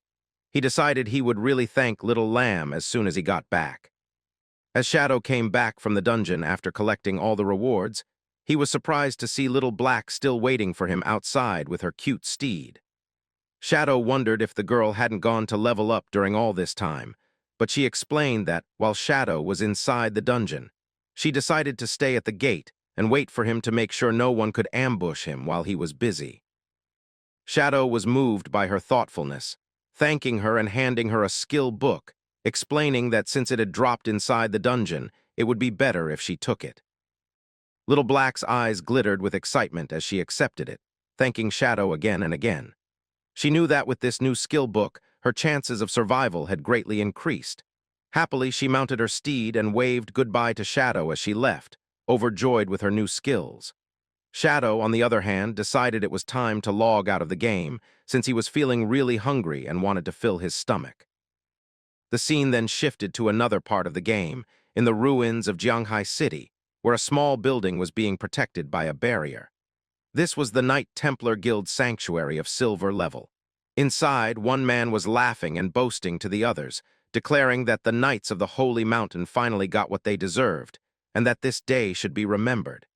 Even though their new home was not large, he said it was still a wonderful beginning. But as the camera panned around, it became clear that these people were celebrating for nothing. Their so-called home was nothing more than a huge common toilet with no doors, yet they were still happy. For them, what mattered most was that they now had a place where they didn't need to worry about being randomly killed by a sudden boss. The leader told everyone that with this sanctuary, they finally had a cozy place to rest when they felt fatigued. And they owed it all to one person, little Zio. Everyone turned to look at Shadow's sister, who herself could hardly believe that the others were praising her. The leader reminded them that she was the one who first discovered the place, so they should give her a warm round of applause as she stepped forward. Everyone cheered as the clueless sister smiled and stood on top of her toilet seat as though it were a stage. She didn't even know how to give a proper speech, but she still began by thanking her teacher for his tireless guidance, then her friends who had reached out to help her in difficult times. She went on to even thank those who had hated her, because according to her, their mockery and insults had motivated her to become stronger. As she continued, she suddenly began to cry, recalling her mother and father. Whether it was true emotion or just an act to gain sympathy, no one could be sure, but she told everyone that her parents had once told her she would one day be able to claim a powerful place. Now that they were no longer alive to see this, She wanted to make them proud. Her tears made the audience believe they were witnessing a touching speech. The leader approached and encouraged her to share the difficulties and obstacles she had overcome in order to find this sanctuary. The girl explained that she had a dream in which a powerful warrior led her to conquer this hideout. Even though the dream was vague, it felt very real to her, so she came here with the mindset of giving it a try. She didn't expect to actually find anything, but in the end, it had worked. Of course, no one else was taking her words too seriously, thinking she was probably just exaggerating or making it up.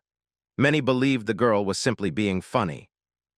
The leader became serious and said that this was an excellent dream, rewarding her with 1 year of tradable lifespan. Smiling, he put his arm around her shoulder and told everyone to learn from you and her dedication to the guild. He said that as long as they worked together with one heart, the guild could survive these chaotic times and grow stronger. He then dismissed everyone, telling those who needed to level up to go and those who needed to explore to get moving. Before leaving, he asked Yu to continue searching for hideouts, saying he was counting on her.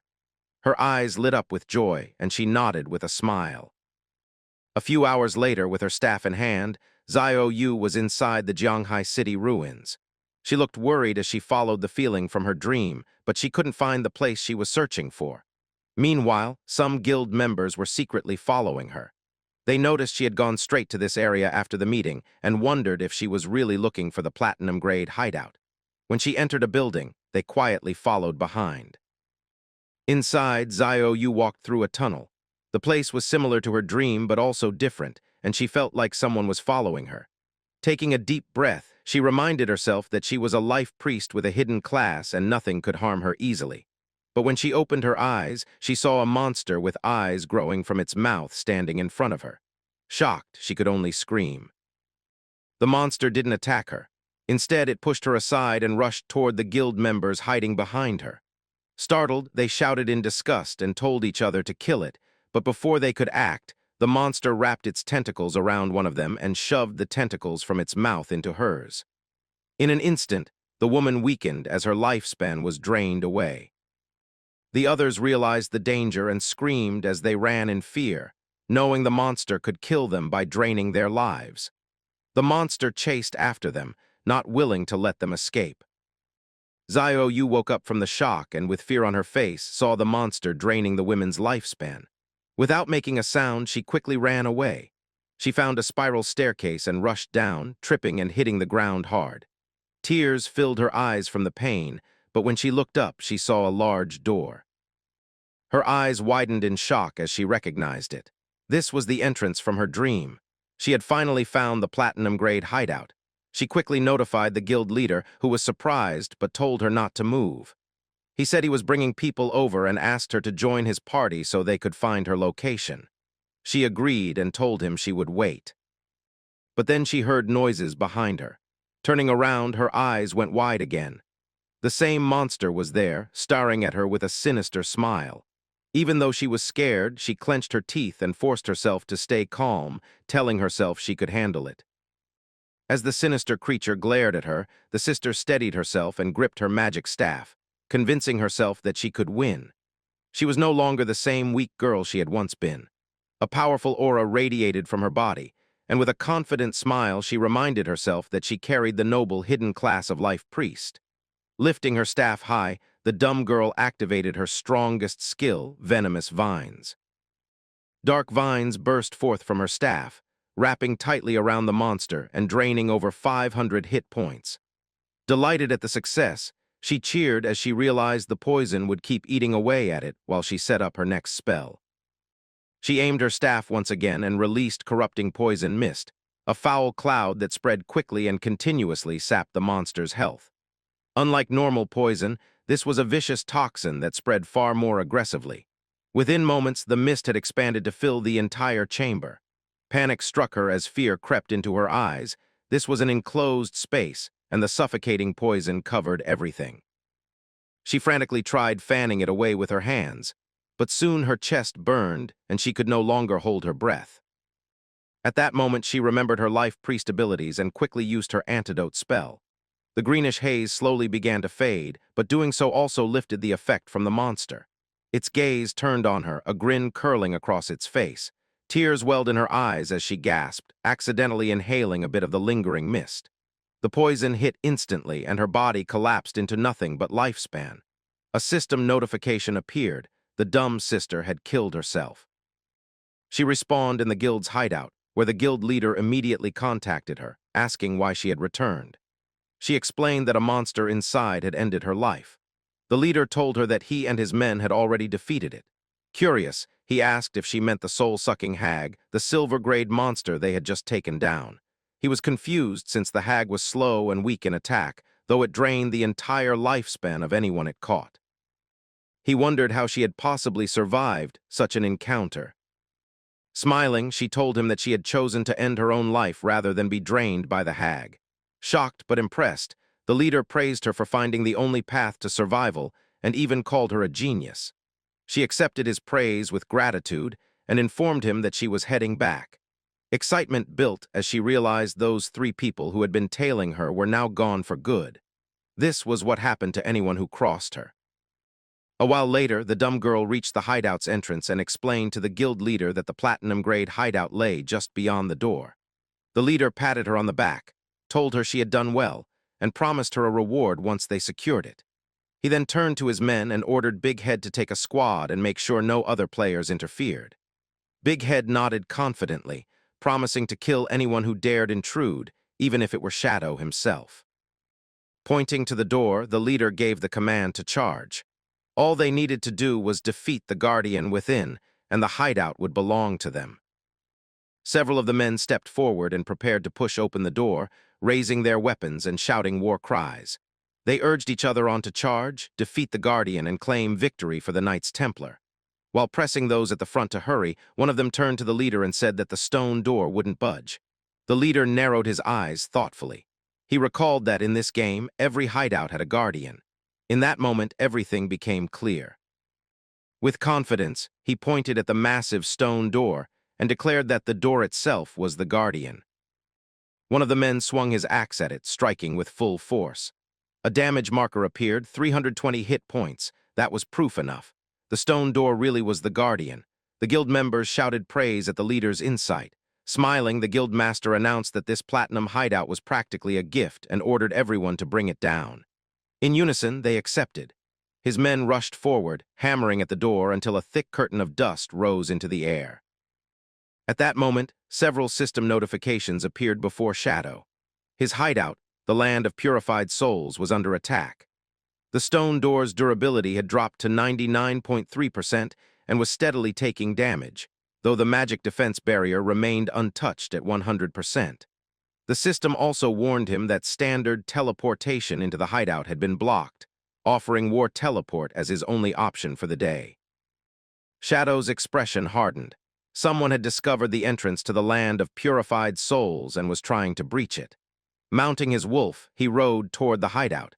Judging by the attack strength, he estimated it would take the intruders nearly a year to break through the door. For now, he would simply go take a look. A while later, Shadow reached the outskirts of the land of purified souls, where something caught his eye. Not far away, 2 men were chasing a woman, shouting for her to stop and threatening to cut her down if she kept running. A third man, armed with a spiked mace, stepped in front of her and demanded to know where she thought she was going. Without hesitation, he struck her hard, sending her body flying back. Grinning, a purple-haired man raised his hand and unleashed a skill, Sacred Chains. 4 glowing blades of energy descended from above, piercing the woman's hands and knees, forcing a cry of agony from her lips. One of the men reminded her that he had already warned this area was under the Knights Templar's control, then mocked her for trying to force her way in. Through pained breaths, she insisted she was only passing through, not trying to intrude, but it was obvious they were only making excuses to rob her. Shadow's eyes widened as he recognized the woman. It was Yang, his colleague from the company, the one who had been kind enough to tip him off before. Realizing this, he quickly pieced things together. The ones assaulting his hideout were indeed from the Knights Templar Guild. The purple-haired man smirked and declared that if they said she was forcing her way in, then that was the truth. Laughing, he reminded the others of the usual rule: he would have the first turn. Another man laughed and claimed he would be next. Before they could act further, a blur of movement struck like lightning. In an instant, the three men's heads were severed. Shadow stood there, blade dripping, his gaze fixed on Yang. His eyes glowed faintly as he stared at her. Yang froze, shocked. Was that Shadow? No, something felt different. Yet when she looked into his eyes, there was something strangely familiar, as if she had seen that look somewhere before. After defeating everyone from the Templar Guild who had been present, Shadow saved Yang and used his blood flower plume technique to absorb every ounce of lifespan they carried. As Shadow turned around, Yang caught a clear glimpse of his face, and with just one look he realized it was none other than Feng himself hiding under the guise of Shadow. Before the lady nearby could examine him more closely, Shadow vanished instantly, his body engulfed in swirling blue flames that consumed him in an instant. The woman froze in shock, unable to believe how quickly he had disappeared. She questioned if the man she had just seen was truly Shadow because his eyes resembled Feng's so strongly. Still, she convinced herself it had to be a coincidence. After all, she remembered seeing Feng's so-called foolish sister join the Night Sanctuary branch of the Templar Guild. If Feng really were Shadow, there was no way he would ever allow his own sister to become a slave. The scene shifted outside to the Sanctuary of Pure Souls. Within its walls, the surviving members of the guild stood nervously behind their leader, who had just welcomed Shadow into their sanctuary. The leader of the Templar Guild was enraged at his subordinates, kicking and berating them for their foolishness. He shouted that daring to rob travelers on the main road was beyond reckless, declaring that such stupidity deserved not one but 1,000 deaths, and no one should be spared. In truth, he was relieved that Shadow had been the one to punish them. The leader remembered clearly that Shadow had once saved them from the Headless One, and since then, every member of the guild had admired him deeply. They had become devoted fans of Shadow, and the leader had encouraged his guild to uphold his ideals: righteousness, strength, and opposition to treachery or corruption. After this flood of flattery and praise, the leader finally asked why Shadow had come to visit their guild's hideout. Shadow's demeanor shifted at once, his tone serious as he revealed that they were currently attacking a hideout they should not have touched. The leader was startled at how much Shadow seemed to know and wondered nervously if perhaps Shadow, too, was interested in the treasure rumored to lie within. But as soon as Shadow spoke again, his fury became unmistakable. Sparks of yellow lightning flickered in his eyes as he told the leader outright that the hideout they were attacking was his. The guild leader went pale, realizing the grave mistake they had made. Even those Shadow had already defeated earlier stared in shock, frozen by what they had just learned. The leader tried desperately to twist the conversation, pointing out that there were rumors saying Shadow's hideout was in the Magic City, and a person could only own one hideout in the game forsaken by the gods. But the purple-haired brat among them muttered nervously that if a guild was formed, then the guild itself could claim a hideout in addition to an individual's. Shadow confirmed this coldly, making it clear that he had a personal hideout in Magic City as well as a guild hideout in this region. Hearing this, everyone's expressions twisted in disbelief. They could not accept that they had mistakenly invaded Shadow's own stronghold. Even Feng's sister wept bitterly, unable to comprehend how she had failed to realize the hideout was his. She had never once seen him appear there in her dreams, so to her, this revelation felt impossible. The guild leader, now drenched in sweat, dropped to his knees and begged desperately for mercy. He insisted they had no idea the hideout belonged to Shadow and pleaded to be spared. His words tumbled out in desperation, asking what they could possibly do to make amends. Shadow remained calm but merciless. He opened his status window and informed them that they had severely worn down the durability of the hideout's door, and repairing it would cost a fortune. Then, with cold finality, he gave the leader his terms. If they wanted to settle this matter, the guild would have to hand over 500 years of tradable lifespan. The moment the leader heard this, his face went blank. He collapsed to the ground unconscious, unable to process the weight of his mistake.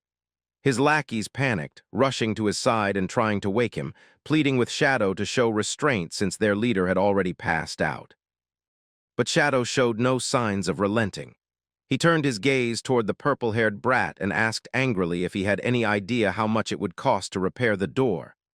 When the boy stammered, unable to answer, Shadow's voice cut him off coldly as he told him to shut his mouth. Meanwhile, the leader lay half-conscious on the ground, his mind racing as he contemplated his life choices. He could not understand why misfortune seemed to follow him everywhere, why every step he took landed him in deeper trouble. In frustration, he suddenly lashed out, grabbing his so-called dumb sister by the neck and blaming her for everything. His voice trembled with anger as he shouted that it was her silly dream that had dragged them into this disaster, demanding to know if she truly intended to destroy the very guild she belonged to. But then, to everyone's shock, the girl's expression hardened with sudden seriousness. For the first time, she admitted it was indeed her fault.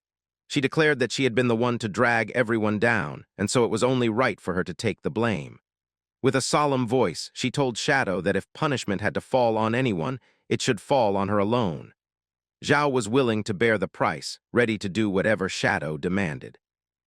She declared that she would serve him for her entire life, like a beast of burden, whether cow, horse, or even pig.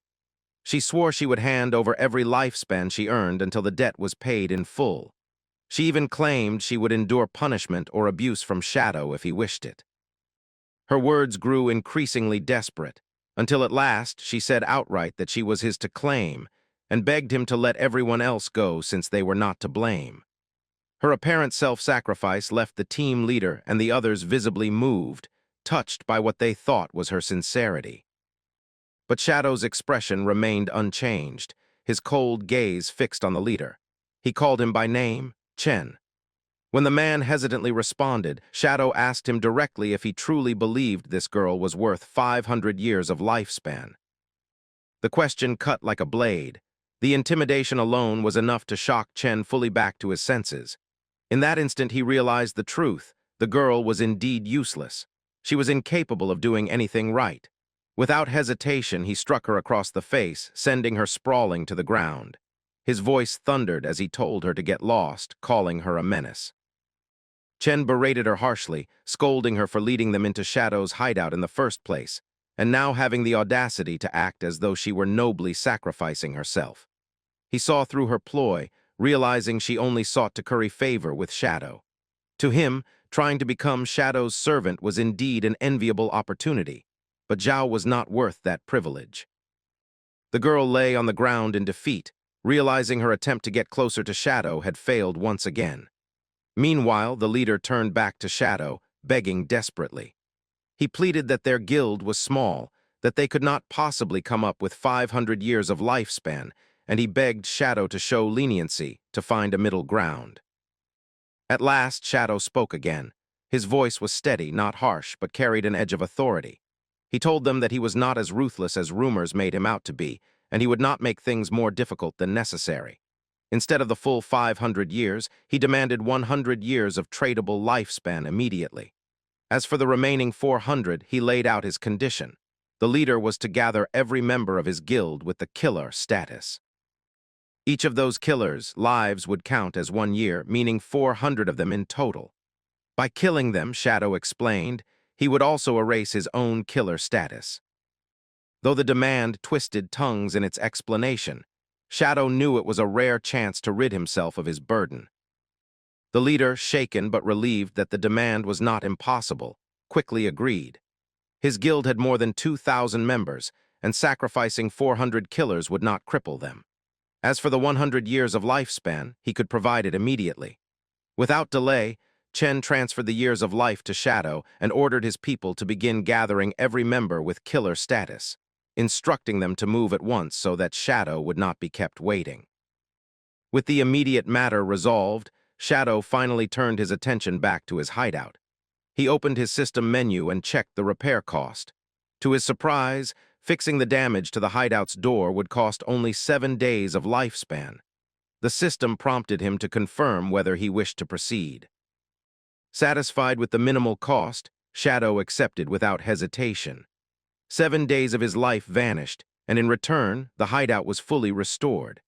A faint smile touched his lips as he realized the outcome, deeply satisfied with how little it had taken to fix what others thought was an enormous loss. Shadow killed every adventurer who crossed his path, determined to erase his killer status. A system notification soon confirmed that he had slain 400 slayers, and with it came an immense drop of experience and lifespan that scattered across the ground. The sight was shocking even for the guild's captain. Shadow's killer level also decreased from 4 to 3, meaning he would face fewer interruptions while carrying out future tasks. The captain chose not to say anything, as he knew it was entirely his fault that things had escalated this way. While reviewing the records, the guild's data revealed to Shadow that those he had defeated were all secretly breaking guild rules. This made the captain feel some relief, thinking it was fitting that Shadow had been the one to discipline them under the guise of chaos. Yet Shadow was not finished. He left the captain stunned by declaring that the sanctuary would now be guarded by his guild, and that no one was to breach it. The captain was caught off guard, but Shadow's eyes sharpened as he warned that it was only right for rule breakers within the guild to learn discipline. He insisted that the sanctuary be guarded in shifts, and if it was ever attacked again, the captain himself would be held accountable. Shadow promised that, in such a case, he would come personally to deal with him. Though the captain realized deep down that Shadow was attempting to trap both him and his guild within the sanctuary, he had no choice but to comply, since the boss's orders had to be fulfilled. Just as this matter was settled, another notification appeared. Shadow's hideout was under attack by the Evil Spirits Academy. Someone named Yuna was leading the assault, and the magical barrier's durability had already dropped to 99.8% as it continued to take damage. Another message followed, asking if Shadow wished to use the available word transmission, a skill that could be used once every 24 hours. He wondered what it was and why it seemed to have no end, but he quickly decided to leave the sanctuary and return to the academy. The ability turned out to be a teleportation skill. Unlike the sanctuary, which was hidden, the Evil Spirits Academy was well known across the country as belonging to Shadow. Even with that knowledge, someone had dared to provoke him. Once Shadow teleported away, the leader of the sanctuary finally let out a breath and told everyone to return home. But a fat man reminded him that they were supposed to guard the place for Shadow. Remembering that, the leader turned to the so-called dumb sister, placing the responsibility solely on her. Since she had always dreamed of visiting the sanctuary, he blamed her for the situation. He warned her that if anything happened, she would be responsible for handling it until backup arrived. Abandoning her post would mean losing her lifespan. Meanwhile, at the ruins of the Evil Spirits Academy, attackers marked with a dragon symbol on their foreheads continued their assault. The barrier's durability had already fallen to 51%. Adventurers nearby questioned whether the attackers were insane for provoking Shadow, unaware of his reputation. These intruders were players from other countries, members of a guild called Black Dragon Hall, and they had no idea how terrifying Shadow could be. Shadow arrived near the academy and wondered why Black Dragon Hall was in his abandoned city. He couldn't recall any interaction with them, so their provocation was puzzling. A burly man, apparently their leader, urged his group to pour all their strength into a single attack. He demanded that everyone unleash their full power to break the gate. Black miasma gathered like a spirit bomb, and the leader unleashed his black flame technique, Dragon Break, in an attempt to shatter the barrier. The assault, however, was still insufficient. The durability only dropped to 13%, leaving the gate intact. Refusing to give up, they kept pushing, convinced that the barrier was close to breaking. One of them shouted that a reward of 100 years of lifespan awaited them, calling it an easy prize to claim. After hearing that, Shadow quickly understood that the members of the Dragon Hall Guild were only hired hands with no personal grudges. The only one left who truly resented him was the Dongfang lady. Suddenly, roars echoed from a distant building, followed by loud stomping noises. When the adventurers turned, they saw a strange-looking dragon. It looked somewhat goofy, yet still gave off an intimidating presence. As it danced and stomped around, the ground shook so violently that the adventurers lost their balance. They then noticed something falling from above.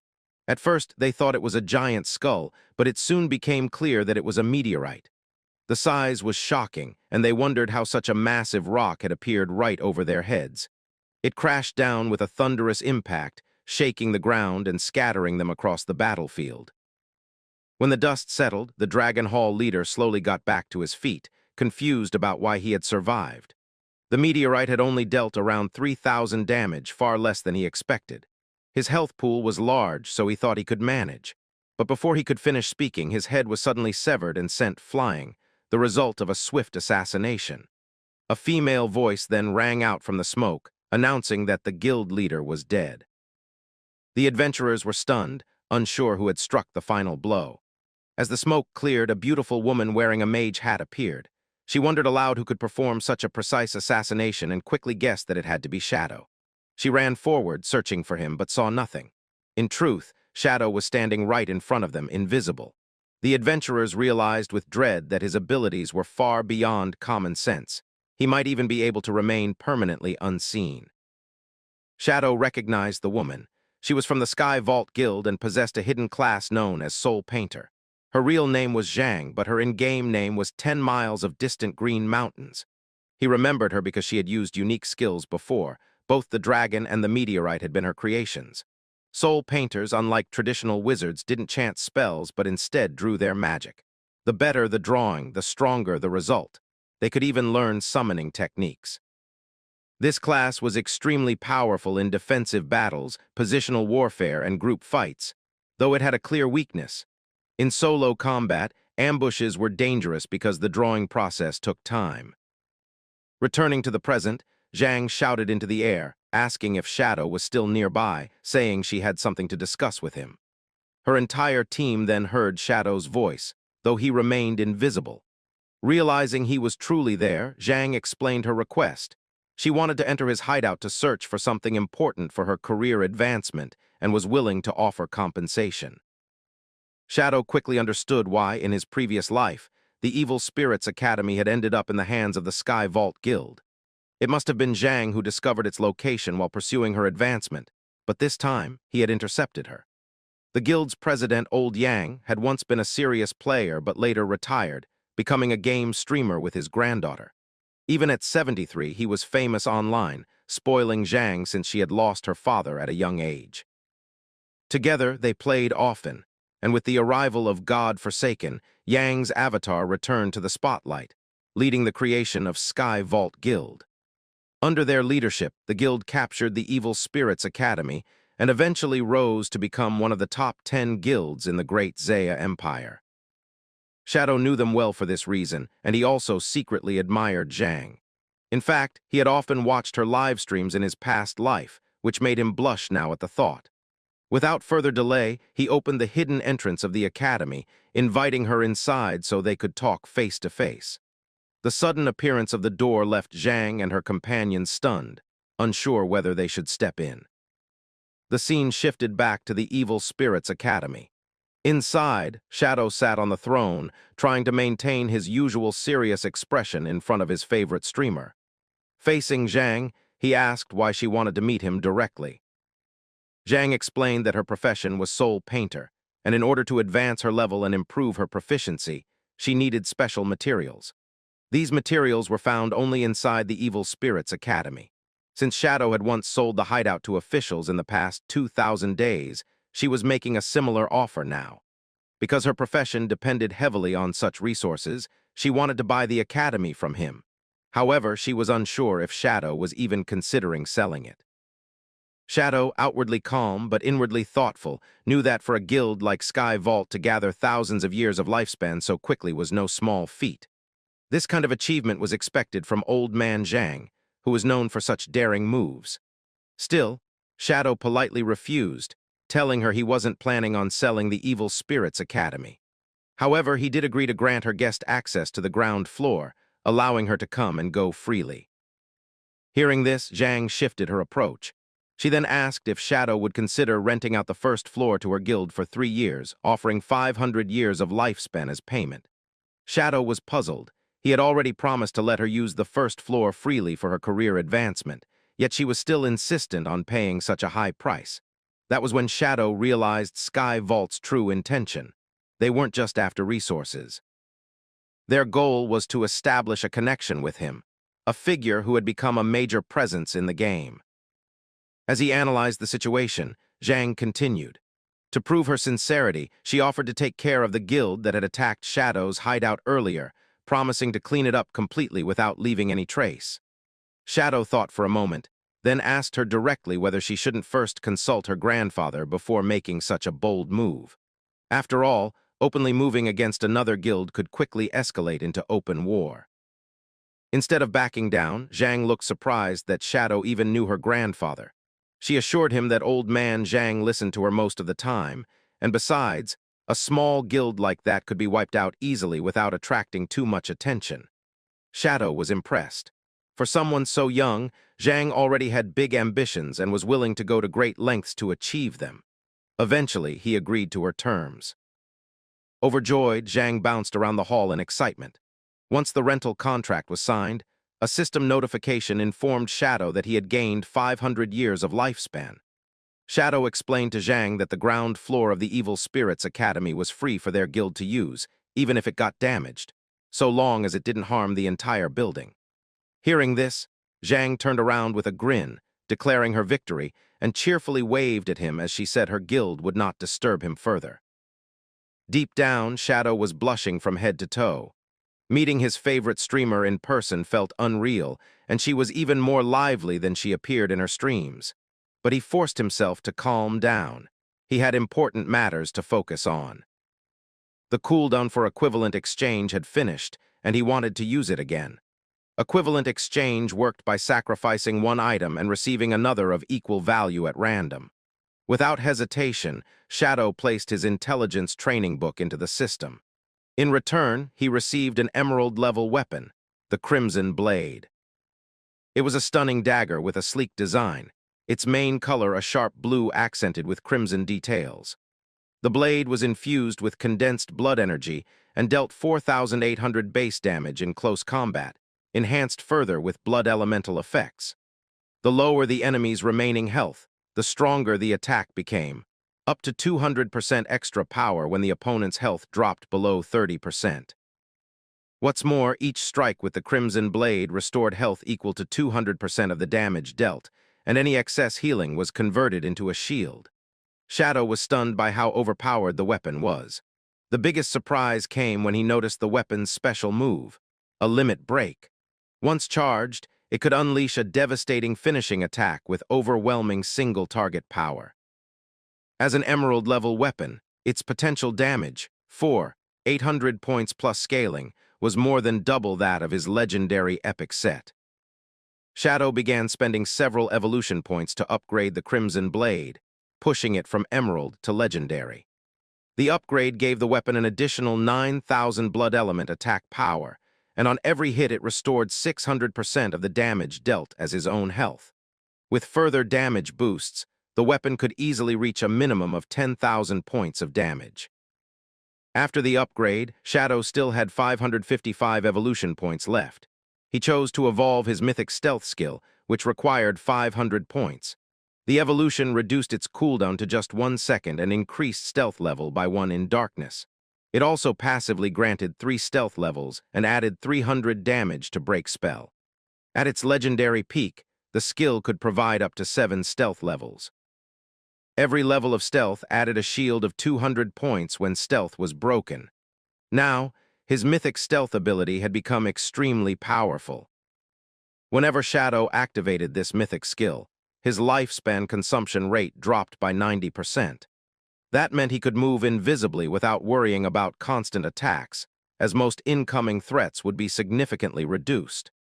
Having reached level 17, he decided to equip the Imran gear he had exchanged earlier. He activated the Asp-Eye Veil of Emerald Glass, which increased headshot accuracy by 133% for 30 seconds. He also wore fragile white gloves, which boosted his physical defense to 75 and elemental resistance to 60. Their drawback was that they reduced his maximum health by 12%, but they increased base attack by 30%. Next were translucent socks, which raised his invisibility to level 2 and boosted movement speed by 27%. They also removed his collision volume for 3 seconds after use, with a 27-second cooldown. Finally, he equipped which added plus 179 water element attack and increased resistance depending on mood. Now Shadow was almost fully geared in emerald equipment, with the exception of his leg guards. When revealed, the flashy colors of his gear made him look more like a modern dancer than a serious assassin, a funny and awkward sight for someone like him. Since he disliked how the low-level gear looked, he switched back to his Shadow class appearance, hiding all his equipment. With his dignified look restored, he set off to conquer the next hidden location he had in mind. The scene then shifted to reality. In the suburbs of Magic City, a large jeep rolled up to an even larger mansion. A burly man stepped out, and a soldier asked how many people he had brought back this time. The man replied that there were 4, and the soldier wondered why there were so few. The burly man explained that fewer and fewer people were now willing to sell their lifespan, making it harder to find sellers.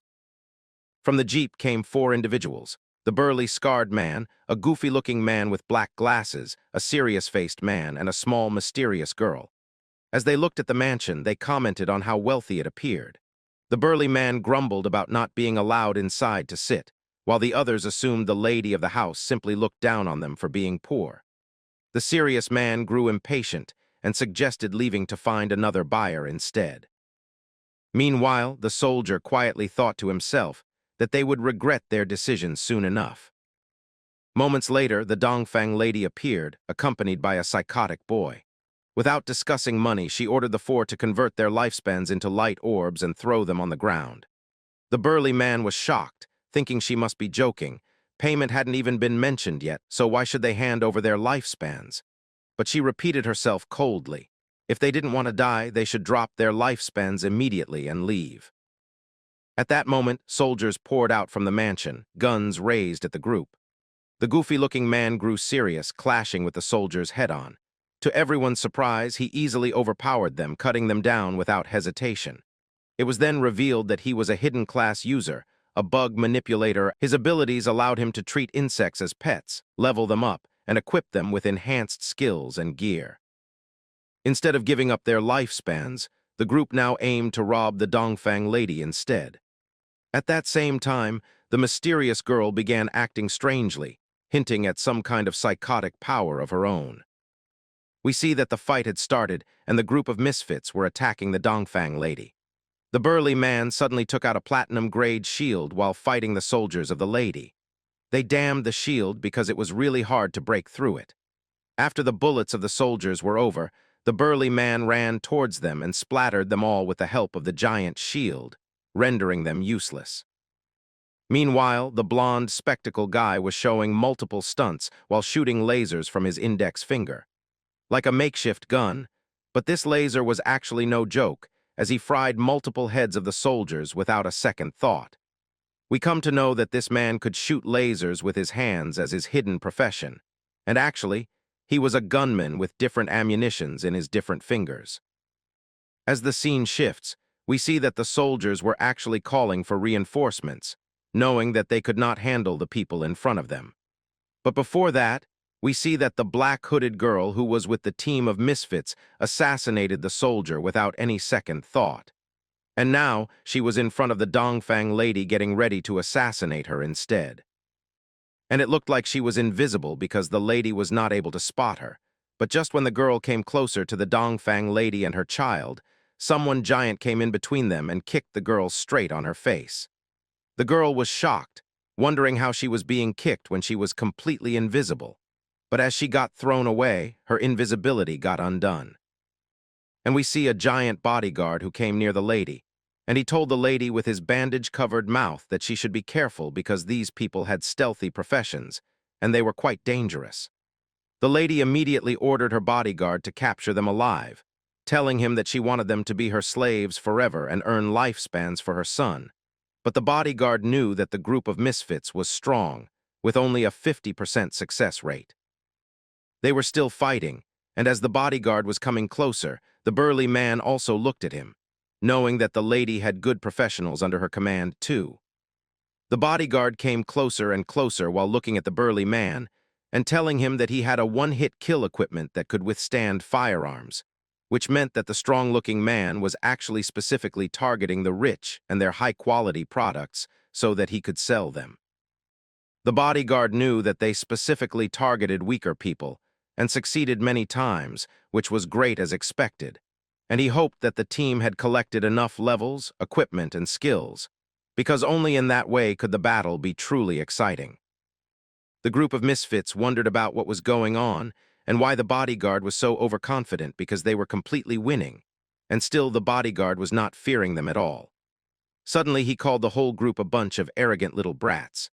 As soon as the bodyguard said that, the one person who could turn into bugs came insanely closer to him while screaming at him that, as the battle had already begun, he should quietly die before anything else happened. But even when the insect attacked the bodyguard at full speed, the man fully deflected the whole attack and even counterattacked, bouncing his head onto the ground and flipping a complete 180 without much effort. The group was shocked, wondering how it was possible because the flying insect form of the boy could reach a speed of 200 kilometers per hour, which was almost unseeable by a human eye. But here we are with the bodyguard who was able to grab the insect midair with his legs without much problem, and the man was struggling to get out of the bodyguard's grasp. The burly man and the glasses guy were shocked as they saw that the bodyguard's thighs were so powerful that the insect was crushed without even the chance of contemplating his life choices. We now know that the bodyguard could sense any movement in the water or grass because he had long set up barriers all around the Dongfang lady's mansion. He was also a hidden profession of the poison fart gas master, and his mist of poison and fart was making him sense everything. He started spreading a poisonous plague all around him, which is kind of making me nauseated, knowing that it is his fart and all, but still we come to know that the purple aura that he carried was actually poison, and now the bodyguard was ready to fight. As he was completely pumped up, the bodyguard immediately jumped high in the sky with the pressure of his fart gas, and it was so powerful that it was as if the man was flying. The burly man with the shield wondered how someone could be so fast. He reacted instantly due to his survival instinct, using his shield for the Great Wall of Defense, taunting the bodyguard that he should give it a try and break the shield if he could. But that should not have been done by the man with the shield, because now the bodyguard felt as if he had been taunted, and then he split his legs wide apart, sending an insanely precise fart straight onto the shield. And the pressure was so much that the shield was immediately ruptured and bent without any effort. As for the man hidden behind the shield, the kick was enough for him to be taken care of. After the stunt, the burly man was actually over, but somehow the Specs man was still left, telling his friend with the gun hand that the bodyguard was coming over them and he should quickly draw his pistol. The gunman warned the bodyguard that he should not even think about getting close. But we see that as the man was shooting lasers from his fingers, the bodyguard was so flexible that he was avoiding each and every shot with precise poisonous farts, jumping into thin air. Looking at that, the man just smiled, telling the bodyguard that he was stupid and he just did the stupidest thing ever, facing a gunman and jumping into the air, which was really suicidal. In the midst of the battle, the man thought that the bodyguard had nowhere to run and told him to die quietly. But just as the man was ready to shoot onto the bodyguard, his legs contracted and pressure started building up as he immediately farted another time. This was just clean and simple gas, but the pressure was strong enough to obliterate the ears and the glasses of the gunman while rupturing his vocal cords. After doing this, the bodyguard informed the now lifeless gunman that this attack of his was actually just like a sonic boom, and even when its activation point was a bit low, this much was still enough for real humans to get unconscious instantly. As the scene shifts, we see that the bodyguard had spotted that the black-haired goggles man was actually running away. So he immediately grabbed his head and turned him around. The man was mumbling and begging the bodyguard to spare him, but the bodyguard told him not to worry because he was not ordered to kill them. According to him, in his team, 2 were dead and 2 were alive, which was just enough to fulfill the promise of 50% to the Dongfang lady. Now the bodyguard wanted to know from the black goggles man about his invisible partner and his powers, telling him that she was also knocked out. But the goggles man informed the bodyguard that they didn't have anyone who could turn invisible, and his 2 brothers were already killed by the giant bodyguard. But just then, the goggles man realized that they had the 4th person, who was a short guy who came out of their car with them. But the man informed that they didn't know who the short guy was, and they just happened to be selling their lifespans together. As the scene shifts, we come inside the game forsaken by the gods, and we come near the ruins of the magic city and see the outermost magic leaning tower. On top of it, some kind of a magic circle was forming and glowing in purple. We see that Shadow was invisible in front of the gate of the magic leaning tower, and he saw that the guard monster at the entrance was gone, and it seemed to him that someone got inside the magic tower first. As he came inside, we came to know that the interior of the magic tower was a large library, and it was filled with traps resembling a giant three-dimensional maze.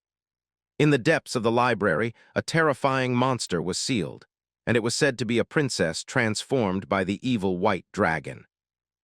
As Shadow looked around, he knew that every place had been ransacked by the people who came before him, and they had explored quite deeply. But suddenly Shadow saw a book which was gleaming, and realized that he would have to activate the mechanism to teleport to the top floor, and the mechanism would be activated by a hidden book which was clearly found by Shadow. And as soon as our boy took it out, he knew that he was going to activate the teleportation magic. Suddenly some kind of silhouette started forming around Shadow, and in just the blink of an eye, some kind of a portal appeared and he was on top of the building within mere seconds.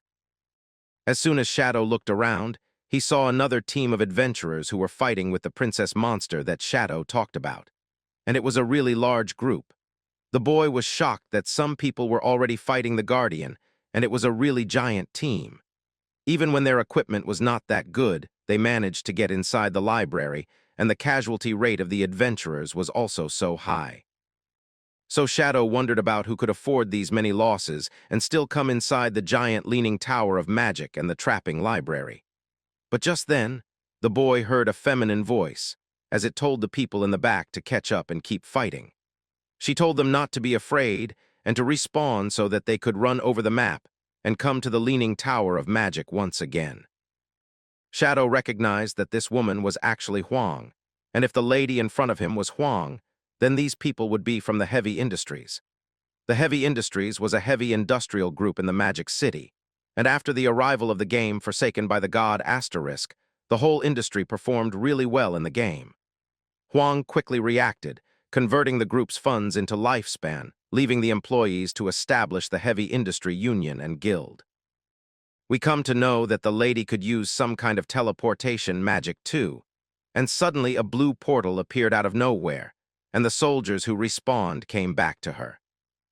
Huang was actually having a hidden profession of the illusionist, and her signature skill was portal. She could set an entrance at a point, and then move to point B to set an exit, and a portal would be created. Everyone could use this portal as long as it was not cancelled or attacked, signifying that the portal would remain active if no one dared to reset it. All the lady had to do was just set the entrance and exit near the resurrection point, and the boss and the fallen people could immediately resurrect and join the battle, and could also reclaim their lifespan. With this skill, their guild's tactics were really strange and varied, and in Shadow's previous life, it quickly developed and grew, becoming one of the top 20 guilds in the whole country. But as the scene shifts, we see that Shadow was looking at the monster boss that the Heavy Industries Guild was fighting. It was the Guardian Monster, the Princess of Despair, who was a level 18 Platinum boss. In front of the Despair Princess, the tactics and strategies of the Heavy Industries Guild were all meaningless, and Shadow knew it. Nonetheless, Shadow knew from his previous life that the Despair Princess had an insane speed of absorbing and digesting lifespans, and she was 100 times more powerful than the other monsters in doing so. In other words, the players who were killed by her, their lifespans would be immediately absorbed by her as her own power, increasing her health and not giving the resurrected players the chance to absorb the lifespan. The tentacled Despair Princess caught big teams and continued to slam them onto the ground, and with the current team's hatred reaching its peak, they would keep on coming and the monster would keep on devouring their lifespan. With that, she would soon be promoted to Emerald-level boss, regaining all her health. At that time, the people here would be completely annihilated, and the protracted battle would be consuming a high enough lifespan to destroy the whole Heavy Industries Guild. Shadow knew that he had to do something, and he immediately jumped from the cliff, coming near Chairman Huang and demanding from her to give him 1,000 years of tradable lifespan, and in turn, he would help them take down the boss. But still, Shadow had one condition, that all the dropped items and loot that belonged to the assassin class would be taken by Shadow with no objection. At first, Huang was overwhelmed by the presence of Shadow, realizing that this was the real one indeed, and the boy was shocked, realizing that even the big corporations knew about him in this game forsaken by the god Asterisk. Shadow advised the lady that they could not win against the boss if they were not willing to accept his terms, and if it was not going to happen, then they should retreat quickly because things were going to get bad. But suddenly one adventurer came running towards Huang and Shadow as he started screaming at our boy, asking him on what basis Shadow was telling them that they could not win this fight. The man was clearly stepping out of bounds, telling Shadow that he should not open his mouth like a yapper and just demand 1,000 years of lifespan without giving a proper reason about why he was doing so.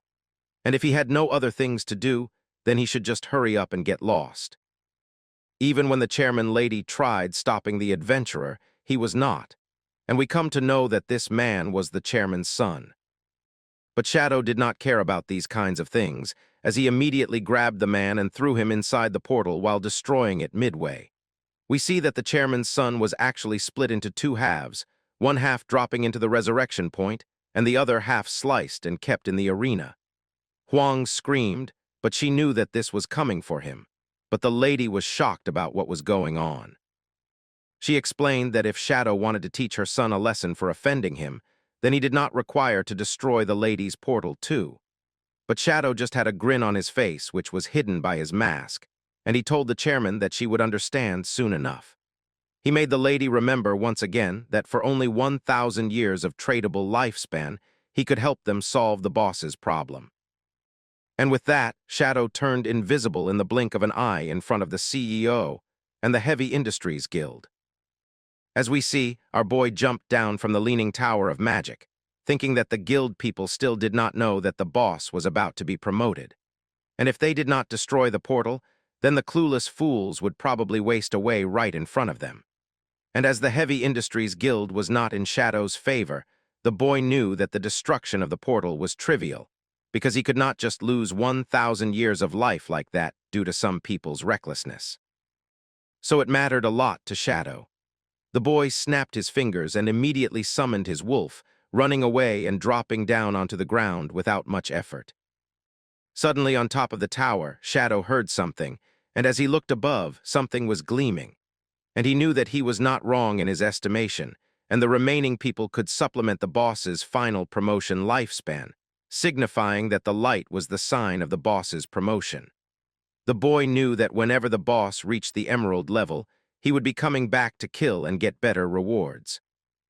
But suddenly Ling called out to Shadow, telling him that she had found out Dongfang Lady and that she had been hiding in a mansion on the outskirts of the city's mountain. But there was a very strong professional protecting her, and that she had almost died at his hands. We come to know that the young and short lady who came for trading lifespan was Ling in disguise. Shadow told her to calm down and meet him face to face so that they could discuss this further, and the girl agreed, prompting to meet at the bone graveyard. Shadow was shocked that in this vast magical city Ling was actually able to find someone so important, and he realized that the girl definitely had some talent. As the scene shifts, not a lot of time had passed, and we had come to the bone graveyard once again. Shadow asked Ling about the characteristics of the profession, and the girl explained that the guy was merely a fighter with strong speed and power, mainly attacking with his back and spewing dangerous farts. Ling was also shocked because the bodyguard could see through her invisibility and was releasing some kind of smoke which was surrounding his whole body and around a 10-meter area. Shadow realized that the man was using farts which were poisonous, and it was the only hidden class named the Source of Plague which could do so. And the boy even knew that 10 meters should just be one step, because the plague ring around him could sense objects, perfectly countering the lady's invisibility. He could enhance his physical body through the plague with an extraordinary ability to recover, and it was rumored that this Source of Plague hidden profession was really high tier, and the person almost achieved immortality with its buff. Ling wondered in shock if the man had no weakness, and if she was never going to get her revenge in this lifetime. But Shadow explained that while the plague strengthened the bodyguard's body and amplified his desires, it also eroded the user's mind. So the weakness of the source of plague was actually its weak mental strength. And the girl's blade of the underworld profession would evolve into a new form at the second tier, which would grant her the power of the underworld demon. We see a silhouette of a green-colored demon who was menacingly looking at the girl while she realized her hidden potential, knowing that maybe her revenge could be taken. Shadow told the lady to quickly promote her career to the second level because then she would be able to defeat the fat man, as it was his weak spot. The lady wondered how Shadow knew about her profession so well that he even understood what it would become after upgrading. But as she thought this, Shadow jumped onto a stone pillar and told her that the game created by the gods was so profound and vast that she should think very carefully every time during level grinding. He said that she must consider whether she was truly exploring seriously or just doing things on a surface level. Shadow also advised her to be devoted to cultivation and to stay grounded no matter what, because only by accumulating knowledge and skills could one achieve greatness. The lady was shocked, but she found strong motivation from what Shadow said. She nodded her head and told him she understood everything, while thinking that she would have to make a down-to-earth effort, and that this was the sole reason why such a big shot was so powerful, and why she was receiving direct advice from him. Shadow then explained that the spot where they were standing was probably her best chance to upgrade, because the monsters at that place not only respawned quickly but also allowed her to upgrade her exclusive weapon, the Hades chain blade, after she killed them. But he also mentioned a drawback. The monsters there were all elites with health, defense, and attack power 3 times greater than ordinary creatures. However, as long as the technique was proper, every strike Shadow made could precisely hit their weaknesses, quickly killing them, which was not a difficult task for him at all. The lady looked on, realizing that Shadow was not only powerful but also precise. Without blinking, she observed everything carefully, but Shadow moved so fast that he immediately appeared behind her, grabbed her shoulder, and told her to give it her all without mercy, because only by giving everything would she be able to complete the path of revenge. His eyes carried a different glint this time, and even the lady noticed it. As he teleported away, she wondered if it was just her illusion, but she also realized that whenever revenge was mentioned, Shadow seemed to radiate a strong killing intent without even trying. At the same time, in the ruins of the city, Little Black was leaning against her mount, who was eating grass as usual while she looked at a map. She complained about being hungry, knowing the area she had been exploring was already fully searched and that she would need to go somewhere new to find food. Suddenly, a strange-looking fruit appeared in front of her. It was red, juicy, and resembled a black plum. Curious, she decided to eat it.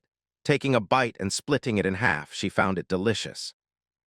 Immediately, a notification popped up telling her that her experience had increased by 50 points. Her eyes lit up as she held the fruit, wondering what kind of divine fruit could actually add experience value after eating. Looking around, she spotted a trail of the same black plum fruits. Realizing there were more, she started eating them one after another, instantly gaining 50 experience each time. The fruit was so tasty that she couldn't help but wonder what it really was.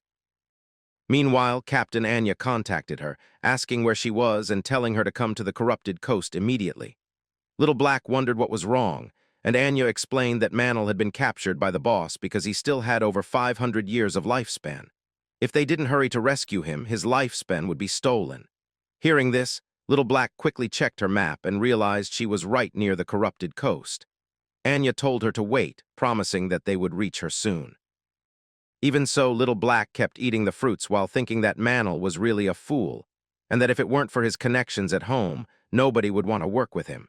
She still found the black plum extremely tasty and continued eating them as she followed the trail. Eventually, she reached the main area of the corrupted coast, where she saw a huge monster sitting in a strange posture. Its body was covered with multiple mouths. While eating another fruit, Little Black wondered if this was the main boss of the corrupted coast. As she looked around more closely, she suddenly froze in shock. She spotted Manhwa lying unconscious with a few soldiers nearby. Realizing this was the boss Anya had mentioned, she studied the scene carefully. The massive creature held another monster in one hand, while with the other it stirred something inside a huge earthen pot. It turned out to be a level 20 soul eater, devouring a smaller monster without mercy and tossing its remains into the pot. Even Little Black was shocked, wondering how a monster could eat other monsters. After consuming its prey, the beast continued mixing the remains with some unknown substance, churning their entire bodies. She soon realized it was making handmade monster balls. At that moment, Captain Anya and Captain Meng arrived beside Little Black, asking why she was hiding like that and whether she had seen Manhwa and the boss. Still chewing the fruit, she explained that the boss was disgusting, feeding on other monsters. They were shocked to discover it was actually an emerald-grade monster. Little Black couldn't understand why it hadn't attacked any players and was only eating monsters, so they decided it was best to observe quietly rather than act rashly. As they watched, the fat monster slowly stood up, but then sat down again in a strange posture. Its whole body began shaking, and after a moment, something small came out from below it. To their disgust, it turned out the creature was defecating, and from it came a perfectly round object with a purple aura. Captain Anya noted how amazing it looked and how similar it was to the black plums Little Black had been eating. Turning around, both captains saw her still chewing the fruit, realizing at once that she had been eating the monster's droppings.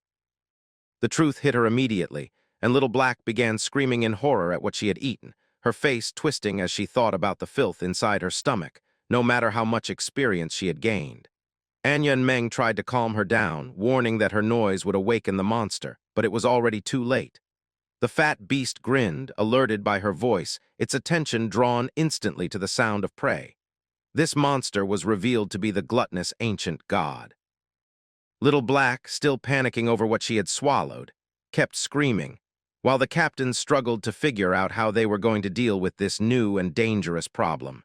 The ancient monster of gluttony was screaming as a violent wave of impact spread outward. The pressure grew stronger the closer it came to the two captains, corrupting their minds and making their eyes change color while they tried to understand what was happening. An uncontrollable hunger suddenly awakened inside Captain Meng and Captain Anya, while Little Black watched in confusion, wondering what had gone wrong with them. Both immediately rushed toward the pot that belonged to the gluttony monster, sniffing the food madly before devouring it like noodles, completely ignoring what might happen to them. Even though they knew it came from the monster's waste, they no longer cared, as if their minds were controlled. Their hunger drove them insane, and they continued to eat without restraint. Manhwa was no different, acting like a fool as he stuffed himself with both hands, ignoring everything else. The three of them ate endlessly at the monstrous food created by the gluttony beast, while Little Black hid nearby, questioning why she alone remained unaffected. She realized the rest of her teammates had lost themselves to the hunger, swelling up without thought or awareness. The gluttony monster soon reached out to grab Manhwa, opening one of its mouths and swallowing him whole. Little Black discovered the terrifying truth. The monster first forced its prey into a state of endless eating until they grew fat with flesh and muscle, and only then did it consume them, savoring their plump bodies. Horrified, she knew she had to call for help, though the strongest warriors, Captain Meng and Captain Anya, were already hypnotized. Then she remembered someone who might end this nightmare and save her companions. She called desperately for Shadow, begging him to rescue them. Shadow, meanwhile, was farming experience from hunting monsters. When he heard Little Black's voice, Anthony explained that they had encountered an emerald-level boss known as the Soul Devourer, a servant of the ancient gluttony god, and that both captains were about to be eaten. Hearing the name left Shadow shocked, for it was a monster bloodline he had been searching for all along. He realized that Little Black had once again proven to be his lucky star, uncovering things he sought without him lifting a hand. He asked her for the coordinates and reassured her not to worry, promising that he was on his way. Within the dungeon, Shadow reflected that besides the magic leaning tower, he already possessed the keys to 3 other platinum-level hideouts in Magic City, and with Lady Despair close to completing her level, the timing was perfect to deal with a bloodline monster. Soon he reached the location. Little Black could hardly believe how fast he arrived, while Shadow scanned the area for the boss. The lady confirmed it was just ahead, preparing to release waste again, and explained that both captains had already been eaten. They needed to act quickly before it was too late. From the monster's foul discharge, Manhwa reappeared. Even the beast found him worthless, judging him a fat fool with no real power, and so discarded him without digesting him. At that moment, the truth was revealed. The soul devourer was not the gluttony god itself, but rather its servant, preying indiscriminately on all beings with lifespans.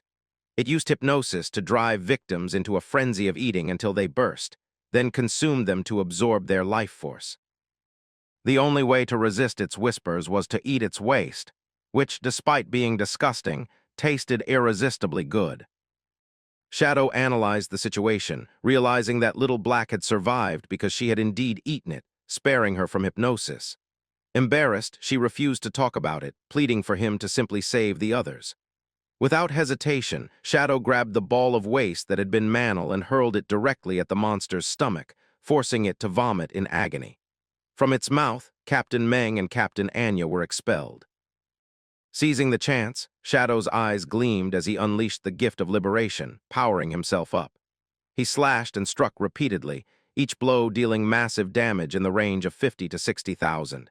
Expanding his reach with Shadow's slash, he pushed the assault further. When his ultimate gauge filled, he decided to try his new Crimson Ultimate attack. Channeling all his strength, he unleashed the Crimson Dagger, striking with over 1 million damage. A system notification announced that Shadow had achieved the world's first kill of the Emerald-level Gluttony boss, earning 30 reputation points. Little Black was stunned like a rabbit caught in headlights, unable to comprehend how someone could deal such immense damage in a single strike.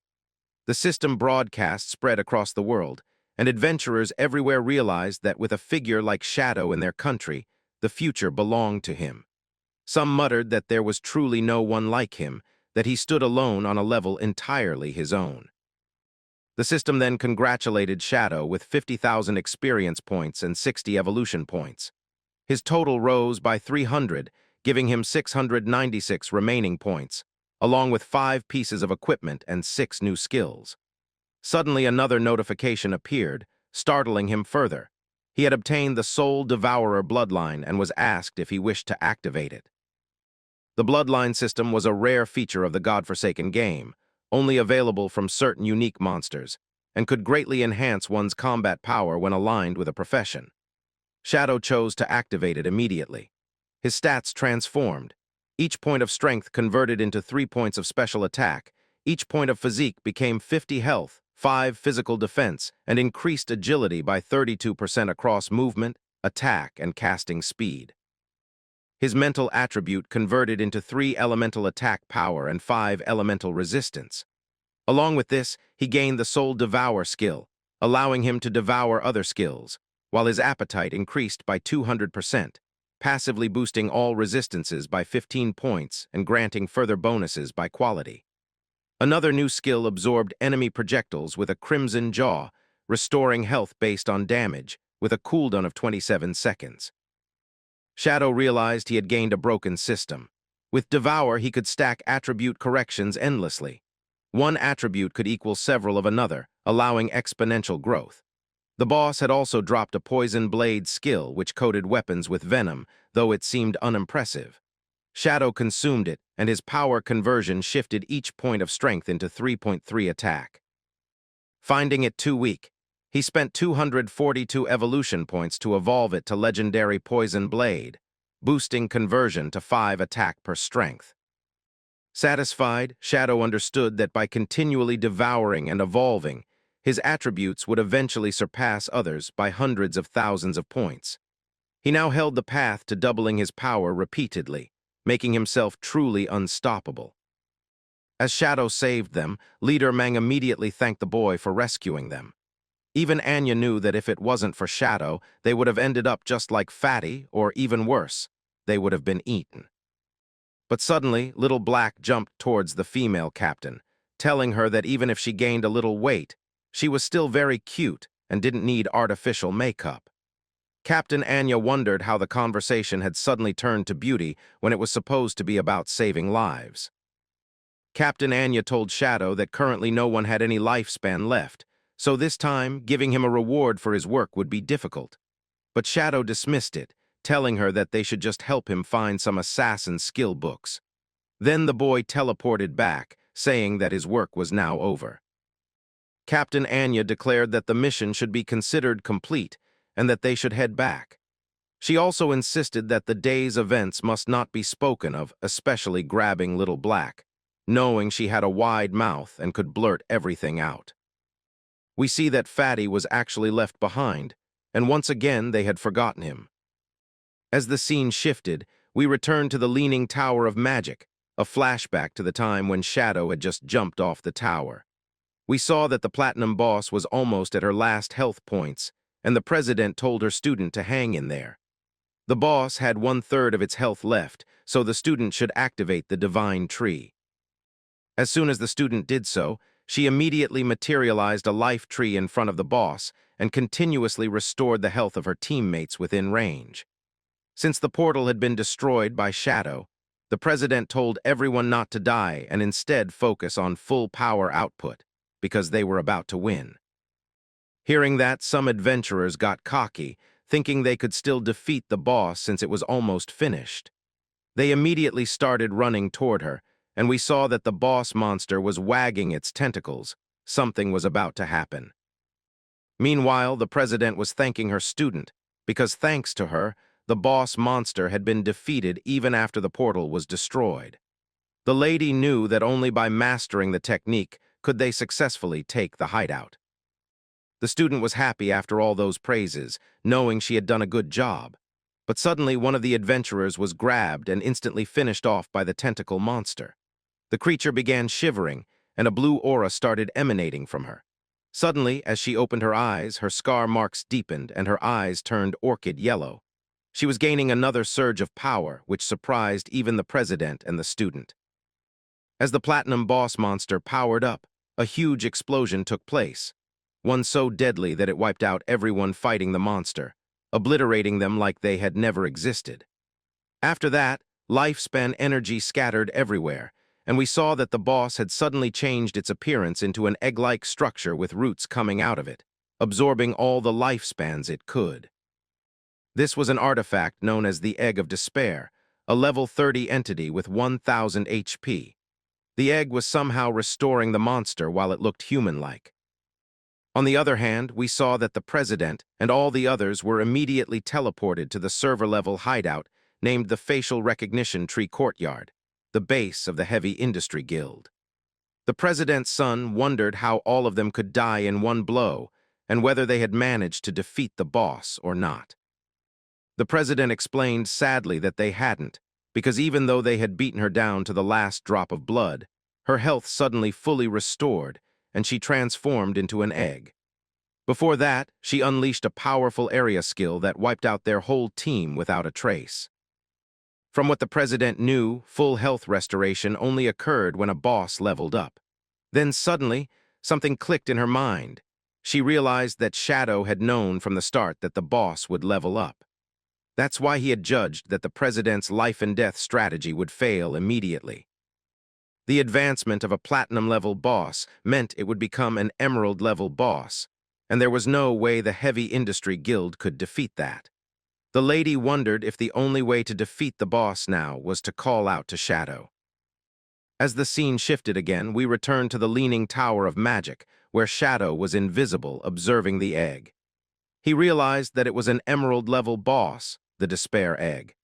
By the time it reached the emerald stage, the boss shouldn't have transformed much, but still it was happening.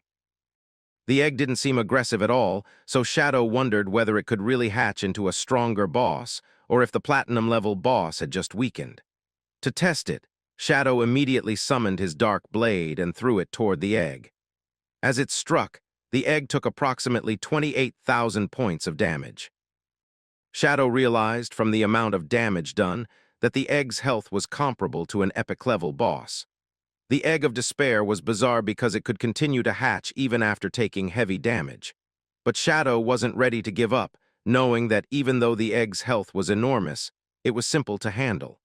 Since it had no stealth level, it couldn't detect him at all. He just needed to keep using his skills to accumulate enough ultimate skill points, and then go all out. Awakening the red blade, he dealt over 100,000 points of damage. The egg slowly started to crack as Shadow unleashed the Crimson Hell attack again and again. Finally, after multiple strikes, Shadow managed to completely crack the egg, fully depleting its HP.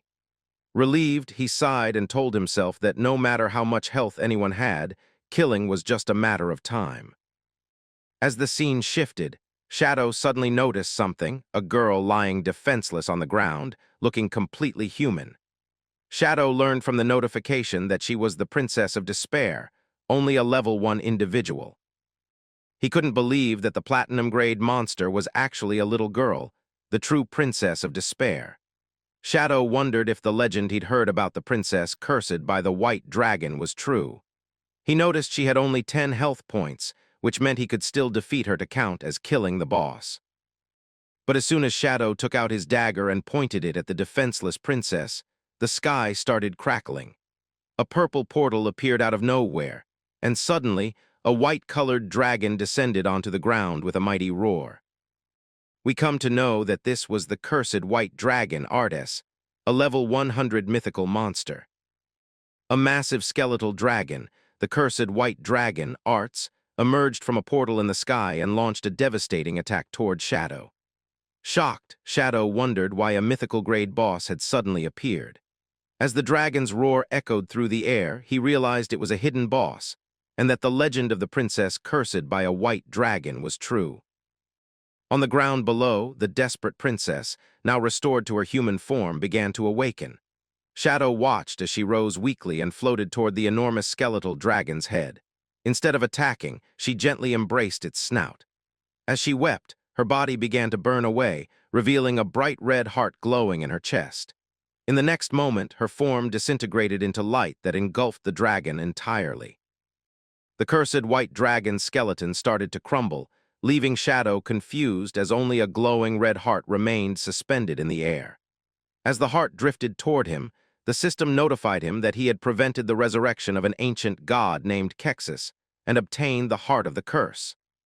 The item offered 2 options: use it to become a servant of Kexus by consuming lifespan, or destroy it to gain a mythical-grade item. Shadow hesitated, weighing his choices. The heart's description hinted that it might grant new powers, but also warned of a parasitic curse that could consume him from within. Deciding the risk was too great, he chose to destroy it. As he crushed the pulsing heart, a blinding flash of light erupted, swallowing him completely. When the light faded, Shadow found himself still atop the magical leaning tower, but something had changed. Looking down, he saw armored hands and curved horns. He realized he was inside the body of a knight and wondered if this was some kind of trial or a recorded memory. Just then, a young princess with long greenish hair ran up to him, affectionately calling him Artes. On a nearby wall sat a white-haired man with horns. The princess asked if he was going out again. With an apologetic smile, Artes explained that a monster had been summoned to attack the harbor, and as the kingdom's guardian, he had to go help. The young princess grew angry, accusing him of lying and reminding him that he had promised to teach her how to ride the wind that day. She argued that the harbor was 7 days away, so there was no way he could return the same day. Upset, she shouted that he was just like her father, another liar. Pointing at him, she declared that all men were terrible liars and scoundrels. Flustered, Artes tried to calm her down and asked where she had learned such harsh words. Then he presented a silver, scale-shaped object, calling it the Scale of Promise. He explained that anyone who broke a vow under its witness would lose their wings and never fly again. The princess blushed and refused it, exclaiming that she didn't want him to lose his wings. Artes reassured her with a gentle smile, promising that he wouldn't break his word and telling her not to underestimate his skill at riding the wind. Unfurling a pair of magnificent white wings, he spread them wide. The princess stared in awe, saying his transformation was always cool to watch. Before taking off, Artes promised to return for dinner and told her his 3 shadow guards would stay to keep her company. With that, he launched into the sky and disappeared beyond the clouds. As the princess waved after him, she clenched her fists with determination, saying that since he was working hard, she shouldn't fall behind either. She ordered the shadow guards to follow her, announcing that she would prepare ingredients for a grand dinner to welcome him back. At that moment, Shadow realized he was witnessing a memory sealed within the heart of the curse, a glimpse of the past shared between the princess and the white dragon. The scene shifted to show the princess spending the day with the shadow guards, happily picking mushrooms in the forest, meeting a strange rabbit and fishing by the lakeside, all within the kingdom with the magical leaning tower visible in the distance. Later, exhausted but proud, the princess laid out a grand feast she had prepared. She listed her strange creations, steamed rock, volcanic ash pizza, and said they were all Art's favorite dishes. She waited eagerly, expecting him to return soon, but as night fell, she dozed off at the table. An elderly attendant gently woke her, explaining that it was very late and time to rest. He pointed out that the food had gone cold. Startled, the princess asked where Arts was and why he hadn't returned yet. With a grave look, the attendant replied that reports from the front line indicated the battle was fierce, and General Arts would likely be delayed. The princess refused to believe the report, insisting that Ates, the kingdom's mighty guardian, could easily crush any enemy that dared to challenge him. But her attendant calmly explained the gravity of the situation, revealing that the enemy nation had sacrificed tens of thousands of lives to summon a monstrous being from the depths of the sea. He described a colossal creature, as large as a city, covered in writhing tentacles and countless eyes, so terrifying that even a glance could drive a person insane. Hearing this, the princess's confidence began to waver. For the first time, she feared that even someone as powerful as Ates might be in grave danger. Suddenly, her eyes widened in realization, and the small scale she kept as a token shattered in her hand. Panic surged through her as she understood what it meant. Ates had broken his promise to return before midnight. If he did not come back in time, he would lose his wings. In desperation, she grabbed her attendant, Scholar Lu Wen, and pleaded with him to take her to her father, the Dragon Knight, believing he might know a way to remove the curse tied to the scales. Ignoring Lu Wen's protests, she pulled him along, explaining that if Ates lost his wings mid-battle, he would be doomed. Bursting through the grand hall doors, she froze in disbelief at the sight of Ates standing there, completely unharmed. Calmly, he asked why she seemed so distressed. Overcome with relief, the princess ran to him and embraced him tightly, tears streaming down her face as she cried out that she was glad he was safe. Gently returning her embrace, Ates reassured her that he had promised to come back, and he would always keep that promise. Still clinging to him, the princess admitted she had been frightened after hearing how terrible the situation at the front lines was. Scholar Lu Wen then stepped forward and respectfully asked General Ates about the battle. With a confident smile, Ates replied that it had been difficult and took some effort, but the threat was eliminated and the army could handle the rest. Lu Wen praised him as the kingdom's true guardian. Feeling his hunger return, Ates glanced toward the feast laid out on the table and exclaimed that he was starving. He asked if the princess had prepared the food herself, and she proudly confirmed it, though she lamented that it was probably cold by now. Laughing, Ates began eating eagerly, saying that it didn't matter, it was still delicious. The princess fondly scolded him to eat slower before he choked, while Lu Wen watched them with a faint, knowing smile. Later, atop the magical leaning tower, Ates announced that it was time for the princess to learn how to ride the wind as he had promised. But the princess let out a loud yawn. When Ates asked if she was tired, she admitted that preparing his feast all day had exhausted her, suggesting they could practice tomorrow instead. Still wanting to fly, she sat down, hugged his leg, and begged him to transform into his true form so she could go for a short ride. Ates hesitated, reminding her that the king had forbidden him from taking her on such a dangerous activity. The princess frowned, tugging on his armor and complaining that he had returned too late after all her hard work. Calling him a heartless scoundrel, she glared at him until he sighed in defeat. He finally agreed, warning her not to tell the king or he would be in trouble. Her frustration immediately vanished, replaced by a bright smile. Ates closed his eyes, blue light swirling around him as his body began to transform. In a brilliant flash, he became a magnificent white dragon. The princess stared in awe at his shining scales and majestic wings. She gently touched his snout and softly told him to be careful. Green magic lifted her into the air, and she settled on Ates's head as he warned her to hold on tight. With a powerful beat of his wings, he soared into the night sky, the wind rushing past as they climbed higher and higher. From the tower below, Scholar Lu Wen and a shadow guard watched them disappear among the stars. The princess lay on Eitz's back, gazing down at the glittering landscape beneath them. She whispered that the world looked beautiful from above, and Eitz asked if she truly thought so. Smiling, she replied that it was incredibly beautiful. As they flew past a tall bell tower, she asked softly if he would protect this place forever. After a brief pause, he solemnly promised that he would. Soon after, she fell asleep on his back, whispering a quiet thank you before drifting off.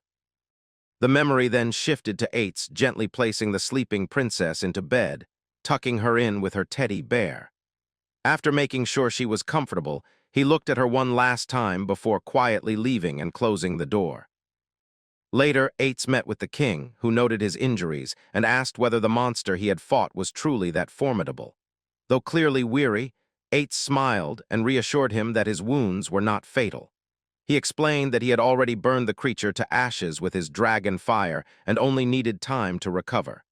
But the king's expression remained serious. He confided that he suspected the enemy empire was performing a dark ritual and that a great wave of calamity was about to sweep across the continent. He warned that even Eitz, as a dragon, would not be spared from what was coming. Standing resolute beneath the dark sky, Eitz pledged his loyalty and vowed to follow the king's command. The scene then shifted again to a later time. The magical leaning tower stood under a star-filled sky, its tranquility shattered by the sight of broken armor scattered across the floor and splashes of blood. Eitz was on his knees, his armor shattered and his body covered in wounds. Coughing heavily, he clutched his chest, where a strange, pulsating red crystal had embedded itself, dark veins spreading outward from its center. 5 years later, the story shifted to a grim and violent future. The kingdom had fallen into a brutal war, constantly besieged by an overwhelming enemy. Across the burning city, soldiers and civilians screamed in terror as an invading nation unleashed an army of inhuman creatures. People fled through smoke-filled streets, crying for help as the monstrous invaders slaughtered everyone in their path. Skinless, red beasts tore through buildings, their shrieks echoing through the night. From a high balcony, the king watched his kingdom drown in chaos. Gazing down at the endless tide of monsters, he muttered that the Morga Empire had gone completely mad. Their dark banner rose above the battlefield, a symbol of their intent to drag the entire world into ruin along with them. Amid the mayhem, the princess ran through the corridors, shouting Eitz's name in panic. She cried that the enemy had breached the city walls. When she finally found him, he was sitting calmly atop a high wall, flanked by his 2 shadow guards, watching the destruction below with cold composure. She rushed to him and pleaded for him to act, explaining that the enemy's army was filled with monsters far beyond what their soldiers could handle. Desperation filled her voice as she demanded to know why he had done nothing to help. Eitz turned to her with calm eyes and said he had been about to find her. He instructed her to remain inside the magic leaning tower, assuring her that it was protected and she would be safe there. The princess nodded reluctantly but urged him to hurry and defeat the enemy.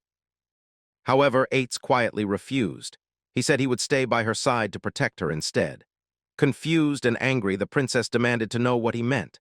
She reminded him of his sworn duty, that he was the guardian of the entire kingdom, not just her. Gesturing toward the burning city, she cried that their people were dying and the capital was on the verge of collapse. She shouted that his duty as a dragon was to transform and burn the enemy to ashes, just as he had always done before. She insisted that his shadow guards were enough to protect her.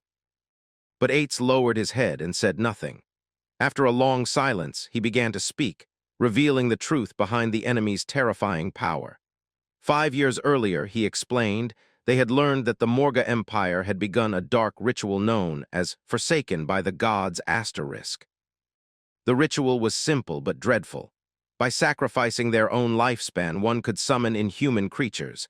The more life given, the stronger and more terrifying the creature that appeared. It was an ancient, forbidden practice, something no sane person would attempt. But for the dying Morga Empire, it had become their only hope. He unrolled a map and pointed toward their homeland, an inland archipelago rich in a rare magical plant called the blood flower. This plant emitted a strong magical energy that once granted the Morgan people lifespans of nearly 700 years. Thousands of years ago, their power had spread across the continent, and to preserve peace, the empire began sending envoys, like Ates himself, to other nations. These envoys, bound by sacred contracts, lent their power to weaker kingdoms to maintain balance and prevent endless wars. But Ates said the other nations soon grew fearful. The king of Morga once believed they could bring peace through strength, but they underestimated human greed. The other nations realized that the long-lived Morgans posed a threat greater than any army. Secretly, they reached an agreement. The Morga Empire had to be destroyed completely. What followed was an age of tragedy. Curses, diseases, and betrayal tore through the empire. Even their own envoys were turned against them. The other nations ravaged their lands, stealing everything of value until the blood flowers themselves withered and died. When the last petal fell, the empire lost all worth. Their enemies invaded without mercy, slaughtering every last Morgan they could find. All of it, Ates said bitterly, had begun because of greed, because the world could not tolerate a nation blessed with something they could not possess. And so, in their final moments, the dying people of Morga turned to the forbidden ritual. In a chamber filled with bones, purple energy erupted as the ritual began, not as salvation, but as a curse. Every Morgan was branded. Their lifespan began to burn away as monsters grew within their bodies, tearing free and taking their place. Those creatures knew only one command: to destroy humanity. Ates ended his explanation and slowly turned toward the princess. His face was twisted with pain as he revealed the truth of the curse. When he lifted his head, the princess gasped. Grotesque red growths covered his once handsome features. With a bitter smile, he told her that he could no longer transform into a dragon. If he changed now, he would only become one of those monsters. The princess stood frozen, trembling as she whispered his name. She asked how this could have happened. Ates looked down, his voice low and sorrowful. He revealed the final truth: the people of Morga were not ordinary humans. They were the dragon race, the same beings humans had once called guardians of the kingdom. The princess stared at him in disbelief, her mind struggling to accept what she was hearing. Standing against the red glow of the burning city, Ates said that the tide of darkness had already swept across the continent. Humanity's end was inevitable, and so, he declared, his only wish now was to protect her, and her alone. Outside, the invasion raged on. Red monsters tore through streets, devouring anyone they found. From the balcony, scholar Lu Wen reported to the king that the creatures' numbers were still increasing. He begged his ruler to order a retreat now that the capital had fallen. But the king refused. There was nowhere left to run. He explained that the magic leaning tower served as a major magical hub. If it were destroyed, their mages' power would collapse, and they would have no way to resist the monsters. Drawing his sword, the king leaped into battle. His glowing blade cleaved a red monster in two. Catching his breath amid the smoke, he remembered the past, the day he first met Ates. They had looked the same age then, though Ates was already 100 years old, barely an adult by his race's measure. As he fought, he recalled the years they had shared, fighting side by side, drinking together, bound by trust. But now, as purple energy struck the ground beside him, he thought of how things had changed. Time had aged him, but Ates remained unchanging. Their bond had fractured, their understanding lost. The king sighed as he realized that Ates could never truly understand humanity, and humans could never truly understand Ates. Standing amidst fire and ruin, his thoughts drifted to his daughter's birth. He remembered Ates gently holding the newborn princess, both of them smiling in joy. It had been a rare, pure moment of hope. Then the shadow of a massive monster fell over him. A creature with glowing purple eyes formed a sphere of blue energy between its claws. The king looked up, calm and resigned. As the blast struck, his body vanished in the blinding light, his last thought one of regret, that he had been wrong about everything. A tremendous explosion tore through the castle, marking the king's end. From the magic leaning tower, the princess saw the blast in the distance and screamed. Ates, beside her, simply said that the capital had fallen and the monsters would come for them next. Moments later, dark-winged beasts swarmed toward the tower. A shadow guard shouted a warning as they slammed into the shimmering blue barrier surrounding it. Eights assured the princess that the tower's barrier was powerful and would not easily break. Then, through the smoke, an injured scholar Lu Wen appeared on the wall. The princess cried out his name in shock. Leaning heavily on his staff, the old man said he had come on the king's orders to escort her away. She rushed to him, horrified by his injuries, but he insisted there was no time. Eights agreed to the plan and said he would use his wind magic to send them to a safe place. When he asked if their contacts were ready, Lu Wen nodded, but hesitated. With a heavy heart, he delivered the news. The king had fallen. The princess froze, her eyes wide in disbelief. Lu Wen explained that her father's final command was for her to flee to a neighboring nation for safety. Trembling, she asked if Eights would go with them. Eights smiled faintly and shook his head. He said there was nowhere for him to go. The monsters below were his own people, the Morga. To humans, he was the enemy. No matter where he fled, he would be hunted. Kneeling at the edge of the wall, he looked out at the horde below and accepted his fate. He declared that a knight's resting place became a dragon's tomb, and this was where he belonged. He vowed to remain and protect it until the last of his lifespan faded away. The princess's sorrow turned to fierce resolve. Using her wind magic, she broke free from Lu Wen's grasp and leapt toward Eights. Landing before him, she declared that if he chose to stay, then she would too. She would become his dragon knight and protect their home by his side. She proudly claimed her wind-riding skills were perfected and asked how they could form their contract. Eights stared at her in shock, moved by her unshakable loyalty. Taking her hand in his, he smiled sadly and presented the silver scale of promise, saying it would serve as their contract, just like before. The princess beamed with joy and began to seal the pact, vowing that they would be together forever. But before she could finish, Eights quietly completed the words himself. Their promise was to never see each other again. Her smile vanished as she stared at him in disbelief. Before she could react, Eights unleashed a powerful gust of wind, sending her and Scholar Lu Wen hurtling away through the air. As she screamed his name, Eights called after her that her place was not in a dragon's tomb. Then the scene turned horrifying. Scholar Lu Wen's eyes suddenly glowed red, and without warning he plunged his hand into the princess's chest, tearing out her still-beating heart. As she collapsed in shock, he whispered coldly that she did have a place among humans. Eights watched in horror as the scholar's face twisted with monstrous red growths. Moments later, a grotesque tentacled creature burst from his body, devouring the princess's heart in one swift motion. The monster laughed cruelly, mocking Eights as it feasted. It taunted him, saying the heart had been delicious and asking if this was fitting revenge. For the time Eights had burned it with his dragon flames long ago. The creature was laughing intensely while asking the white dragon Arts if killing the one he loved was enough to avenge his burning grudge.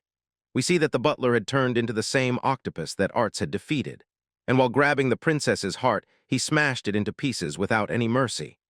The shadow guards of Arts immediately attacked the octopus and slashed the now-turned butler into small, bite-sized pieces, which are nowadays used as a fried octopus dish. But the creature was only laughing, knowing that his revenge was completed. The shadow guard was somehow able to grab the princess away, but it was too late, as he looked and saw that the princess was crying. While the octopus monster just told the white dragon that he was arrogant, because the meager lifespans that were sacrificed by the now-turned monsters and the dragon race had only summoned the tip of the iceberg of the octopus's body. And the creature's current form was merely 1 in 10,000 of his real white mountain body. And as the monster's seed had already been scattered, they will parasitize everything and everyone feeding on lifespan. And when the time would be right, they will break out of their shells, just like how they did for the butler, helping him take revenge. The vengeful monsters that the dragon kind was going to become would sweep the world of lifespans, and even Arts was now trapped in the curse, liable to become one of the monsters at any moment. And even Arts' love, his beloved princess, would eventually meet utterly tragic end. And the white dragon would be powerless against this, even after becoming the monster that killed the princess with his own hands. We see that Arts was transforming slowly into a wild monster, while the octopus monster kept telling him that he hated his own powerlessness and hated we humans, who were the ones who caused all this. The monster told Arts that he could sense hatred, regret, sadness, anger, despair, everything filling the dragon's heart, and they were intense but wonderful emotions. But still, the ancient monster was sure that he could change everything. He said he could hear violent tremors within the heart of the dragon, explaining that he was the Chuhulu, an ancient one of this world and an omnipotent god. He knew that he could not only help Arts repel the monsters and protect the kingdom, but also revive the princess so the dragon would never be alone. And all it took for the dragon to do was to make a deal with the ancient monster. Chuhulu wanted the dragon's heart, and that was all he desired. And Arts was listening to everything, wondering though what he should do. The monster gave Arts options. He could let the princess die in the tall tower full of monsters, or the princess could become the white dragon's dragon knight, and the two of them could forever guard the kingdom, becoming true guardians. The octopus told Arts to hurry because the lifespan of his temporary body was almost exhausted, and there was not much time left for the white dragon to hesitate. Just as the octopus was fatting away, the shadow guard was shocked as he turned around and saw that the white dragon had taken out his pumping heart without any hesitation. And the octopus wanted only this, telling the man that he made the right choice. The creature started to bestow his supreme blessings on his heart, telling the white dragon that now his heart would beat without end, and the one he loved deeply would receive this heart and gain his power to awaken once more. And even when the white dragon had lost his heart, it did not mean he would die or become a monster. Instead, he would transform into a guardian dragon forever by her side. This blessing was so intense that the whole leaning tower of magic glittered with a purple aura, and it made Arts suddenly transform into the legendary white dragon. And we come to know that, under the blessings of the ancient octopus, the dragon transformed once again and laid waste to all the monsters that were trying to invade his kingdom. And now the white dragon was sufficient enough to purge the entire kingdom of the monsters that had preyed on lifespans. The lifespans would all belong to none other than the ancient dragon. After the ritual was complete, we see that the octopus merged itself suddenly from the princess's body. And as this is what the monster wanted, he started absorbing all the lifespan that the white dragon was taking away from the monsters. As Chuhulu's current power was actually too weak, he still couldn't directly control the parasitized powerful dragons. So he took control of the princess instead, thinking that, as long as he deployed the white dragon, collecting enough lifespan was only a matter of time. But as the octopus tried to take the lifespans, he realized that something was strange. He wondered why the white dragon kept on flying and delaying his return when the kingdom had been purged. Then he saw the two blades of promise that were with the princess. He realized that the scale of promises made by the princess, to never meet her, and to forever guard the kingdom's tower, were actually denying all the authority that the octopus had over the dragon. And it was the dragon's oath to himself before he made the trade with the ancient octopus. It was then that Chuhulu realized he had been triggered, that Arts had anticipated his plan in advance. So he locked himself in the magic tower. He could not believe that the white dragon would rather turn into an immortal zombie than be used by the ancient octopus. But he still decided to take the lifespans that he was getting, thinking that he would devour the lifespans of any who intrude the magic tower. And one day he would be fully resurrected and rule the world once more. With this, the octopus went into a deep sleep. Many eons passed. Since then, as time flew by until we come back to the present, we see our boy Shadow once again in the present day, standing in the leaning tower of magic. He held a mythical grade of heart in his hand and realized that the scenes he had just witnessed were the background story of the game's setting. The feeling was overwhelming. It was as if he had glimpsed the origin of the game's monsters, something pulled straight from history. He immediately used the material-grade item and absorbed it. The system congratulated Shadow for obtaining a mythical-grade skill named Murderer's Shadow. The skill summoned 3 Shadow clones that lasted 7 seconds and each dealt 100% damage. The skill had a 30-second cooldown. Their blades were imbued with the same energy as the summoner's main body. These pitch-black shadows had been created by the pure white dragon to protect what was precious to him, and merely maintaining them required immense mental energy. For 15 years, the white dragon had never dismissed them, proof of his true intensity and power. Shadow realized these were the same shadow puppets he had seen during his time jump, the puppets created by the white dragon. It was a great mythical skill, and if used correctly, it could be dangerous. The system then congratulated Shadow for obtaining the key to the Leaning Tower of Magic hideout, awarded him 50,000 experience points, and leveled him up to level 19. He also received 360 evolution points and multiple pieces of equipment. Just then, another notification surprised Shadow. He had obtained the Skull City Ruins gate key along with the Skull City Ruins map. This was new, something he had not heard of even in his past life. He examined the map and found that the ruins lay on an island in the inner sea, territory that had once belonged to the Merga Empire. Shadow immediately suspected a connection to the White Dragon's homeland. There must be more secrets and rarer treasures buried there. He dismissed the 3 shadow puppets, and seeing the map was level 20, knew he was close to unveiling more of the game's mysteries. But before pursuing that, he decided to sell the Leaning Tower of Magic key. We returned to Heavy Industries, hideout in the many-faced courtyard, where the atmosphere had shifted. Adventurers were telling the female president and guild leader that they could not possibly defeat an emerald-grade boss. They wondered if they could contact Shadow and strike a deal with him. Even the guild master admitted that was their only hope. She resolved to contact people in the city who had ties to Shadow and to pass Heavy Industries' request along. Suddenly Shadow appeared while invisible and told the president not to trouble herself. He had come to the hideout to trade. Everyone was shocked. No one had noticed him enter. The president's son called Shadow a bastard, suspicious of his motives, but Shadow became visible and told the president, ignoring her son, that if he had any ill intent they would already be dead. The many-faced courtyard had a barrier that would not open for anyone with malicious intent. Otherwise, anyone could have walked in like Shadow did. The president wasted no time and asked Shadow what he meant by a deal. Seizing the moment, Shadow produced the hideout key from his inventory and asked if she wanted it. The president's son and the adventurers were stunned. If Shadow had the hideout key, he must have slain an emerald-level boss effortlessly. The president demanded it at any cost and asked Shadow to name his price. Shadow repeated his previous demand, 1,000 years of tradable lifespan. The president agreed. The son, arrogant as ever, spat that Shadow was despicable and had planned everything. He accused Shadow of destroying the portal to block reinforcements, causing their annihilation, and now pretending to be benevolent while extorting them for 1,000 years. He declared he had never seen such a villain. The president immediately scolded her son and told him to shut up and leave, but he persisted, claiming the key originally belonged to them and they would not pay such a high price for it. Shadow decided to toy with him and asked what he wanted. Overconfident, the son demanded that Shadow hand over the hideout key and also pay them a few hundred years of lifespan as compensation.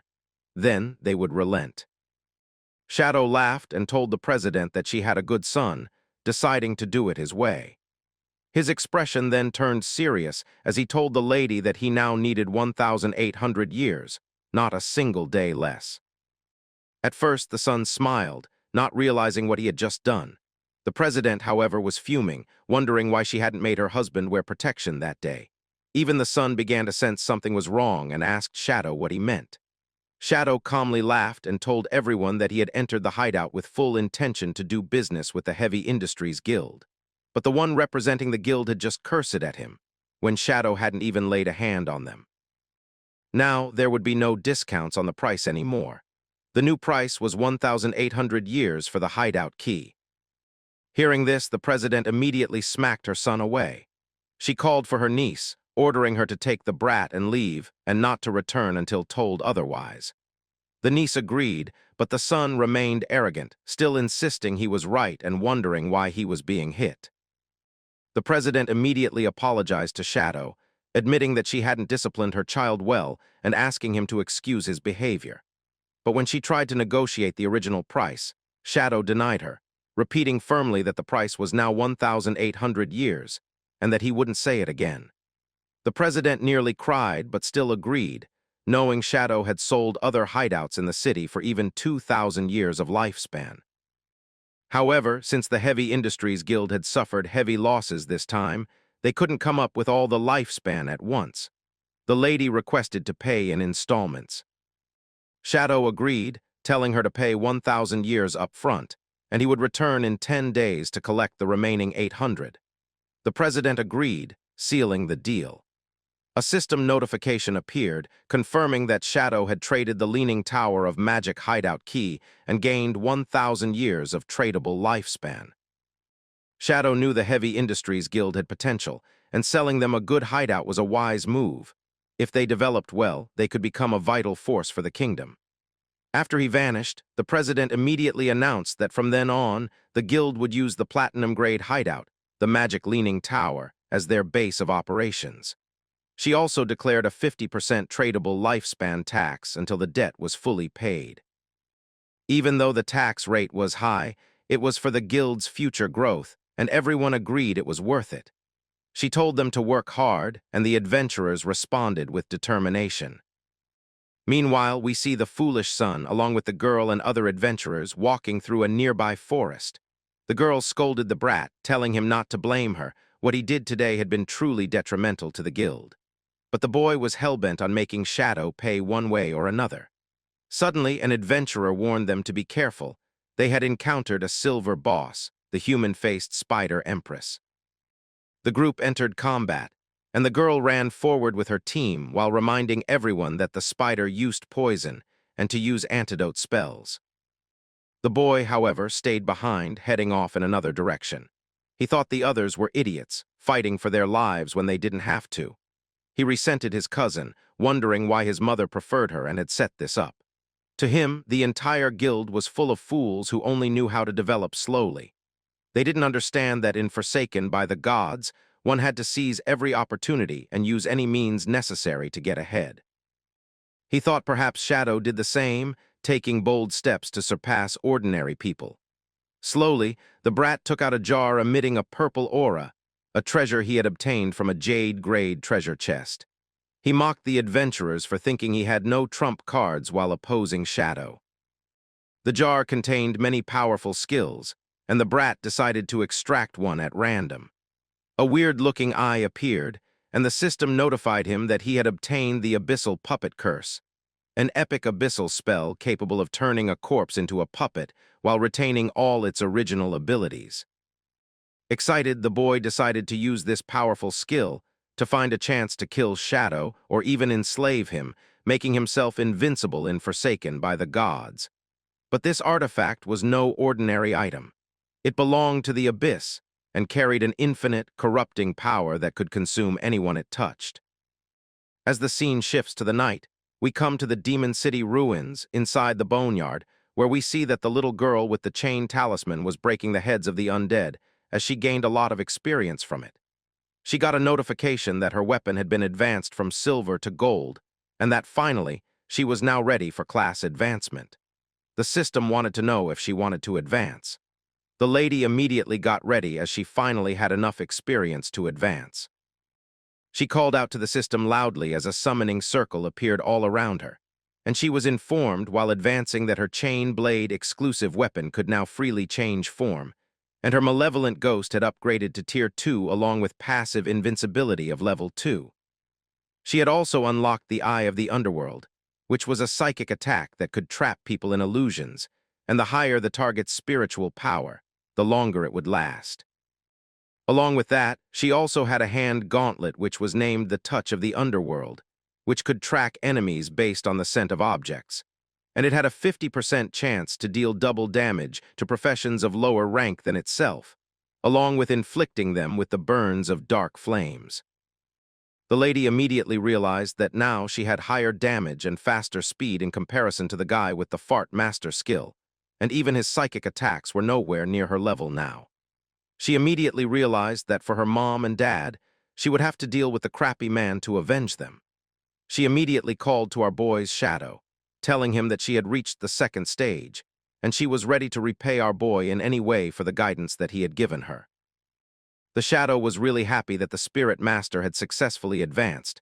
knowing that the girl was really resilient because she even sent a message and logged off immediately, which informed Shadow that she was as resilient as ever even in the future.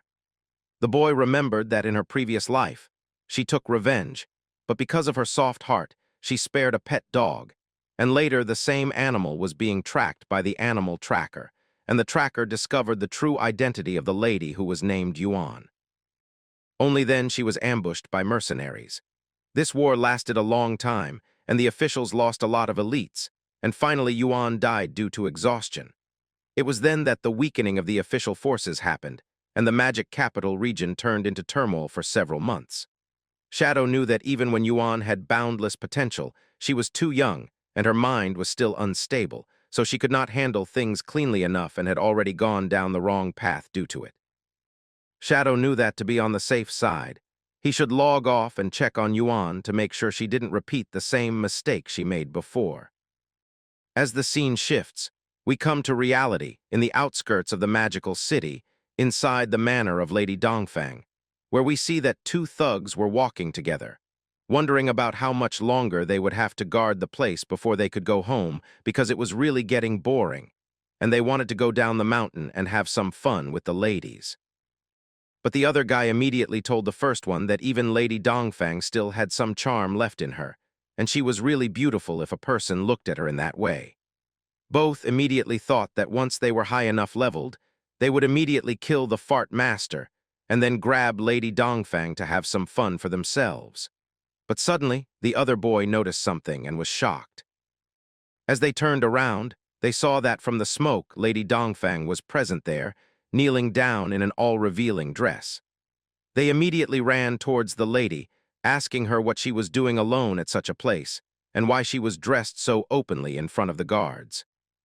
But to their surprise, Lady Dongfang immediately opened herself up, showing her huge lemons to the guards and telling them that she could not stand her weak and useless husband anymore, and that she needed someone else to satisfy her, and maybe two people would be even better.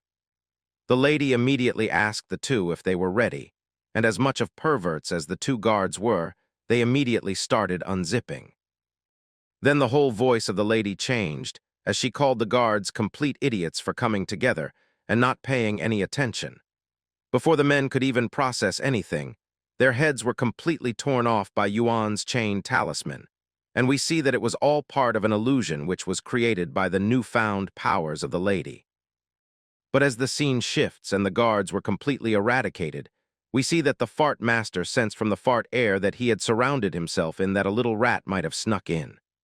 We see that as Yuan got inside, she was completely invisible, or at least she thought she was, before the fart master grabbed her by the neck and slammed her onto the ground with insane speed with his farting missile slam. The man immediately grabbed the lady's neck, telling her that the whole space was filled with odorless fart, which made him invincible because he could sense anyone who got inside the barrier. At first, he thought that it was someone else, but he was happy that it was the same little girl who ran away that day, which was really a lottery to him. But as the fart master tried to choke the lady, he realized that perhaps the small body had really gotten stronger than before, and that perhaps if he let the lady grow a while longer, she could become an opponent worthy of satisfying him. Even when it was getting exciting and the master wanted to kill Yuan right there, he still decided to hold back, knowing that he must wait for the lady to change classes once again. But we know that the fart master is a complete maniac, grabbing the neck whenever he wanted and leaving it while still contemplating if he should let Yuan live or not. And just then, as the man got angry, he immediately snapped her whole neck in one go without realizing it, slamming the lifeless body down and wondering about what blunder he did, because now he could not enjoy what he wanted to. But as the man was still screaming in mental agony, he was inflicted with severe physical pain, and as he turned his head around, he realized that it was none other than Yuan herself who was standing behind him. The man wondered about what was going on, and Yuan just told the man that he was under her genjutsu all along, and that now all he had to do was die. The fart master was not able to believe that it was an illusion, wondering about when it happened. But he knew one thing, that hyping the video up would really help the channel, so please do consider it if you liked this video. Yuan informed the fart master that the moment he looked into her eyes, he was already dead because he was in the lady's genjutsu.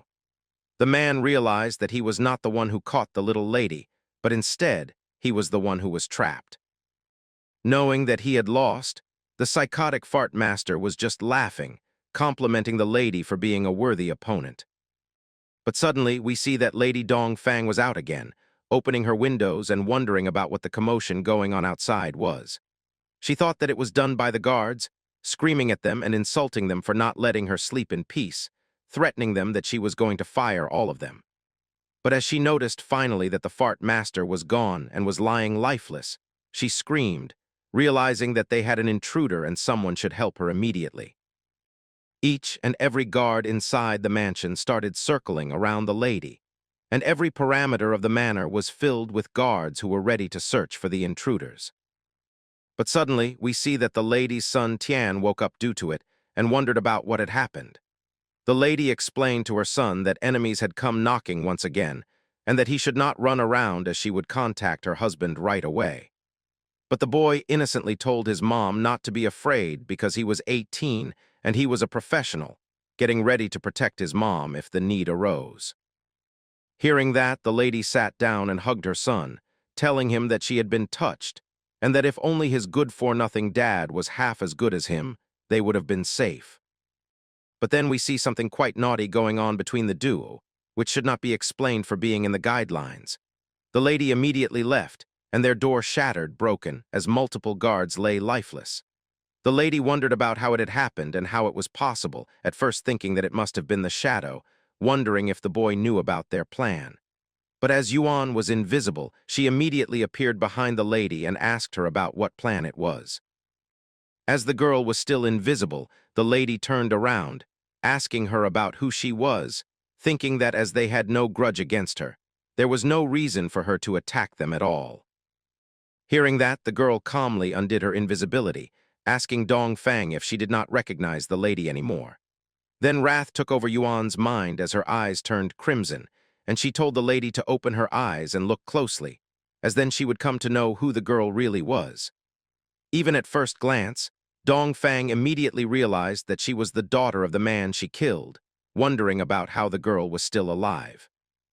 But before she got the answer, the chain talisman pierced through her chest, splattering blood all around, while the girl told her to die because she was a complete demon reincarnate. The lady started screaming, and Yuan screamed even louder, telling the lady that she should repent for killing her parents and that now Yuan was going to make the lady suffer in front of her own son. Even when Dongfang told Yuan not to do it in front of him, the girl was not stopping. Finally, Dongfang admitted defeat and had only one request, that the girl should not hurt her son. But this angered the girl even more as she pierced through the chest of the lady once again, asking her what right she had to negotiate with Yuan, and if she ever knew what she was doing. But Nam Gong continued that this was their grudge and her son was innocent. Hearing that frustrated Yuan so much that she started crying and screamed at the lady to shut up, asking her if when she killed the girl's parents, did she ever think that another day like this would come where she would be the prey. But the girl did not even wait for the answer from the lady, immediately summoning multiple spikes and making the body lifeless without any mercy. Meanwhile, we see that the lady's son and their pet dog were looking at everything, wondering about what was going on. And Yuan turned towards them with anger and killing intent, but we see that she started going away while the lady's body was left there lifeless.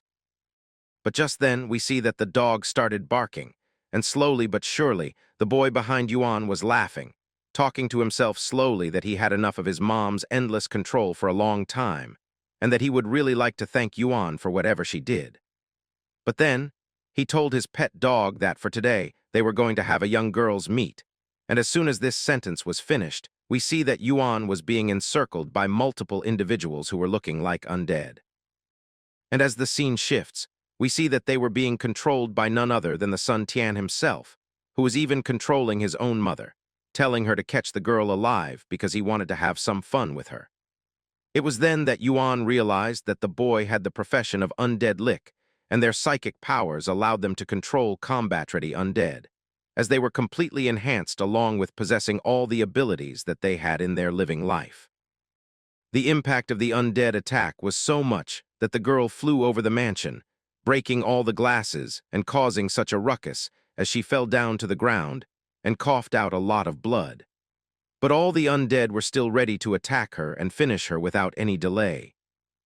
But before that could happen, each and every undead was down on the ground once again, as if the control over them was finished. And as the girl turned around, she saw a hand coming out from all the dust and smoke as the voice told her that mercy for her enemies would be cruel for herself. We see that it was none other than Feng himself, who was in his original form in reality as he came to save Yuan, and he had massacred both the boy and his pet. The ghost lady lay on the shattered floor, staring up through the broken window at the figure who had intervened on her behalf. Still trembling and unsure of her savior's identity, she managed to ask who he was. From within the darkness, Feng answered that showing mercy to one's enemies was a foolish mistake. His words were followed by a gruesome display. He activated his blooming curse on Tian's severed corpse, and vibrant red spider lilies burst from the decapitated neck like a macabre bouquet. Only then did she realize that this mysterious man had allowed her to finish her revenge with her own hands. A deep blush rose to her cheeks as she thanked him, addressing him timidly as her master.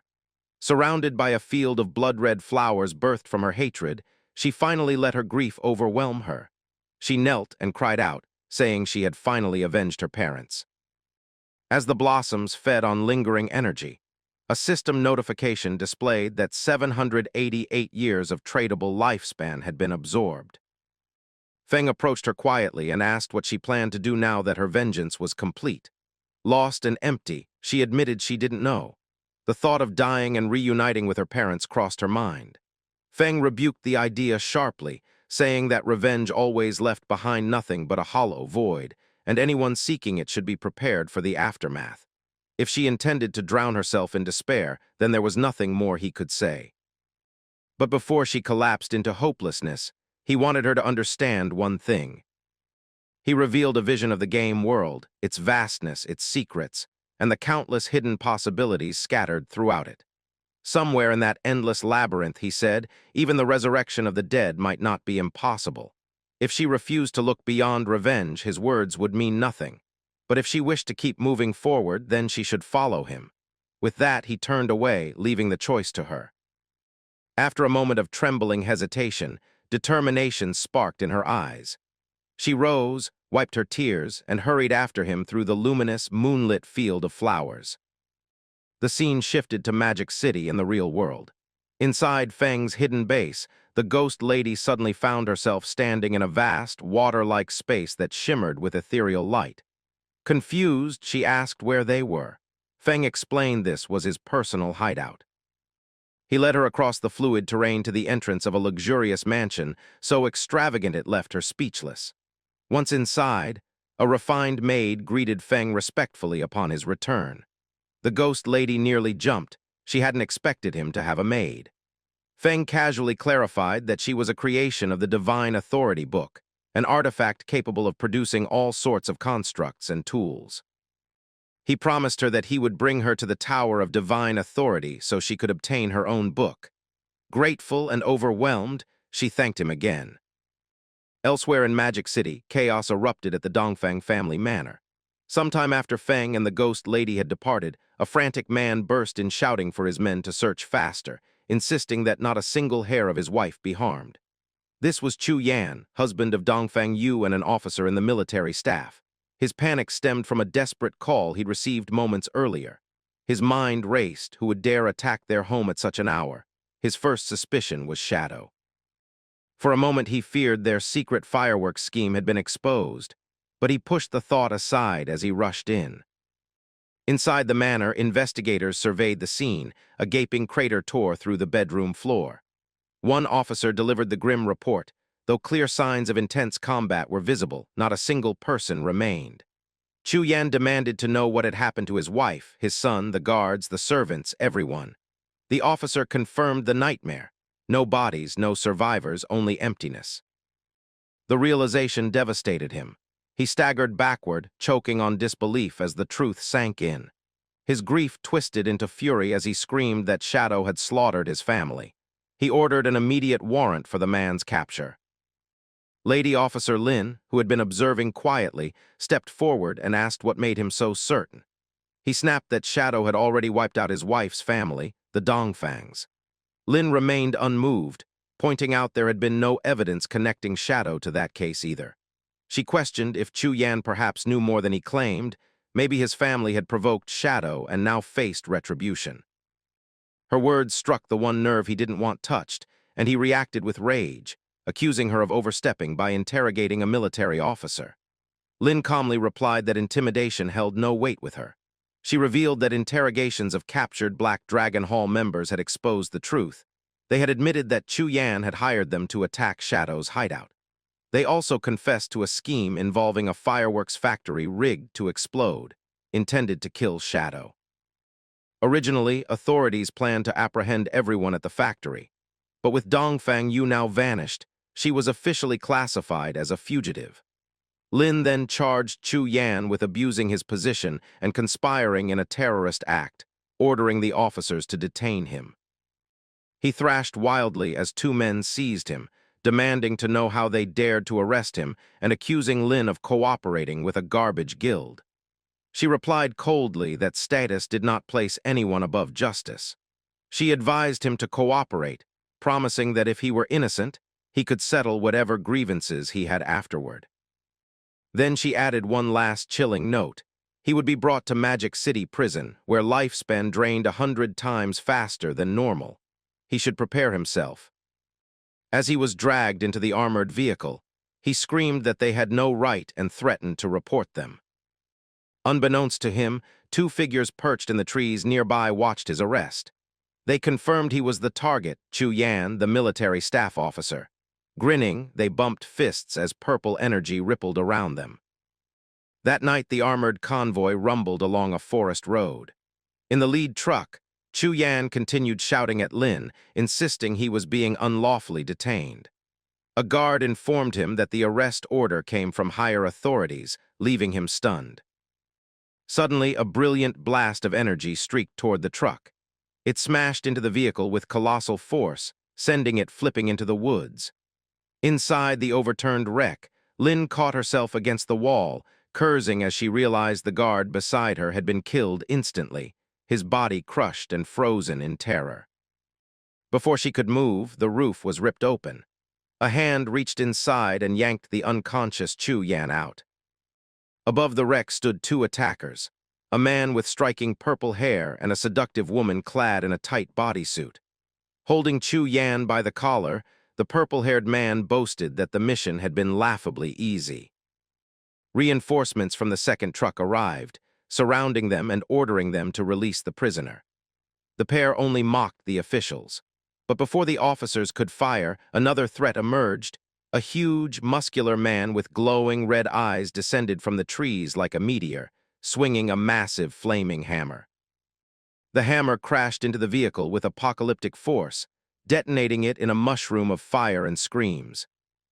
The purple-haired man and another bald brute watched the carnage with amusement. The purple-haired attacker commented that Mr. Theodore had not exaggerated the hammer-bearer's power. The hammer-wielder roared with laughter as lifespan orbs drifted upward from the burning wreckage. He bragged about the enhancement card given by Theodore that multiplied his attributes fivefold, granting him level 50 power despite being only level 10. Disappointed by the meager drops, he grumbled that the officer's lifespan wasn't worth much. The purple-haired man brushed off the complaint, reminding him that their real reward, 1,000 years of lifespan, would come from Mr. Theodore. Inside the broken truck, Lin, injured, bloodied, and barely conscious, watched the massacre in horror. She realized, through her killing intent perception, that these attackers were remnants of the Alice Guild, acting under Theodore's orders to capture Chu Yan. Understanding her entire squad had been wiped out, she knew she had to report everything immediately. Far removed from the chaos of the real world, Shadow had already brought the ghost lady into the Tower of Divine Authority hidden within the ruins of Magic City. He explained to her that the NPC guarding the tower, known casually as Old Mom, was actually Queen Veer of the Waning Moon, a woman driven insane after witnessing the brutal deaths of her children. She believed her children were still alive, and often assigned impossible quests to players. There was, however, a loophole. If a young man and woman entered together, Veer would mistake them for her lost children, dramatically reducing the challenge's difficulty and increasing rewards. Shadow warned the ghost lady that the instant they entered, she had to address the NPC as Mom, which was why players called her Old Mom. Her task was simply to act convincingly while he handled everything else. Nervously, she agreed. As they walked through the glowing doorway, a luminous path led them to Veer, who floated in a star-speckled realm.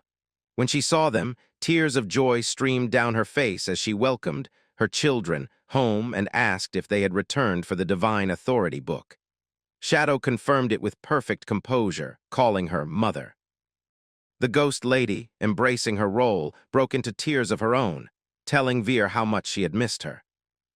Overwhelmed by emotion, Veer said she wished she could give them the book outright, but rules demanded they pass a trial.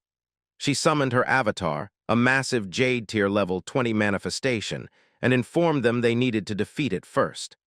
A system prompt confirmed they had received Mother's Blessing, increasing all stats by 20%.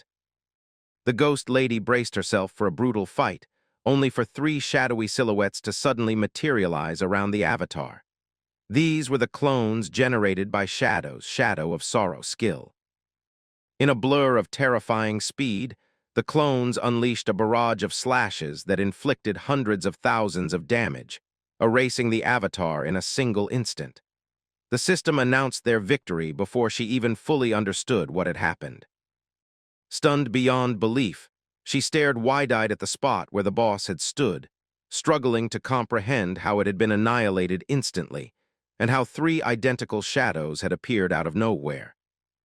Shadow cut down another puppet with a clean night slash, and the ghost lady froze as she realized this was the second clone he had erased instantly. She stared at the fatting fragments, trying to figure out how he could obliterate 2 powerful copies so effortlessly, and what kind of skill carried that level of force. Before she could gather her thoughts, the NPC descended toward them, Weir, the one players lovingly called Mom. She drifted down with a warm smile and addressed them as if they were her long-lost children, calling Shadow Alan and the ghost lady Anna, telling them they had grown so strong, especially little Anna, who had grown into a big girl now. Then, as though she were gifting treasures to her own child, Weir produced 9 divine tomes and placed them in the ghost lady's arms, telling her to take them and use them to shape her future. The gesture hit the ghost lady hard. It reminded her so painfully of her real mother that she threw her arms around the NPC and began crying into her shoulder. Weir misunderstood the outburst entirely, believing Anna was simply emotional, whispering that she had always loved her child. Shadow watched silently, realizing just how far Weir's affection reached. She was willing to give everything she possessed for those she mistook as family. He remembered that many players hunted tirelessly for her, because this same NPC had once sacrificed her entire lifespan to forge the Book of Divine Revelations, and died with none left. While he was thinking, Weir approached him and gently asked what he wanted.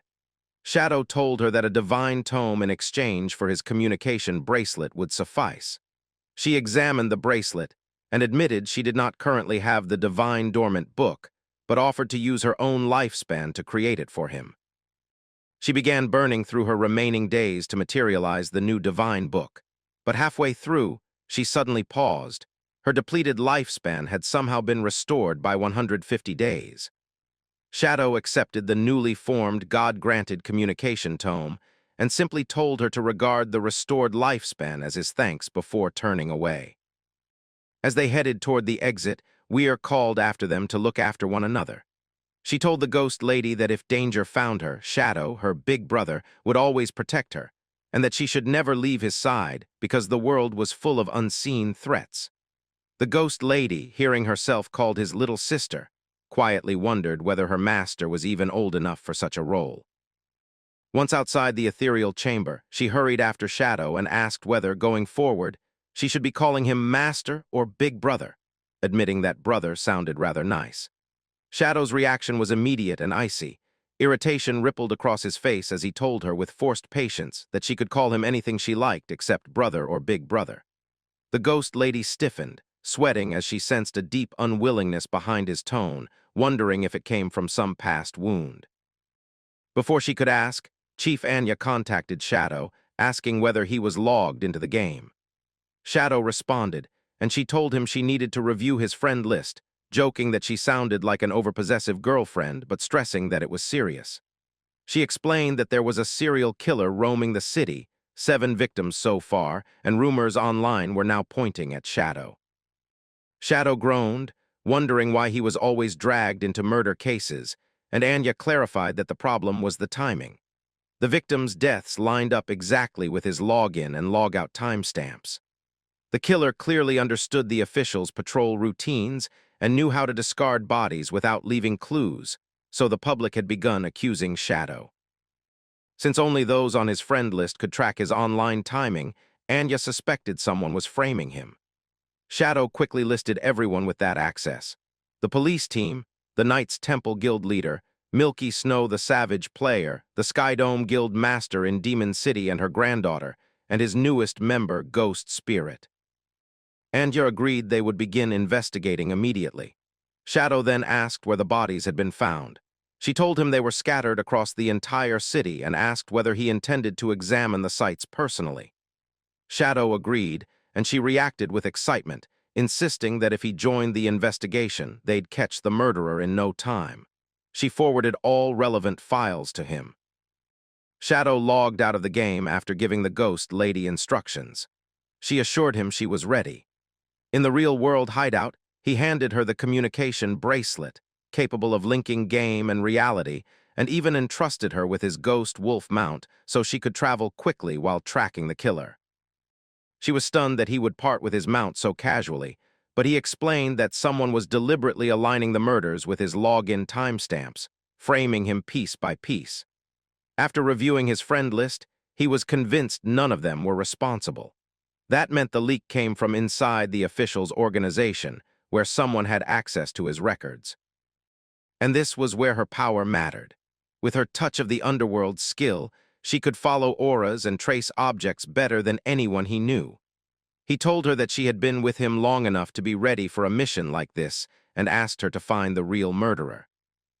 Determined not to disappoint him, she promised she would uncover the truth and clear his name. When the scene shifts, we arrive at a dimly lit hotel in the demon capital. The purple-haired man who had earlier shouted for Mr. Theodore now escorted Chu Yan inside like a prized item. A cold-eyed woman evaluated the prisoner from the side while the purple-haired man handed him over. Theodore welcomed them, addressing the man as Tony and casually praising him for completing his task. The sound of Theodore's voice made Chu Yan stiffen. Recognition hit him instantly. This was the same man from the embassy gathering. The bald man in the room turned around while lighting a cigar, amused that Chu Yan remembered him so clearly. He said they had once enjoyed a pleasant chat at that party, and that he simply couldn't bear to see Chu Yan treated unfairly, so he had gathered a few friends to retrieve him. Chu Yan's face turned pale. Now he was certain. This Theodore truly was the same person from the embassy, but the people surrounding him were all known fugitives tied to Chen Shishi's case. He couldn't tell whether Theodore planned to take down Shadow, target the authorities, or eliminate both. But Theodore only smiled at his panic, remarking that to him there was hardly any distinction. After all, the government and Shadow were essentially collaborating now. That comment made Chu Yan explode with frustration. He ranted that his wife and child had died horribly, yet the police refused to issue a warrant for Shadow. Instead, he, an official military advisor, was the one they wanted to imprison. And knowing Theodore's nature, Chu Yan understood very well that the man hadn't saved him out of kindness. There had to be a job waiting for him. The bald man cut through his outburst, asking Chu Yan directly what his profession was. The moment the question landed, Chu Yan suddenly began laughing with manic pride. Of course, this was why they wanted him. He was the only hidden-class Feng Shui master in the entire game. His first ability, Yin-Yang Harmony, released an aura that distorted enemy emotions and granted him amplified damage against spirits and monsters. Combined with his geomantic senses, he could locate treasures, identify masters, and read the Feng Shui of any area. Though mainly a support class, he knew these abilities were invaluable in the right hands. To demonstrate, Chu Yan activated yin-yang harmony. Instantly, the purple-haired man and the muscular brute beside him turned on each other, snarling insults and trading blows. Chu Yan smugly explained that the two would keep fighting until one of them collapsed. However, the ability had limits. It couldn't influence opponents 5 levels above him. Still, Theodore applauded lightly, saying he was pleased to have found someone like Chu Yan. But before the chaos escalated, the bald man flicked a burning card between his fingers and ordered everyone to stop. He reminded the room that their enemies were the officials, not each other. The moment the card's crescent-shaped mark glowed, the emotional distortion vanished as if it had never existed. Watching the two battered men, the bodysuit-wearing woman laughed, nodding that Chu Yan's skill had been effective enough to injure the pair seriously. Theodore addressed her as Miss Jaying and instructed her to tend to the two fighters, praising them for their effort. She left with a wicked grin, clearly enjoying her role a little too much. Meanwhile, Chu Yan stared at the scene in disbelief. His technique wasn't supposed to be neutralized by ordinary purification magic. What kind of profession allowed someone to undo it so casually? The answer revealed itself in the bald man's expression, a sinister, knowing smile. He belonged to the only hidden class of fortune teller, a profession built around enchanted cards that granted abilities like enhancement, purification, teleportation, and more. And each card, no matter how outrageous its effect, worked flawlessly the moment he used it. Back in the real world, the ghost lady raced through the city astride Shadow's ghost wolf mount. Her skill traced lingering auras through the streets until she finally caught the direction the serial killers had fled. The moment the trail became clear, she and the wolf shot forward like a streak of gray light. Meanwhile, the scene shifted to Feng's old apartment complex. Multiple lights glimmered in the hallway when a knock sounded at the door, and the dumb sister rushed over to open it. She lit up instantly when she recognized her friend Yan Yan standing there. Yan Yan waved with her usual bright smile, and the sister immediately began chattering about her plan to sell her brother's house to earn some quick money. She explained that Yan Yan had already arranged a buyer, though the buyer was actually a suspicious-looking man hovering behind her. Yan Yan corrected her gently, saying the man wasn't a buyer but a fortune teller who had agreed to help locate her missing brother. The man introduced himself as Ren, his manner polished and confident. Still unconcerned about Feng's disappearance, the sister brushed the issue aside, insisting her brother would return whenever he felt like it. Yan Yan reminded her that she herself would be moving out soon to join her guild at the new platinum rank hideout, the Sanctuary, recently approved by the city officials. If the sister didn't find her brother now, she would be living alone in that apartment. The dumb sister exploded in a dramatic wail, demanding to know why her friend was leaving her. Yan Yan explained patiently that her guild had to relocate together, and she couldn't stay behind. Even so, she assured her that Ren's divination was reputable, and that he would definitely track down her brother. She also suggested one last thing: if the dumb sister reached out to Feng politely, he would certainly help her immediately, because he was still her real brother, unlike Shadow, who was merely an outsider she occasionally spotted outside the hideout gate. But the sister stubbornly refused. Besides, she imagined she might be recruited into Shadow's guild soon, which would allow her to both secure protection and enact her revenge. Yan Yan could only sigh before heading out, urging her one last time to reconsider. After her friend left, Ren turned his attention to the sister and asked whether she had anything her brother used frequently, something he could rely on for precise divination. She claimed she didn't need his services at all, but Ren brushed aside her protests and stepped inside. When he learned that both siblings had lived in the same apartment, he said that was sufficient for his technique. She stood frozen in confusion, wondering why he refused to listen, but Ren was already pulling out a divination card. He cheerfully announced he would tell her fortune for free. Whether she liked the result or not didn't matter, she could observe for herself. As the card floated glowing faintly, an omen appeared, the star god's sign. According to the reading, a man in black lay silently in the depths of the sea. The sister stared blankly until Ren calmly explained that the meaning was simple: her brother had burned to death, and his body had been tossed into the ocean. Far away, Feng sneezed repeatedly without knowing why. Back in the apartment, the sister shook her head in denial, refusing to accept such a fate. She insisted her brother wouldn't die before apologizing to her. Ren sighed with practiced empathy before suggesting an idea. Since she had been in contact with Shadow, she must know the location of his hideout. If she agreed, he could use a teleportation card to take them both there. And even if her real brother was gone, Ren told her, she could still treat Shadow as her new brother, implying it would be a fitting conclusion. Too naive to sense the trap and too greedy to think twice, the sister accepted immediately. Ren activated the card, and the world warped around them as the teleportation began. She believed foolishly that even if she ended up working as a servant, it would be worth it. After all, she imagined she was about to enter Shadow's guild.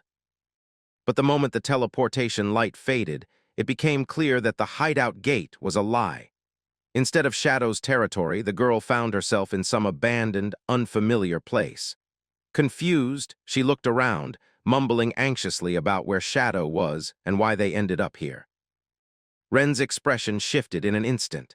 His smile sharpened, twisting into something inhuman before his body warped into a devilish form.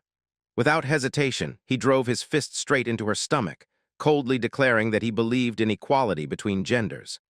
The blow was so brutal she coughed out blood on the spot. Her body dangled upside down a moment later, tied and helpless as Ren hovered before her with a predatory grin. He demanded to know everything she knew about Shadow, insisting she spill every detail. The girl sobbed uncontrollably, gasping between tears that she truly knew nothing. Ren didn't believe a word. His punches rained down again and again, shocked that someone could remain so clueless after claiming to guard Shadow's hideout gate. A single extra strike made her eyes roll back as she finally passed out. Only then did Ren realize how pitifully naive and powerless she was. She hadn't extracted a single ability from the game. He sighed in irritation and called someone on his device, announcing that the prey had been secured and asking when they would proceed with their next murder. 2 days had passed since the killers last acted, and he boasted that his knife was starving for fresh blood. After dragging the unconscious girl onto a cold cement slab, the man on the line warned Ren that he could play with her, but was not allowed to kill her without explicit instructions. Ren was visibly frustrated, disappointed that he couldn't end her just yet. Still, he unsheathed his gleaming knife, deciding he had plenty of time to enjoy himself before the final order came. Elsewhere in the city, a police officer stared at his phone in disbelief. It had been 2 full days since Shadow had logged out. Extracting game stats into reality demanded enormous amounts of food, so staying online this long without eating was impossible, unless someone was trying to frame him so thoroughly that the police hesitated to report it. He realized that Anya must have already noticed the abnormalities in the case. The officer, the same man Shadow had humiliated in front of his colleagues, grinned with petty satisfaction. In his mind, everything was falling into place. Soon the public would be convinced that Shadow was a twisted serial murderer. Panic would erupt, society would turn against him, and the authorities would be forced to put the boy in chains. The thought delighted him. But far from the scheming officer, the ghost lady reached the source of the scent she'd been tracking. Riding Shadow's ghost wolf, she followed the trail to a rusted metal gate leading downward into darkness. Without hesitation, she leapt in, moving like a silent phantom through the underground passages. Faint echoes of deranged laughter reached her ears, wild, unhinged, and soaked in bloodlust. When she finally stepped into the chamber, the sight before her froze her breath. The dumb girl was suspended from the ceiling in a horrifying fashion, her legs severed completely. Ren stood beneath her, drenched in crimson, lost in his own twisted joy as he continued mutilating her body for amusement. As the scene shifts, we see multiple requests to enter the game being denied because someone was in combat. It was none other than the dumb girl, trying to log in but unable to do so. She stared at the psycho, wondering why this was happening to her when all she wanted was to sell her house. Thinking she was going to die, she tried calling for help, but no one came. She remembered that if her brother Fang had been alive, he would have definitely saved her.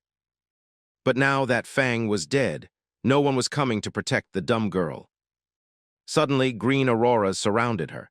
She realized it was a healing spell and thought someone was coming to save her. But the psycho started laughing, and it turned out he was the one healing her. He introduced himself as the man-butcher, and his class was priest. He explained that he could heal any injury unless the target was already dead, which suited his twisted personality perfectly. He told the dumb girl that he wouldn't let her die quickly, because playing with his prey as much as possible was his priority, and only after that would he kill them. That, to him, was a truly exquisite experience. This was why he considered being a priest a gift from God. The man intimidated her further, saying next he would cut her chest open because it was quite huge. Hearing that, the dumb girl fainted, unable to believe what was going to happen. The psycho wasn't finished, thinking she was simply weak and helpless. But before he could continue, the ghost lady appeared behind him and used Night Slash, dealing insane damage with her talisman. We learned the psycho was a masochist too, enjoying the pain. The ghost lady asked him why he killed all the victims and why he tried framing Shadow for it. The man started healing himself, but the ghost lady sensed it immediately. She used her talisman paper to wrap him tightly and slammed him onto the ground. Unable to heal now, the psycho priest was pinned as the ghost lady crouched down and told him to speak. Otherwise, she would make him taste what it felt like to have his legs cut off just like the dumb girl. Now the psycho priest finally understood true fear and immediately agreed to tell her everything. As the scene shifts, we return to the godforsaken realm inside the ruined city. Captain Anya was there with her teammates. She explained that since they stopped reporting Shadow's log-in and log-out times, the killer had not shown up and no new cases had appeared. But Captain Meng knew Shadow had been logging in and out normally all along, which proved someone was trying to frame him. Little Black also believed Shadow couldn't be the killer, knowing big experts would burn bodies to ashes instead of dumping them. Captain Anya agreed that none of them believed Shadow was a serial killer, but public opinion was different. Once rumors spread, chaos could erupt, and that was exactly the killer's goal. Even if Shadow was innocent, authorities would step in to eliminate him to calm the masses. Little Black wondered whether the authorities could even defeat Shadow with how powerful he was. Captain Anya told them that if it came to that, the government would suffer heavy losses, the entire country would be in danger, and sabotage would be unavoidable. Captain Meng knew they had to clear Shadow's name quickly. Now they were sure someone from within the authorities was framing him. Captain Anya, sharp as ever, said that if the city's authorities were involved, and if there was already bad blood with Shadow, she could think of only one person. We cut to the fat brat checking his phone constantly, wondering why there was no news about Shadow going offline. It had been 2 days. The psycho butcher he hired was probably still playing with his prey. The brat wondered if Anya had figured everything out. We learned that this fat brat had a crush on her, but he wasn't good enough and was psychotic too. He believed that to win Captain Anya's heart, he had to eliminate Shadow, and he was willing to fight his own country to do it. Suddenly his phone rang. He thought it was news of Shadow logging out again, but when he checked, it was a message saying the prey escaped, and the killer needed 3 years of lifespan to extract her tracking skill. The message also contained an address, calling the brat there. Annoyed, the brat complained that the killer couldn't even handle one target. If they got caught, everything would be ruined. As the scene shifts, we arrive at the same tunnel area. The brat was standing inside, calling for the butcher and wondering how he let the prey escape. But when he moved deeper, he found both the priest and the dumb girl hanging from the ceiling. He realized he was trapped. Before he could process anything, a talisman pierced through his jacket, binding him completely. The ghost lady appeared, asking if he was the one who wanted to harm her master. Now the brat remembered his connections to the authorities and told her she should let him go or things would go badly for her. But the ghost lady already knew everything. From the psycho's confession, she knew the brat's name, Lang, the son of the city's mayor. He had ordered the slaughter of people and had them disposed of during Shadow's offline hours. He was the mastermind behind everything. The ghost lady called out to the butcher, telling him that since he kept his promise, he would now get the chance to enjoy himself. With that, she ordered the butcher to go kill Lang however he liked. The psycho killer thanked the ghost lady for the opportunity. Lang tried to stop the psycho from killing him, but he had no choice, while the psycho smiled, thinking he would enjoy killing the fatty instead. But as this happened, Lang activated something that made the psycho trip, and a huge explosion went off right in front of the ghost lady. She wondered what had happened, and now the brat was free. He asked the lady if she really thought he would come here without any preparation. He had already learned she was Shadow's apprentice, and even as a little girl she was extremely powerful. Filled with revenge, Lang decided he would start by killing her and then slaughter Shadow and all his lackeys afterward. We see that the brat was using enchantment, which greatly boosted his stats based on his class. As Lang jumped and fired arrows of fire, each arrow caused an explosion, but the ghost lady dodged every one of them. She disappeared into thin air. Only then did Lang realize she was also an assassin. He was tricked again as a talisman wrapped around him and pierced straight through his chest, binding him so he couldn't move. Even as Lang screamed, the ghost lady was merciless. She told him he was pathetically weak and there was no way those card skills were his own. She wanted to know who was helping him. Lang cried that it hurt too much, begging her to stop. He said if she stopped hurting him, he would tell her everything. The ghost lady called her talisman closer, and he immediately confessed. He said there were foreigners working with Shishi, and they found him and wanted him to help take down Shadow. They were the ones who gave him the card. In total, there were 10 people behind it. The girl wondered who the real big shot was, but Lang insisted he knew nothing else. Crying, he promised that his father, the mayor, would reward her with anything she wanted. But mentioning parents triggered the ghost lady. She used her blood-piercing technique and jabbed through every blood vessel he had. She told Lang to shut up because her master taught her never to leave achievements incomplete, as her enemies would show no mercy if they got their hands on her. The lady already knew the place was surrounded by a squad of armed men, and nearby was the dumb little girl with no legs. But the ghost lady decided to leave the survivor to the authorities. Whether she lived or died would depend on her fate. Soon after, authorities arrived in response to an anonymous tip. They found the psycho killer, Lang, and the dumb sister.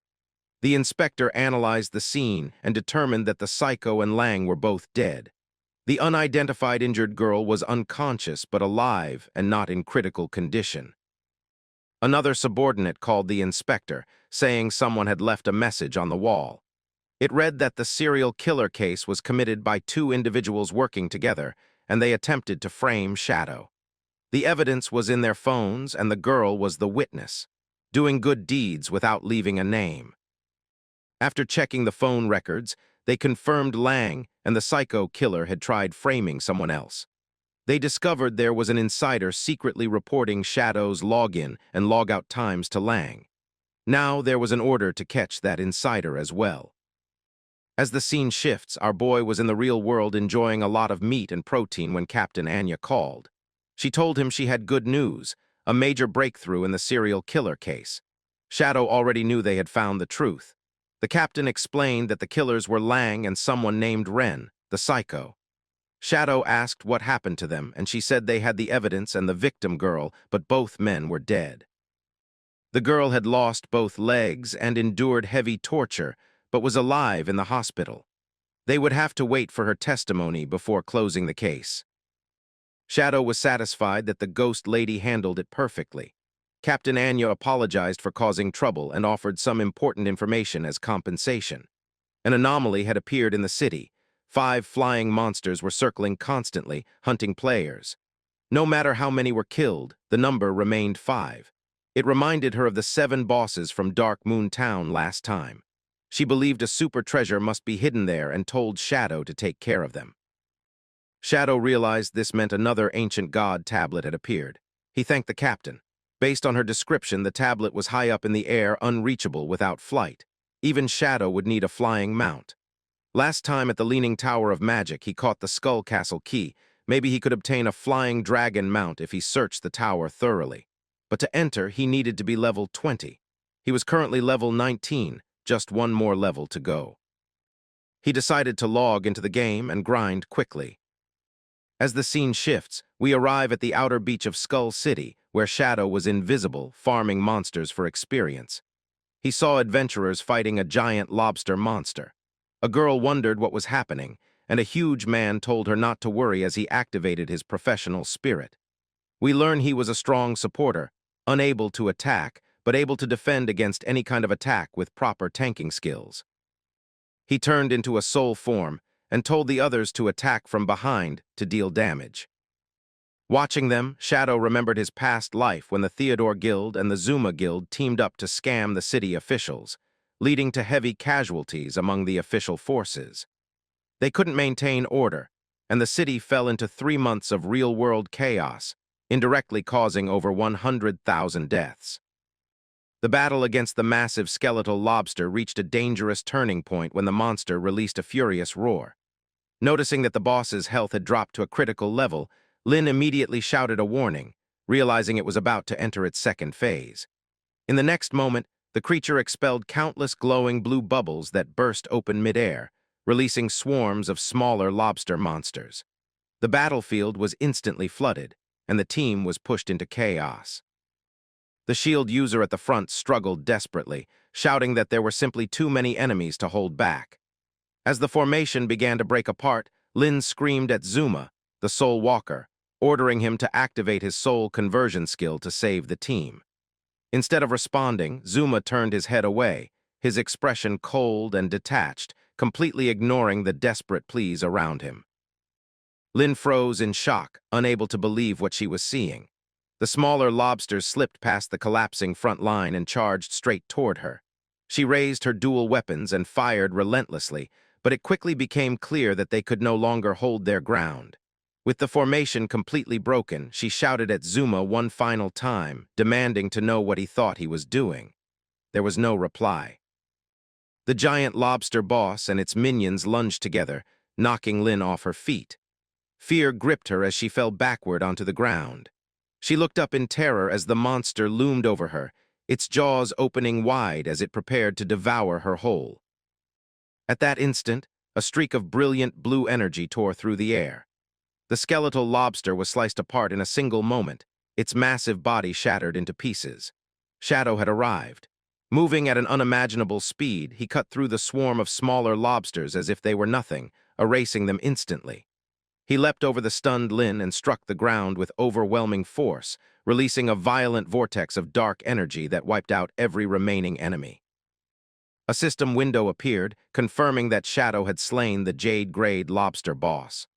The rewards were enormous: experience, evolution points, and more than 9 years of lifespan.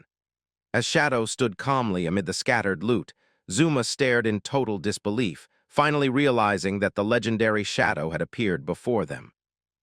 The atmosphere shifted violently. Shadow vanished and reappeared directly in front of the bald man. Zuma met his gaze with intense killing intent, but before anyone could react, Shadow's blade flashed. Zuma's head was severed cleanly in a single strike. His body collapsed, and a system notification confirmed his death as his corpse dissolved into particles of light. Lin stood frozen, staring in disbelief at the scene before her. After a moment, Lin forced herself to speak, thanking Shadow for saving their lives. However, she hesitated before asking why he had killed a member of their team. Shadow glanced back at her, one glowing eye cold and emotionless, and questioned why the Magic City official team had included a foreigner in the first place. Lin explained that Zuma had been hired as external support because his class was essential for defeating the boss. She admitted that she never expected him to abandon them at such a critical moment. Shadow let out a quiet scoff, calling her naive. He stated that Zuma had not been distracted at all. Quoting an old saying, he warned that those who are not of the same kin will never truly share the same intentions, implying that the betrayal had been deliberate from the beginning. Cold sweat formed on Lin's back as she asked if he truly believed Zuma had done it on purpose, unable to understand what he would gain from letting the entire team die. Shadow turned away, his cloak fluttering in the wind, and told her that uncovering motives was the responsibility of the officials, not his. He then proposed an arrangement. If Magic City teams encountered bosses they could not handle, they should contact him. His conditions were simple. He would take only lifespan drops and any assassin-class equipment. Everything else would belong to the officials, exactly like his deal with the Zhanghai authorities. The surviving team members erupted in excitement. Shadow added that the agreement applied only to platinum-grade bosses or higher, and that he required full authority over looting. Recognizing the immense value of such an offer, Lin agreed immediately and began sending messages. An official announcement soon followed, ordering exploration teams to report the locations of high-level bosses now that Shadow had agreed to assist. Across the dangerous zones, players who had been on the brink of death cried with relief. For the first time, they felt hope that they would no longer be forced to die repeatedly and that powerful equipment might finally be within reach. Back at the cliff, Lin was overwhelmed by incoming messages. She quickly informed Shadow that multiple boss coordinates had already been sent, with several located nearby. Shadow was slightly surprised by the speed, but Lin explained that while Zhanghai teams were well equipped thanks to him, Magic City's forces were still struggling badly. Activating his flight ability, Shadow told her to keep sending the coordinates as he rose into the sky. Lin and her teammates waved and thanked him as he disappeared, already heading toward his next hunt. The scene shifted to a rocky canyon where a massive, muscular monster, the platinum-grade gray long-haired minotaur, stood hidden behind a boulder. A group of players lay in wait nearby, their nerves stretched thin. A red-haired girl whispered shyly to her teammates that she had heard Shadow was coming and wondered aloud if he was handsome. Others were far less optimistic. One man argued that defeating a platinum-grade boss should be nearly impossible due to its overwhelming stats. His doubts lasted less than a second. A towering column of blue energy descended from the sky, cleaving the Minotaur straight down the middle. The system announced Shadow's kill, dealing over 300,000 damage in a single strike, and awarding him experience evolution points, more than 5 years of lifespan, and a platinum-grade assassin skill, Smoke Bomb. Shadow merely noted that the target had been eliminated and marked his next destination to the east.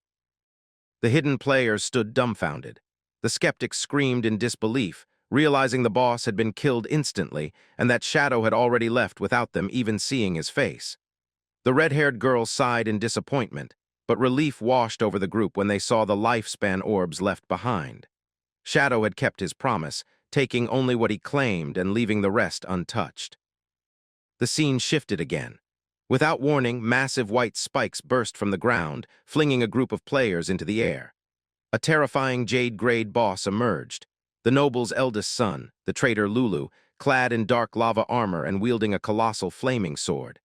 A panicked shout rang out as someone realized they had underestimated the perception range of a jade-grade monster. The giant knight swung its burning blade down toward a frozen player who was certain death had arrived. Just before impact, a streak of purple light flashed across the battlefield, severing the boss's arm cleanly. The enormous limb and sword crashed to the ground as Shadow descended from above. Activating Shadow of Sorrow, 4 Shadow clones materialized around the boss. In an instant, they struck together, unleashing overwhelming damage. The system confirmed the kill, rewarding Shadow with experience, evolution points, more than 10 years of lifespan, and a jade-grade skill merge into darkness. The rescued players stared in awe, unable to process that each Shadow clone had dealt over 300,000 damage. Some wondered if they were even playing the same game. One of them, blushing with excitement, declared that the difference between them and Shadow was like that between a mortal and a god, swearing to worship him from that day on. With the bosses cleared, a system notification announced that Shadow had reached level 20. Dark energy gathered around him as he calmly remarked that hunting bosses was the most efficient way to level up. Suddenly, another alert appeared. The natural disaster ancient god Cursed Slate had finished charging. Shadow's eyes glowed yellow with anticipation as he prepared to draw a new affix from the slate. Shadow began allocating his evolution points to the skills he had recently obtained. A system panel appeared, showing that more than 300 points had been consumed to push Merge into Darkness from Platinum rank all the way up to the mythical grade. Standing alone in the windy wasteland, Shadow carefully reviewed the skill and quickly realized that it was a far superior substitute for his original stealth ability. The upgrade boosted his stealth level to 21, making him nearly impossible to detect, even for most diamond-grade bosses. Next, his attention shifted to the Smoke Bomb skill. He poured the rest of his remaining evolution points into it, raising it to legendary grade. However, when he examined the skill card, his expression darkened with displeasure. He dismissed it outright, calling it worthless. Instead of learning the skill, Shadow activated his Spirit Devourer bloodline and directly consumed the card. The effects were immediate. A surge of power flowed through him as the system confirmed a significant increase in both his elemental attack and elemental resistance, gained from devouring a legendary-grade skill. Feeling fully prepared, Shadow lifted his gaze toward the distant ocean. Far beyond the dark waves stood a gloomy island crowned by a blackened castle, the Withered Bone Ruins. He quickly realized a problem. While he was confident he could survive inside the ruins, there was no obvious way to cross the sea. There were no boats, no teleportation arrays, and the waters themselves were crawling with monsters. Fighting underwater without proper skills or mounts would be nothing short of suicide. Searching for an alternative route, Shadow opened his map. That was when he noticed something unusual, a strange icon marking a locked door positioned directly along the shoreline. Intrigued, he transformed into a streak of shadow and rushed toward it. He soon arrived at a cave entrance sealed by an enormous, intricately carved stone gate. As he approached, a glowing chain materialized across the door. The system informed him that the gate was locked and asked whether he wished to use the Withered Bone City key. Shadow's eyes narrowed in surprise. The golden key he had obtained earlier, most likely from the Magic Leaning Tower trade, was clearly meant for this place. He retrieved the radiant key from his inventory. With a deep, echoing groan, the massive doors slowly swung open. Shadow stepped forward, briefly wondering how a passage on this side of the coast could possibly connect to ruins located across the sea. Crossing through the glowing threshold, he activated his movement skill. The path sloped sharply downward, and it didn't take long for him to realize he was descending far beneath the surface. As he moved through the dark stone corridor, the purpose of the tunnel became clear. It was an underground passage carved beneath the ocean floor, linking the mainland directly to the isolated island. After traveling through the long subterranean route, Shadow finally saw light ahead. He emerged from another cave entrance into a bleak, storm-filled landscape. Atop a towering cliff stood a ruined black castle, illuminated by violent flashes of lightning. A system notification appeared, welcoming him to the Mora Empire, Withered Bone City ruins, while issuing an urgent warning. This area was classified as Berserk, where lifespan drained at 100 times the normal rate. Gazing back toward the sea, Shadow silently admired the brilliance of the hidden tunnel's design. A memory surfaced from his past life, recalling a so-called madman who once ranted about a secret passage beneath the ocean. At the time, everyone had laughed it off, assuming he was confusing this world with another game. Now, Shadow understood that the man had been speaking the truth. He proceeded into a forest of dead, twisted trees and scattered bones. Without warning, the ground beneath him began to quake violently. A massive skeletal dragon's skull lying nearby started to crack and tremble. In the next instant, something enormous burst out from within, shattering the skull into fragments. As the dust settled, Shadow stood firm, facing the grotesque creature that had emerged. It was a gigantic skeletal centipede, its upper body formed from a crudely stitched female torso, a single red eye glowing ominously. The system identified it as the guardian of the Withered Bone Ruins, the thousand-blade centipede Moir, a diamond-grade boss. Shadow calmly studied his opponent. Though her upper body still resembled that of a human woman, everything below had become a monstrous abomination. Festering wounds covered her form, identical to the scars he had once seen on the white dragon. When Moir lunged at him, Shadow immediately understood the truth. She had once been a citizen of the Mora Empire, twisted and corrupted by Sithulhu's curse.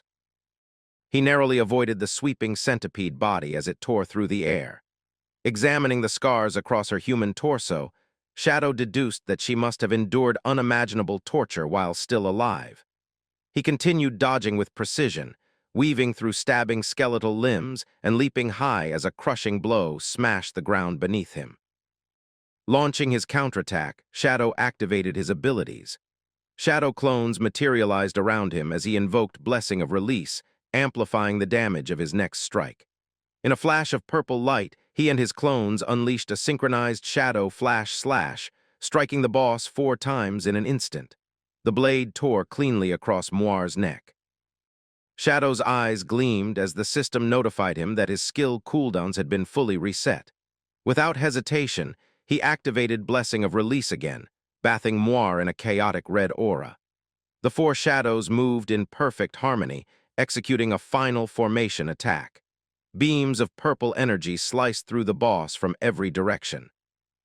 Moir's massive body was torn apart, exploding in a burst of dark magical flames as Shadow landed effortlessly on the ground. A system message confirmed the kill of the diamond-grade Guardian. He was rewarded with an enormous amount of experience, evolution points, over 10 years of tradable lifespan, and several valuable items. Shadow looked down quietly and murmured for her to rest in peace. As the monster faded, her grotesque form briefly vanished, revealing the spirit of the beautiful woman she had once been. She smiled gently, finally freed from the curse, before dissolving into glowing orbs of lifespan. Having eliminated the diamond-grade Guardian, Shadow continued deeper into the barren wasteland.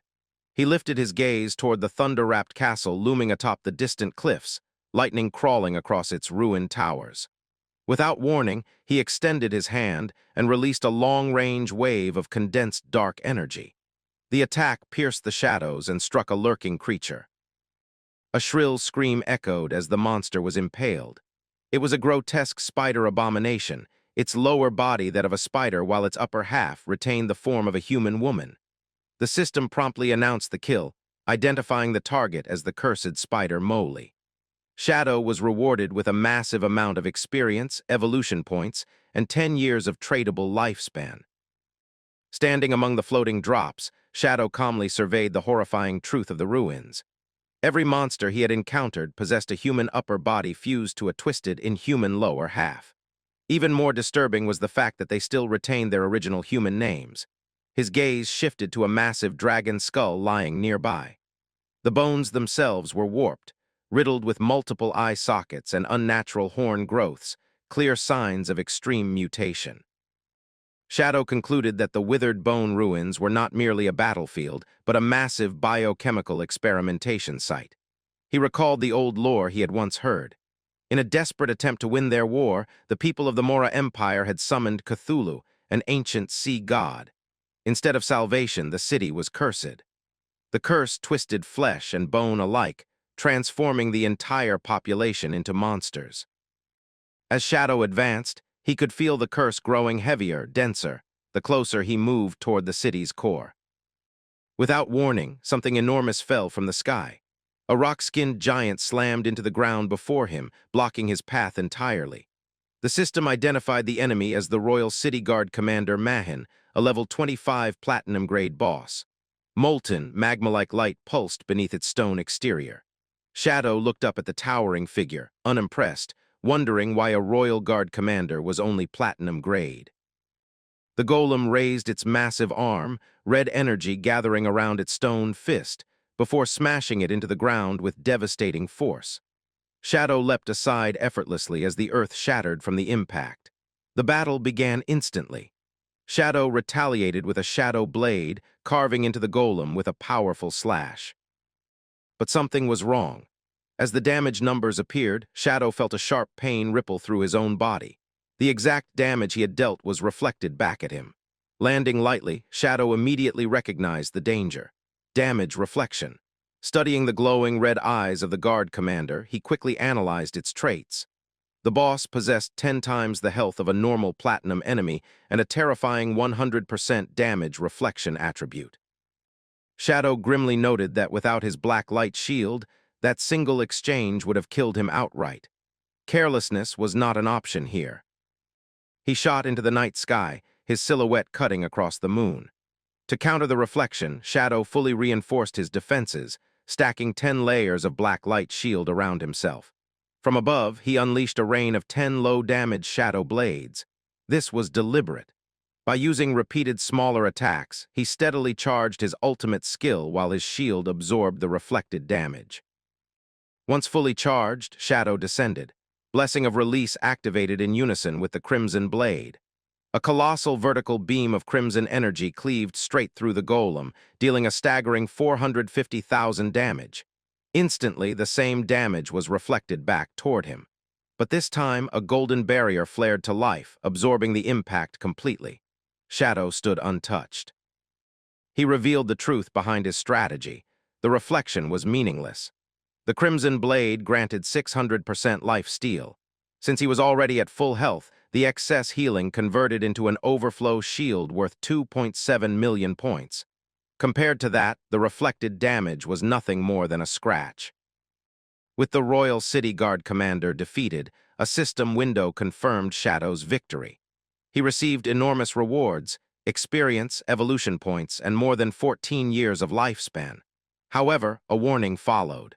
The commander's death had alerted every remaining guard within the city. The atmosphere shifted instantly. From atop a distant cliff, a monstrous sentry blew into a massive horn, sending green sound waves rippling through the air. The alarm echoed across the ruins. The land responded.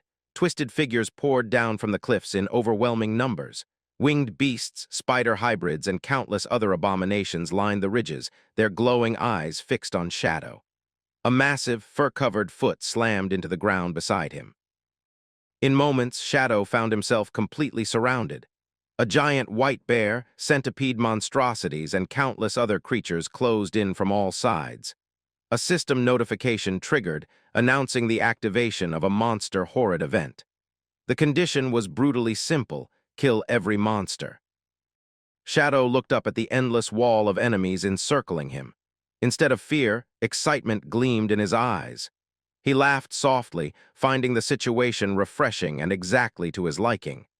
The monsters hesitated, confused by the human who laughed instead of trembling. Then Shadow moved.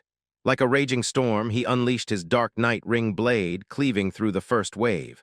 The system instantly reported 32 kills. The entire battlefield was illuminated by thousands of glowing lifespan orbs drifting upward from the fallen army. As the last monster collapsed, silence finally returned. Shadow stood alone amid the ruins, his eyes glowing with a faint purple light. A system window confirmed that every enemy had been eliminated and that the path to the core of the withered bone city ruins was now unlocked. Lifespan orbs floated endlessly around him, yet instead of satisfaction, disappointment crossed his face. The rewards were far fewer than expected. He quickly understood why. Even after the citizens had transformed into monsters, the curse had continued to drain their lifespan until almost nothing remained. Suddenly, the floating orbs began to move. They swirled around Shadow, gathering in a dazzling spiral of light that stretched across the vast chasm ahead. The gathered energy solidified into a radiant bridge leading directly toward the ominous castle looming in the distance.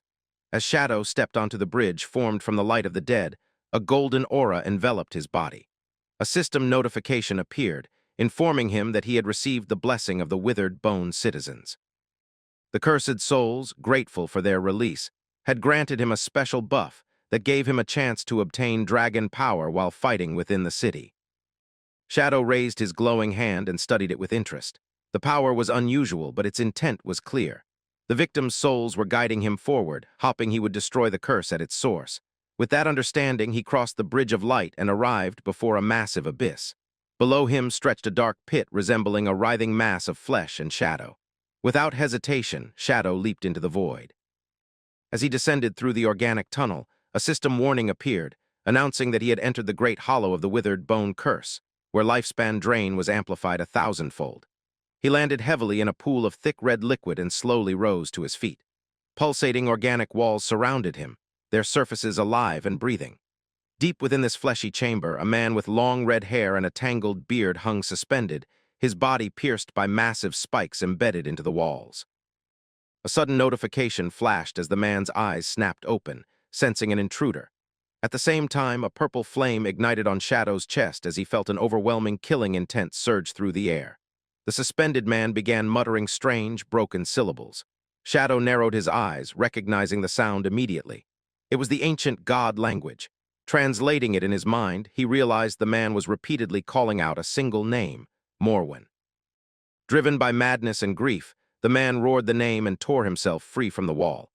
His body twisted violently, bones snapping and reshaping as he underwent a horrifying transformation. In moments, he became a gigantic armored skeletal beast. The system identified him as Acarius, the last guardian of Withered Bones City, a level 20 emerald-grade boss. Shadow instantly activated Merge into darkness, dissolving into the shadows and vanishing from sight. To his shock, Acarius swung a massive claw straight toward him, bypassing his stealth entirely. Shadow barely evaded the attack as the ground behind him shattered under the impact. Creating distance, he landed safely and frowned in confusion. His stealth level was high enough to fool most enemies. Acarius should not have been able to detect him. As the Guardian charged again, still screaming the name of the woman he loved, Shadow understood the reason. He had killed Morwen and absorbed her lifespan, and Acarius was sensing the trace of her soul within him. His gaze shifted to the spikes embedded in the Guardian's armor. They were identical to those worn by the Royal City Guard commander he had fought earlier. A suspicion formed. Shadow summoned his shadow dagger and struck Acarius. The same amount of damage was instantly reflected back at him, but his golden shield absorbed the blow without issue. The theory was confirmed. Acarius possessed the same dangerous damage reflection passive. The Guardian released a deafening roar as purple energy surged through his body. The fleshy ground around Shadow ruptured violently, and massive blue eggs burst forth, completely encircling him. Shadow studied them with a calm but serious expression. He quickly deduced that the eggs also carried damage reflection. If they hatched, they would produce elite-level monsters. To test their durability, he threw a shadow dagger at one. The attack dealt over 3,000 damage and shattered the shell, but Shadow immediately calculated the cost. Destroying a single egg required 3 daggers, meaning 3 layers of his black light shield would be consumed by reflected damage. Since each layer took 2 seconds to regenerate, clearing all the eggs before they hatched was impossible. With no other option, Shadow chose to let them hatch. He leaped high into the air, positioning himself for a tactical strike while accepting whatever emerged below. As he descended toward Acarius, he noted that his ultimate skill was fully charged. Without hesitation, he unleashed the Crimson Blade. A massive beam of red energy crashed down onto Acarius, dealing an overwhelming 450,000 damage. Shadow landed silently, protected by a massive golden barrier formed through life steal. Around him, the eggs hatched simultaneously. Monstrous claws burst from the shattered shells as cursed young dragons emerged, each a level 20 emerald-grade monster. Screeching violently, they took to the air, preparing to swarm him. Shadow crouched within the red pool and unleashed the Dark Night Ring blade. A violent vortex of dark energy erupted outward, shredding the dragons instantly. Each took nearly 30,000 damage, and the battle ended in a single devastating moment. Shadow remained calm within his golden barrier as a system notification confirmed that 9 dragons had been slain. Thanks to his blood shield, the damage reflection posed no threat. As the dragons died, they dissolved into glowing lifespan orbs. Instead of flowing into Shadow, the orbs gathered midair, swirling violently. A voice echoed from the light in the ancient god language, addressing Shadow as an outsider. The energy condensed, reforming Acarius once more. The Guardian transformed again into an even more grotesque form, identified by the system as Flesh Curse Acarius, Blue Scale. The monster smiled with chilling malice, declaring that Shadow would never succeed in destroying his race. The battle escalated the instant Acarius moved.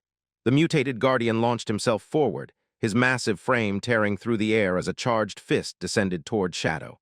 In response, Shadow's eyes flared with neon blue light. His body vanished in a blur, unleashing an instant shadow slash so fast it fractured the air itself. Dozens of strikes landed from every direction in the span of a heartbeat. Then, immunity indicators flared across Acarius's body. Shadow froze in disbelief. Not a single attack had connected. Before he could retreat, Acarius seized the opening. The Guardian's fist slammed into Shadow with catastrophic force, detonating the ground beneath them. Shadow was hurled across the chamber, his body carving through flesh and stone as nearly 30,000 damage tore through him. His golden blood shield shattered completely on impact. As Shadow steadied himself, he translated the Guardian's distorted words and understood the declaration being made. Acarius was proclaiming that as long as his bloodline and soul endured, Withered Bone City would never fall. The Guardian stood tall amid raging purple energy, declaring the city unconquerable. The realization unsettled Shadow. Only epic-grade monsters or higher retained consciousness and speech. Yet this emerald-grade guardian still possessed self-awareness, conviction, and purpose. Ignoring Shadow entirely, Acarius gathered dark energy into his palms, chanting about protecting his city, his empire, and his people. The power condensed into a sphere before erupting upward as a demon-dragon cannon, a vertical beam of annihilating force. Shadow reacted instantly, launching himself skyward just as the beam tore through the hollow below. He landed and countered with a shadow blade, but the attack passed harmlessly through Acarius. The guardian advanced without resistance, completely immune. Shadow cursed inwardly. The invulnerability had to be broken. Before he could act, Acarius revealed another technique. A grotesque rib cage of living flesh erupted around Shadow, sealing him inside. The system identified the structure as a flesh prison, and a countdown appeared. Shadow's lifespan was draining year by year. Cold sweat formed as Shadow realized what was happening. This was no ordinary curse. The siphoning matched the signature of the evil god Cthulhu. The prison ignored all defenses. A fleshy tendril pierced into him, feeding directly on his existence itself. At this rate, his entire lifespan would be consumed. Then red energy exploded outward. A system alert announced the activation of dragon power. The system detected Shadow's possession of the A-rank skill Shadow of Slaughter and triggered a new buff, Flame of Nirvana. The description revealed everything. The white flame bypassed all defenses and burned the opponent's soul directly. Shadow's eyes ignited with orange dragon fire. This was the true authority of the dragon race. The counterattack was immediate. Enhanced dragon shadows materialized around him, their forms wrapped in sacred white fire. They descended upon Acarius in unison. Shadow followed with a dragon-infused instant shadow slash, his blade tearing through space itself. The immunity shattered. The strikes landed. Tens of thousands of damage flooded the system readouts as white flames engulfed Acarius, burning straight through flesh, bone, and soul.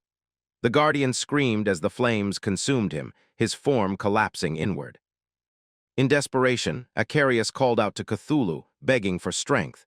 He cried that he could not die, that he had to preserve the dragon race. Shadow stood unmoving as the spirit of eyes manifested faintly behind him. He made the truth clear. Acarius had never protected his people. By invoking Cthulhu, he had condemned them to an eternal curse. With a cold gaze, Shadow let the flame of Nirvana finish its work. The final attack descended as a dragon crimson blade, a colossal beam of red energy that erased everything in its path. Nearly 500,000 damage tore through the guardian. Acarius was incinerated completely. The system confirmed the kill. Victory notifications flooded in. Experience surged by 1,000,000 points. Evolution points skyrocketed. Nearly 40 years of lifespan were restored. As Shadow descended through the fatting light, additional rewards were confirmed, including a diamond-grade item known as the Bone Spike. As the dragon power faded, Shadow examined the rewards. The experience gain confirmed his suspicion. The city's monsters had funneled their resources into Acarius. Yet the lifespan reward was suspiciously low, barely under 40 years. Most of it had clearly been stolen by Cthulhu. At that moment, the red liquid below began to churn. A grotesque chest emerged, pulsing with ominous energy. A system message explained that dragon power had unlocked a hidden reward. The chest opened. Inside lay 2 radiant golden items, a withered bone rune and an epic-grade mount bell. Shadow examined the rune first. It was a key, one of 3 required to enter the tomb of the withered bone god. Then he turned to the bell. Activating it, the air shattered as a massive skeletal dragon descended, wings of bone spreading wide. The system identified the entity as Osiris, king of scavengers, a level 20 epic-grade being now soulbound to Shadow. Osiris was a former guardian reborn as a flying mount and combat companion, capable of summoning lesser bone dragons. To Shadow's surprise, the dragon spoke with clarity and intelligence. It stared down at him in disbelief, recognizing the one who had purged the city and slain Acarius. Shadow confirmed it calmly and questioned the dragon about the truth behind the curse. Osiris revealed the city's history. Acarius had once been a noble guardian who died long ago, resurrected through necromancy during the war between the Morga Empire and the continent. When defeat became inevitable, Acarius attempted to summon Cthulhu to turn the tide. The cost was absolute. To summon the god, Acarius was required to sacrifice the person he loved most, his daughter Morwen. At the final moment, he faltered. He spared her and instead offered the entire city, including himself, to the evil god. The power worked, the invaders were destroyed. But the price was monstrous. The citizens became twisted beings, stripped of humanity. Morwen suffered the worst fate of all. Hated and tortured by the cursed remnants of her people, she was eventually consumed by the corruption herself. With the tale complete, Osiris expressed deep gratitude. The tragedy had finally ended. Sensing Shadow's overwhelming aura, the skeletal dragon lowered its head and pledged eternal loyalty, asking for the name of the one it would serve. With glowing eyes, the warrior simply stated his name. He was Shadow. The massive skeletal dragon, Osiris, folded its wings and lowered its skull in complete submission. Its voice echoed with ancient reverence as it pledged eternal loyalty, recognizing Shadow as its master from that moment onward. As Shadow inspected his new mount, however, something felt off. For an epic-grade entity, Osiris's attributes were abnormal. A level 20 epic boss should have possessed at least 10 million health points, yet Osiris barely exceeded 100,000. Shadow quickly understood the reason. The dragon had died long ago, and its resurrection had been forced. Time had stripped away most of its original strength, leaving behind only a fraction of its former power within a skeletal shell. He examined Osiris's offensive skills next. Bone shields, spike barrages, and skeletal summons, none of them stood out. They were serviceable at best. Still, Shadow found value in one particular ability, the summoning of 12 Jade-grade winged dragons. While weak individually, they offered something far more important: complete aerial surveillance. Then Shadow noticed what truly mattered. Mobility. Osiris's body was composed entirely of lightweight bone. The system interface confirmed it. Flight speed, 360%. Converted into real-world metrics, that translated to roughly 450 meters per second, well beyond the speed of sound. Shadow's lips curved slightly. Even if Osiris lacked combat power, supersonic mobility alone made it an exceptional asset. At that moment, a new system window appeared. Class advancement available. Shadow paused, surprised. Then it clicked.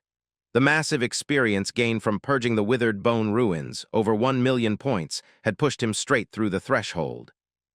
Without hesitation, he activated the advancement. Dark energy surged violently around him.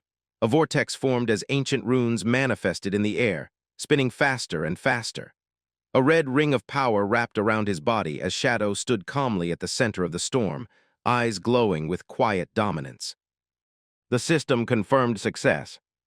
His Shadow class advanced from Tier 2 to Tier 3. The increase was explosive. Strength and constitution doubled, climbing from 27 to 54. His spirit surged to 90. Agility leapt to 144, pushing his speed into an entirely different tier. Along with the stat boost came a new passive skill.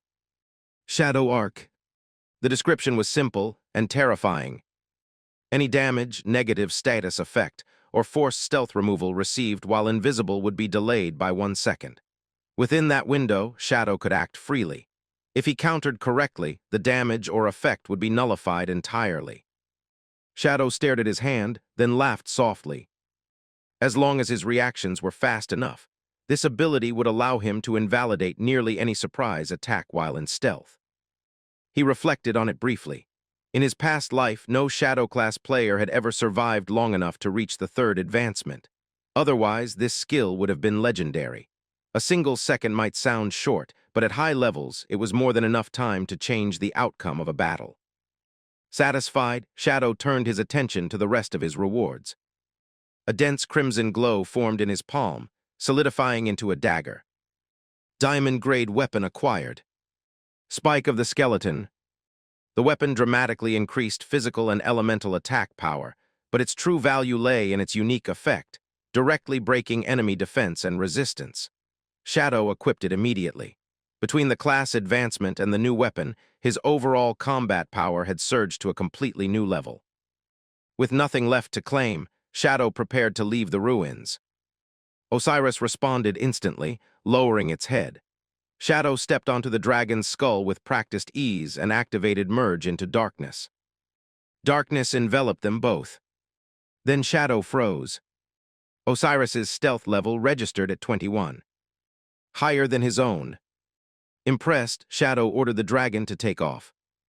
The response was explosive. Osiris launched skyward, tearing through the depths of the underground hollow like a living missile.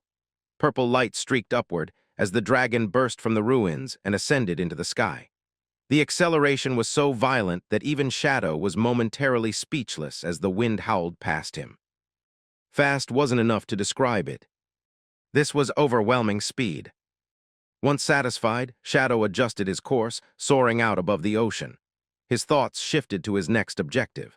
He decided to investigate the location Captain Oniu had mentioned, the area where a flying monster and the ancient god slate were last sighted. The plan was simple. Head to the Magic City ruins first, then use a teleporter to reach Lucky Town. The return trip that had once taken hours now required only 10 minutes. Below, in a forest clearing, a party of adventurers was mid-raid against a massive black bear monster. A swordsman braced himself, a healer shouted warnings, and a female mage charged a holy fire spell. Then the sky detonated. Osiris passed overhead at supersonic speed. The resulting shockwave flattened the forest. Trees bent, the ground cracked, and the entire party, along with the bear, was hurled across the clearing. When the dust settled, the mage stared around in confusion. The swordsman blinked in disbelief as the boss monster collapsed at his feet, impaled on his blade by sheer wind force alone. Shadow never looked back. Minutes later, Osiris descended into the ruins of the Magic City. On a deserted street below, a couple stood locked in an emotional confrontation.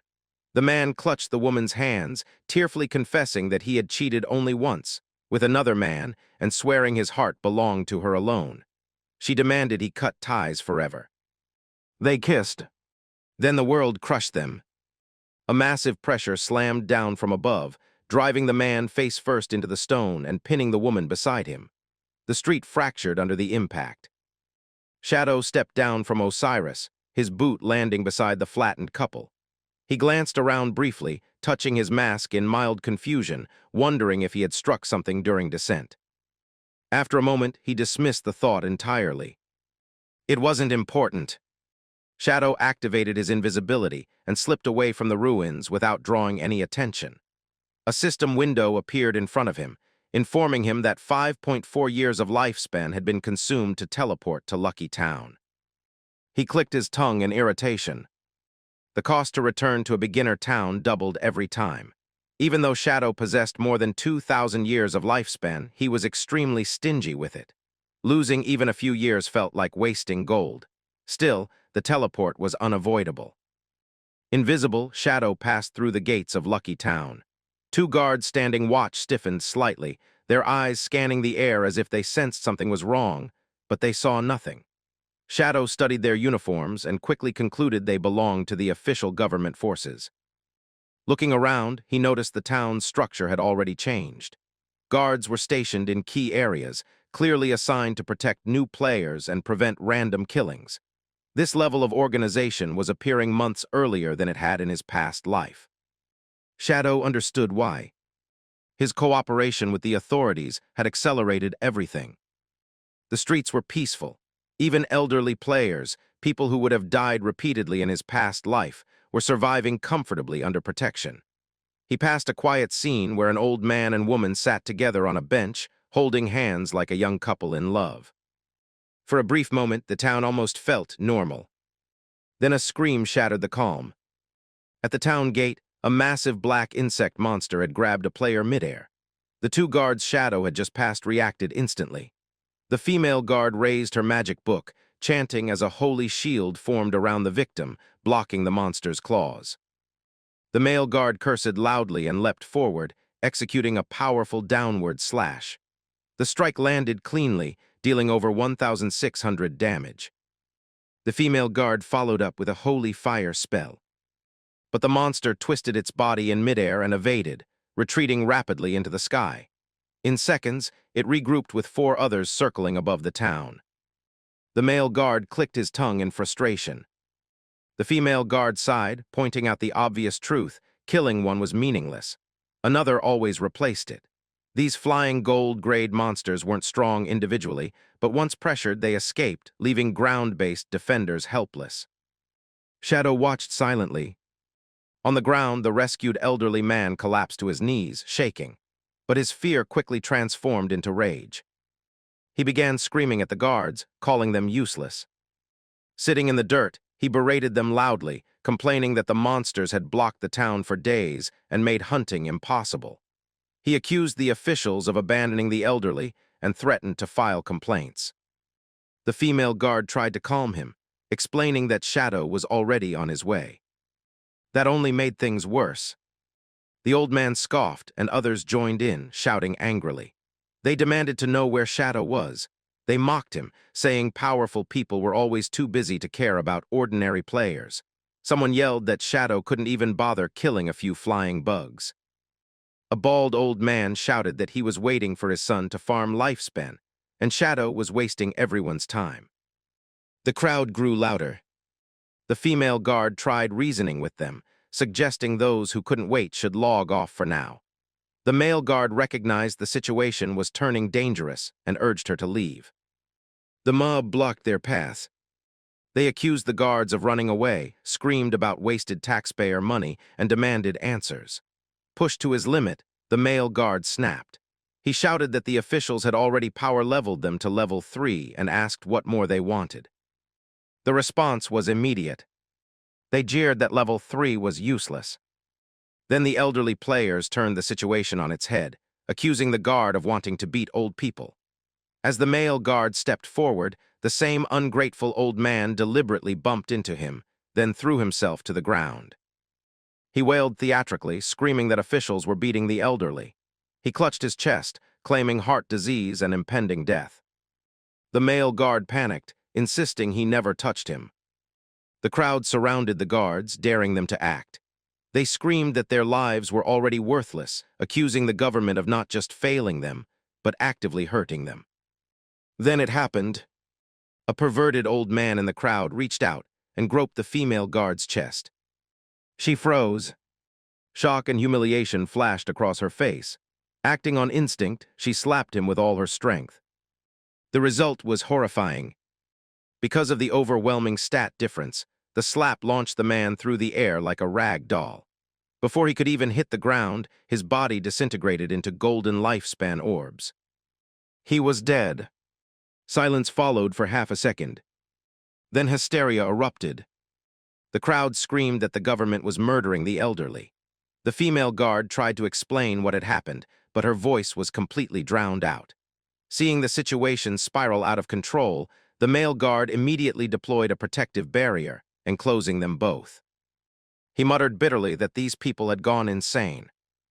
Confident their weak attacks couldn't break the shield, he decided to wait it out. But the abuse didn't stop. A glob of spit splattered across the female guard's face. The culprit was the same ungrateful old man from before, laughing wildly. Encouraged, others joined in. Shoes, rocks, filth. Even underwear and feces were hurled at the glowing barrier. Then, the air changed. A crushing pressure descended from above. Shadow materialized behind the rioting crowd, standing atop the skull of the massive skeletal dragon Osiris. The dragon's wings spread slowly as its empty eyes burned with cold light. Absolute silence fell. Without a word, Osiris exhaled. A catastrophic gust of wind exploded outward. The elderly players were blasted away like dry leaves in a storm, bodies tumbling across the ground, as the riot was erased in a single breath. Unable to resist the overwhelming force, the elderly players were flung violently into the surrounding trees. Bones shattered on impact, limbs twisted at impossible angles. Then silence. The forest returned to stillness as if nothing had happened. Inside the protective barrier, the two official guards stood frozen, staring in disbelief. Where the raging mob had been moments ago, only dozens of glowing golden lifespan orbs floated quietly in the air. Shadow had erased them all in an instant. High above Lucky Town, Shadow stood atop the skull of his skeletal dragon, Osiris, as they ascended into a swirling orange vortex in the sky. From that height, Shadow spotted his true targets. 5 winged insect monsters flew in perfect formation, bound together by streams of magical energy, connected to a floating stone slate hovering between them. Shadow's eyes narrowed. He recognized it immediately. "Pursue," he commanded calmly. Osiris roared and accelerated. From the ground, the 2 official guards looked up just in time to witness the massive skeletal dragon streak across the sky, silhouetted against a red eclipse-like sun. Shadow stood unmoving on the dragon's head as dark purple energy surged around him, preparing for an aerial strike. The 5 gold-grade insect bosses panicked. They tried to flee while maintaining control over the slate, but escape was impossible. Osiris was far faster. In a single fluid motion, the skeletal dragon spun midair and unleashed a devastating arc of force. The slash cut through space itself. All 5 insect bosses were bisected simultaneously. Their bodies fell apart midair, lifeless halves tumbling downward as golden lifespan orbs scattered like rain. On the ground, the 2 guards stared upward, mouths hanging open. The battle had ended before they could even blink. But the absurdity wasn't over. The elderly players, having just respawned, marched back toward the town gate once again. They were furious. They screamed accusations at the guards, claiming abuse, injustice, and discrimination against the elderly. They shouted about lost lifespan and demanded compensation, once again playing the victim. The exhausted male guard felt his head spin. It was endless. Then a shadow fell over the crowd. He looked up. 5 massive insect corpses were plummeting straight down from the sky. Before anyone could react, the carcasses slammed into the ground with bone-crushing force. The impact was catastrophic. The elderly players were flattened instantly, killed for the second time, their bodies dissolving back into glowing lifespan orbs. The stone slate landed upright in the dirt at the center of the destruction, surrounded by shimmering light. Osiris descended gracefully beside it. Shadow stepped down, glancing around in confusion. "Why is there so much loot?" he muttered. He genuinely didn't understand that he had accidentally farmed the same mob twice. Behind him, a familiar voice screamed. The ungrateful old man, somehow alive again, crawled out from the dirt, face twisted with rage. Instead of gratitude, he pointed at Shadow and shouted about falling hazards, laws, and public safety. Shadow ignored him and crouched to pick up the slate. The old man staggered to his feet and grabbed the other end. "I'm talking to you," he screamed. "Do you have no respect? I've eaten more salt than you've eaten rice." Shadow paused. Slowly, he turned his head, genuinely surprised that someone this weak dared to rob him. The response was instant. Without a word, Shadow flicked his wrist. A dagger appeared and vanished in the same moment. The blade pierced the old man's neck at point-blank range. Critical hit, 13,000 damage. The old man was launched backward, his complaints cut off mid-sentence as his body dissolved into golden light yet again. Shadow calmly caught the falling slate. Problem solved. Turning his attention to the scattered loot, Shadow raised his hand. "Summon," he ordered. Osiris obeyed. A swarm of small black skeletal dragons descended from the sky, spiraling downward like shadows given form. They spread out efficiently, collecting the countless lifespan orbs dropped by the twice-killed mob. The female guard and her partner stared upward, completely baffled. What was he planning to do with that much lifespan?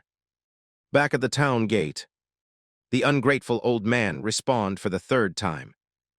He immediately resumed screaming. Pointing wildly, he accused the officials of conspiring with Shadow to murder civilians and steal property. He clutched his head theatrically and wailed, claiming he had lost 1,000 years of lifespan. The female guard snapped. Electricity crackled around her eyes as she shouted back, demanding to know who he thought he was fooling.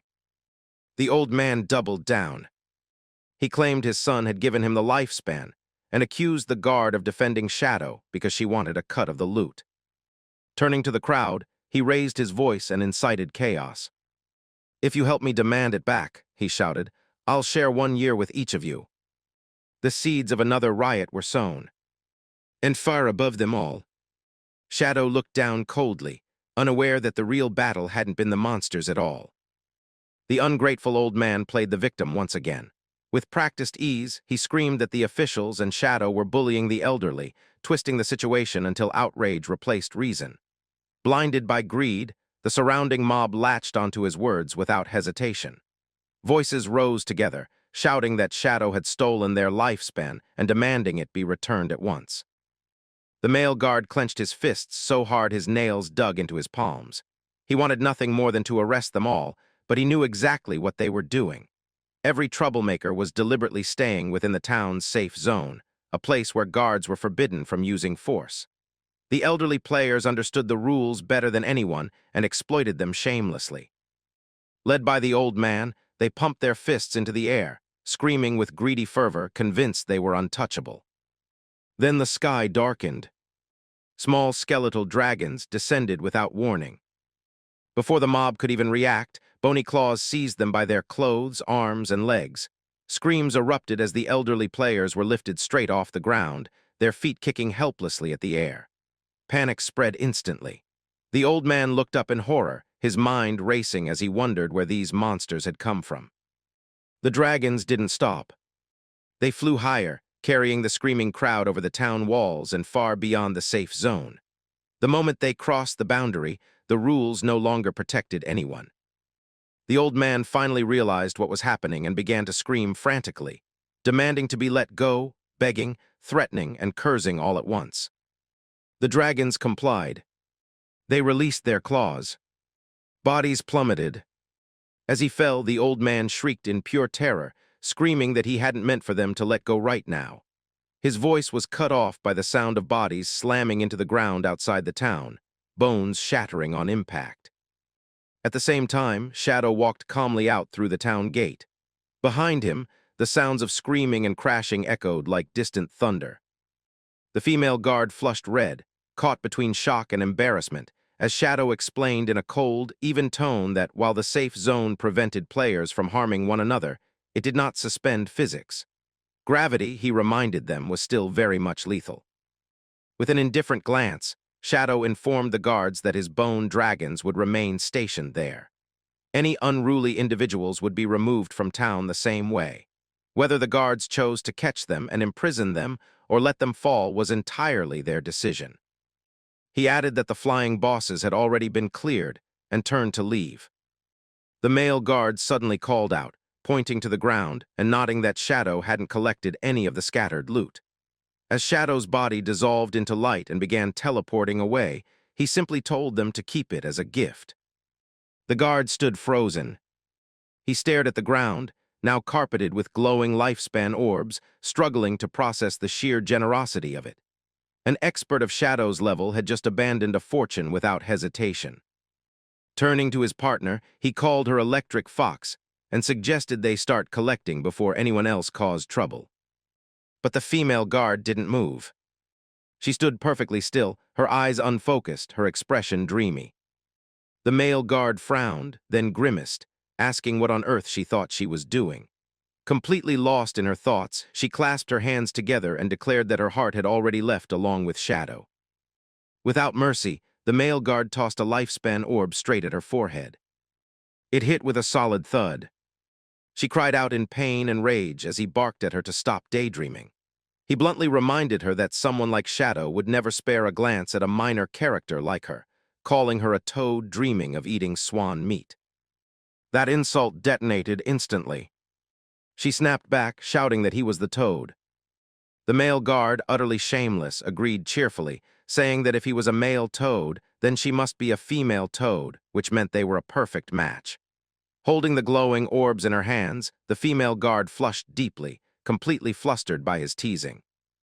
Above them, skeletal dragons continued dropping screaming elderly players from the sky. Amidst the chaos, the two guards kept bickering. The male guard casually asked if she secretly liked him. She denied it instantly, calling him disgusting. Then he offhandedly asked if she wanted to have dinner together that night. Her entire demeanor flipped in an instant. Eyes shining, she eagerly asked if he was serious. In the real world, outside Shanghai City Hospital, a quiet room bore witness to a cruel turning point. Inside, the dumb sister slowly sat up in her bed, her face pale and her expression hollow. The loss of both legs had left her physically and mentally shattered. A male government official stood beside her bed, formally expressing sympathy for her injuries. His concern, however, quickly shifted from compassion to procedure. A female official calmly informed her of the cost of her treatment. The total expense amounted to 50 years of lifespan. While the government had already reimbursed 10 years, the remaining 40 would have to be paid by the patient herself. The girl panicked instantly. She had nowhere near that amount of lifespan. In desperation, she offered to mortgage her 2 houses to cover the debt. The female official responded without emotion, explaining that her properties had already been evaluated. In the New World's economy, those houses were worth only 3 days of lifespan in total. The revelation crushed her. She screamed in disbelief, insisting she had spent millions in Old World currency and over 200 days of lifespan to acquire those properties. Unable to accept how drastically their value had collapsed, she frantically offered $500,000 in cash instead. The officials coldly clarified that Old World currency was no longer valid. Only lifespan could be used for transactions. Her body began to tremble as she admitted she simply did not have enough. The male official then delivered an ultimatum. She was given 3 days to gather the remaining lifespan. If she failed, all medical treatment would be terminated. He added that there was still one option available. She could be transferred to the official logistics team to work off her debt. The work involved mining, gathering materials, and reconstruction tasks inside the game world for no less than 15 hours a day. The girl covered her face and broke down in tears. She argued hysterically that she was a cripple and incapable of such labor. The official countered this claim with practiced indifference, pointing out that although her real-world body was disabled, her in-game body remained intact. He also mentioned that high-level healing skills capable of restoring lost limbs might exist in the future. Her fear exploded, not of the work itself, but of the identity it would force upon her. She screamed that she did not want to become a laborer. She recoiled at the thought of being surrounded by sweaty, filthy people, calling it unbearable and humiliating. She threw a full tantrum, wailing that she was already miserable enough and demanding to know why she was being treated so cruelly. She insisted none of this was her fault. The 2 officials listened in silence, unmoved by her self-pity. Eventually, the female official presented another option. She asked whether the girl had any family members or friends willing to act as guarantors. If someone could vouch for her, a loan of 40 years of lifespan could be approved at a relatively low interest rate, allowing her to avoid forced labor. Tears streamed down her face as she considered the possibility. She believed her brother, King Fang, was already dead. She thought briefly of her mother, but doubted she would be able or willing to shoulder such a burden. Curling into herself, she sobbed quietly, overwhelmed by pain and fear. In that dark moment, she admitted to herself that she had no one left who would help her. She was completely alone. Then the door was kicked open violently. The sudden noise echoed through the room as a loud voice announced that help had arrived. Both officials turned in surprise, while the girl stared at the entrance in confusion. A tall, muscular man stepped inside, followed closely by a subordinate who was openly recording the scene on a phone. The newcomer was none other than the leader of the Knights Templar Guild. He strode forward confidently, demanding the girl's phone and dismissing the 40-year debt as insignificant. Recognition dawned on her face as she realized who he was. The guild leader claimed he had been heartbroken upon hearing about her misfortune. Moments later, a notification appeared on her screen. 100 years of tradable lifespan had been transferred to her account. Her face flushed red as she stammered her gratitude, completely overwhelmed by what she perceived as kindness. The guild leader casually sat beside her on the bed and draped an arm around her shoulders, telling her there was no need for thanks. He assured her that if she ever needed more help, he could continue arranging loans on her behalf. As she examined the transaction more closely, she noticed a detail that made her hesitate. The loan carried a 30% annual interest rate. When questioned, the guild leader brushed it off lightly, explaining that it was merely a small fee for his guarantee. He encouraged her to focus on recovery and promised that the Knights Templar Guild would always support her. He declared that the guild was her true home and strongest backing. Moved to tears by what she believed was genuine salvation, the girl looked at him with admiration and thanked him sincerely, completely unaware that she had just accepted a predatory contract. As the guild leader prepared to leave, his subordinate continued filming without interruption. He waved goodbye, telling her to rest well and reminding her that he still had important matters to attend to. Before leaving, he reassured her one last time that the guild would always be waiting for her return. Left alone once more, tears continued to fall, but her despair had transformed into resolve. With flushed cheeks and clenched fists, she vowed to work hard and repay everything, having fully fallen for the carefully constructed illusion. Outside the room, the guild leader's expression changed completely. His subordinate showed him the recorded footage. After reviewing it, the leader nodded in approval and instructed him to edit the video carefully before releasing it.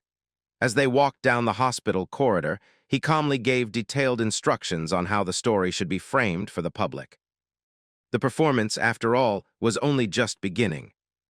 The guild leader gave clear instructions for the propaganda. He wanted the narrative to emphasize the girl's utter misery, to frame her as abandoned by society and ignored by everyone else. The message needed to make one thing unmistakable, that when no one stepped forward to help her, only the Knights Templar Guild did. As he reviewed the plan, a sinister smile slowly crept across his face. In truth, he had no compassion for her at all. Because the girl had previously caused losses for the guild, he intended to squeeze value out of her suffering. Her tragedy would become an advertisement, a tool to attract sympathy, recruit new members, and polish the guild's image. In his mind, this was simply the most efficient way to recycle waste.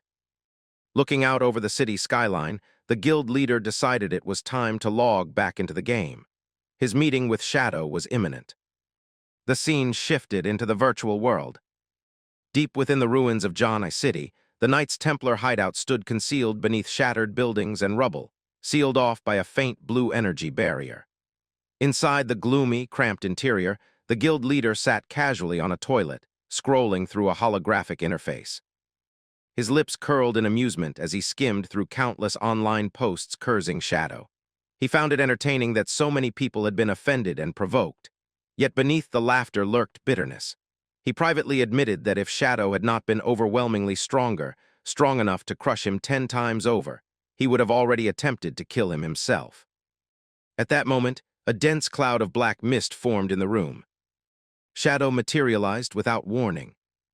The guild leader's arrogance vanished instantly. He dropped to his knees without hesitation, his posture filled with submission. Shadow demanded confirmation regarding the slaughterers. The guild leader hurriedly responded, assuring him that everything had been prepared long ago and that he had been waiting for this moment. In an attempt to ingratiate himself further, the guild leader gestured toward the toilet, suggesting Shadow take a seat. The offer was rejected outright. Shadow ordered him to present the targets. The guild leader immediately complied. He gestured toward a large group of bound players gathered nearby, 200 slaughterers in total. Every one of them bore red names. He proudly presented them as offerings, explaining that they had all been gathered specifically for Shadow. Shadow accepted without ceremony. He walked past the kneeling guild leader, releasing a surge of dark energy as he moved. Invisible blades tore through the air. In an instant, the slaughterers were sliced apart, their bodies shredded before they could even scream. Blood, flesh, and armor were obliterated simultaneously. The guild leader stared in reverent awe.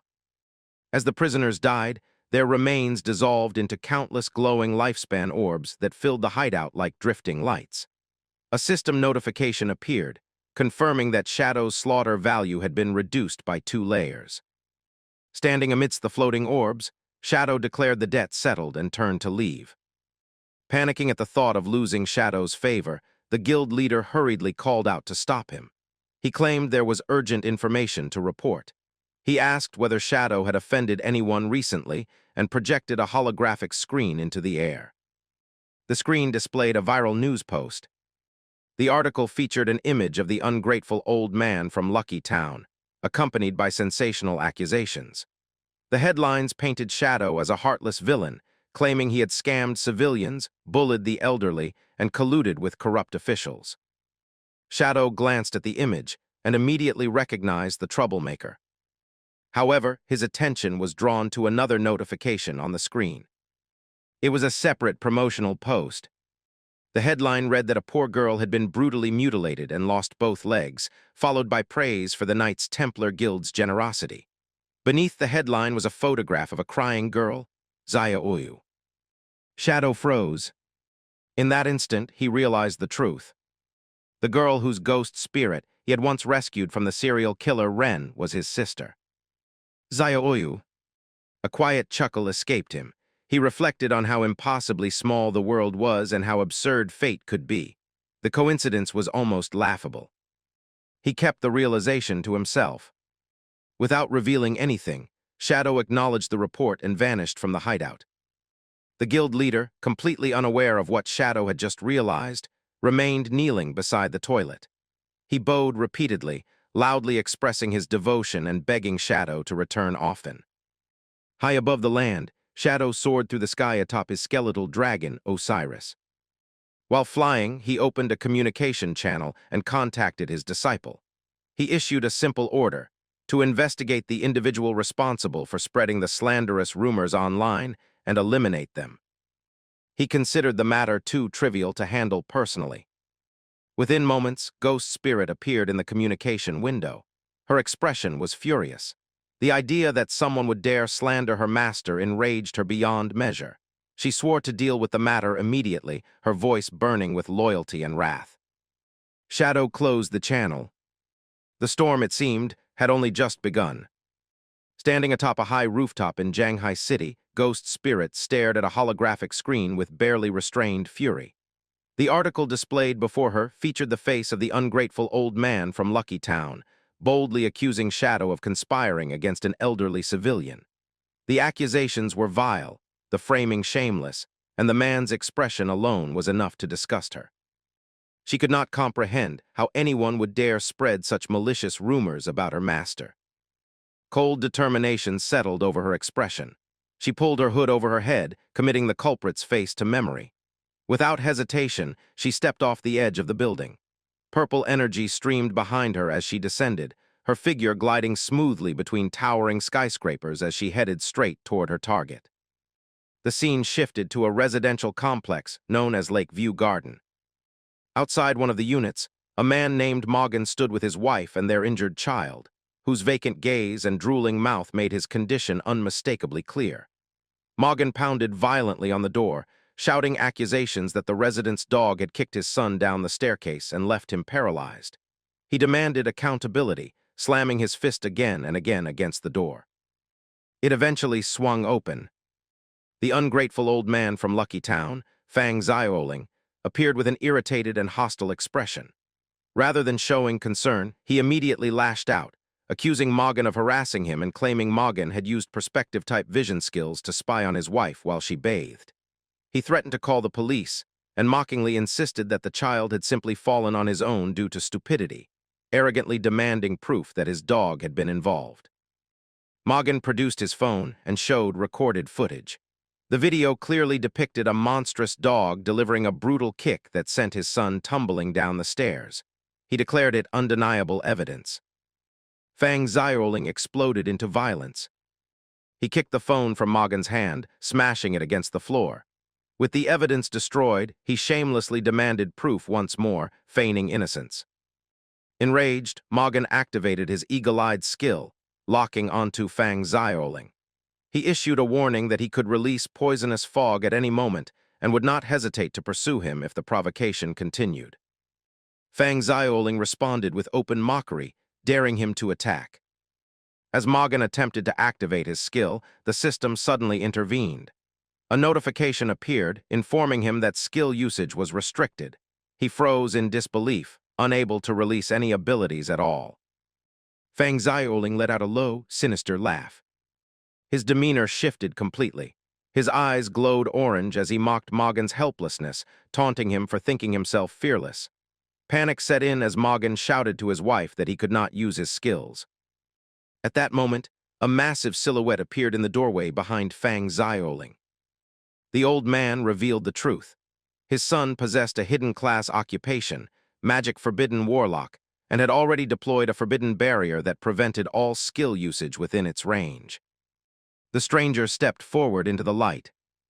He was a tall, heavily built man, exuding oppressive physical presence. A small poodle peeked out from beneath his shirt, an unsettling contrast to his brutal aura. Fang Xiaoling immediately switched tactics, collapsing into theatrics and accusing Morgan of harassment and intimidation. Before Morgan could react, the son moved with terrifying speed. He seized Morgan by the throat and drove a brutal kick into his abdomen. The impact sent Morgan crashing into the opposite wall, blood spilling from his mouth. His wife screamed and rushed to his side, attempting to cast healing magic, only for it to fizzle uselessly against the forbidden barrier. The son then grabbed the woman by the neck, lifting her into the air. He stated coldly that he did not hit women and ordered her to take her husband and leave immediately, warning them never to appear before him again. Tears streamed down her face as she sobbed, insisting they had done nothing wrong and begging them to take responsibility. The son stared at her silently for a moment before loosening his grip. His expression was filled with contempt as he pulled his fist back, declaring that this was simply how the world worked, where the strong preyed upon the weak. The woman screamed as the punch descended. Before it could land, ribbons of purple energy materialized out of nowhere, wrapping tightly around her waist and yanking her backward at incredible speed. She was dragged safely out of harm's way as the punch smashed into the wall beside where her head had been moments earlier. The son halted mid-motion, staring in shock at the sudden interference. Ghost Spirit stood between him and the woman, her presence radiating overwhelming pressure. When the shaken woman asked who she was, Ghost Spirit responded with icy indifference, stating that they were not qualified to know her identity. Her eyes glowed an ominous purple as she turned her gaze toward the father and son. She declared that she knew they were responsible for spreading rumors to smear Shadow, and that they would pay for it. The son recoiled in disbelief, questioning whether she herself was Shadow. Behind him, Fang Xiaoling shouted for him not to be afraid, insisting that Shadow was a man and mocking Ghost Spirit's petite frame. Regaining his confidence, the son sneered. He boasted that even if the real Shadow appeared, it would make no difference. He explained that he was level 16 with all attributes invested into strength and constitution. Within the magic forbidden barrier, only physical combat mattered, and in that domain, he considered himself invincible. Ghost Spirit did not retreat. Purple energy surged violently around her as she stared at him with open disdain. In her eyes, there was only pity. She labeled him an idiot, and she declared that she would personally teach him just how foolish he truly was. She moved first. Her body vanished in a blur as she launched forward with explosive speed. The sudden acceleration caught the towering man off guard. Her kick landed cleanly, forcing him to react, and he was momentarily shocked by her agility. Instinctively, he identified her as an assassin-type combatant. He twisted his body midair, narrowly evading her follow-up strike. The difference in physical stats became immediately apparent. His strength and endurance far surpassed hers. Ghost Spirit did not relent. She unleashed a rapid barrage of strikes, constantly shifting angles to exploit openings. However, this time he was ready. With ease, he caught her fist in midair, stopping her attack completely. Holding her wrist tightly, he mocked her speed, asserting that without skills, her physical power was laughable. He emphasized that no matter how fast she was, her attacks were meaningless against him. Ghost Spirit struggled to break free. He answered by driving a brutal uppercut into her abdomen. The impact sent her body flying across the corridor, slamming violently into the wall. She crashed to the ground, momentarily unable to rise. Fang Xiaoling cheered hysterically, reveling in his son's dominance. The son flexed his body arrogantly, taunting her about the overwhelming gap in strength and warning her not to die too quickly. Pinned against the wall, Ghost Spirit appeared completely immobilized. Convinced of his victory, the son concluded she was one of Shadow's subordinates. Deciding she was more useful alive, he grabbed her by the collar and lifted her off the ground with one hand. Rage twisted his face as he declared that Shadow had killed his mother countless times in the game and that he would have his revenge. He began counting down, threatening to tear her limbs apart if she did not reveal everything she knew. Instead of fear, Ghost Spirit looked up at him with a faint, mocking smile. She calmly called him an idiot. The sun froze. At her prompting, he glanced down at his own body. Green, ghostly flames erupted across his torso. His expression collapsed into horror as he dropped to his knees, coughing violently. The realization struck too late. He had been poisoned. Ghost Spirit stood upright, her palm glowing with eerie green light. She explained coldly that believing the barrier made him invincible was a fatal misunderstanding. While newly activated skills were indeed suppressed, enchantments applied before entering the field remained fully effective. Every strike she had landed carried a venom enchantment. Each hit stacked poison. The flames intensified. The sun screamed in agony as the spectral fire consumed him, his voice breaking as he cried out for his mother. Fang Xiaoling watched in absolute terror, unable to comprehend what was happening. Ghost Spirit looked down at the dying man without emotion. She revealed that she had already investigated them thoroughly. The father was nothing more than a parasitic nuisance. The son, Han Bingxiang, was a magic-forbidden warlock who despised support classes and had foolishly invested all his attributes into brute strength. He had learned only one skill, the barrier, using it solely to bully weaker players. She noted calmly that a basic priest skill, such as Dispel, would have saved him. But he had none.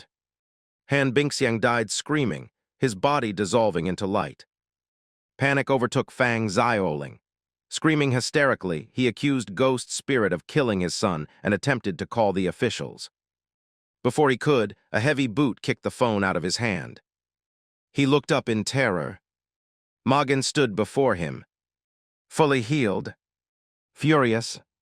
With the barrier gone, Morgan declared that it was now Fang Xiaoling's turn to pay. The old man screamed desperately for help, but no one answered. Morgan delivered a savage kick straight into his face. Grinning coldly, Morgan promised that he would eventually hand Fang Xiaoling over to the authorities, but not before venting every ounce of rage he had endured. His wife encouraged him from the side, assuring him she would continue healing him as long as needed. Morgan activated a transformation skill.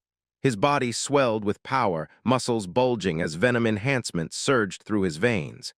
He unleashed a relentless barrage of heavy punches, each blow smashing into Fang Xiaoling's body. His wife continuously cast healing magic, keeping Morgan in peak condition. The beating ended with a final, crushing stomp to Fang Xiaoling's face. The old man died instantly, dissolving into light.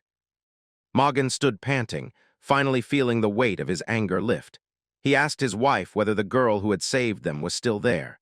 She confirmed that she was and mentioned something about an angel's heart skill. They turned to thank her. She was gone. Only torn clothing lay scattered across the floor, leaving them confused as to when she had disappeared. Outside the building, Ghost Spirit had already leapt away. As she fell through the night air, she opened a communication window and reported to Shadow that the mission was complete. His praise for her swift execution made her smile brightly, delight flickering across her face. The scene shifted. 300 kilometers away from Magic City, in a desolate wasteland, 4 cloaked figures advanced through poisonous gas and volcanic fumes. The toxic environment continuously drained their health, causing one subordinate to question whether anything could survive in such a place. Chu Kunshin, calm and composed, assured them through his ley-line perception that they were close. Theodore remained confident.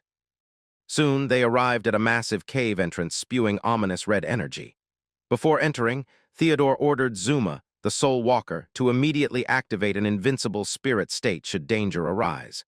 Zuma acknowledged without hesitation. The group stepped into the crimson vortex. They navigated deeper until they reached a cliff overlooking a vast sea of red liquid. Chu Kunshin suddenly pointed forward, prompting everyone to look. Theodore laughed. They had found it. Rising from the center of the crimson pool was a massive, blazing plant radiating nightmare-like heat. Chu Kunshin identified it with certainty. The hell flower of nightmares. With this item in hand, he declared, Shadow would undoubtedly die. The troublesome group, finally descended into the deepest layers of the Inferno volcano. The system notification that appeared made everyone's expressions turn grim. The entire region was classified as a nightmare zone, and the lifespan consumption rate was amplified by a terrifying 10,000-fold. Zuma immediately began trembling. He understood exactly what that multiplier meant. At such a rate, even someone with a large reserve of lifespan would not survive for half a day inside the volcano. His fear intensified when he caught a glimpse of the skeletal flower growing deep within the magma. Just looking at it made his soul instinctively recoil. Theodore identified the plant as the nightmare hell flower.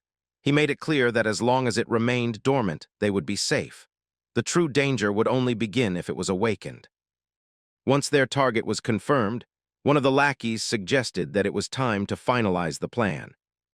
Theodore responded by taking out a massive, ancient-looking tome and handing it to another subordinate.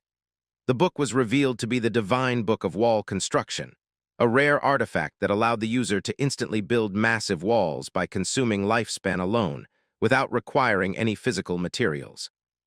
The lackey was skeptical until he tested it himself. The moment he injected tradable lifespan into the book, a colossal wall materialized out of thin air before their eyes. The group was stunned. Even in a world that had already rewritten the laws of reality, constructing such a structure from nothing still felt unreal. The lackey quickly realized the cost, however. The wall consumed 10 full days of lifespan and possessed only 100,000 durability points. He immediately understood that such a wall would be meaningless against someone like Shadow. He had personally witnessed the destructive power Shadow wielded. Theodore dismissed this concern with contempt, berating the lackey for his incompetence. He declared that the wall's weakness was not the artifact's fault, but the user's lack of proficiency. From that moment onward, the lackey's sole task would be to repeatedly construct walls and improve his mastery of the book. Theodore demanded that the wall's durability be raised to 10 million as soon as possible. Only then did he reveal the full plan. When the time was right, they would lure both the country's officials and Shadow into the volcano. Once the targets entered, the lackey would instantly seal the only exit with a fully reinforced wall. Theodore and Zuma would then follow them inside. Upon receiving the signal, Zuma would awaken the nightmare hell flower. Immediately after that, Theodore and Zuma would activate their escape abilities and retreat safely through the wall. Everything else would be handled by the nightmare hell flower. The plan relied on more than simple death. One of the lackeys raised a concern. Killing such powerful individuals once would not be enough, since they could revive. This question came from Chu, and Theodore acknowledged it as valid. He explained that once the nightmare hell flower was fully awakened, the cave would be flooded with nightmare energy. The system itself would classify the entire region as a maximum-level danger zone. Anyone inside would be dragged into an uncontrollable nightmare state. Within that state, the nightmare hell flower would gain absolute dominance, draining all tradable lifespan directly from its victims. Combined with the 10,000-fold lifespan drain of the volcanic region, those trapped inside would be completely erased before any revival could occur. Theodore was fully aware that his targets included the most elite forces of Magic City, especially Shadow. But he also understood that their complete destruction would be an immeasurable loss to the nation. If he succeeded, they would be hailed as heroes, perhaps even celebrated across the entire country. Afterward, they would leave the country altogether and enjoy wealth, freedom, and indulgence abroad. Zuma then raised another concern: how they would awaken the boss from a distance without long-range attacks.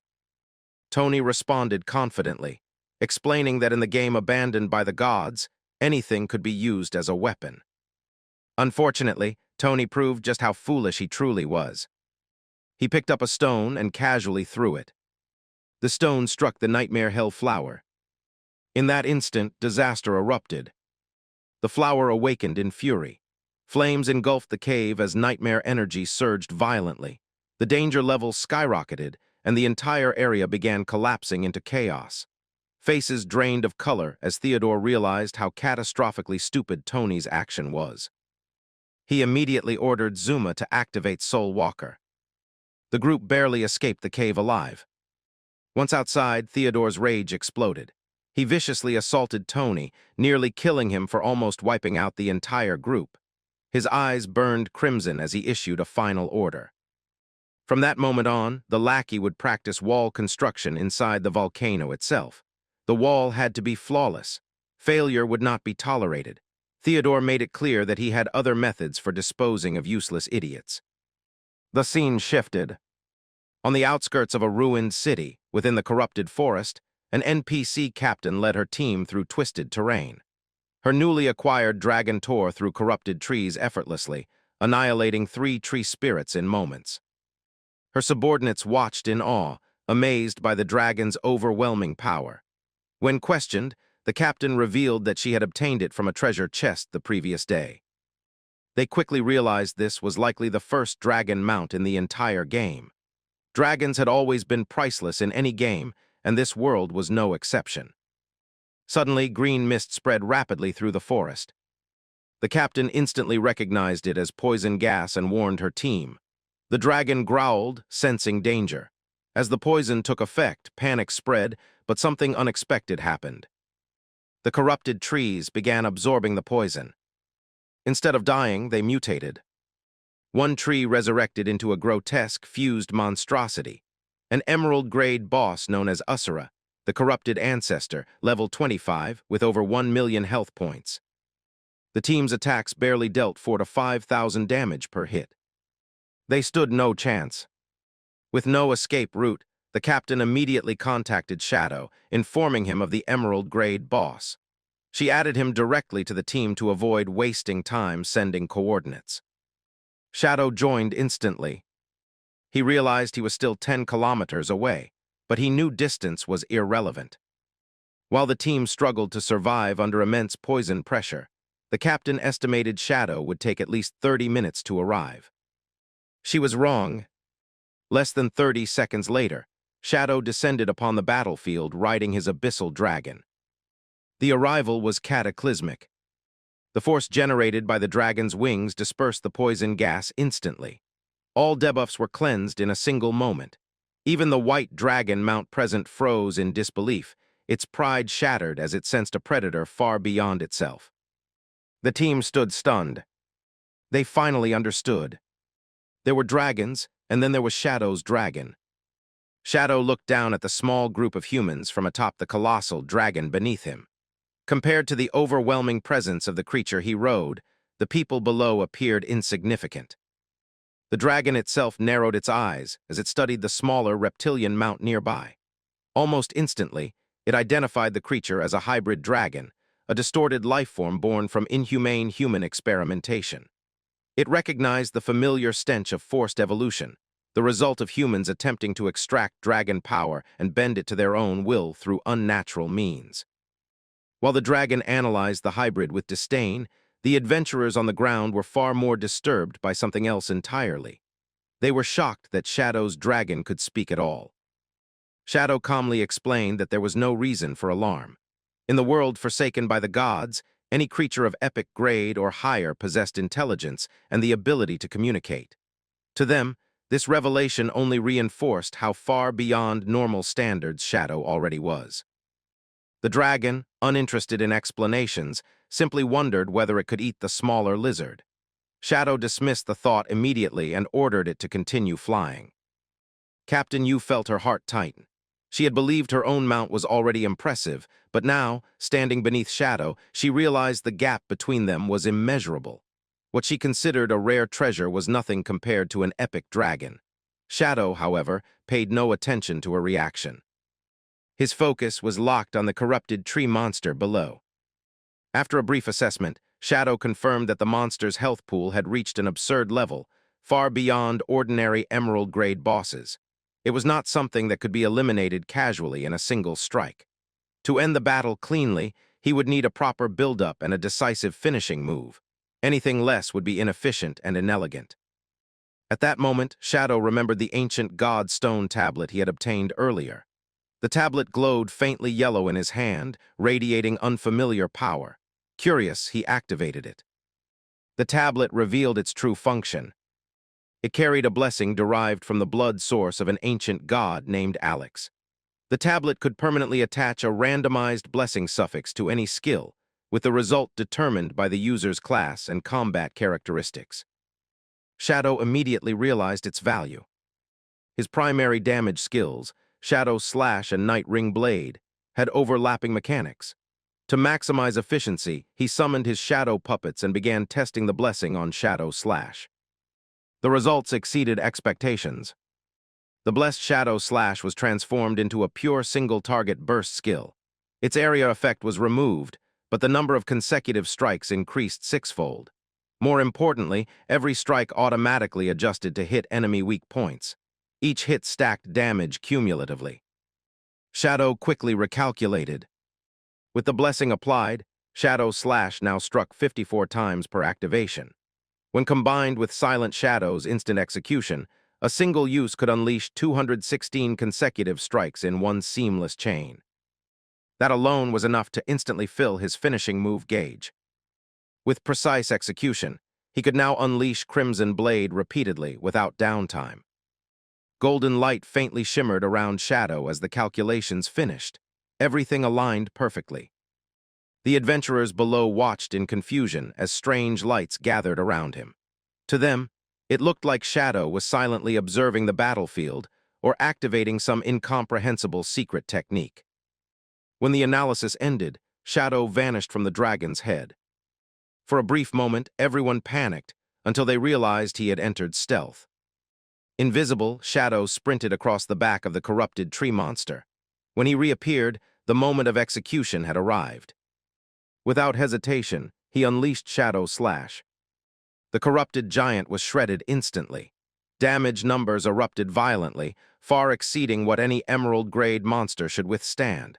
The finishing move gauge filled completely in a blink. Shadow's eyes ignited with crimson light. A red streak enveloped his body as he released Crimson Blade. The strike dealt 450,000 damage, cleaving the boss apart and ending the battle in seconds. The system rewards followed immediately. Multiple skill books, 13 pieces of equipment, massive experience, evolution points, and over 10 years of tradable lifespan. The adventurers stood frozen in disbelief. An emerald-grade boss had been erased almost instantly. Captain Yu, however, was not surprised. She had already witnessed Shadow perform miracles that defied common sense. Shadow, meanwhile, was already lost in thought. He compared the numbers. A single empowered Shadow Slash now dealt over 600,000 damage, while Crimson Blade's base damage still lagged behind. Even when reinforced by shields and buffs, the finishing move felt constrained in prolonged or high-pressure battles. He understood that, with enough preparation, buffs could stack to push the damage far higher, but the process was overly complex and inelegant. Still, the stone tablet had proven itself invaluable. It allowed his skills to synergize naturally, massively increasing both survivability and single-target damage. Shadow knew this was only the beginning. The tablet was merely one piece of a much larger puzzle tied to his class. There were more possibilities waiting to be discovered. Satisfied, Shadow discarded his weapon, declaring the loot unnecessary and leaving everything behind for the team. The adventurers erupted with gratitude. Turning back to Captain Yu, Shadow asked about other major threats in the region. She reported 3 confirmed bosses: a wolf monster in the Shining Gold Forest, a fat demon imprisoned in the Undying Prison, and a mechanical minotaur deep within the Darwin Forest. Shadow decided to handle them one at a time. He instructed Captain Yu to mount the dragon. Stunned but obedient, she climbed aboard. In the next instant, the dragon took off, tearing through the sky at impossible speed. The remaining 2 team members were left behind, staring at the empty horizon, utterly abandoned and unsure of what to do next. The scene shifted to reality. Inside a Magic City conference room, Theodore sat before a large screen, surrounded by officials. He claimed to possess critical information about a diamond-level boss, but everyone present knew his reputation. Theodore never gave anything for free. He demanded the resumption of international flights so his group could leave the country afterward. The request seemed suspiciously light compared to the value of diamond-grade intelligence. Several officials suspected a trap. Others questioned whether they even had the power to challenge a diamond-rank boss. No one in the world had achieved a first kill at that level yet. That raised an uncomfortable possibility. Perhaps even Shadow could not handle it. One official proposed a solution. Shadow had already proven he could solo emerald-grade bosses with ease. If elite government forces accompanied him, a diamond-grade first kill might actually be possible. Skepticism remained until another official pulled out a phone. The video showed Shadow annihilating the corrupted tree monster in seconds. The room fell silent.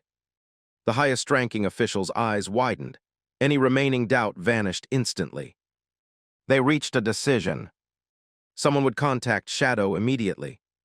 Somewhere else, a massive mechanical creature staggered forward, its heavy body barely holding together. Shadow stepped in without hesitation and unleashed his signature strike. In a single motion, a sharp beam of blue energy cut through the monster, splitting it cleanly in half. The fight ended instantly, leaving only fragments behind. Shadow remained standing quietly, his cloak moving slightly in the aftermath, as if nothing significant had happened. Once it was over, he called out to Linking Yu, who had been hiding behind a tree nearby. He told her to come out and collect the lifespan orb since they needed to move quickly. Linking Yu stepped forward, clearly excited, and reported that officials had discovered a diamond-grade boss. She asked if he was interested in taking part. Hearing this, Shadow's attention sharpened. He asked her for details, and she explained that the boss was located inside a volcano and was known as the Hellflower of Nightmares. The moment he heard the name, something clicked. A memory surfaced of a massive burning plant rising from destroyed city ruins. It was the same creature that once caused a disaster in Magic City. Back then, a foreign force had used it to eliminate over 100 elite professionals, throwing the entire area into chaos for months and leading to countless casualties. He even remembered the one behind it, a man named Theodore. Shadow immediately questioned whether the officials had already secured the boss. Linking Yu admitted that a foreigner had found it first, and now the authorities planned to send a group of 100 people to deal with it. Hearing that, Shadow dismissed the idea outright, stating that they had no real understanding of what they were dealing with. Instead, he gave her clear instructions. He wanted 25 elite players, all at least level 18 and already past their first advancement. Linking Yu was surprised by the demand and asked if that many high-level players were really necessary. Shadow confirmed it without hesitation. He explained that although the boss was labeled as diamond grade, its true strength was much closer to an epic-level threat.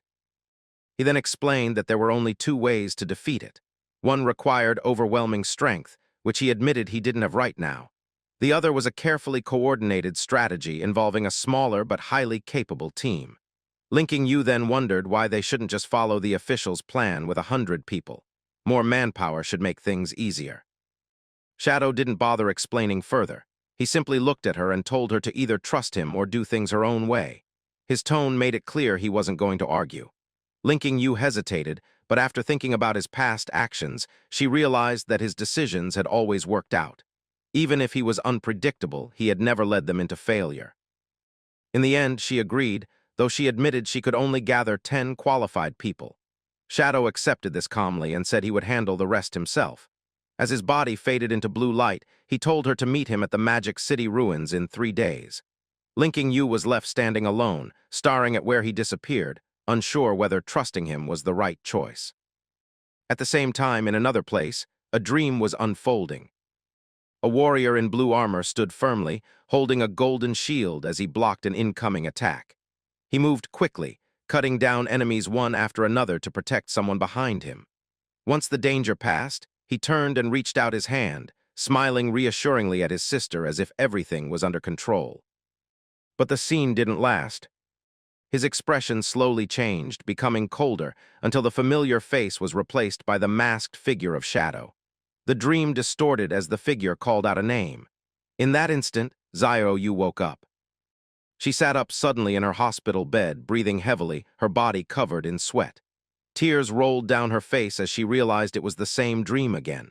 Ever since losing her legs, these dreams had been appearing more clearly. She remembered everything, how that person had protected her, guided her, and stayed by her side. This time, though, something was different.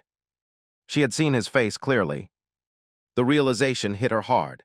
The person in her memories was her brother, King Fang, and everything she had seen in her dreams had always appeared later inside the game. That meant her dreams weren't just imagination. It meant they were real. And if that was true, then there was only one answer. King Fang was Shadow. Xiao Yu trembled as she processed it, but doubt quickly followed. If it was really him, then why had he ignored her all this time? Why had he never acknowledged her? Fear crept in as she thought about what might happen if she told anyone. Still, she understood that this might be her only chance. Gathering her resolve, she decided to log into the game and find out the truth herself. Inside the game, at the Knights Templar hideout, the guild leader Chen Wuing supported her as she appeared. He asked why she had logged in so suddenly, reminding her that although her legs worked normally in-game, her stats were reduced and she had difficulty maintaining balance. As he spoke, she stumbled and fell. He helped her up immediately and asked if she was all right. Xiao Yu insisted she wanted to repay the guild and begged to continue her role of guarding the entrance while waiting for Shadow. The guild leader pretended to be impressed and placed her back at her usual spot. Then suddenly, a system notification appeared. It was a message from Shadow. He asked whether Chen Wuing wanted to participate in claiming the first kill of a diamond-grade boss. The moment he read it, his entire attitude changed. As he ran, another message arrived, telling him not to act recklessly. Shadow instructed him to gather specific people. In a brightly lit room, several dishes created from the divine recipe book were placed neatly on a table. Among them sat a massive fortress burger, giving off an irresistible aroma. Little Black stood in front of it, practically drooling as she admired the food, praising how incredible everything looked. Just as she was about to finally take a bite, the door suddenly burst open. Captain New stormed in without warning and immediately called out for Little Black, saying Shadow had summoned everyone and they needed to leave right away. Before Little Black could even react properly, she was grabbed and dragged out of the room. She screamed in protest, desperately reaching back for her burger while being pulled away. Elsewhere, Shadow had already sent out a message, ordering his team to gather at Magic City and meet him at the Evil Spirit Academy, an old Gothic cathedral hidden within the ruins. Inside one of the hideouts, a heavy door swung open as Zhang Yaring rushed in with excitement. She greeted Shadow with a smile and asked if he needed her. Shadow confirmed that he did and explained that there would be a boss fight in a few days. However, he immediately noticed something strange and questioned why her level was still so low. Zhang Yaring casually explained that she had spent all her experience points advancing her class instead of leveling up. Shadow was surprised, realizing she had already advanced her class 3 times despite being only level 10. He commented on her bold decision while she simply laughed it off. Not long after, another presence appeared. A surge of dark energy gathered, and a white-haired girl with red skin and horns stepped forward. It was Sio, who confidently approached Shadow and addressed him as her master. Shadow was once again caught off guard when he saw her level was also only 10. Xiao Yu explained that she followed his teachings, focusing on class advancement first, and had also reached her 3rd advancement stage. Letting out a quiet sigh, Shadow didn't argue further. He simply turned and told both of them to follow him, promising that he would help them level up properly over the next few days. The 2 girls were clearly excited, eager to see how he would train them. 3 days later, the meeting point was set near a volcanic region deep within the ruins of Magic City. Captain Yu, Wang Mang, and Little Black arrived at the location. Little Black was still complaining about the burger she had been forced to abandon, while Captain Yu ignored her and focused on the surroundings. As they looked ahead, the atmosphere shifted. The moment Captain Yu saw the gathering below, her expression froze. She realized that although the number of people wasn't large, every single one present was a well-known elite.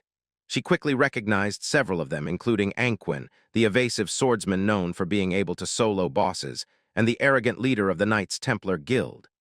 Dongfeng Yu, the top-ranked mage, was also present. Wang Mang began listing more names as he recognized them, growing increasingly nervous.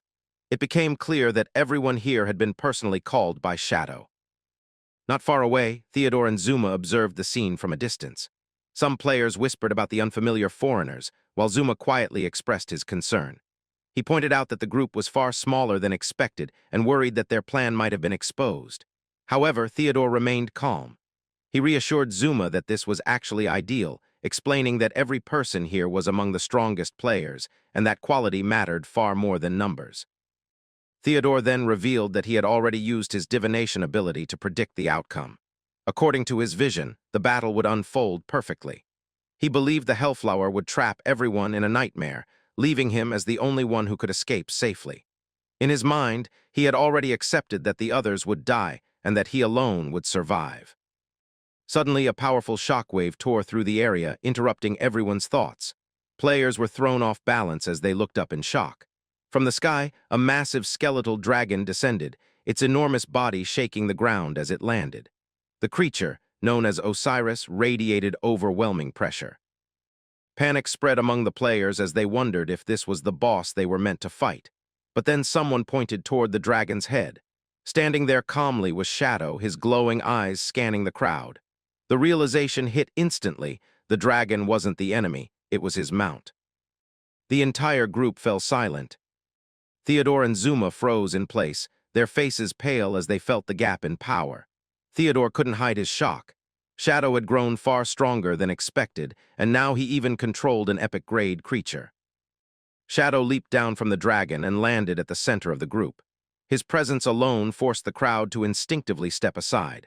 Without saying much, he walked forward, his gaze locking directly onto Theodore. The killing intent in his eyes made it clear that he had already made up his mind. He calmly stated that everyone had arrived and then instructed Theodore to lead the way. Theodore stiffened but forced himself to act normal. Even though they had never met before, Shadow had called him by name, which made his fear grow even stronger. Still, he convinced himself that someone at Shadow's level could easily identify others. With a forced smile, Theodore turned to the group and invited everyone to follow him toward the boss. Inside, however, he remained confident in his plan. His prediction had never been wrong, and he believed this time would be no different. Soon the group reached the entrance of a cave glowing with a deep red light. Inside, hidden figures were already waiting. Chu Kun glanced back impatiently, warning the others that their targets had arrived. Tony and Maijing stood nearby, annoyed that their moment had been interrupted. Maijing complained about the disturbance, while Tony assured her that once this job was done, they would escape and live freely. As Shadow, Theodore, and Zuma stepped deeper into the cave, Theodore gestured for them to move further inside. In the shadows, the ambushers prepared themselves. Their eyes glowed with hostility as they readied for the attack. The group moved deeper into the volcanic zone, stepping into what the system labeled as a nightmare region. A warning immediately appeared, stating that lifespan consumption in this area was increased thousands of times. Further inside, Theodore stood before a massive, sealed bud formed from blazing vines. He introduced it as the Hellflower of Nightmares, a diamond-grade boss. Looking at the group, he suggested that their current numbers might not be enough and that they should consider gathering more people before engaging it. Linking Yu rejected the idea without hesitation. She pointed out that everyone present was already among the strongest players available and told him to stop wasting time and explain the strategy instead. Theodore's expression darkened slightly at her response. He asked one more time if they were truly prepared to proceed with just this group, warning that once the fight began, there would be no turning back. His tone raised suspicion, but before anyone could question further, the elites behind Shadow spoke confidently. They believed that with Shadow leading, defeating the boss would not be difficult at all. Their confidence only irritated Theodore further, though he masked it with a forced remark before turning away. He picked up a stone from the ground and told them to listen carefully, saying he would only explain the mechanics once. The group focused their attention, expecting instructions, but in the next moment, Theodore's eyes flickered with a dangerous light. Without warning, he raised the stone and declared that the only rule they needed to understand was simple. They all had to die. Before anyone could react, he threw the stone straight at the base of the Hellflower. The impact itself caused almost no damage, but it was enough to activate the boss. Instantly, the entire cave erupted with violent energy. Flames surged outward as a dark aura spread across the area. The nightmare effect activated, summoning shadowy figures that began to surround the group. Confusion spread immediately. Wang Mang shouted in shock, while Linking Yu quickly realized what had happened and ordered a retreat. But as they turned toward the exit, their path was already blocked. 3 figures stepped forward. Tony moved ahead, his body glowing with blue energy as he mocked them. With a single action, he activated his ability, causing a massive stone barrier to crash down and seal the entrance completely. Inside the cave, Theodore remained calm. He believed everything was proceeding exactly as planned. With a faint smile, he turned to Zuma and ordered him to use his ability so they could phase through the barrier and escape. However, before Zuma could act, an arrow shot through the air and pierced his head instantly. He collapsed without a sound. Theodore froze for a moment, realizing something had gone wrong. Turning around, he saw Linking Yu aiming her crossbow at him, her expression cold. She admitted that Shadow had already suspected him and declared that betrayal like his would not be tolerated. Without hesitation, she released another shot, intending to kill him. But Theodore didn't panic. Instead, he smirked and activated a skill card in his hand. In the next instant, his position shifted. Someone else appeared directly in front of the incoming attack. Chu Kun was suddenly pulled into place, unable to react before the arrow struck him straight through the chest. He collapsed in disbelief, unable to understand why he had been sacrificed. By the time the others processed what had happened, Theodore's body had already dissolved into light, escaping by switching positions with him. Outside the sealed cave, Theodore reappeared safely beyond the barrier. Tony and Maijing rushed toward him, clearly confused by what had just happened. Above his head, a glowing card hovered, revealing the ability he had used. It allowed him to swap places with anyone marked by it, and Chu Kun had unknowingly been chosen as his escape. Tony immediately asked about Zuma, while Maijing pointed out that Chu Kun was also gone. Misinterpreting the situation, Tony angrily assumed betrayal, cursing them without understanding the truth. Theodore ignored their reactions entirely. He calmly ordered both of them to log out immediately, stating that it was time to leave the country without delay. In the real world, inside a dark apartment, the consequences began to unfold. The physical bodies of Zuma and Chu Kun lay on their beds, trembling uncontrollably as the nightmare effect took hold. Their condition rapidly worsened, leaving them beyond saving. Theodore looked at them briefly, acknowledging the loss but showing no real emotion. Instead, relief took over. To him, the sacrifice had been worth it. He was certain that everyone trapped inside the cave, including Shadow, would not survive. Walking away with Tony and Maijing, he calmly repeated the outcome he had already predicted. The flower had bloomed, and all others would be dragged into the nightmare, leaving him as the only survivor. As he prepared to leave, his thoughts turned toward the future. He believed that this incident would severely weaken Great Zia. Once they returned to their homeland, they would send their strongest forces to attack while their enemies were vulnerable. With a cold, determined expression, Theodore finalized his plan. In his mind, the destruction of Great Zia was only a matter of time. Inside the cavern, the situation escalated rapidly as the Hellflower of Nightmares fully opened. A blinding, ominous glow filled the entire space, and at the same time, a red indicator appeared above every player, marking the activation of the nightmare state. The atmosphere shifted instantly as panic began to spread among the elites. Wang Mang, clearly shaken, explained the reality to Little Black.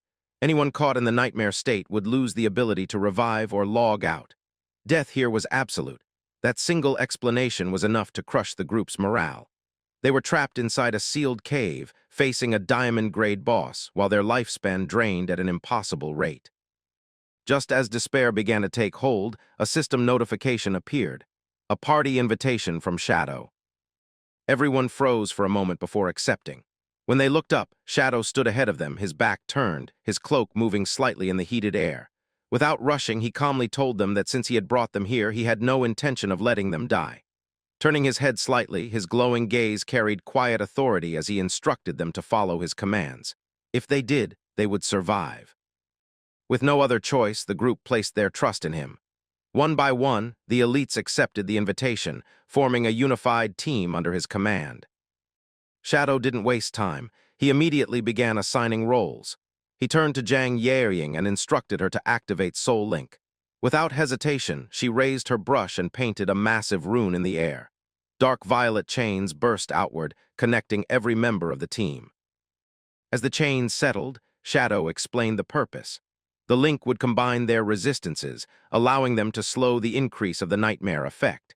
That was why he had only chosen players who had already advanced once.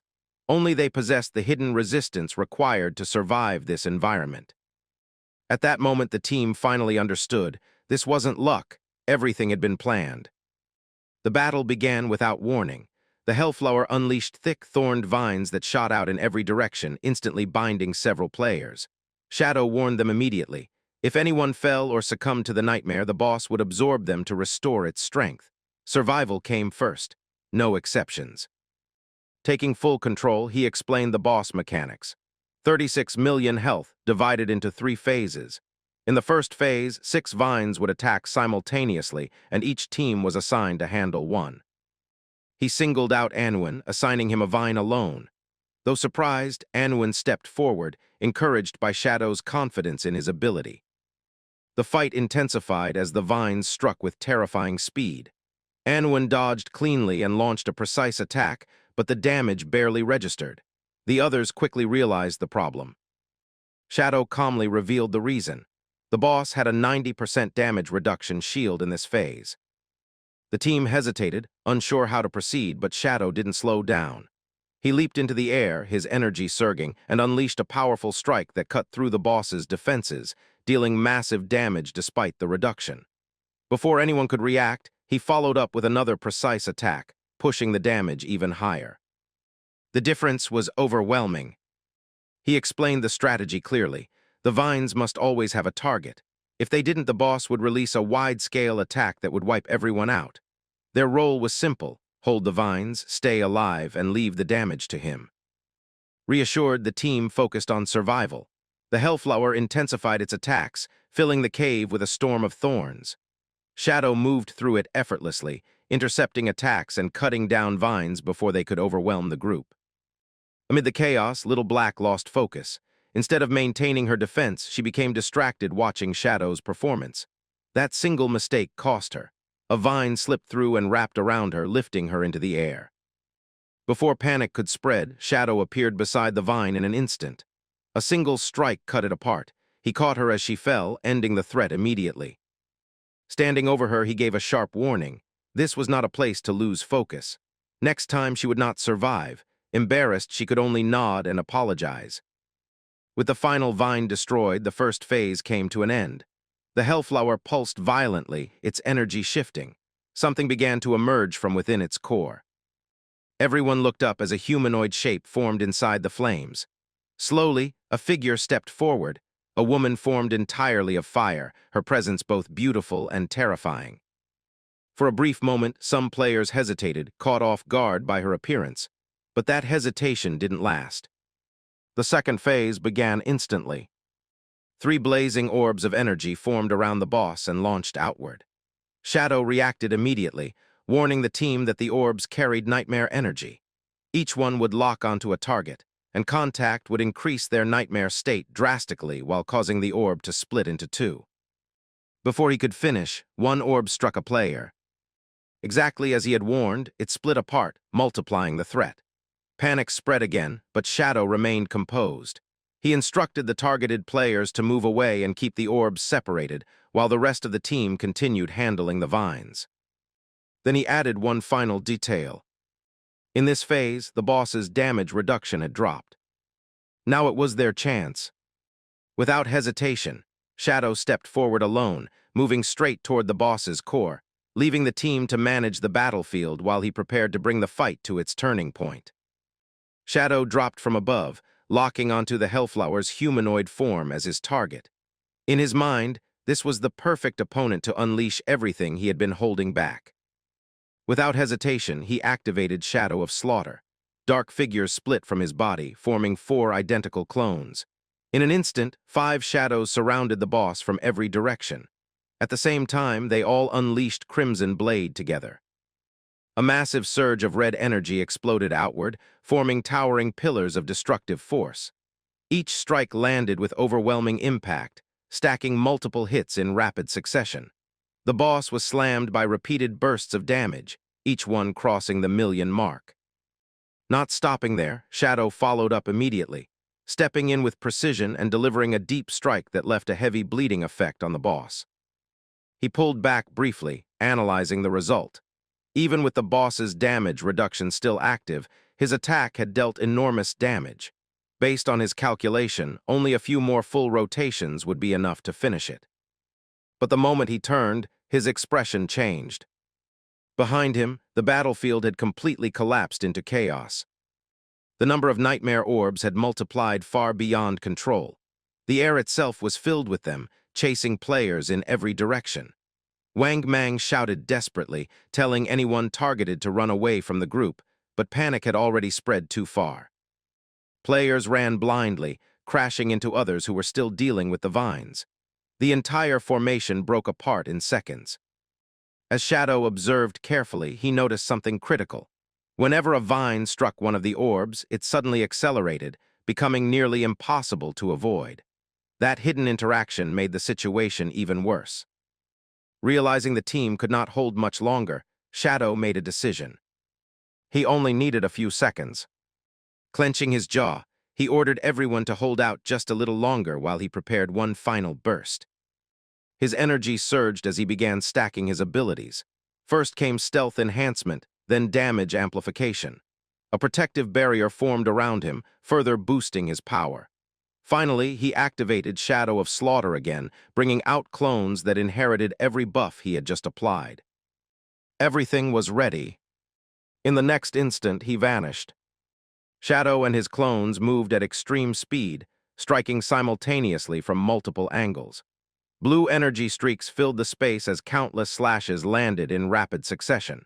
The system struggled to keep up as hit after hit stacked almost instantly.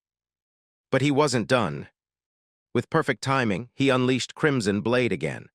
Massive red energy pillars crashed down once more, tearing through the boss's defenses with brutal force. The humanoid form staggered, coughing out green blood as the damage overwhelmed it. Shadow stepped in one final time, landing a precise finishing strike that caused a massive spike in damage. From a distance, the other players could only stare in disbelief. While they struggled to deal minimal damage, Shadow alone had just erased a massive portion of the boss's health in seconds. The boss began to convulse violently. Its entire body twisted as the flower behind it darkened into a deep purple hue. Shadow immediately recognized what was happening and warned the team. The third phase had begun. The environment changed instantly. The cave turned dark and suffocating as twisted wooden pillars erupted from the ground. These structures began pulling in nearby nightmare orbs. Shadow quickly explained the danger. Every orb absorbed by those pillars would restore a portion of the boss's health. If left unchecked, all their progress would be undone. He ordered the team to destroy the pillars immediately.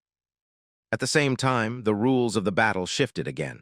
The orbs no longer multiplied, but their lethality had increased drastically. Contact with one would immediately push a player into the nightmare state. And if someone was already affected, the orb would transform into parasitic creatures that consumed their lifespan until nothing remained. The pressure on the team skyrocketed. Everyone moved carefully now, knowing a single mistake meant permanent death. Shadow stayed focused. The boss was close to defeat, and his abilities would be ready again in just a few seconds. If he could hold on, one final attack would end everything. But then, a scream cut through the battlefield. Shadow turned sharply, his eyes widening as he saw one of the players collapse. Their nightmare gauge had completely filled. Before anyone could react, a red orb descended onto the fallen player. The transformation was instant and horrifying. Their body twisted and burst open as countless nightmare creatures erupted from within, devouring them completely. In seconds, nothing remained. The system confirmed the death. Permanent. Fear spread like wildfire. Another player, completely panicked, ran without direction. Despite Wang Mang shouting for him to stop, he continued forward, straight toward one of the pillars. The orb chasing him collided with it. The pillar absorbed the energy instantly, sending it back to the boss. In the next moment, the boss's health surged upward. Shadow watched it happen, his expression darkening. The situation was slipping out of control. Everyone was reaching their limit. Sweat ran down his face as the battlefield teetered on the edge of collapse. One mistake now, and everything would be over. The battlefield descended into complete chaos as panic spread among the players. Screams echoed in every direction as they tried to avoid the deadly red orbs. Each one carried the threat of permanent death, and the pressure was breaking them. The group assigned to destroy the pillars was already collapsing. Their nightmare gauges were nearly full, and they shouted desperately that they couldn't hold any longer. The entire formation was on the verge of being wiped out. Shadow observed everything in silence, his expression turning grim. He understood the reality clearly. If things continued like this, the entire team would die. He could escape. His equipment allowed him to phase out and survive on his own. But if he left now, everyone else would be abandoned to certain death. For a brief moment, he hesitated.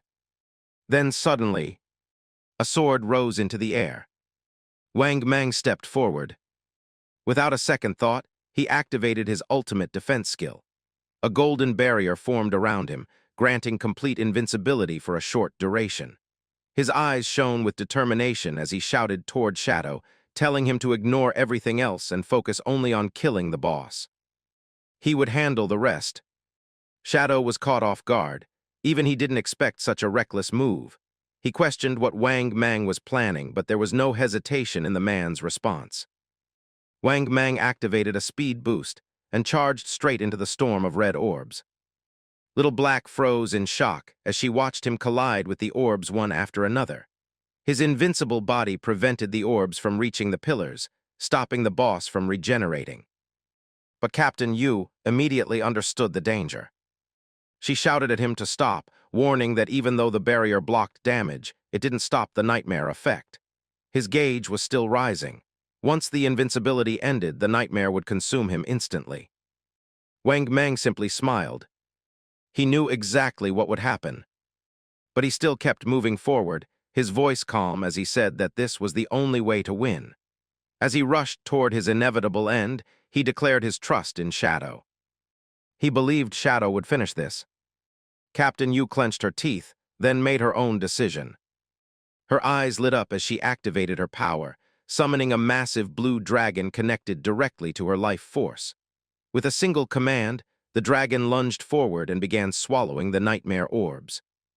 The cost was immediate. Because their lives were linked, the corruption transferred directly to her. Her nightmare gauge surged to its limit, and blood spilled from her mouth as she endured the damage in place of the team. At that same moment, Wang Mang's invincibility expired. He dropped to one knee, his body glowing faintly as the nightmare began to consume him. Little Black finally understood what was happening. They weren't fighting to survive anymore. They were buying time. With tears in her eyes, she shouted at the others to step forward. If they were going to fall into the nightmare anyway, then they should use their lives to protect Shadow. One by one, the players stepped forward. They threw themselves into the path of the orbs, intercepting them with their own bodies. Even Anwen, the lone swordsman, stood firm as the orbs struck him, smiling confidently as he declared their only job was to give Shadow enough time. Zhang Yering laughed lightly despite the situation, standing among them without fear. At that moment, one of the support players realized something important. If they were already doomed, then they might as well give everything they had. He raised his staff and cast a powerful buff onto Shadow, shouting for everyone else to do the same. The mages responded instantly. Spell after spell was poured into Shadow, stacking buffs on top of buffs. Energy surged violently around him, his body crackling with overwhelming power. The entire team screamed at him to finish the fight, to pull them back from the nightmare. Shadow watched all of it in silence. Then he muttered quietly that they were truly reckless. But there was no hesitation in his eyes. With the massive power flowing through him, he activated every ability he had. Darkness wrapped around his body as his strength reached its peak. Clones formed around him once more, each carrying the same overwhelming energy. Without wasting a single moment, he pointed toward the boss. The final attack began. His clones moved in perfect synchronization, unleashing a storm of slashes that tore through the Hellflower. The space itself seemed to distort as countless strikes landed in an instant. Then Shadow leaped into the air. High above the battlefield, he positioned himself directly over the boss's core. His eyes burned with killing intent as he descended like a falling star. One strike, a single devastating slash cut straight through the monster. The world froze for a moment. Then, the hellflower split apart. Its body shattered, exploding into a vortex of energy as the nightmare realm began to collapse. The pillars crumbled, the darkness faded, and the suffocating pressure disappeared. A system notification appeared. The first global kill of a diamond-grade boss had been achieved. Below, the survivors lay scattered across the battlefield. Wang Mang and Captain Yu were still alive, barely holding on as healing flames surrounded them. The others slowly recovered as the nightmare effect vanished. Relief spread through the group. Anwen and Zhang Yeying celebrated, while Captain Yu complained about the heavy cost, mentioning the years of lifespan she had lost. Wang Mang simply reassured her, saying it was worth it. They had survived, and their trust in Shadow had not been misplaced. As the boss fully disappeared, golden drops of loot began to rain down. One player rushed forward greedily, but the others quickly stopped him, insisting that Shadow should handle the distribution. But then, Little Black looked around. Something was wrong. Shadow was gone. The group immediately called out, asking where he had disappeared to. A voice came through. Shadow calmly told them to wait. His work wasn't finished yet. Confused, they argued that the boss had already been defeated. But in the distance, a dark figure appeared. Shadow stood there, surrounded by a faint purple aura. His voice turned cold as he clarified. The monster was dead, but the people who needed to die were still alive. Above the sky, his skeletal dragon appeared once more. Without hesitation, Shadow mounted it and flew upward at terrifying speed. His target was clear. Theodore. Even though the traitor had already escaped and boarded a plane, Shadow had no intention of letting him get away. High above the clouds, he chased relentlessly. The prophecy echoed faintly in the air. The flower has bloomed, and only one survivor remains. But this time, Shadow was rewriting that ending. High above the night sky, Shadow chased the aircraft while riding on his skeletal dragon, Osiris. To make this pursuit possible, he had paid an enormous price, burning through thousands of years of tradable lifespan to bring his in-game abilities, equipment, and even his mount into reality. The dragon cut through the air at terrifying speed, closing the gap with the plane in no time. Without hesitation, Shadow leaped forward. He dove through the freezing winds and landed firmly on top of the speeding aircraft. Standing tall against the roaring sky, his eyes glowed with a cold yellow light as dark energy gathered around him. There was no doubt about his intent. Inside the cabin, however, the atmosphere was completely different. Theodore sat comfortably, raising a glass in celebration alongside Mijing.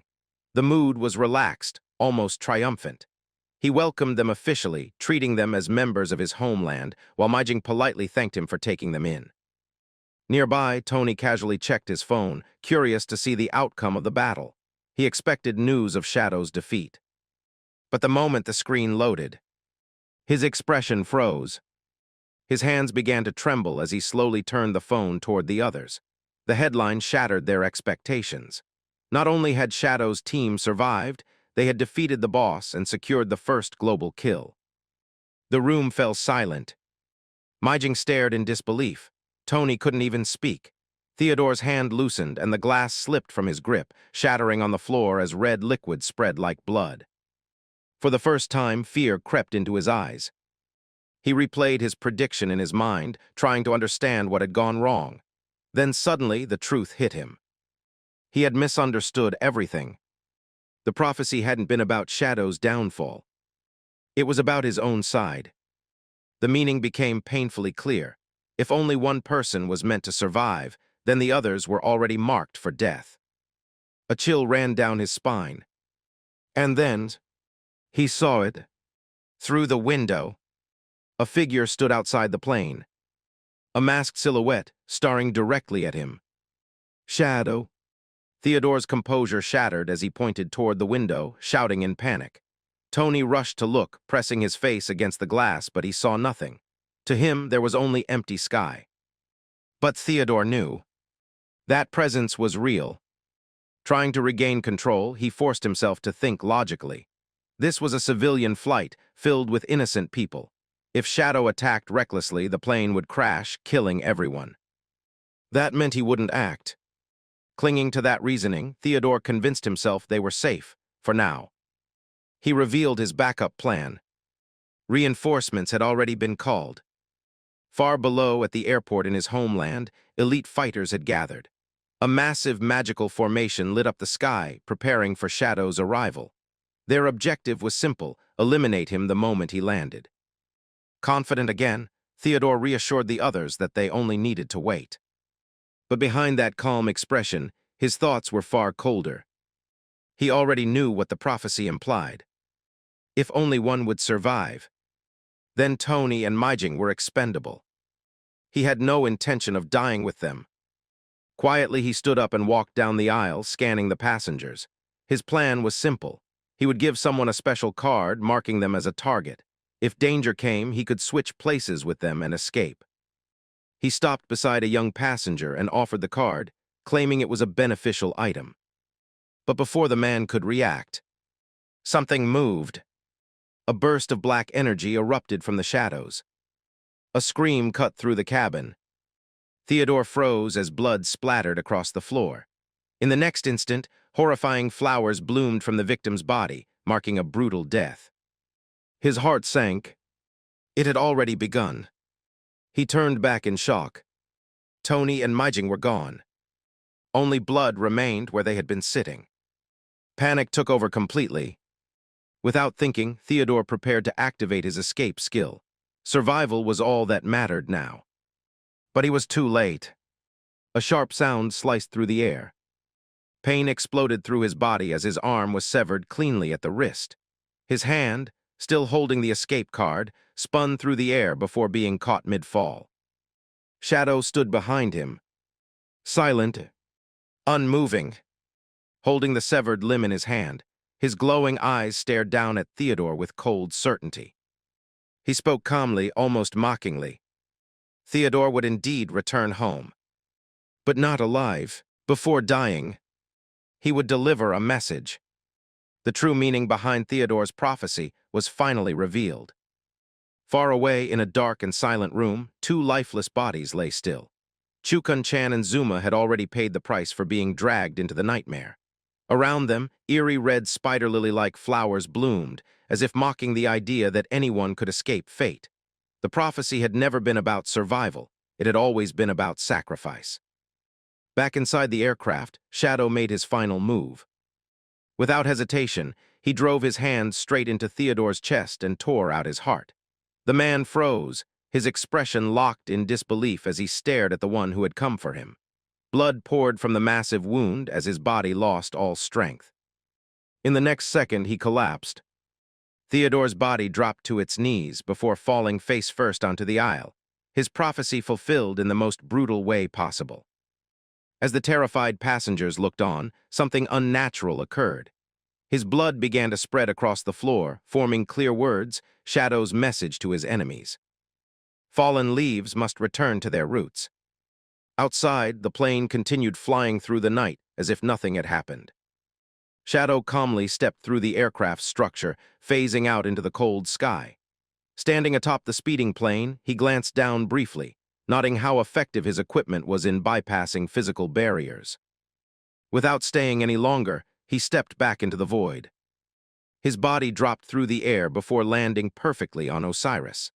The skeletal dragon caught him mid-fall, and together they vanished into the darkness below.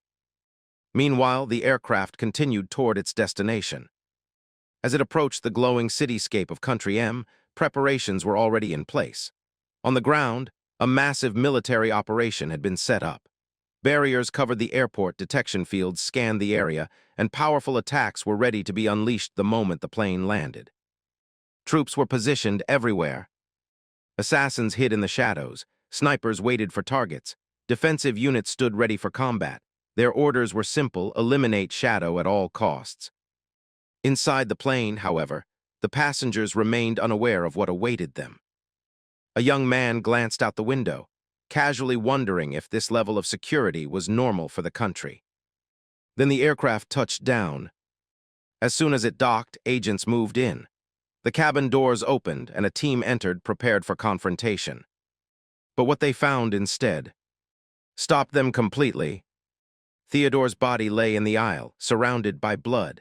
The message written beside him was impossible to ignore. The agents immediately reported back, their voices filled with shock. Outside, the commander of the operation read the message carefully. His expression darkened as he realized what had happened. Shadow had already acted and had already left.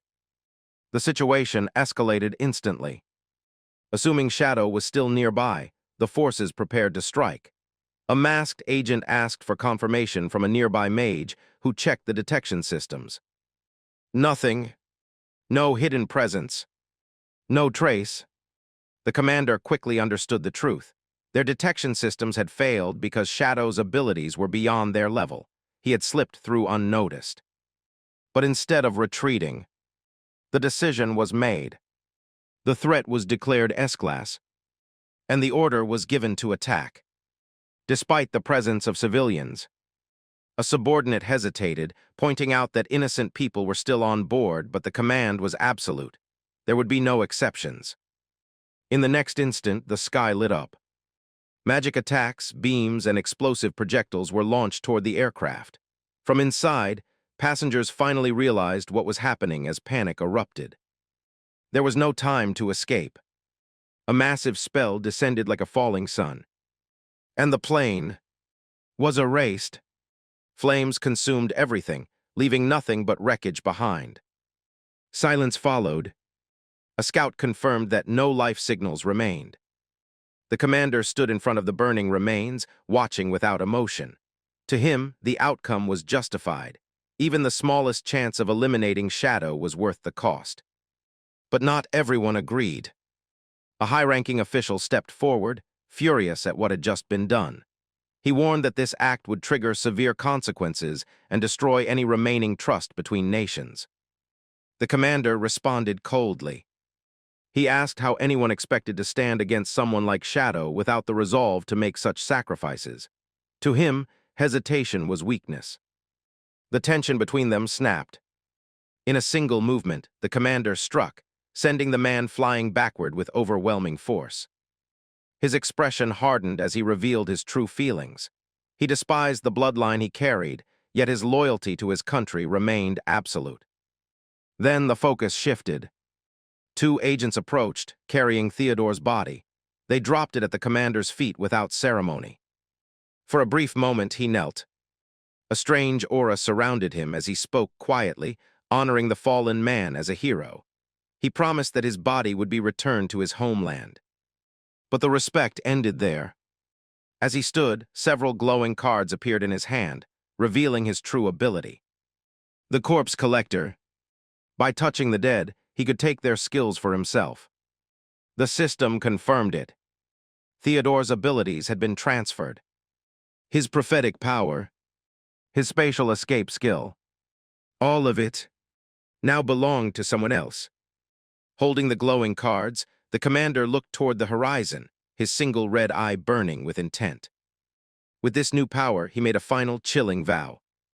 The complete destruction of Great Zia would be ensured by his own hands.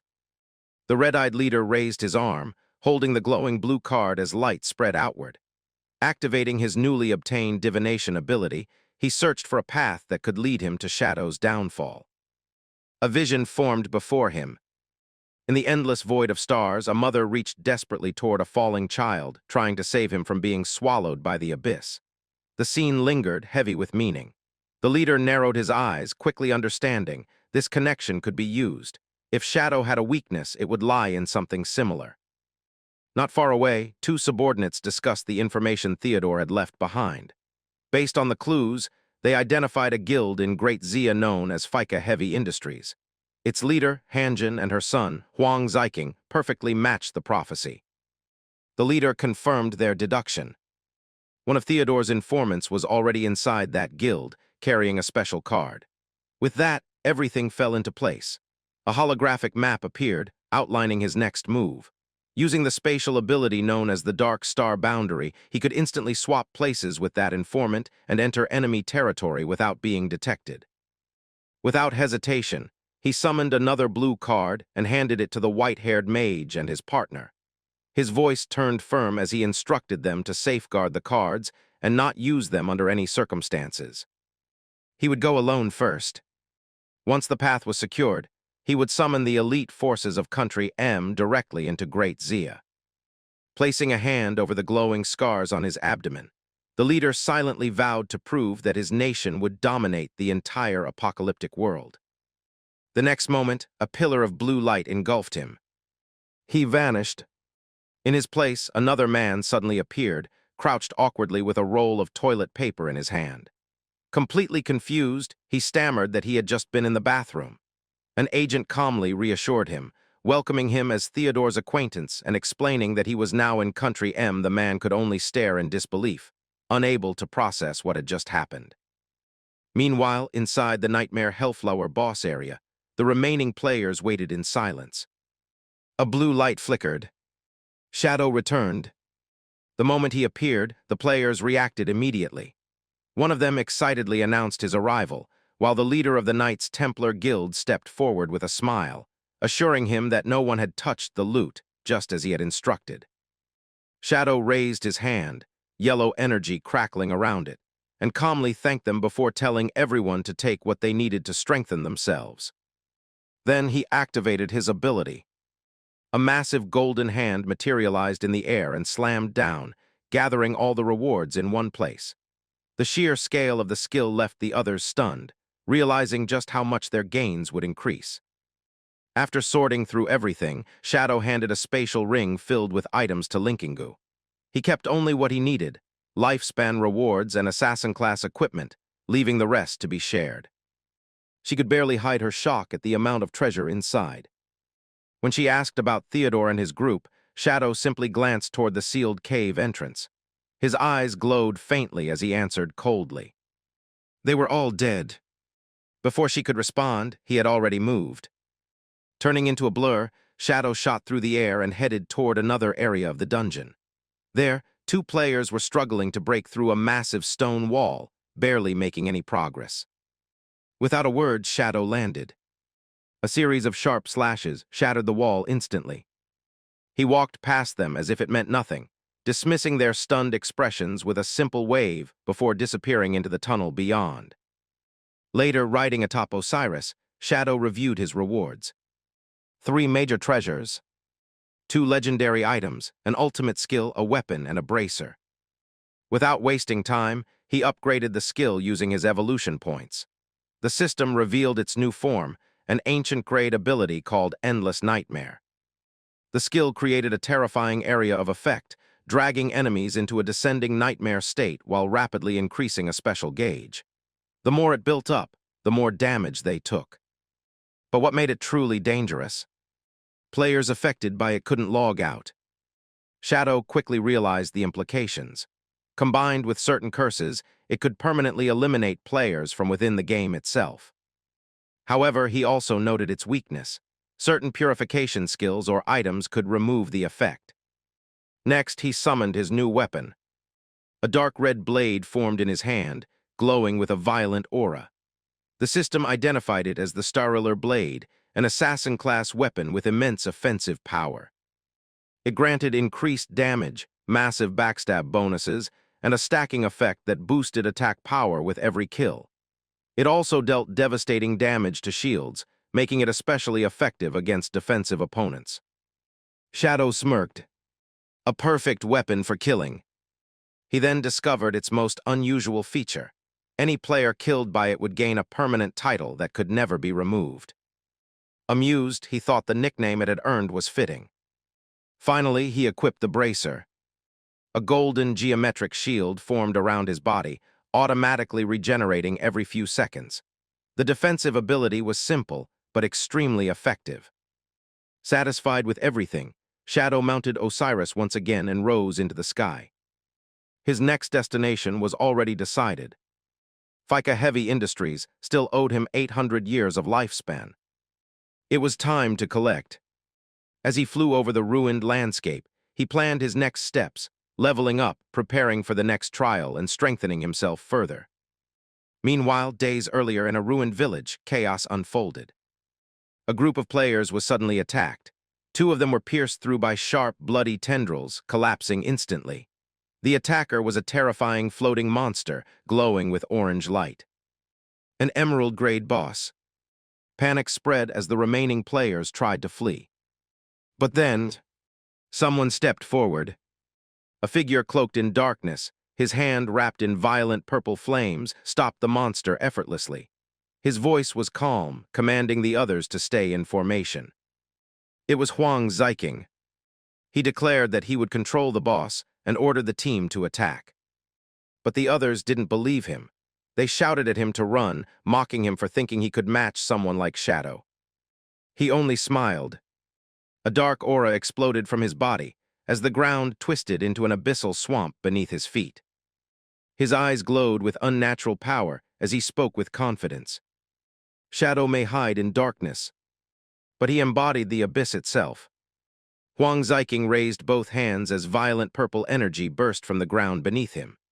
The abyssal power spread outward like a dark tide, forming a massive swamp that swallowed the multi-eyed boss and restricted its movement completely. Seeing the monster trapped, Ziking immediately ordered the team to stop hesitating and attack. Huang Huifan quickly took control of the situation, lifting her staff and directing everyone to focus their fire on the immobilized target. Spells and projectiles filled the air. A coordinated barrage of magic struck the boss repeatedly, dealing heavy damage. For a moment, a few members relaxed, thinking the fight was already decided. But that relief didn't last. The boss suddenly broke free. It rose into the air, gathering a dense concentration of blue energy as it entered its next phase. The pressure instantly changed. A hooded player shouted for everyone to activate defensive barriers, while another panicked and ran, yelling that blocking it was pointless. Just as the monster prepared to unleash its ultimate attack, something intervened. A dark hand appeared from nowhere, summoning glowing purple chains that wrapped tightly around the boss. The attack was interrupted instantly. Everyone froze. Even Huang Huifan couldn't understand how such a powerful skill had been stopped so easily. Then Ziking's voice echoed coldly across the battlefield. He mocked the team without restraint, calling them useless and accusing his mother of bringing weaklings who only knew how to run. His eyes burned with a sinister purple glow as he laughed, declaring that with him present, victory had never been in doubt. Dark energy surged around him as he raised his hand again. This time, red flames appeared around the party members. Before anyone could react, the skill activated. A terrifying demonic presence formed behind Ziking as the abyssal magic took hold. The spell, known as Abyssal Sacrifice, latched onto the team, forcing them into a berserk state. Their eyes turned red as their lifespans were drained, massively boosting their power. Pain filled the air as they screamed. But they didn't stop. Under the forced buff, the team stabilized and began chanting together. Their attacks became more synchronized, more violent. Then everything exploded. A storm of elemental magic crashed into the chain boss, creating a massive explosion that shook the entire area. When the smoke cleared, the monster's body broke apart into golden particles. The system confirmed it. FICA Heavy Industries had defeated their first emerald-grade boss. Cheers erupted immediately. The team celebrated wildly, shouting Ziking's name and tossing him into the air like a hero, while Huang Huifan watched from a distance, silent. Once things settled, she ordered the loot to be divided and called Ziking aside. Along with his cousin, they moved into a quiet, ruined building away from the others. The moment they were alone, her expression changed. Her eyes sharpened as she demanded the truth about his abilities. Ziking grew irritated, complaining that instead of praising him, she was treating him like he had done something wrong. But Huang Huifan didn't back down. She pressed harder, forcing him to answer. He avoided her gaze and claimed he got his powers from defeating a boss. She didn't believe him. Calling him out directly, she pointed out the flaws in his explanation. As a mage, his abilities didn't match anything standard, and more importantly, his spell had a cost. While they won the battle, the guild had lost 300 years of collective lifespan. That loss wasn't meaningless. It was supposed to go toward paying their debt to Shadow. Her voice grew heavier as she demanded to know why he would use such a dangerous ability. Zyking finally snapped. He covered his face in frustration, shouting that he had just secured a massive victory, yet she was interrogating him like a criminal. His anger spilled out as he accused her of always putting Shadow above everything else. He refused to live like that. Turning his back, he declared that he would never be someone who bowed down. Instead, he would surpass Shadow and make the guild the strongest in Great Xia. Huang Huifan tried to stop him, warning that he didn't understand the harsh reality of their world. His cousin stepped forward, tears in her eyes, gently placing a hand on his shoulder. She begged him to calm down, insisting that everything his mother did was for his sake. Zyking slowly turned. His eye glowed with a cold purple light. He repeated her words quietly, for his own good, before his expression twisted into something darker. Then he struck. In a single violent motion, he punched her, snapping her neck instantly. Her body collapsed lifelessly onto the ground. Silence followed. Huang Huifan screamed in shock, unable to process what had just happened. But Zyking didn't react. He simply watched as her body dissolved into golden particles, the system confirming the kill. He let out a quiet breath, justifying his actions as something he had been forced into. Then he walked away. Without looking back, Huang Huifan could only reach out helplessly, calling for him to stop, but he ignored her completely as he disappeared into the wasteland. Elsewhere, far from the scene, the red-eyed leader of Country M stood over the bodies of his fallen subordinates. Dark lightning crackled around his scarred hand as he extracted their remaining abilities, calmly acknowledging their usefulness before discarding them. 3 days later, at the FICA Heavy Industries base, located within the Leaning Tower stronghold, everything seemed calm. A board guard stood watch, yawning without concern. Then suddenly, a massive shadow covered the area. He looked up and froze. A colossal skeletal dragon descended from the sky, surrounded by swirling purple energy. Panic erupted instantly. Some shouted to prepare for battle, while others dropped their weapons and ran. But amidst the chaos, a calm voice cut through everything. Shadow stood there, his yellow eyes glowing faintly in the darkness. He told them to relax, then revealed who he was and why he had come. He demanded to see Huang Huifan. He was there to collect his debt. 800 years of lifespan. The moment they realized who he was, fear took over completely. One of the members dropped to his knees immediately, apologizing and explaining that Shadow had come at a bad time. The guild leader wasn't there. Confused, Shadow questioned it. Still trembling, the man explained that a few days earlier, Huang Huifan and her son had a major conflict. Since then, neither of them had logged in. No one knew where they were. And the guild was completely in the dark. Shadow stood silently for a moment, thinking through the situation. He knew Huang Huifan wasn't someone who would casually break her word, so if she hadn't shown up, something serious must have happened in the real world. Before he could look deeper into it, a system notification appeared. A new bounty mission. The reward was massive. The message explained that remnants of the Black Dragon Guild had escaped to the southern region of Nanu. That place was usually calm, filled with players who preferred a slower, peaceful style of play. But everything had changed. The fleeing members had regrouped with their main forces and unleashed overwhelming power, throwing the entire region into chaos. Local authorities had already sent out a distress call. They specifically requested Shadow. Without wasting time, he accepted. He noted that he had never visited Nanu before, but based on his past life memories, Huang Huifan was destined to rise and lead her guild to the top. That meant she wasn't in immediate danger. For now, he instructed the guards to notify him the moment she logged back in. Then he mounted Osiris. The skeletal dragon rose into the sky, and Shadow sent a message confirming he would arrive within an hour. The contact was stunned. Only a supersonic mount could cover that distance so quickly. Meanwhile, in the real world, rain poured heavily over the magic capital. Under a dim highway bridge, Huang Huifan walked along a muddy riverbank, searching desperately. Her steps slowed when she finally found him. Ziking. He sat alone in the rain, leaning against the cold concrete. One of his eyes glowed faintly with an unnatural blue light. She approached carefully and called out to him, asking him to come home. Her voice was softer than usual. She explained that she had investigated his powers and discovered the truth. They came from an abyssal item. While it granted immense strength, it also carried a cost. It would slowly erode his mind until nothing remained. Her voice trembled as she admitted her mistake. She had ignored his feelings. She had pushed him too far. Standing in the rain, she apologized sincerely, acknowledging that her neglect had driven him to seek dangerous shortcuts.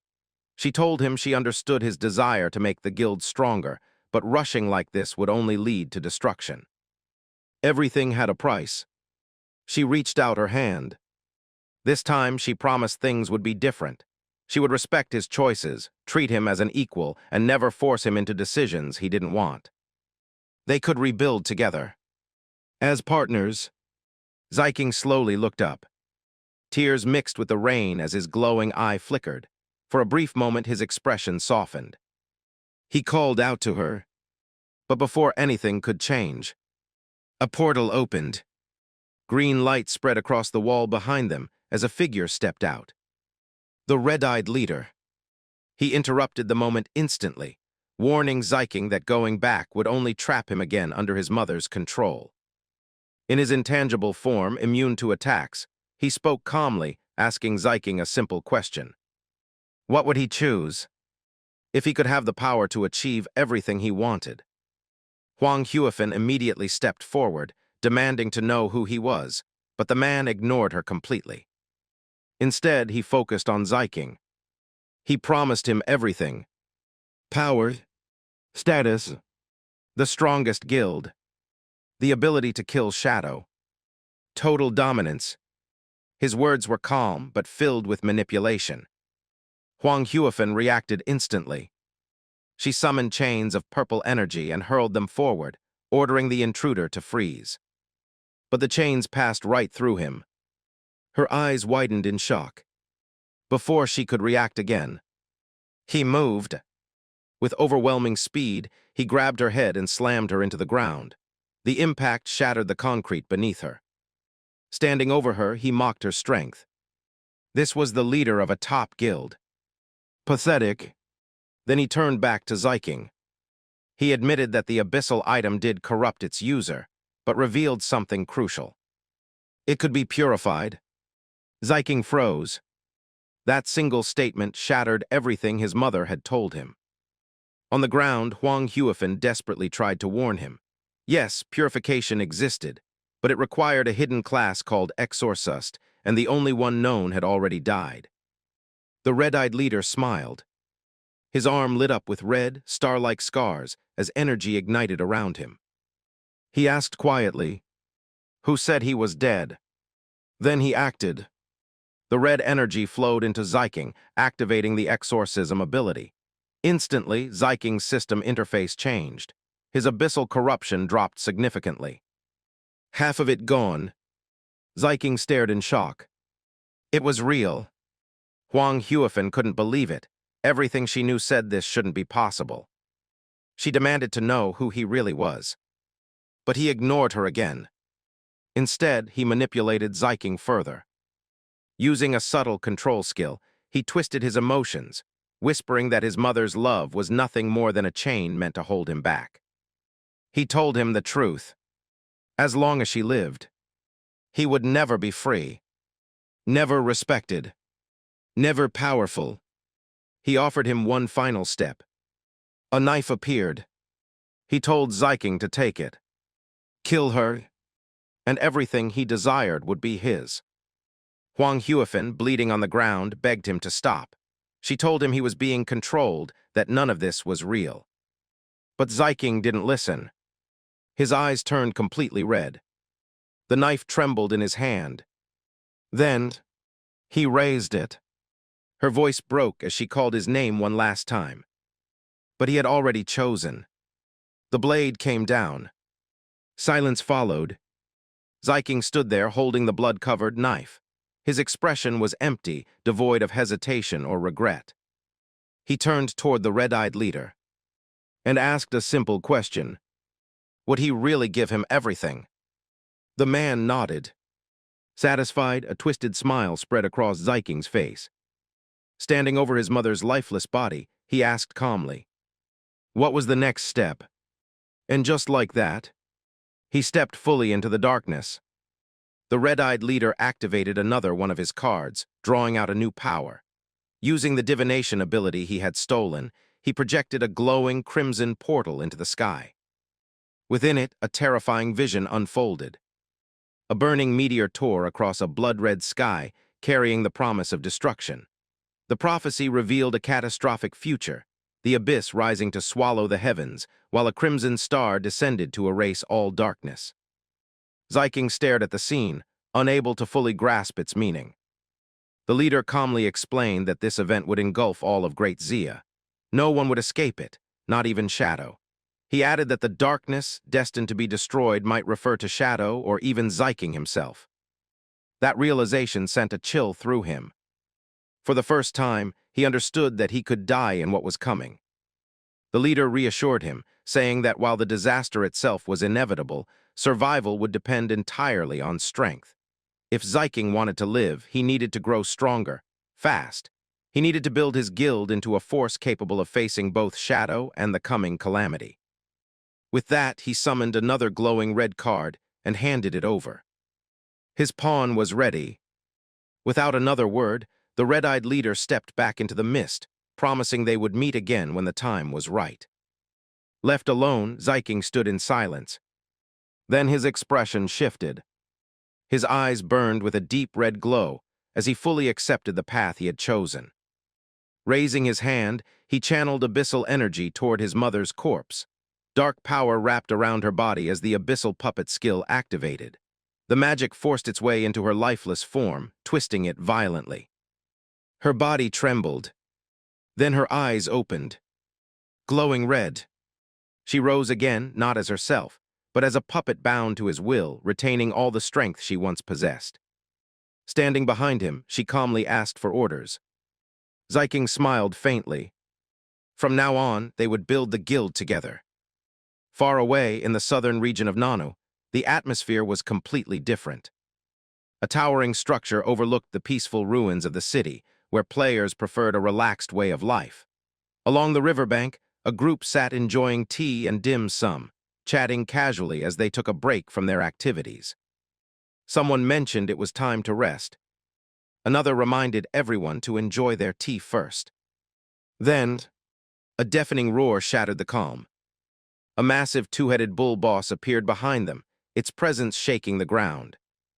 But instead of panic, one of the players looked annoyed. He yelled at the creature to be quiet, complaining that it was scaring away the fish. Reluctantly, the group set their cups aside. If their break was ruined, they would deal with the problem quickly. They moved in perfect coordination. A freezing beam struck one of the bull's heads, disrupting its ability to cast spells. The front line advanced, breaking through its defenses while damage dealers followed up immediately. The boss's health dropped rapidly. Enraged, the monster entered a berserk state, unleashing a powerful shockwave that sent players flying. The situation instantly became dangerous, and some of the front line began retreating. As they pulled back, they called for their leader. Answering them, a white-haired woman stepped forward, casually setting her drink aside. Holding nothing but a fishing rod, she leaped into the air. Her expression turned sharp. With a single motion, she cast her glowing fishing line. It extended instantly, wrapping around the massive beast and binding it completely. The monster couldn't move. With a confident smirk, she pulled the line back. The skill activated. The attack struck cleanly, dealing damage based on the boss's remaining health and finishing it instantly. The two-headed bull collapsed into golden particles. The system confirmed the kill. Cheers broke out as the group praised her perfect timing and calculations. They called her sister high, celebrating her role as the protector of the Nanu region. Her unique class, a fishing master, allowed her to fight like an assassin, using her rod as both a weapon and control tool. But instead of collecting the loot immediately, someone announced that the tea was ready. The entire group ran back to their table without hesitation, leaving the golden drops untouched. To them, tea came first. Hidden nearby, someone else had been watching. A bald, scarred man from the Black Dragon Guild peeked out from the bushes. He scoffed at what he saw, mocking the Nanu players for leaving valuable loot behind just for a break. With a signal, his group moved in. Using a stealth skill, they cloaked themselves and quietly collected the loot. As they worked, they laughed among themselves, seeing it as an easy opportunity. Then, without warning, they dropped their concealment. The leader, Zentel, activated a buff that ignited his team with fiery energy, boosting their strength. His expression twisted as he ordered the attack. The ambush began. The Black Dragon members rushed forward, striking the unprepared players. Chaos erupted instantly as weapons clashed and people shouted in panic. Zentel stood among the loot, declaring this was how prey should be hunted. But his confidence didn't last. One of his subordinates suddenly shouted a warning. Something was approaching. Fast. Zentel looked up, and his face changed. He recognized it immediately. Shadow. Without hesitation, he ordered a retreat. His team activated their stealth again, disappearing just as quickly as they had appeared. Moments later, the sky darkened. Osiris descended like a falling shadow, crashing into the ruined city with overwhelming force. Standing atop the skeletal dragon, Shadow scanned the area with glowing yellow eyes. It was quiet. Too quiet. Looking at the untouched drops scattered across the ground, he understood what had happened. The enemy had fled the moment they sensed his arrival. But something didn't add up. He had approached in complete stealth. Yet somehow, they knew he was coming. The players of Nanu reacted immediately, anger replacing their earlier calm. One of them cursed the War God Guild for their cowardly tactics, furious that their companions had been attacked and their hard-earned loot stolen. Sister Hai tightened her grip on her weapon, her expression cold. She called the attackers nothing more than animals, mocking them for relying on ambushes instead of fighting head-on. The frustration in the group slowly turned into hope when someone brought up a new development. Shadow had arrived. Hearing that the legendary player had been sent to assist them, the atmosphere changed instantly. Confidence returned as they believed the culprits would finally be caught. Moments later, another player rushed in with confirmation. Shadow and the officials had already reached the riverbank where they usually gathered. Without hesitation, the group rushed through the ruined streets, eager to see him for themselves. Above them, the sky darkened. A massive skeletal dragon descended, its presence overwhelming. Osiris landed with a heavy impact, sending dust and debris into the air. Sister Hai and the others looked up in awe, both intimidated and impressed by the epic grade mount. Standing beside her, a female official stepped forward and greeted Shadow. As introductions were made, she pointed out something unusual. The attackers had fled so quickly that they hadn't even collected the lifespan scattered on the ground. Shadow observed the scene carefully and confirmed her suspicion. The retreat had been too precise. The enemy clearly knew he was coming. Which meant his stealth had been compromised. From atop his dragon, he analyzed the situation. Either there was a mole among the officials, or the enemy possessed a rare ability capable of tracking him. He asked for a full briefing. The official explained the situation in Nanu. The strongest forces in the region were her faction and Sister Hai's guild. The attackers, known as the War God Guild, were originally a small group of mostly foreign players who survived through petty theft. Everything changed when remnants of the Black Dragon Guild joined them. Since then, they had gone on a violent rampage, making Sister Hai's group their 7th target in a single day. Shadow listened silently. He pointed out that the Black Dragon members alone weren't strong enough to cause this level of chaos, meaning there had to be a deeper reason behind the sudden escalation. The official agreed. She explained that their behavior didn't make sense. They slaughtered players indiscriminately, even low-level ones, and often abandoned valuable lifespan just to ensure a safe escape. This reckless strategy had caused their kill value to skyrocket. Under normal circumstances, that would cripple a player, preventing leveling, forcing them to drop all lifespan upon death, and triggering severe system punishments. Shadow understood the implications immediately. A high enough kill value could summon something far worse. The Executioner, a terrifying entity that relentlessly hunted its target until they were permanently erased. The possibility lingered in his mind. Could they be trying to summon it intentionally? Even so, the logic didn't fully add up. More troubling was the fact that they had predicted his arrival perfectly. Searching through his memories, Shadow recalled that only one class possessed true foresight, the diver. And the only known diver had already been killed by him. Then the realization struck. He hadn't used his weapon's curse to ensure permanent death. That meant someone could have used a rare ability or item to extract the diver's power after death. Which explained everything. Their foresight, their timing, their escape. Shadow's expression turned colder.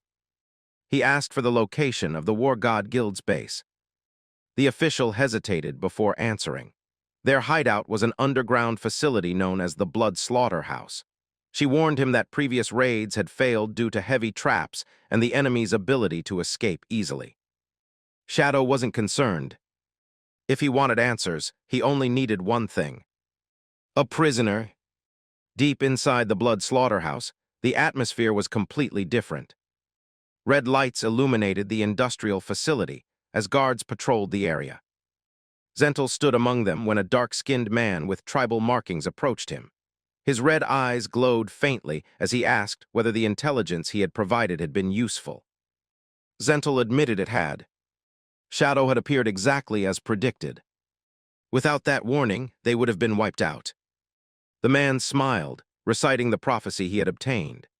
He spoke of a black dragon knight descending silently, survivors escaping by chance, and a crimson star that would one day erase all darkness. To him, the first part had already come true. Now only the final step remained. He insisted that if they accumulated enough kill value, they could summon that star and destroy Shadow. Standing on his bandaged leg, he declared it with certainty. Once Shadow was gone, the rest of Great Zia would fall easily. His voice grew darker as he listed his targets, driven by resentment and revenge. Zentel and his men listened, amused at first. But then, Zentel frowned. He pointed out a flaw. The diver was dead. Without him, there shouldn't be any new prophecies. How could they trust this information? The man didn't argue. Instead, he smiled and took out a glowing red card. To prove everything, he activated it. A portal opened above him, burning with crimson light. Moments later, a figure stepped through. The red-eyed leader. At the same time, a holographic screen appeared before Zentel, showing a live feed of the tattooed man standing at the Statue of Liberty. He had been instantly transported to Country M. Zentel froze. Teleportation across continents. It was real. Overwhelmed by the display of power, he and his men immediately knelt, pledging their loyalty. The red-eyed leader accepted, but only on one condition. They had to summon the Crimson Star and kill Shadow. As he spoke, a subtle energy spread through the room. His skill activated. The effect was immediate. Zentel and his men's eyes turned red as their emotions were twisted into blind fanaticism. Their fear disappeared, replaced by uncontrollable bloodlust. They roared in unison. Now nothing more than perfect tools.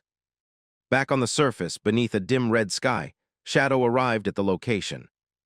Standing beside Sister High, he looked down into a sunken area filled with thick crimson mist. At the center stood a massive concrete structure. The Blood Slaughterhouse. The male player cautiously warned Shadow, explaining that the enemy's hideout was far from simple. According to him, the War God Guild deliberately kept the outer defenses inactive to lure intruders inside. Once someone entered, the real danger began, a maze filled with hidden traps designed to kill without warning. He recalled a previous raid on Zentel, the Black Dragon leader, where their team had suffered heavy losses because of those very traps. Shadow listened and calmly corrected him. There was no external barrier at all. The base relied entirely on internal mechanisms for defense. After acknowledging the danger, Shadow asked for his name. The player introduced himself as Awang, though he awkwardly added that people often called him Unlucky Awang. Despite the nickname, he insisted his luck wasn't actually bad. He just happened to be followed by strange incidents, teams dying, bosses going berserk, and traps triggering at the worst possible moments.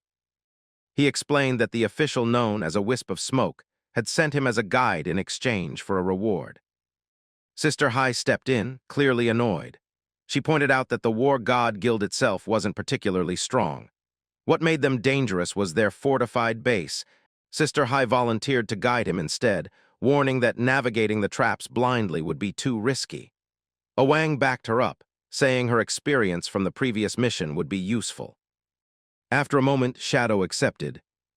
Still, he glanced at Awang and bluntly told him not to let his bad luck interfere with the mission. The three of them jumped down from the cliff, heading straight toward the bunker's red-lit entrance. Inside the Blood Slaughterhouse, a loud system alarm suddenly echoed through the halls. Zentel looked up, his expression hardening as the warning sounded. The red-eyed leader beside him asked what was happening. A subordinate casually assumed it was just local forces returning to die again, but Zentel wasn't convinced. He suspected the intruder might be Shadow himself. To be certain, he turned to the red-eyed leader and asked him to use his foresight ability. He needed to know. Fight or flee? The red-eyed leader agreed. Summoning a glowing red card, he activated the omen of the star god. A vision appeared above them, showing the same prophecy once again. The Black Dragon Knight's arrival, the lucky escape, and the crimson star that would destroy the darkness. Zentel frowned. It was identical to what he had heard before. The red-eyed leader calmly explained that such visions only revealed major turning points.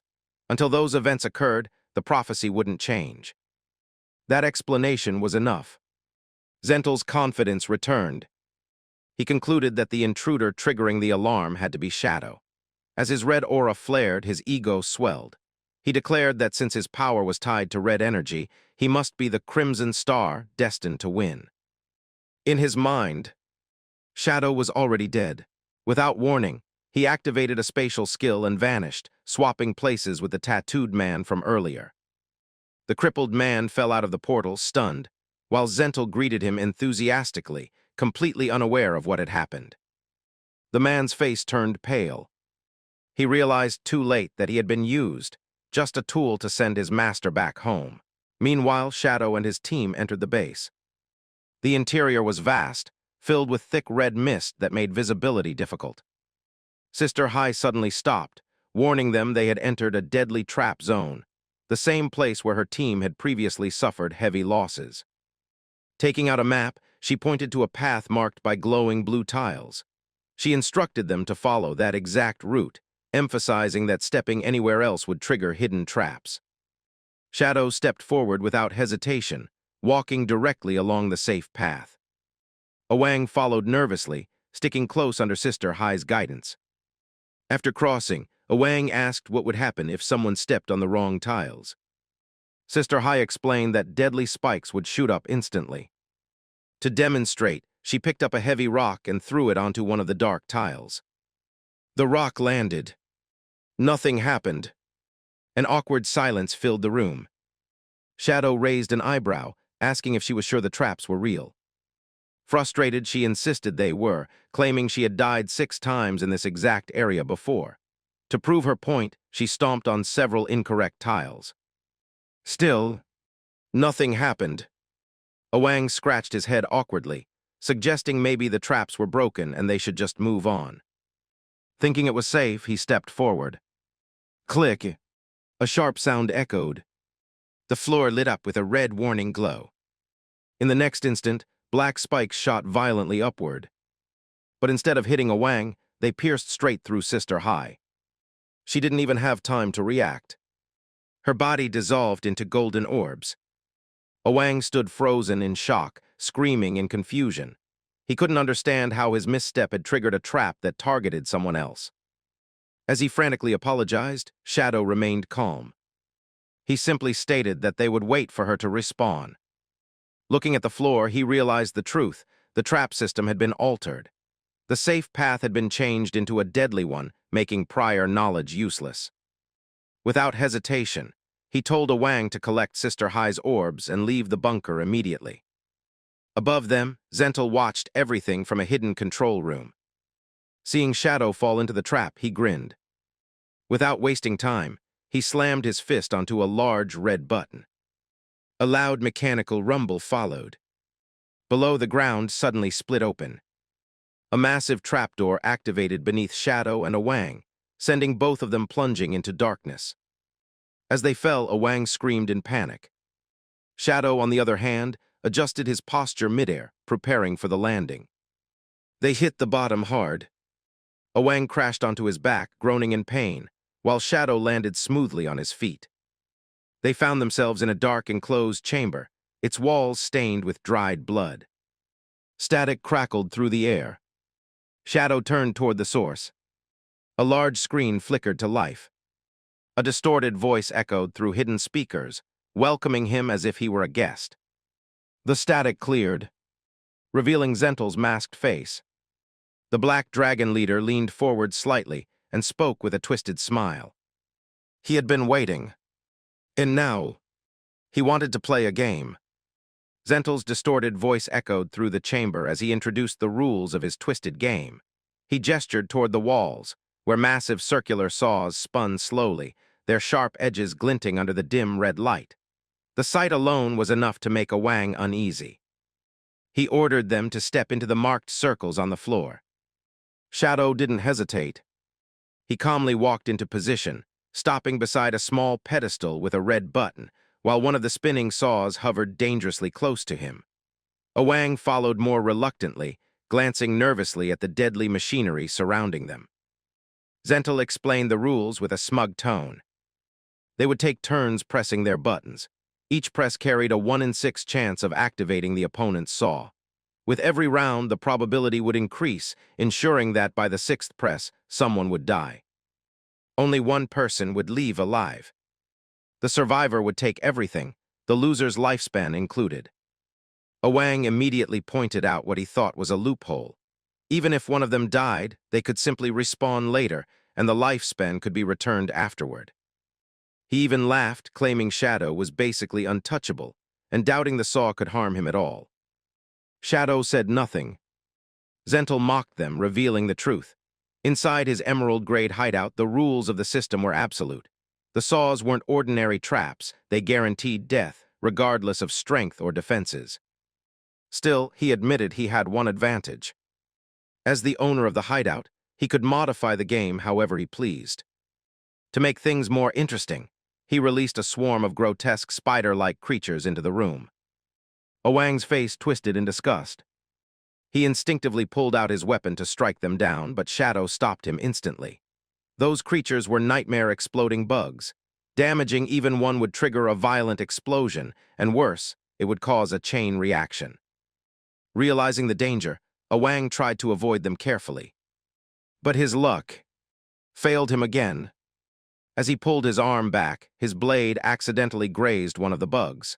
The creature exploded instantly, releasing a burst of purple energy. The explosion spread. One after another, the bugs detonated, filling the entire room with violent blasts.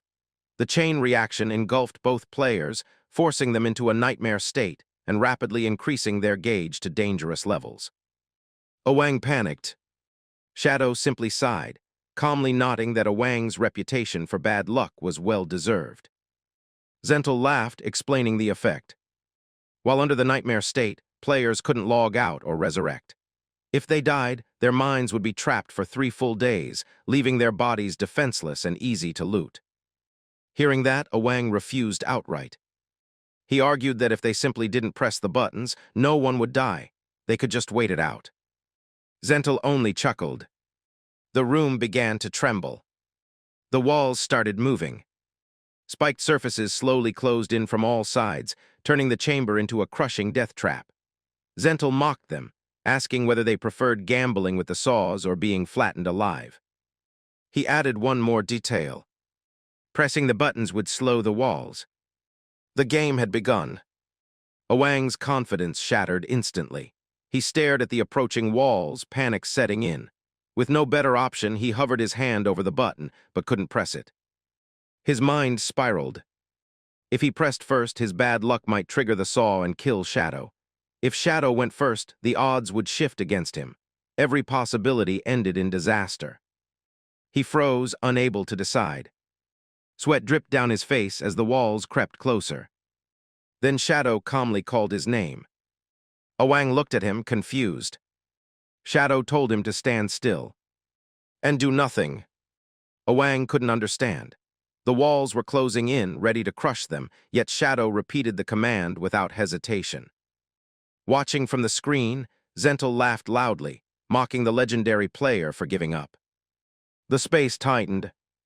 The walls were now only inches away. Oang pressed his hands against them, desperately trying to hold them back.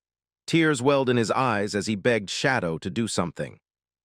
Zentel's laughter echoed again. He promised to collect their bodies after they died, enjoying the thought of looting them while they remained trapped in a nightmare. Oang shut his eyes tightly. This was it. He cursed his luck one last time, bracing himself for the impact. But nothing happened. A few seconds passed. Slowly, he opened his eyes. The walls had stopped, frozen just inches away from crushing him. The saws had also halted completely. Confusion filled his face. From the speaker, Zentel's voice erupted in rage. He demanded to know why the traps had stopped working. Then, system notifications appeared. The hideout had been breached. The core had been stolen. Zentel froze. Before he could react, the live screen behind Shadow showed something shocking. One of Shadow's small dragons had already reached the control room and attacked him directly. Ownership of the entire base transferred instantly. Pinned against the wall, Oang stared in disbelief. Shadow hadn't moved, yet the base was already his. Unbothered, Shadow's eyes glowed faintly as he asked Osiris why the operation had taken longer than expected. The plan unfolded. While Zentel was busy playing his game, Shadow had secretly summoned 12 spectral wyverns. They had bypassed the maze, avoided the traps, and infiltrated the control room directly. From outside, Osiris apologized, explaining the maze's complexity and heavy defenses had caused a slight delay. But the mission was a success.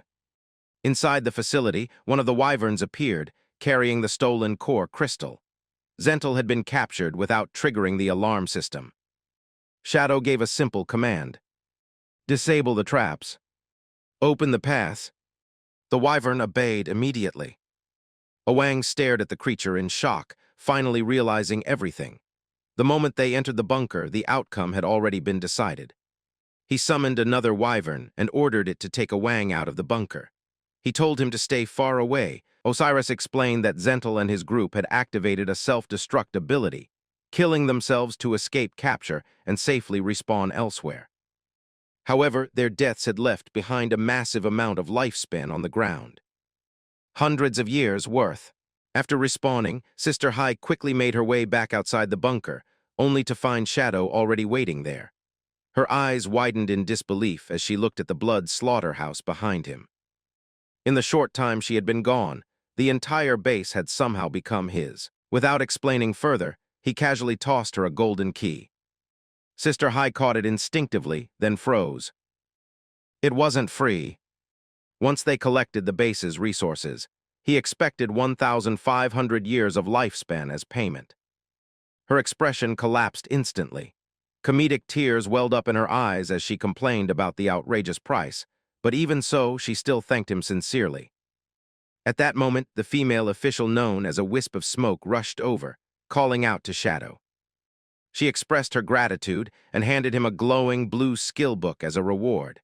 It was one of the best assassin-type skills available in Nanu, something she had personally brought for him. The system displayed the skill.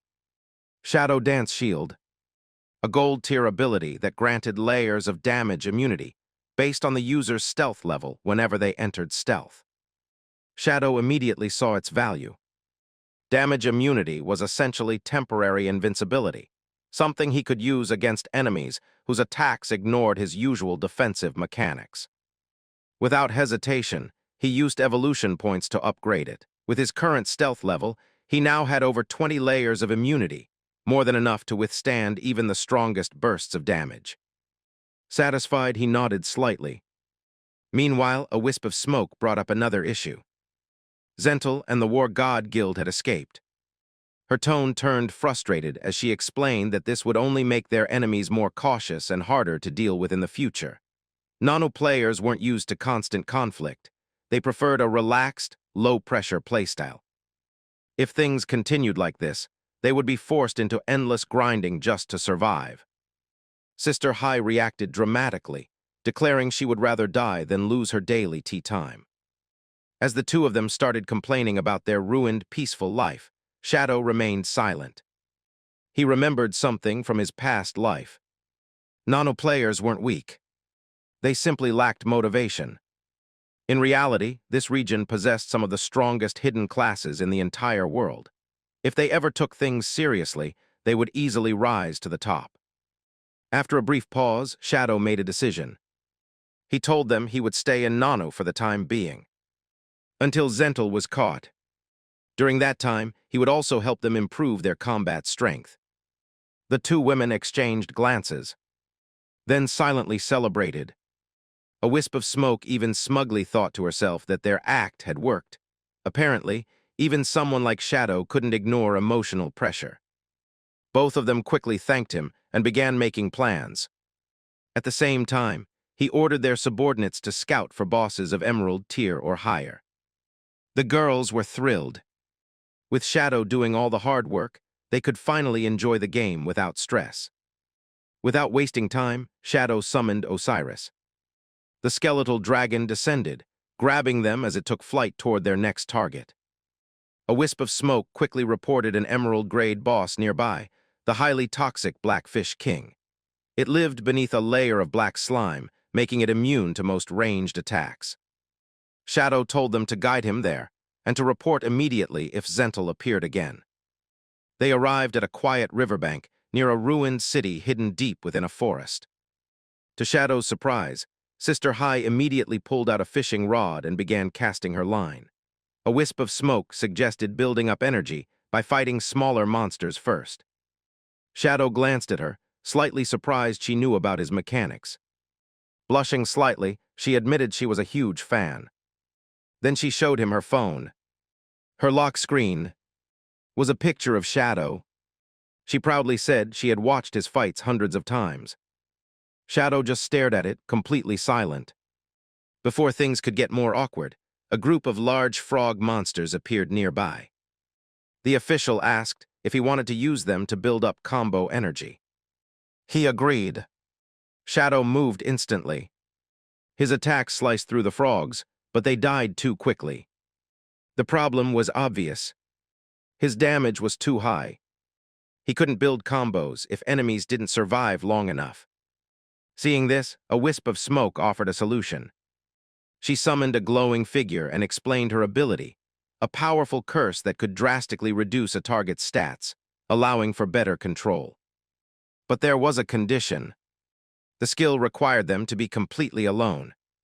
For a long time, she leaned closer, blushing, suggesting she only wanted to use it on him.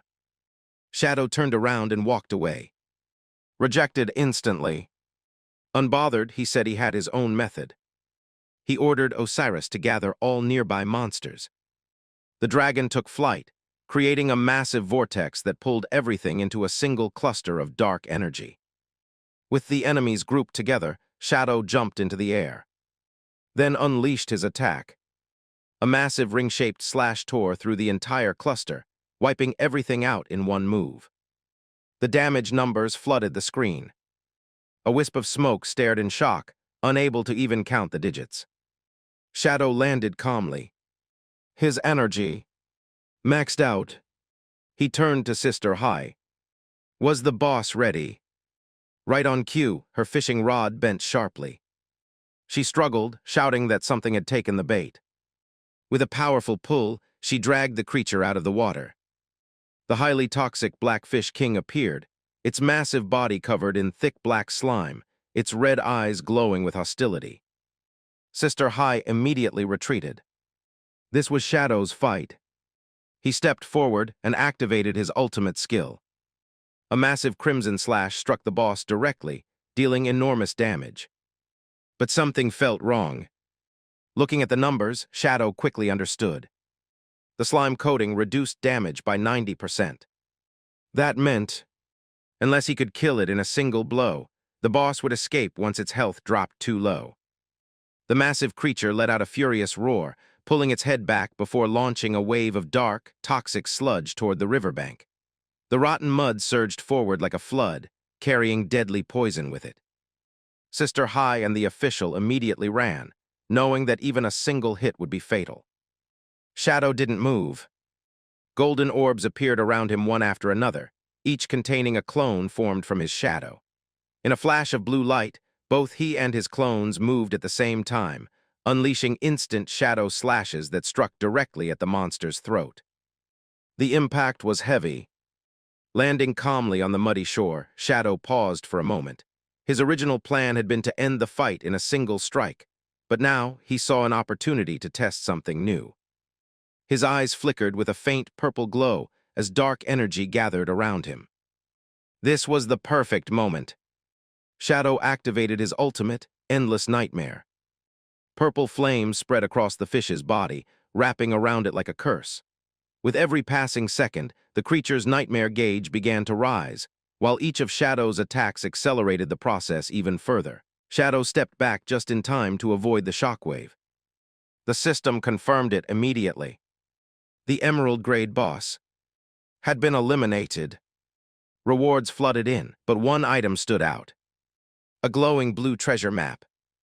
Opening it, he saw a marked location deep within a forest near Janai City, pointing toward a hidden legendary chest. The distance was a problem. He couldn't go there himself. So instead, he sent the map to someone else. Someone whose luck made them perfect for this kind of task. With that done, he handed the remaining loot over to his companions.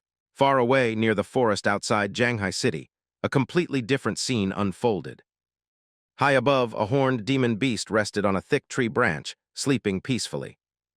Below, a small group moved cautiously through the forest. Wang Mang checked the map Shadow had sent, confirming they were close to the marked location. Captain Enyu warned everyone to stay alert. Unknown monsters could be hiding anywhere. Annoyed, both Wang Mang and Enyu turned to look. Little Black sat calmly on her alpaca, happily eating crackers. Wang Mang immediately snapped at her, complaining that she was treating a dangerous mission like a picnic. He warned her that the noise would attract monsters. Little Black didn't seem concerned. She explained that her luck had been terrible lately, so she was trying to fix it. The crackers weren't ordinary snacks. They were something she had bought from a mysterious merchant inside a dungeon. According to him, they were rare items from another world that could improve luck. She even offered some to the others. Enyu laughed softly, thinking it was just a cute belief. Wang Mang, however, was already eating one. Reluctantly, he admitted they tasted amazing. Little Black pouted, annoyed that no one believed her, and stuffed another cracker into her mouth. Crunch! That sound was the final trigger. Above them, the sleeping demon suddenly opened its eyes. With a deafening roar, it leapt down from the tree, crashing into the ground with immense force. The group barely managed to dodge as the impact shook the forest. Dust cleared. A system message appeared. Level 18 Emerald-grade boss. Ferocious ape. Wang Mang panicked immediately, convinced they were finished. The beast's glowing red eyes locked onto the source of the noise. Little Black. Without hesitation, the giant ape reached out, grabbed both her and her alpaca and hurled them deep into the forest. The group stood frozen in shock, watching their companion disappear into the distance. Then, the monster left. It simply turned away, as if losing interest after dealing with the disturbance. Confused, Wang Mang could only stare. Meanwhile, Little Black and her alpaca flew through the air before crashing into a hidden pit. They broke through layers of vines during the fall. The alpaca got caught above, tangled, while Little Black continued downward, landing hard on the ground below. She sat up, relieved the vines had softened her fall.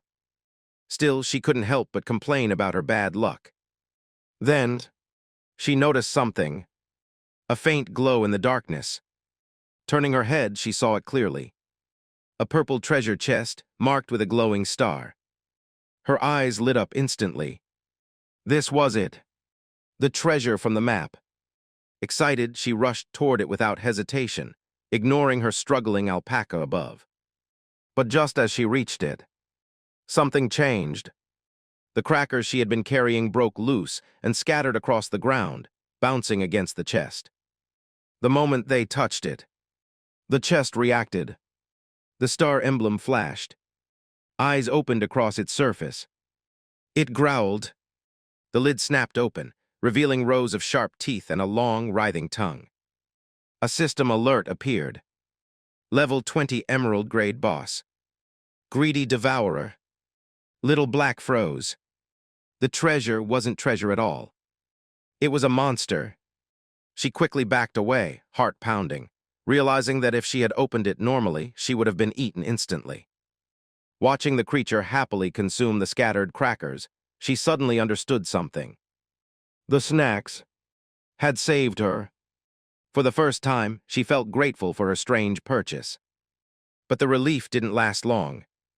She was still alone, and she had no chance against something like this. Without wasting another second, she made a decision. She would call for help. She would call Shadow. On the riverbank, the battle came to an end as Shadow delivered a final, overwhelming strike, a brilliant blue slash that tore through the boss and ended it instantly. From the cliff above, Sister Hai and a wisp of smoke cheered loudly, clearly impressed by the ease with which he handled the fight. Below, Shadow stood calmly beside the glowing loot, his expression unchanged. He told them to collect everything quickly. There were still more bosses to hunt. The two women rushed forward, their eyes lighting up at the sight of the rewards. But just as they started gathering the drops, a system timer appeared. It was already 8 p.m. Both of them froze. Then, almost in sync, they straightened up and declared that it was time to stop working. Overtime was absolutely out of the question. Shadow stood there alone. Before he could move again, an urgent message came through. It was from Little Black. She had found a legendary treasure. But it turned out to be a powerful mimic monster. And she couldn't handle it. Without hesitation, Shadow asked for her location and immediately summoned Osiris. The skeletal dragon rose into the sky, carrying him straight toward the forest. Deep within the dark woods, Little Black sat nervously, munching on a cracker while keeping a wary eye on the glowing purple creature in front of her. The greedy devourer. It moved slowly, devouring whatever it could reach. Then, a shadow fell from above. Shadow descended from the sky, his crimson blade flashing as he struck the monster in one clean motion. The boss didn't even have time to react. Little Black's face lit up as she praised him excitedly, amazed at how quickly he had dealt with something she couldn't even approach. Shadow ignored the compliments. Instead, he asked how she had managed to find the mimic without being caught by it. She explained everything honestly. She had fallen into the pit by accident, and just as she was about to touch the chest, one of her crackers dropped first, triggering the monster before she got close. Shadow paused, then asked about the cracker. She proudly explained again that she had bought them from a mysterious merchant, claiming they could turn bad luck into good fortune. Holding one in his hand, Shadow was clearly skeptical. Even with all his knowledge from his previous life, he had never heard of such an item. Meanwhile, Little Black watched closely, secretly hoping he would remove his mask to eat it. As expected, Shadow didn't. Instead, his body dissolved into dark blue flames. He vanished. A moment later, he reappeared nearby, mask still on, casually giving a thumbs up and saying the snack tasted good. He explained the true danger of mimic monsters. Anyone swallowed by them would be trapped inside, unable to log out, eventually starving in the real world. Only by defeating the mimics safely could the actual treasure be revealed. He opened the chest. Inside were the usual rewards, evolution points, and equipment. But two items stood out: a map and a key, both connected to a place called the City of Unjust Death. For the first time, Shadow's expression changed slightly. He recognized it immediately. This was an extremely rare location, a forbidden zone where the living were not meant to enter. Only one person had ever returned from it, and that person had risen to the top of the rankings within a single month, leaving behind a trail of destruction. But Shadow also remembered one critical detail. That player had been level 50. He looked at his own level. Too low. Going there now would be suicide. Without hesitation, he decided to postpone it. He kept the map and the key, telling Little Black to take everything else. Then he summoned Osiris again, and the two of them left the forest. For now, his priority had changed. He needed to complete his level 25 class trial. Sometime later, Shadow arrived at a massive cathedral hidden deep within the second underground level of the Evil Spirit Academy hideout. Inside, the air was heavy and silent. At the center stood a glowing spirit. Isa. Shadow stepped forward and presented a golden bell, signaling the start of his trial. The spirit looked at him calmly and asked if he was ready. A system interface appeared. The judge challenged. Without hesitation, Shadow confirmed. A brilliant golden magic circle erupted beneath them, surrounding both of their figures. The light intensified, and in an instant, the world shifted. They were no longer in the cathedral. Instead, they stood within a vast, star-filled void. Below them floated a massive labyrinth, stretching endlessly into darkness. The system announced it clearly. This was his exclusive trial ground. Then, columns of blue light struck the maze, one after another. The system continued. Other players were being loaded in. Names began appearing in the interface.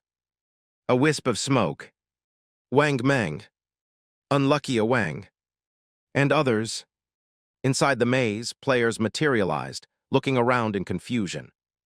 Among them, Shadow's sister, Xiao Yu.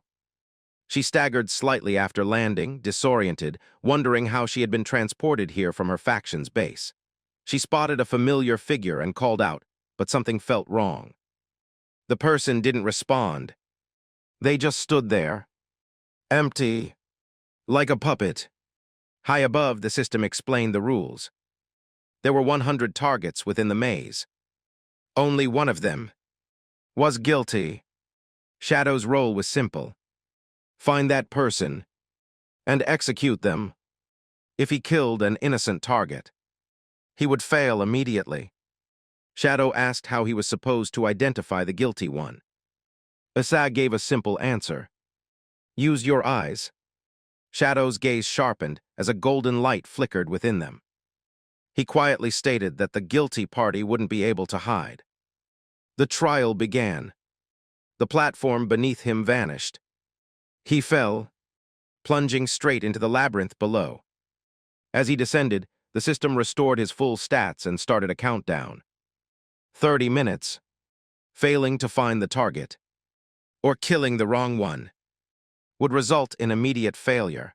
As the system announcement echoed across the maze, every player looked up in shock, trying to understand what kind of situation they had been dragged into.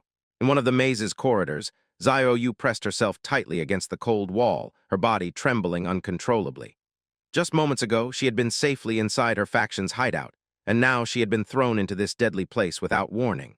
Fear clouded her thoughts, making it difficult to think clearly, yet a small, desperate hope still lingered in her heart.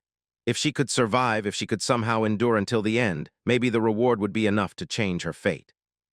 Taking a deep breath, she forced herself to move forward, but the moment she turned the corner, her body froze. A familiar figure was walking calmly toward her. Shadow. His glowing eyes scanned the surroundings with chilling precision, and the moment Xiao Yu recognized him, her face turned pale. Her voice trembled as she realized the truth. The judge was him. Panic took over instantly, and without hesitation, she turned and ran, desperate to hide before he noticed her. Meanwhile, Shadow continued moving through the maze at a steady pace, observing everything around him with sharp focus. Something felt unnatural. As he passed by a female participant, he noticed glowing blue text floating above her head, simply labeling her as woman. Before he could analyze further, another figure ran past him, but this time there was no text at all. Just as confusion began to settle in, a sudden presence appeared behind him. A blonde assassin emerged from stealth, her dagger already mid-swing, releasing a sharp green slash aimed directly at his back. Shadow's body blurred instantly, causing the attack to pass through him like mist. The assassin landed in shock, unable to understand how her surprise attack had failed so completely. Shadow turned slightly, his gaze landing on her, and this time he noticed more text floating above her head. Woman, 19 years old. His eyes narrowed. These weren't random labels, they were clues. Before the moment could settle, loud shouts echoed through the corridor as a group of players charged toward him with murderous intent. Leading them was Song Fei, yelling that he would kill Shadow. Without hesitation, his followers unleashed a massive fire spell that exploded through the corridor, completely engulfing Shadow in flames. The explosion shook the space violently, but when the smoke cleared, Shadow stepped forward unharmed. His expression remained calm as he observed the attackers, and in that instant he understood everything. None of them were real. Every enemy, every movement, every attack was nothing more than an illusion created by the trial itself. His gaze shifted again to the floating words. Woman, 19 years old, fanatic, cleric. Each detail narrowed the possibilities until only one answer remained. There was only one person who matched all of them, Xiao Yu. Elsewhere in the maze, Xiao Yu struggled forward, her movements unsteady as fear overwhelmed her. She tried to stay hidden, unaware that the hunt had already reached its conclusion. Back in the corridor, Shadow lost interest in chasing illusions one by one. It was inefficient. Instead, he chose a far more direct approach. Dark purple flames erupted from his body as he activated his ultimate skill, Endless Nightmare. The flames spread instantly, flooding the maze like a rising tide. Illusions twisted and shattered under the overwhelming pressure, their forms dissolving as the nightmare energy consumed everything in its path. To accelerate the process, Shadow summoned multiple clones, sending them racing through the maze at incredible speed, cutting down any remaining phantoms without resistance. Within moments, the search ended. At the center of the maze, Xiao Yu collapsed to the ground, surrounded by creeping purple flames. She tried to crawl away, but it was already too late. A shadow fell over her, and she slowly looked up to see Shadow standing before her. His gaze was cold, unwavering. Above her head, a single word glowed clearly. Sinner! Without hesitation, Shadow raised his hand and released a small dart. The strike was clean and precise. The system immediately announced the result. The sinner had been executed, trial complete. Light descended from above, surrounding Shadow as the entire maze began to dissolve. A new notification appeared, informing him that a tracking mark had been placed on Xiao Yu. Her revival location was revealed to be Shanghai City. Shadow glanced at the ground and noticed the lifespan orbs she had dropped. A massive white chest materialized in the air, radiating divine light.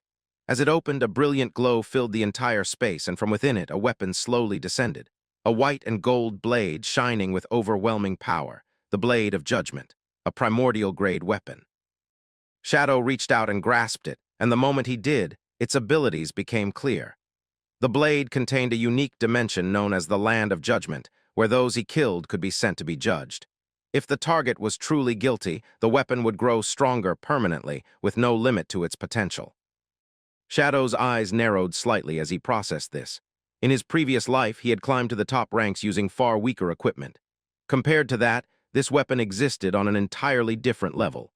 Asa confirmed his thoughts, explaining that due to the system's restrictions, this trial had been the only way to grant him such power. It was both a test and a lesson. Shadow remained silent for a moment before asking a single question. Why had Xiao Yu been brought into the trial physically instead of appearing as an illusion? Asa's third eye opened slowly, revealing a dark vision. An older version of Xiao Yu appeared, corrupted and consumed by power. Asa explained calmly that in another timeline she had committed a grave sin by attempting to seize the power of the Eye of Judgment. Because of that act, she had been marked as a blasphemer, a sinner. And regardless of the timeline, judgment was inevitable.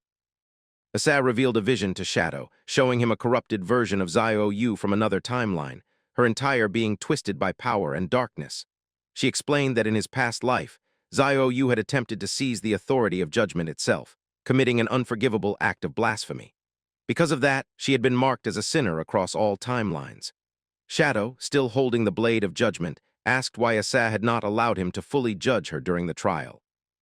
Asa calmly explained that the authority of judgment existed beyond a single world or timeline. If he had judged her then, every version of Yu across all dimensions would have suffered the consequences. However, the current Yu had not yet committed that sin and retained no memory of it. Judging her at that moment would have broken the very rules of fairness that governed the system. Shadow quickly understood. The labyrinth trial had never been a simple test. It was a carefully designed tutorial meant to teach him how to use his authority. Asa confirmed this, explaining that due to the strict rules of the system, this was the only legitimate way for him to obtain a primordial-grade weapon. She further revealed that although Yu had not yet fully become a sinner, the mark of sin within her had already been awakened. Over time, she would begin to recover her memories from the past timeline, and once she fully transformed into a blasphemer, she would inevitably face judgment. Asa added one final detail. If Shadow were to judge her at that stage, the blade of judgment would receive an enormous boost, increasing its divine limit by over 1,000 points. Holding the glowing sword, Shadow asked about its deeper abilities, particularly what would happen once the blessed judgment function was unlocked. Asa explained that his rebirth and his infinite evolution talent were already forms of blessed judgment, meaning the blade itself was only a key to something far greater. To truly wield this authority, he would need to learn the ancient divine language, the fundamental code that governed the universe itself. Mastering it would allow him to rewrite rules, grant himself blessings, and control his own existence beyond normal limits. Before disappearing, Asa mentioned that she had erased Yu's memories of the trial so that she could naturally regain them over time. With that, she told Shadow that his journey had only just begun and vanished, leaving him alone with his new power. Elsewhere, Yu respawned near the ruins of a city, landing face first on the ground. She sat up slowly, confused about what had just happened, unable to remember how she had died. Suddenly, a beam of rainbow light struck her forehead. In an instant, her mind was flooded with vivid memories from another timeline. She saw scenes of King Fang, fighting, protecting her, guiding her growth. The pain was overwhelming as the memories poured in, forcing her to scream. Through tears, she realized that these weren't dreams. They were her real past life memories. Collapsed on the ground, she slowly pieced everything together. The strange visions she had been seeing before were fragments of those memories. She remembered how King Fang had always protected her, given her equipment, and helped her grow stronger. But now, things were different. Confused and hurt, she questioned why he treated her so coldly in this timeline. As she analyzed the memories further, she noticed something crucial. They stopped at level 20. That gap made her realize something terrifying. King Fang and Shadow were the same person, and he must have retained his memories from the past life. That explained how he had risen so quickly, using knowledge of the future to dominate. Standing up slowly, Yu's expression hardened. If he could use past knowledge to become stronger, then so could she. She vowed to rise again, surpass everyone, and eventually confront him. Acting immediately, she contacted the Knights Templar Guild leader, offering information about a rare bloodline monster perfect for clerics. Intrigued, the leader promised a reward of 10 years' lifespan if her information was accurate. Later at the beach, the guild arrived with their team, cautiously listening as Yu explained the situation. She described the hidden boss in detail, including its mechanics and strict time limit. Confident in her knowledge, she demanded the bloodline skill drop as her reward. The guild leader, amused by her confidence, agreed to her terms, seeing no value in healer equipment anyway. Internally, Yu was thrilled. From her past memories, she knew this boss dropped a powerful healing skill and weapon, making this an easy opportunity to gain strength. The battle began, and everything unfolded exactly as she predicted at first. The boss trapped the frontline with bone prison, forcing rotations between defenders. However, as the fight continued, things began to go wrong. Despite following her strategy, the boss's health barely dropped and time was running out. The guild leader grew furious, demanding answers. Yu insisted her method was correct, blaming the team's lack of damage output. But before the argument could escalate further, the situation worsened. The bone prisons suddenly linked together, forming a massive barrier around the entire team. Purple spikes erupted inward, impaling every player instantly. The entire group was wiped out in seconds. After respawning, the guild leader grabbed Yu in anger, demanding to know why she hadn't warned them about such a devastating ability. Desperate, she insisted she had never seen it before and continued blaming their damage. That was the final straw. Furious, the guild leader struck her to the ground and pointed out that she had been the one to design the team composition. Meanwhile, a subordinate reported that the boss had already regenerated and would soon disappear. With no options left, the guild leader made a humiliating decision. He would ask Shadow for help. Moments later, Shadow received the request and expressed mild disbelief that such a large guild couldn't handle a platinum-tier boss. Still, he accepted and headed toward their location on Osiris. When he arrived, the boss was still active, but with only minutes left before despawning. Without hesitation, Shadow unleashed a single attack, instantly destroying the boss. The guild stood in shock, unable to comprehend the difference in power. The guild leader quickly approached him with forced politeness, explaining how they had found the boss. When Yu's name was mentioned, Shadow paused slightly. A memory surfaced. He had once helped her defeat this same boss in his past life. That realization confirmed it. Her memories were returning. Meanwhile, Yu had already left the scene, clutching the staff she had managed to obtain. Furious and humiliated, she blamed the guild for everything. However, before she could go further, a system message appeared. She had been kicked from the guild. Stunned, she tripped and fell, cursing Shadow bitterly and swearing revenge. Not far away, a group of cloaked figures observed her quietly. Noticing the glowing tracking mark above her head, one of them misread it and mocked her, calling her Shadow's grandson, causing the group to laugh. Some even expressed jealousy, wondering how she had gained such a connection. High above the clouds, Shadow considered his next move. To strengthen the blade of judgment, he needed sinners to judge. While Yu would eventually provide a massive boost once she fully awakened as a blasphemer, he needed immediate power. With that in mind, he turned his attention to the real world, where crime had surged due to the merging of the game and reality. He contacted official channels for leads. Soon after, Captain New sent him details about a series of brutal murders involving missing women. The authorities were stuck because the killer's ability erased all physical evidence. Recognizing the case instantly from his past life, Shadow accepted the mission. It had once been one of the 10 great unsolved cases. Under the night sky of Shanghai City, Shadow stood on a rooftop near the latest crime scene, accompanied by the ghost spirit girl. He asked if she could still track the killer's residual aura. She confirmed confidently and activated her ability, releasing a beam of purple energy that locked onto the lingering traces of malice. Without hesitation, Shadow ordered her to lead the way. Following the trail, they arrived at the basement entrance of a club. From below, disturbing sounds echoed. Something was being devoured. Inside the dim room, a monstrous figure consumed its victim using writhing dark tendrils. Nearby, another bound woman watched in pure terror, fully aware that she was next. The room was filled with a heavy, suffocating silence, broken only by weak, trembling sounds. Blood was scattered across the floor, and the bodies lying motionless turned the entire place into something closer to a nightmare than reality. In the middle of it all, a man stood calmly, his eyes faintly glowing red, his face stained with blood, yet his expression carried a twisted sense of ease. In front of him, a girl sat on the ground, her body shaking uncontrollably as tears streamed down her face. Her lips trembled as she tried to speak, but only broken sounds came out. He tilted his head slightly, watching her struggle as if it amused him. His voice came out casually, almost playfully, asking why she was reacting like this, as if nothing around them was unusual. The girl forced herself to respond, her voice shaking as she cursed at him, calling him a monster, pointing out what he had done, what he had taken from her, even though she couldn't fully form the words. The meaning was still clear.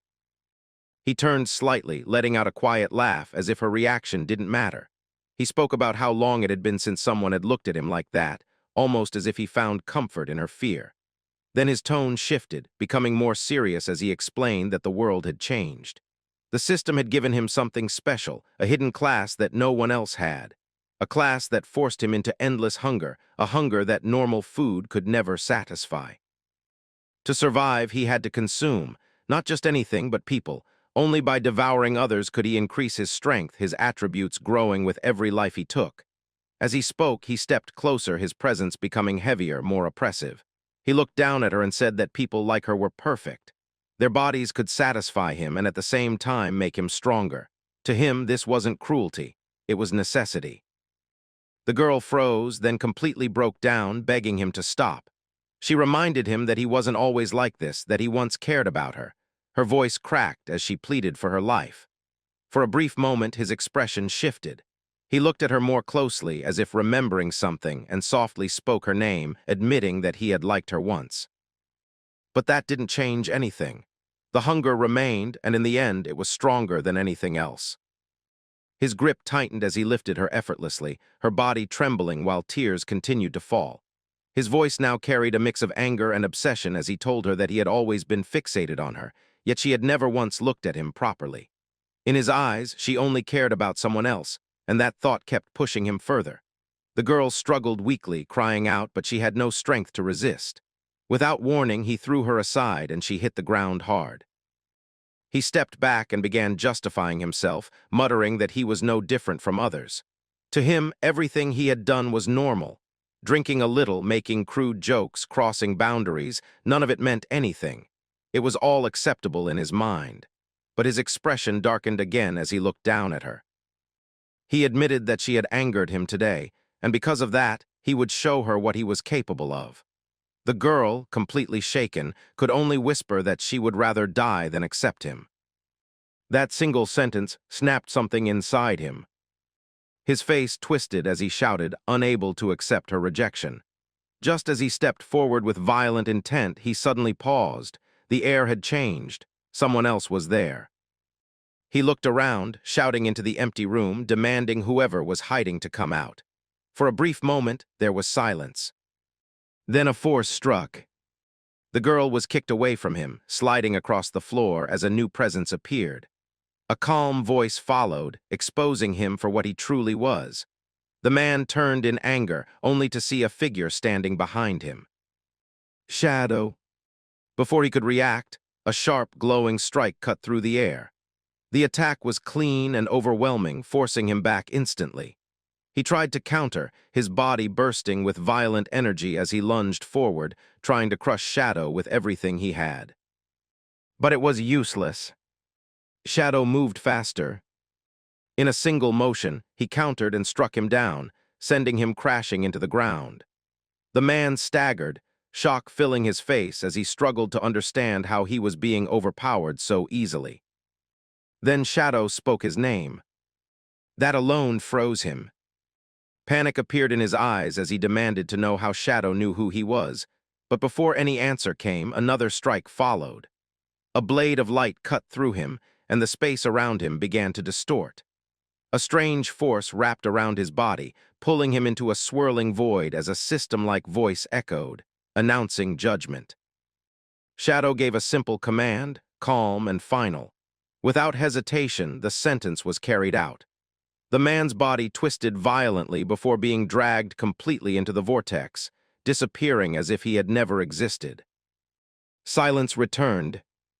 Shadow stood still for a moment, then calmly noted that it was unexpected to encounter someone like him here.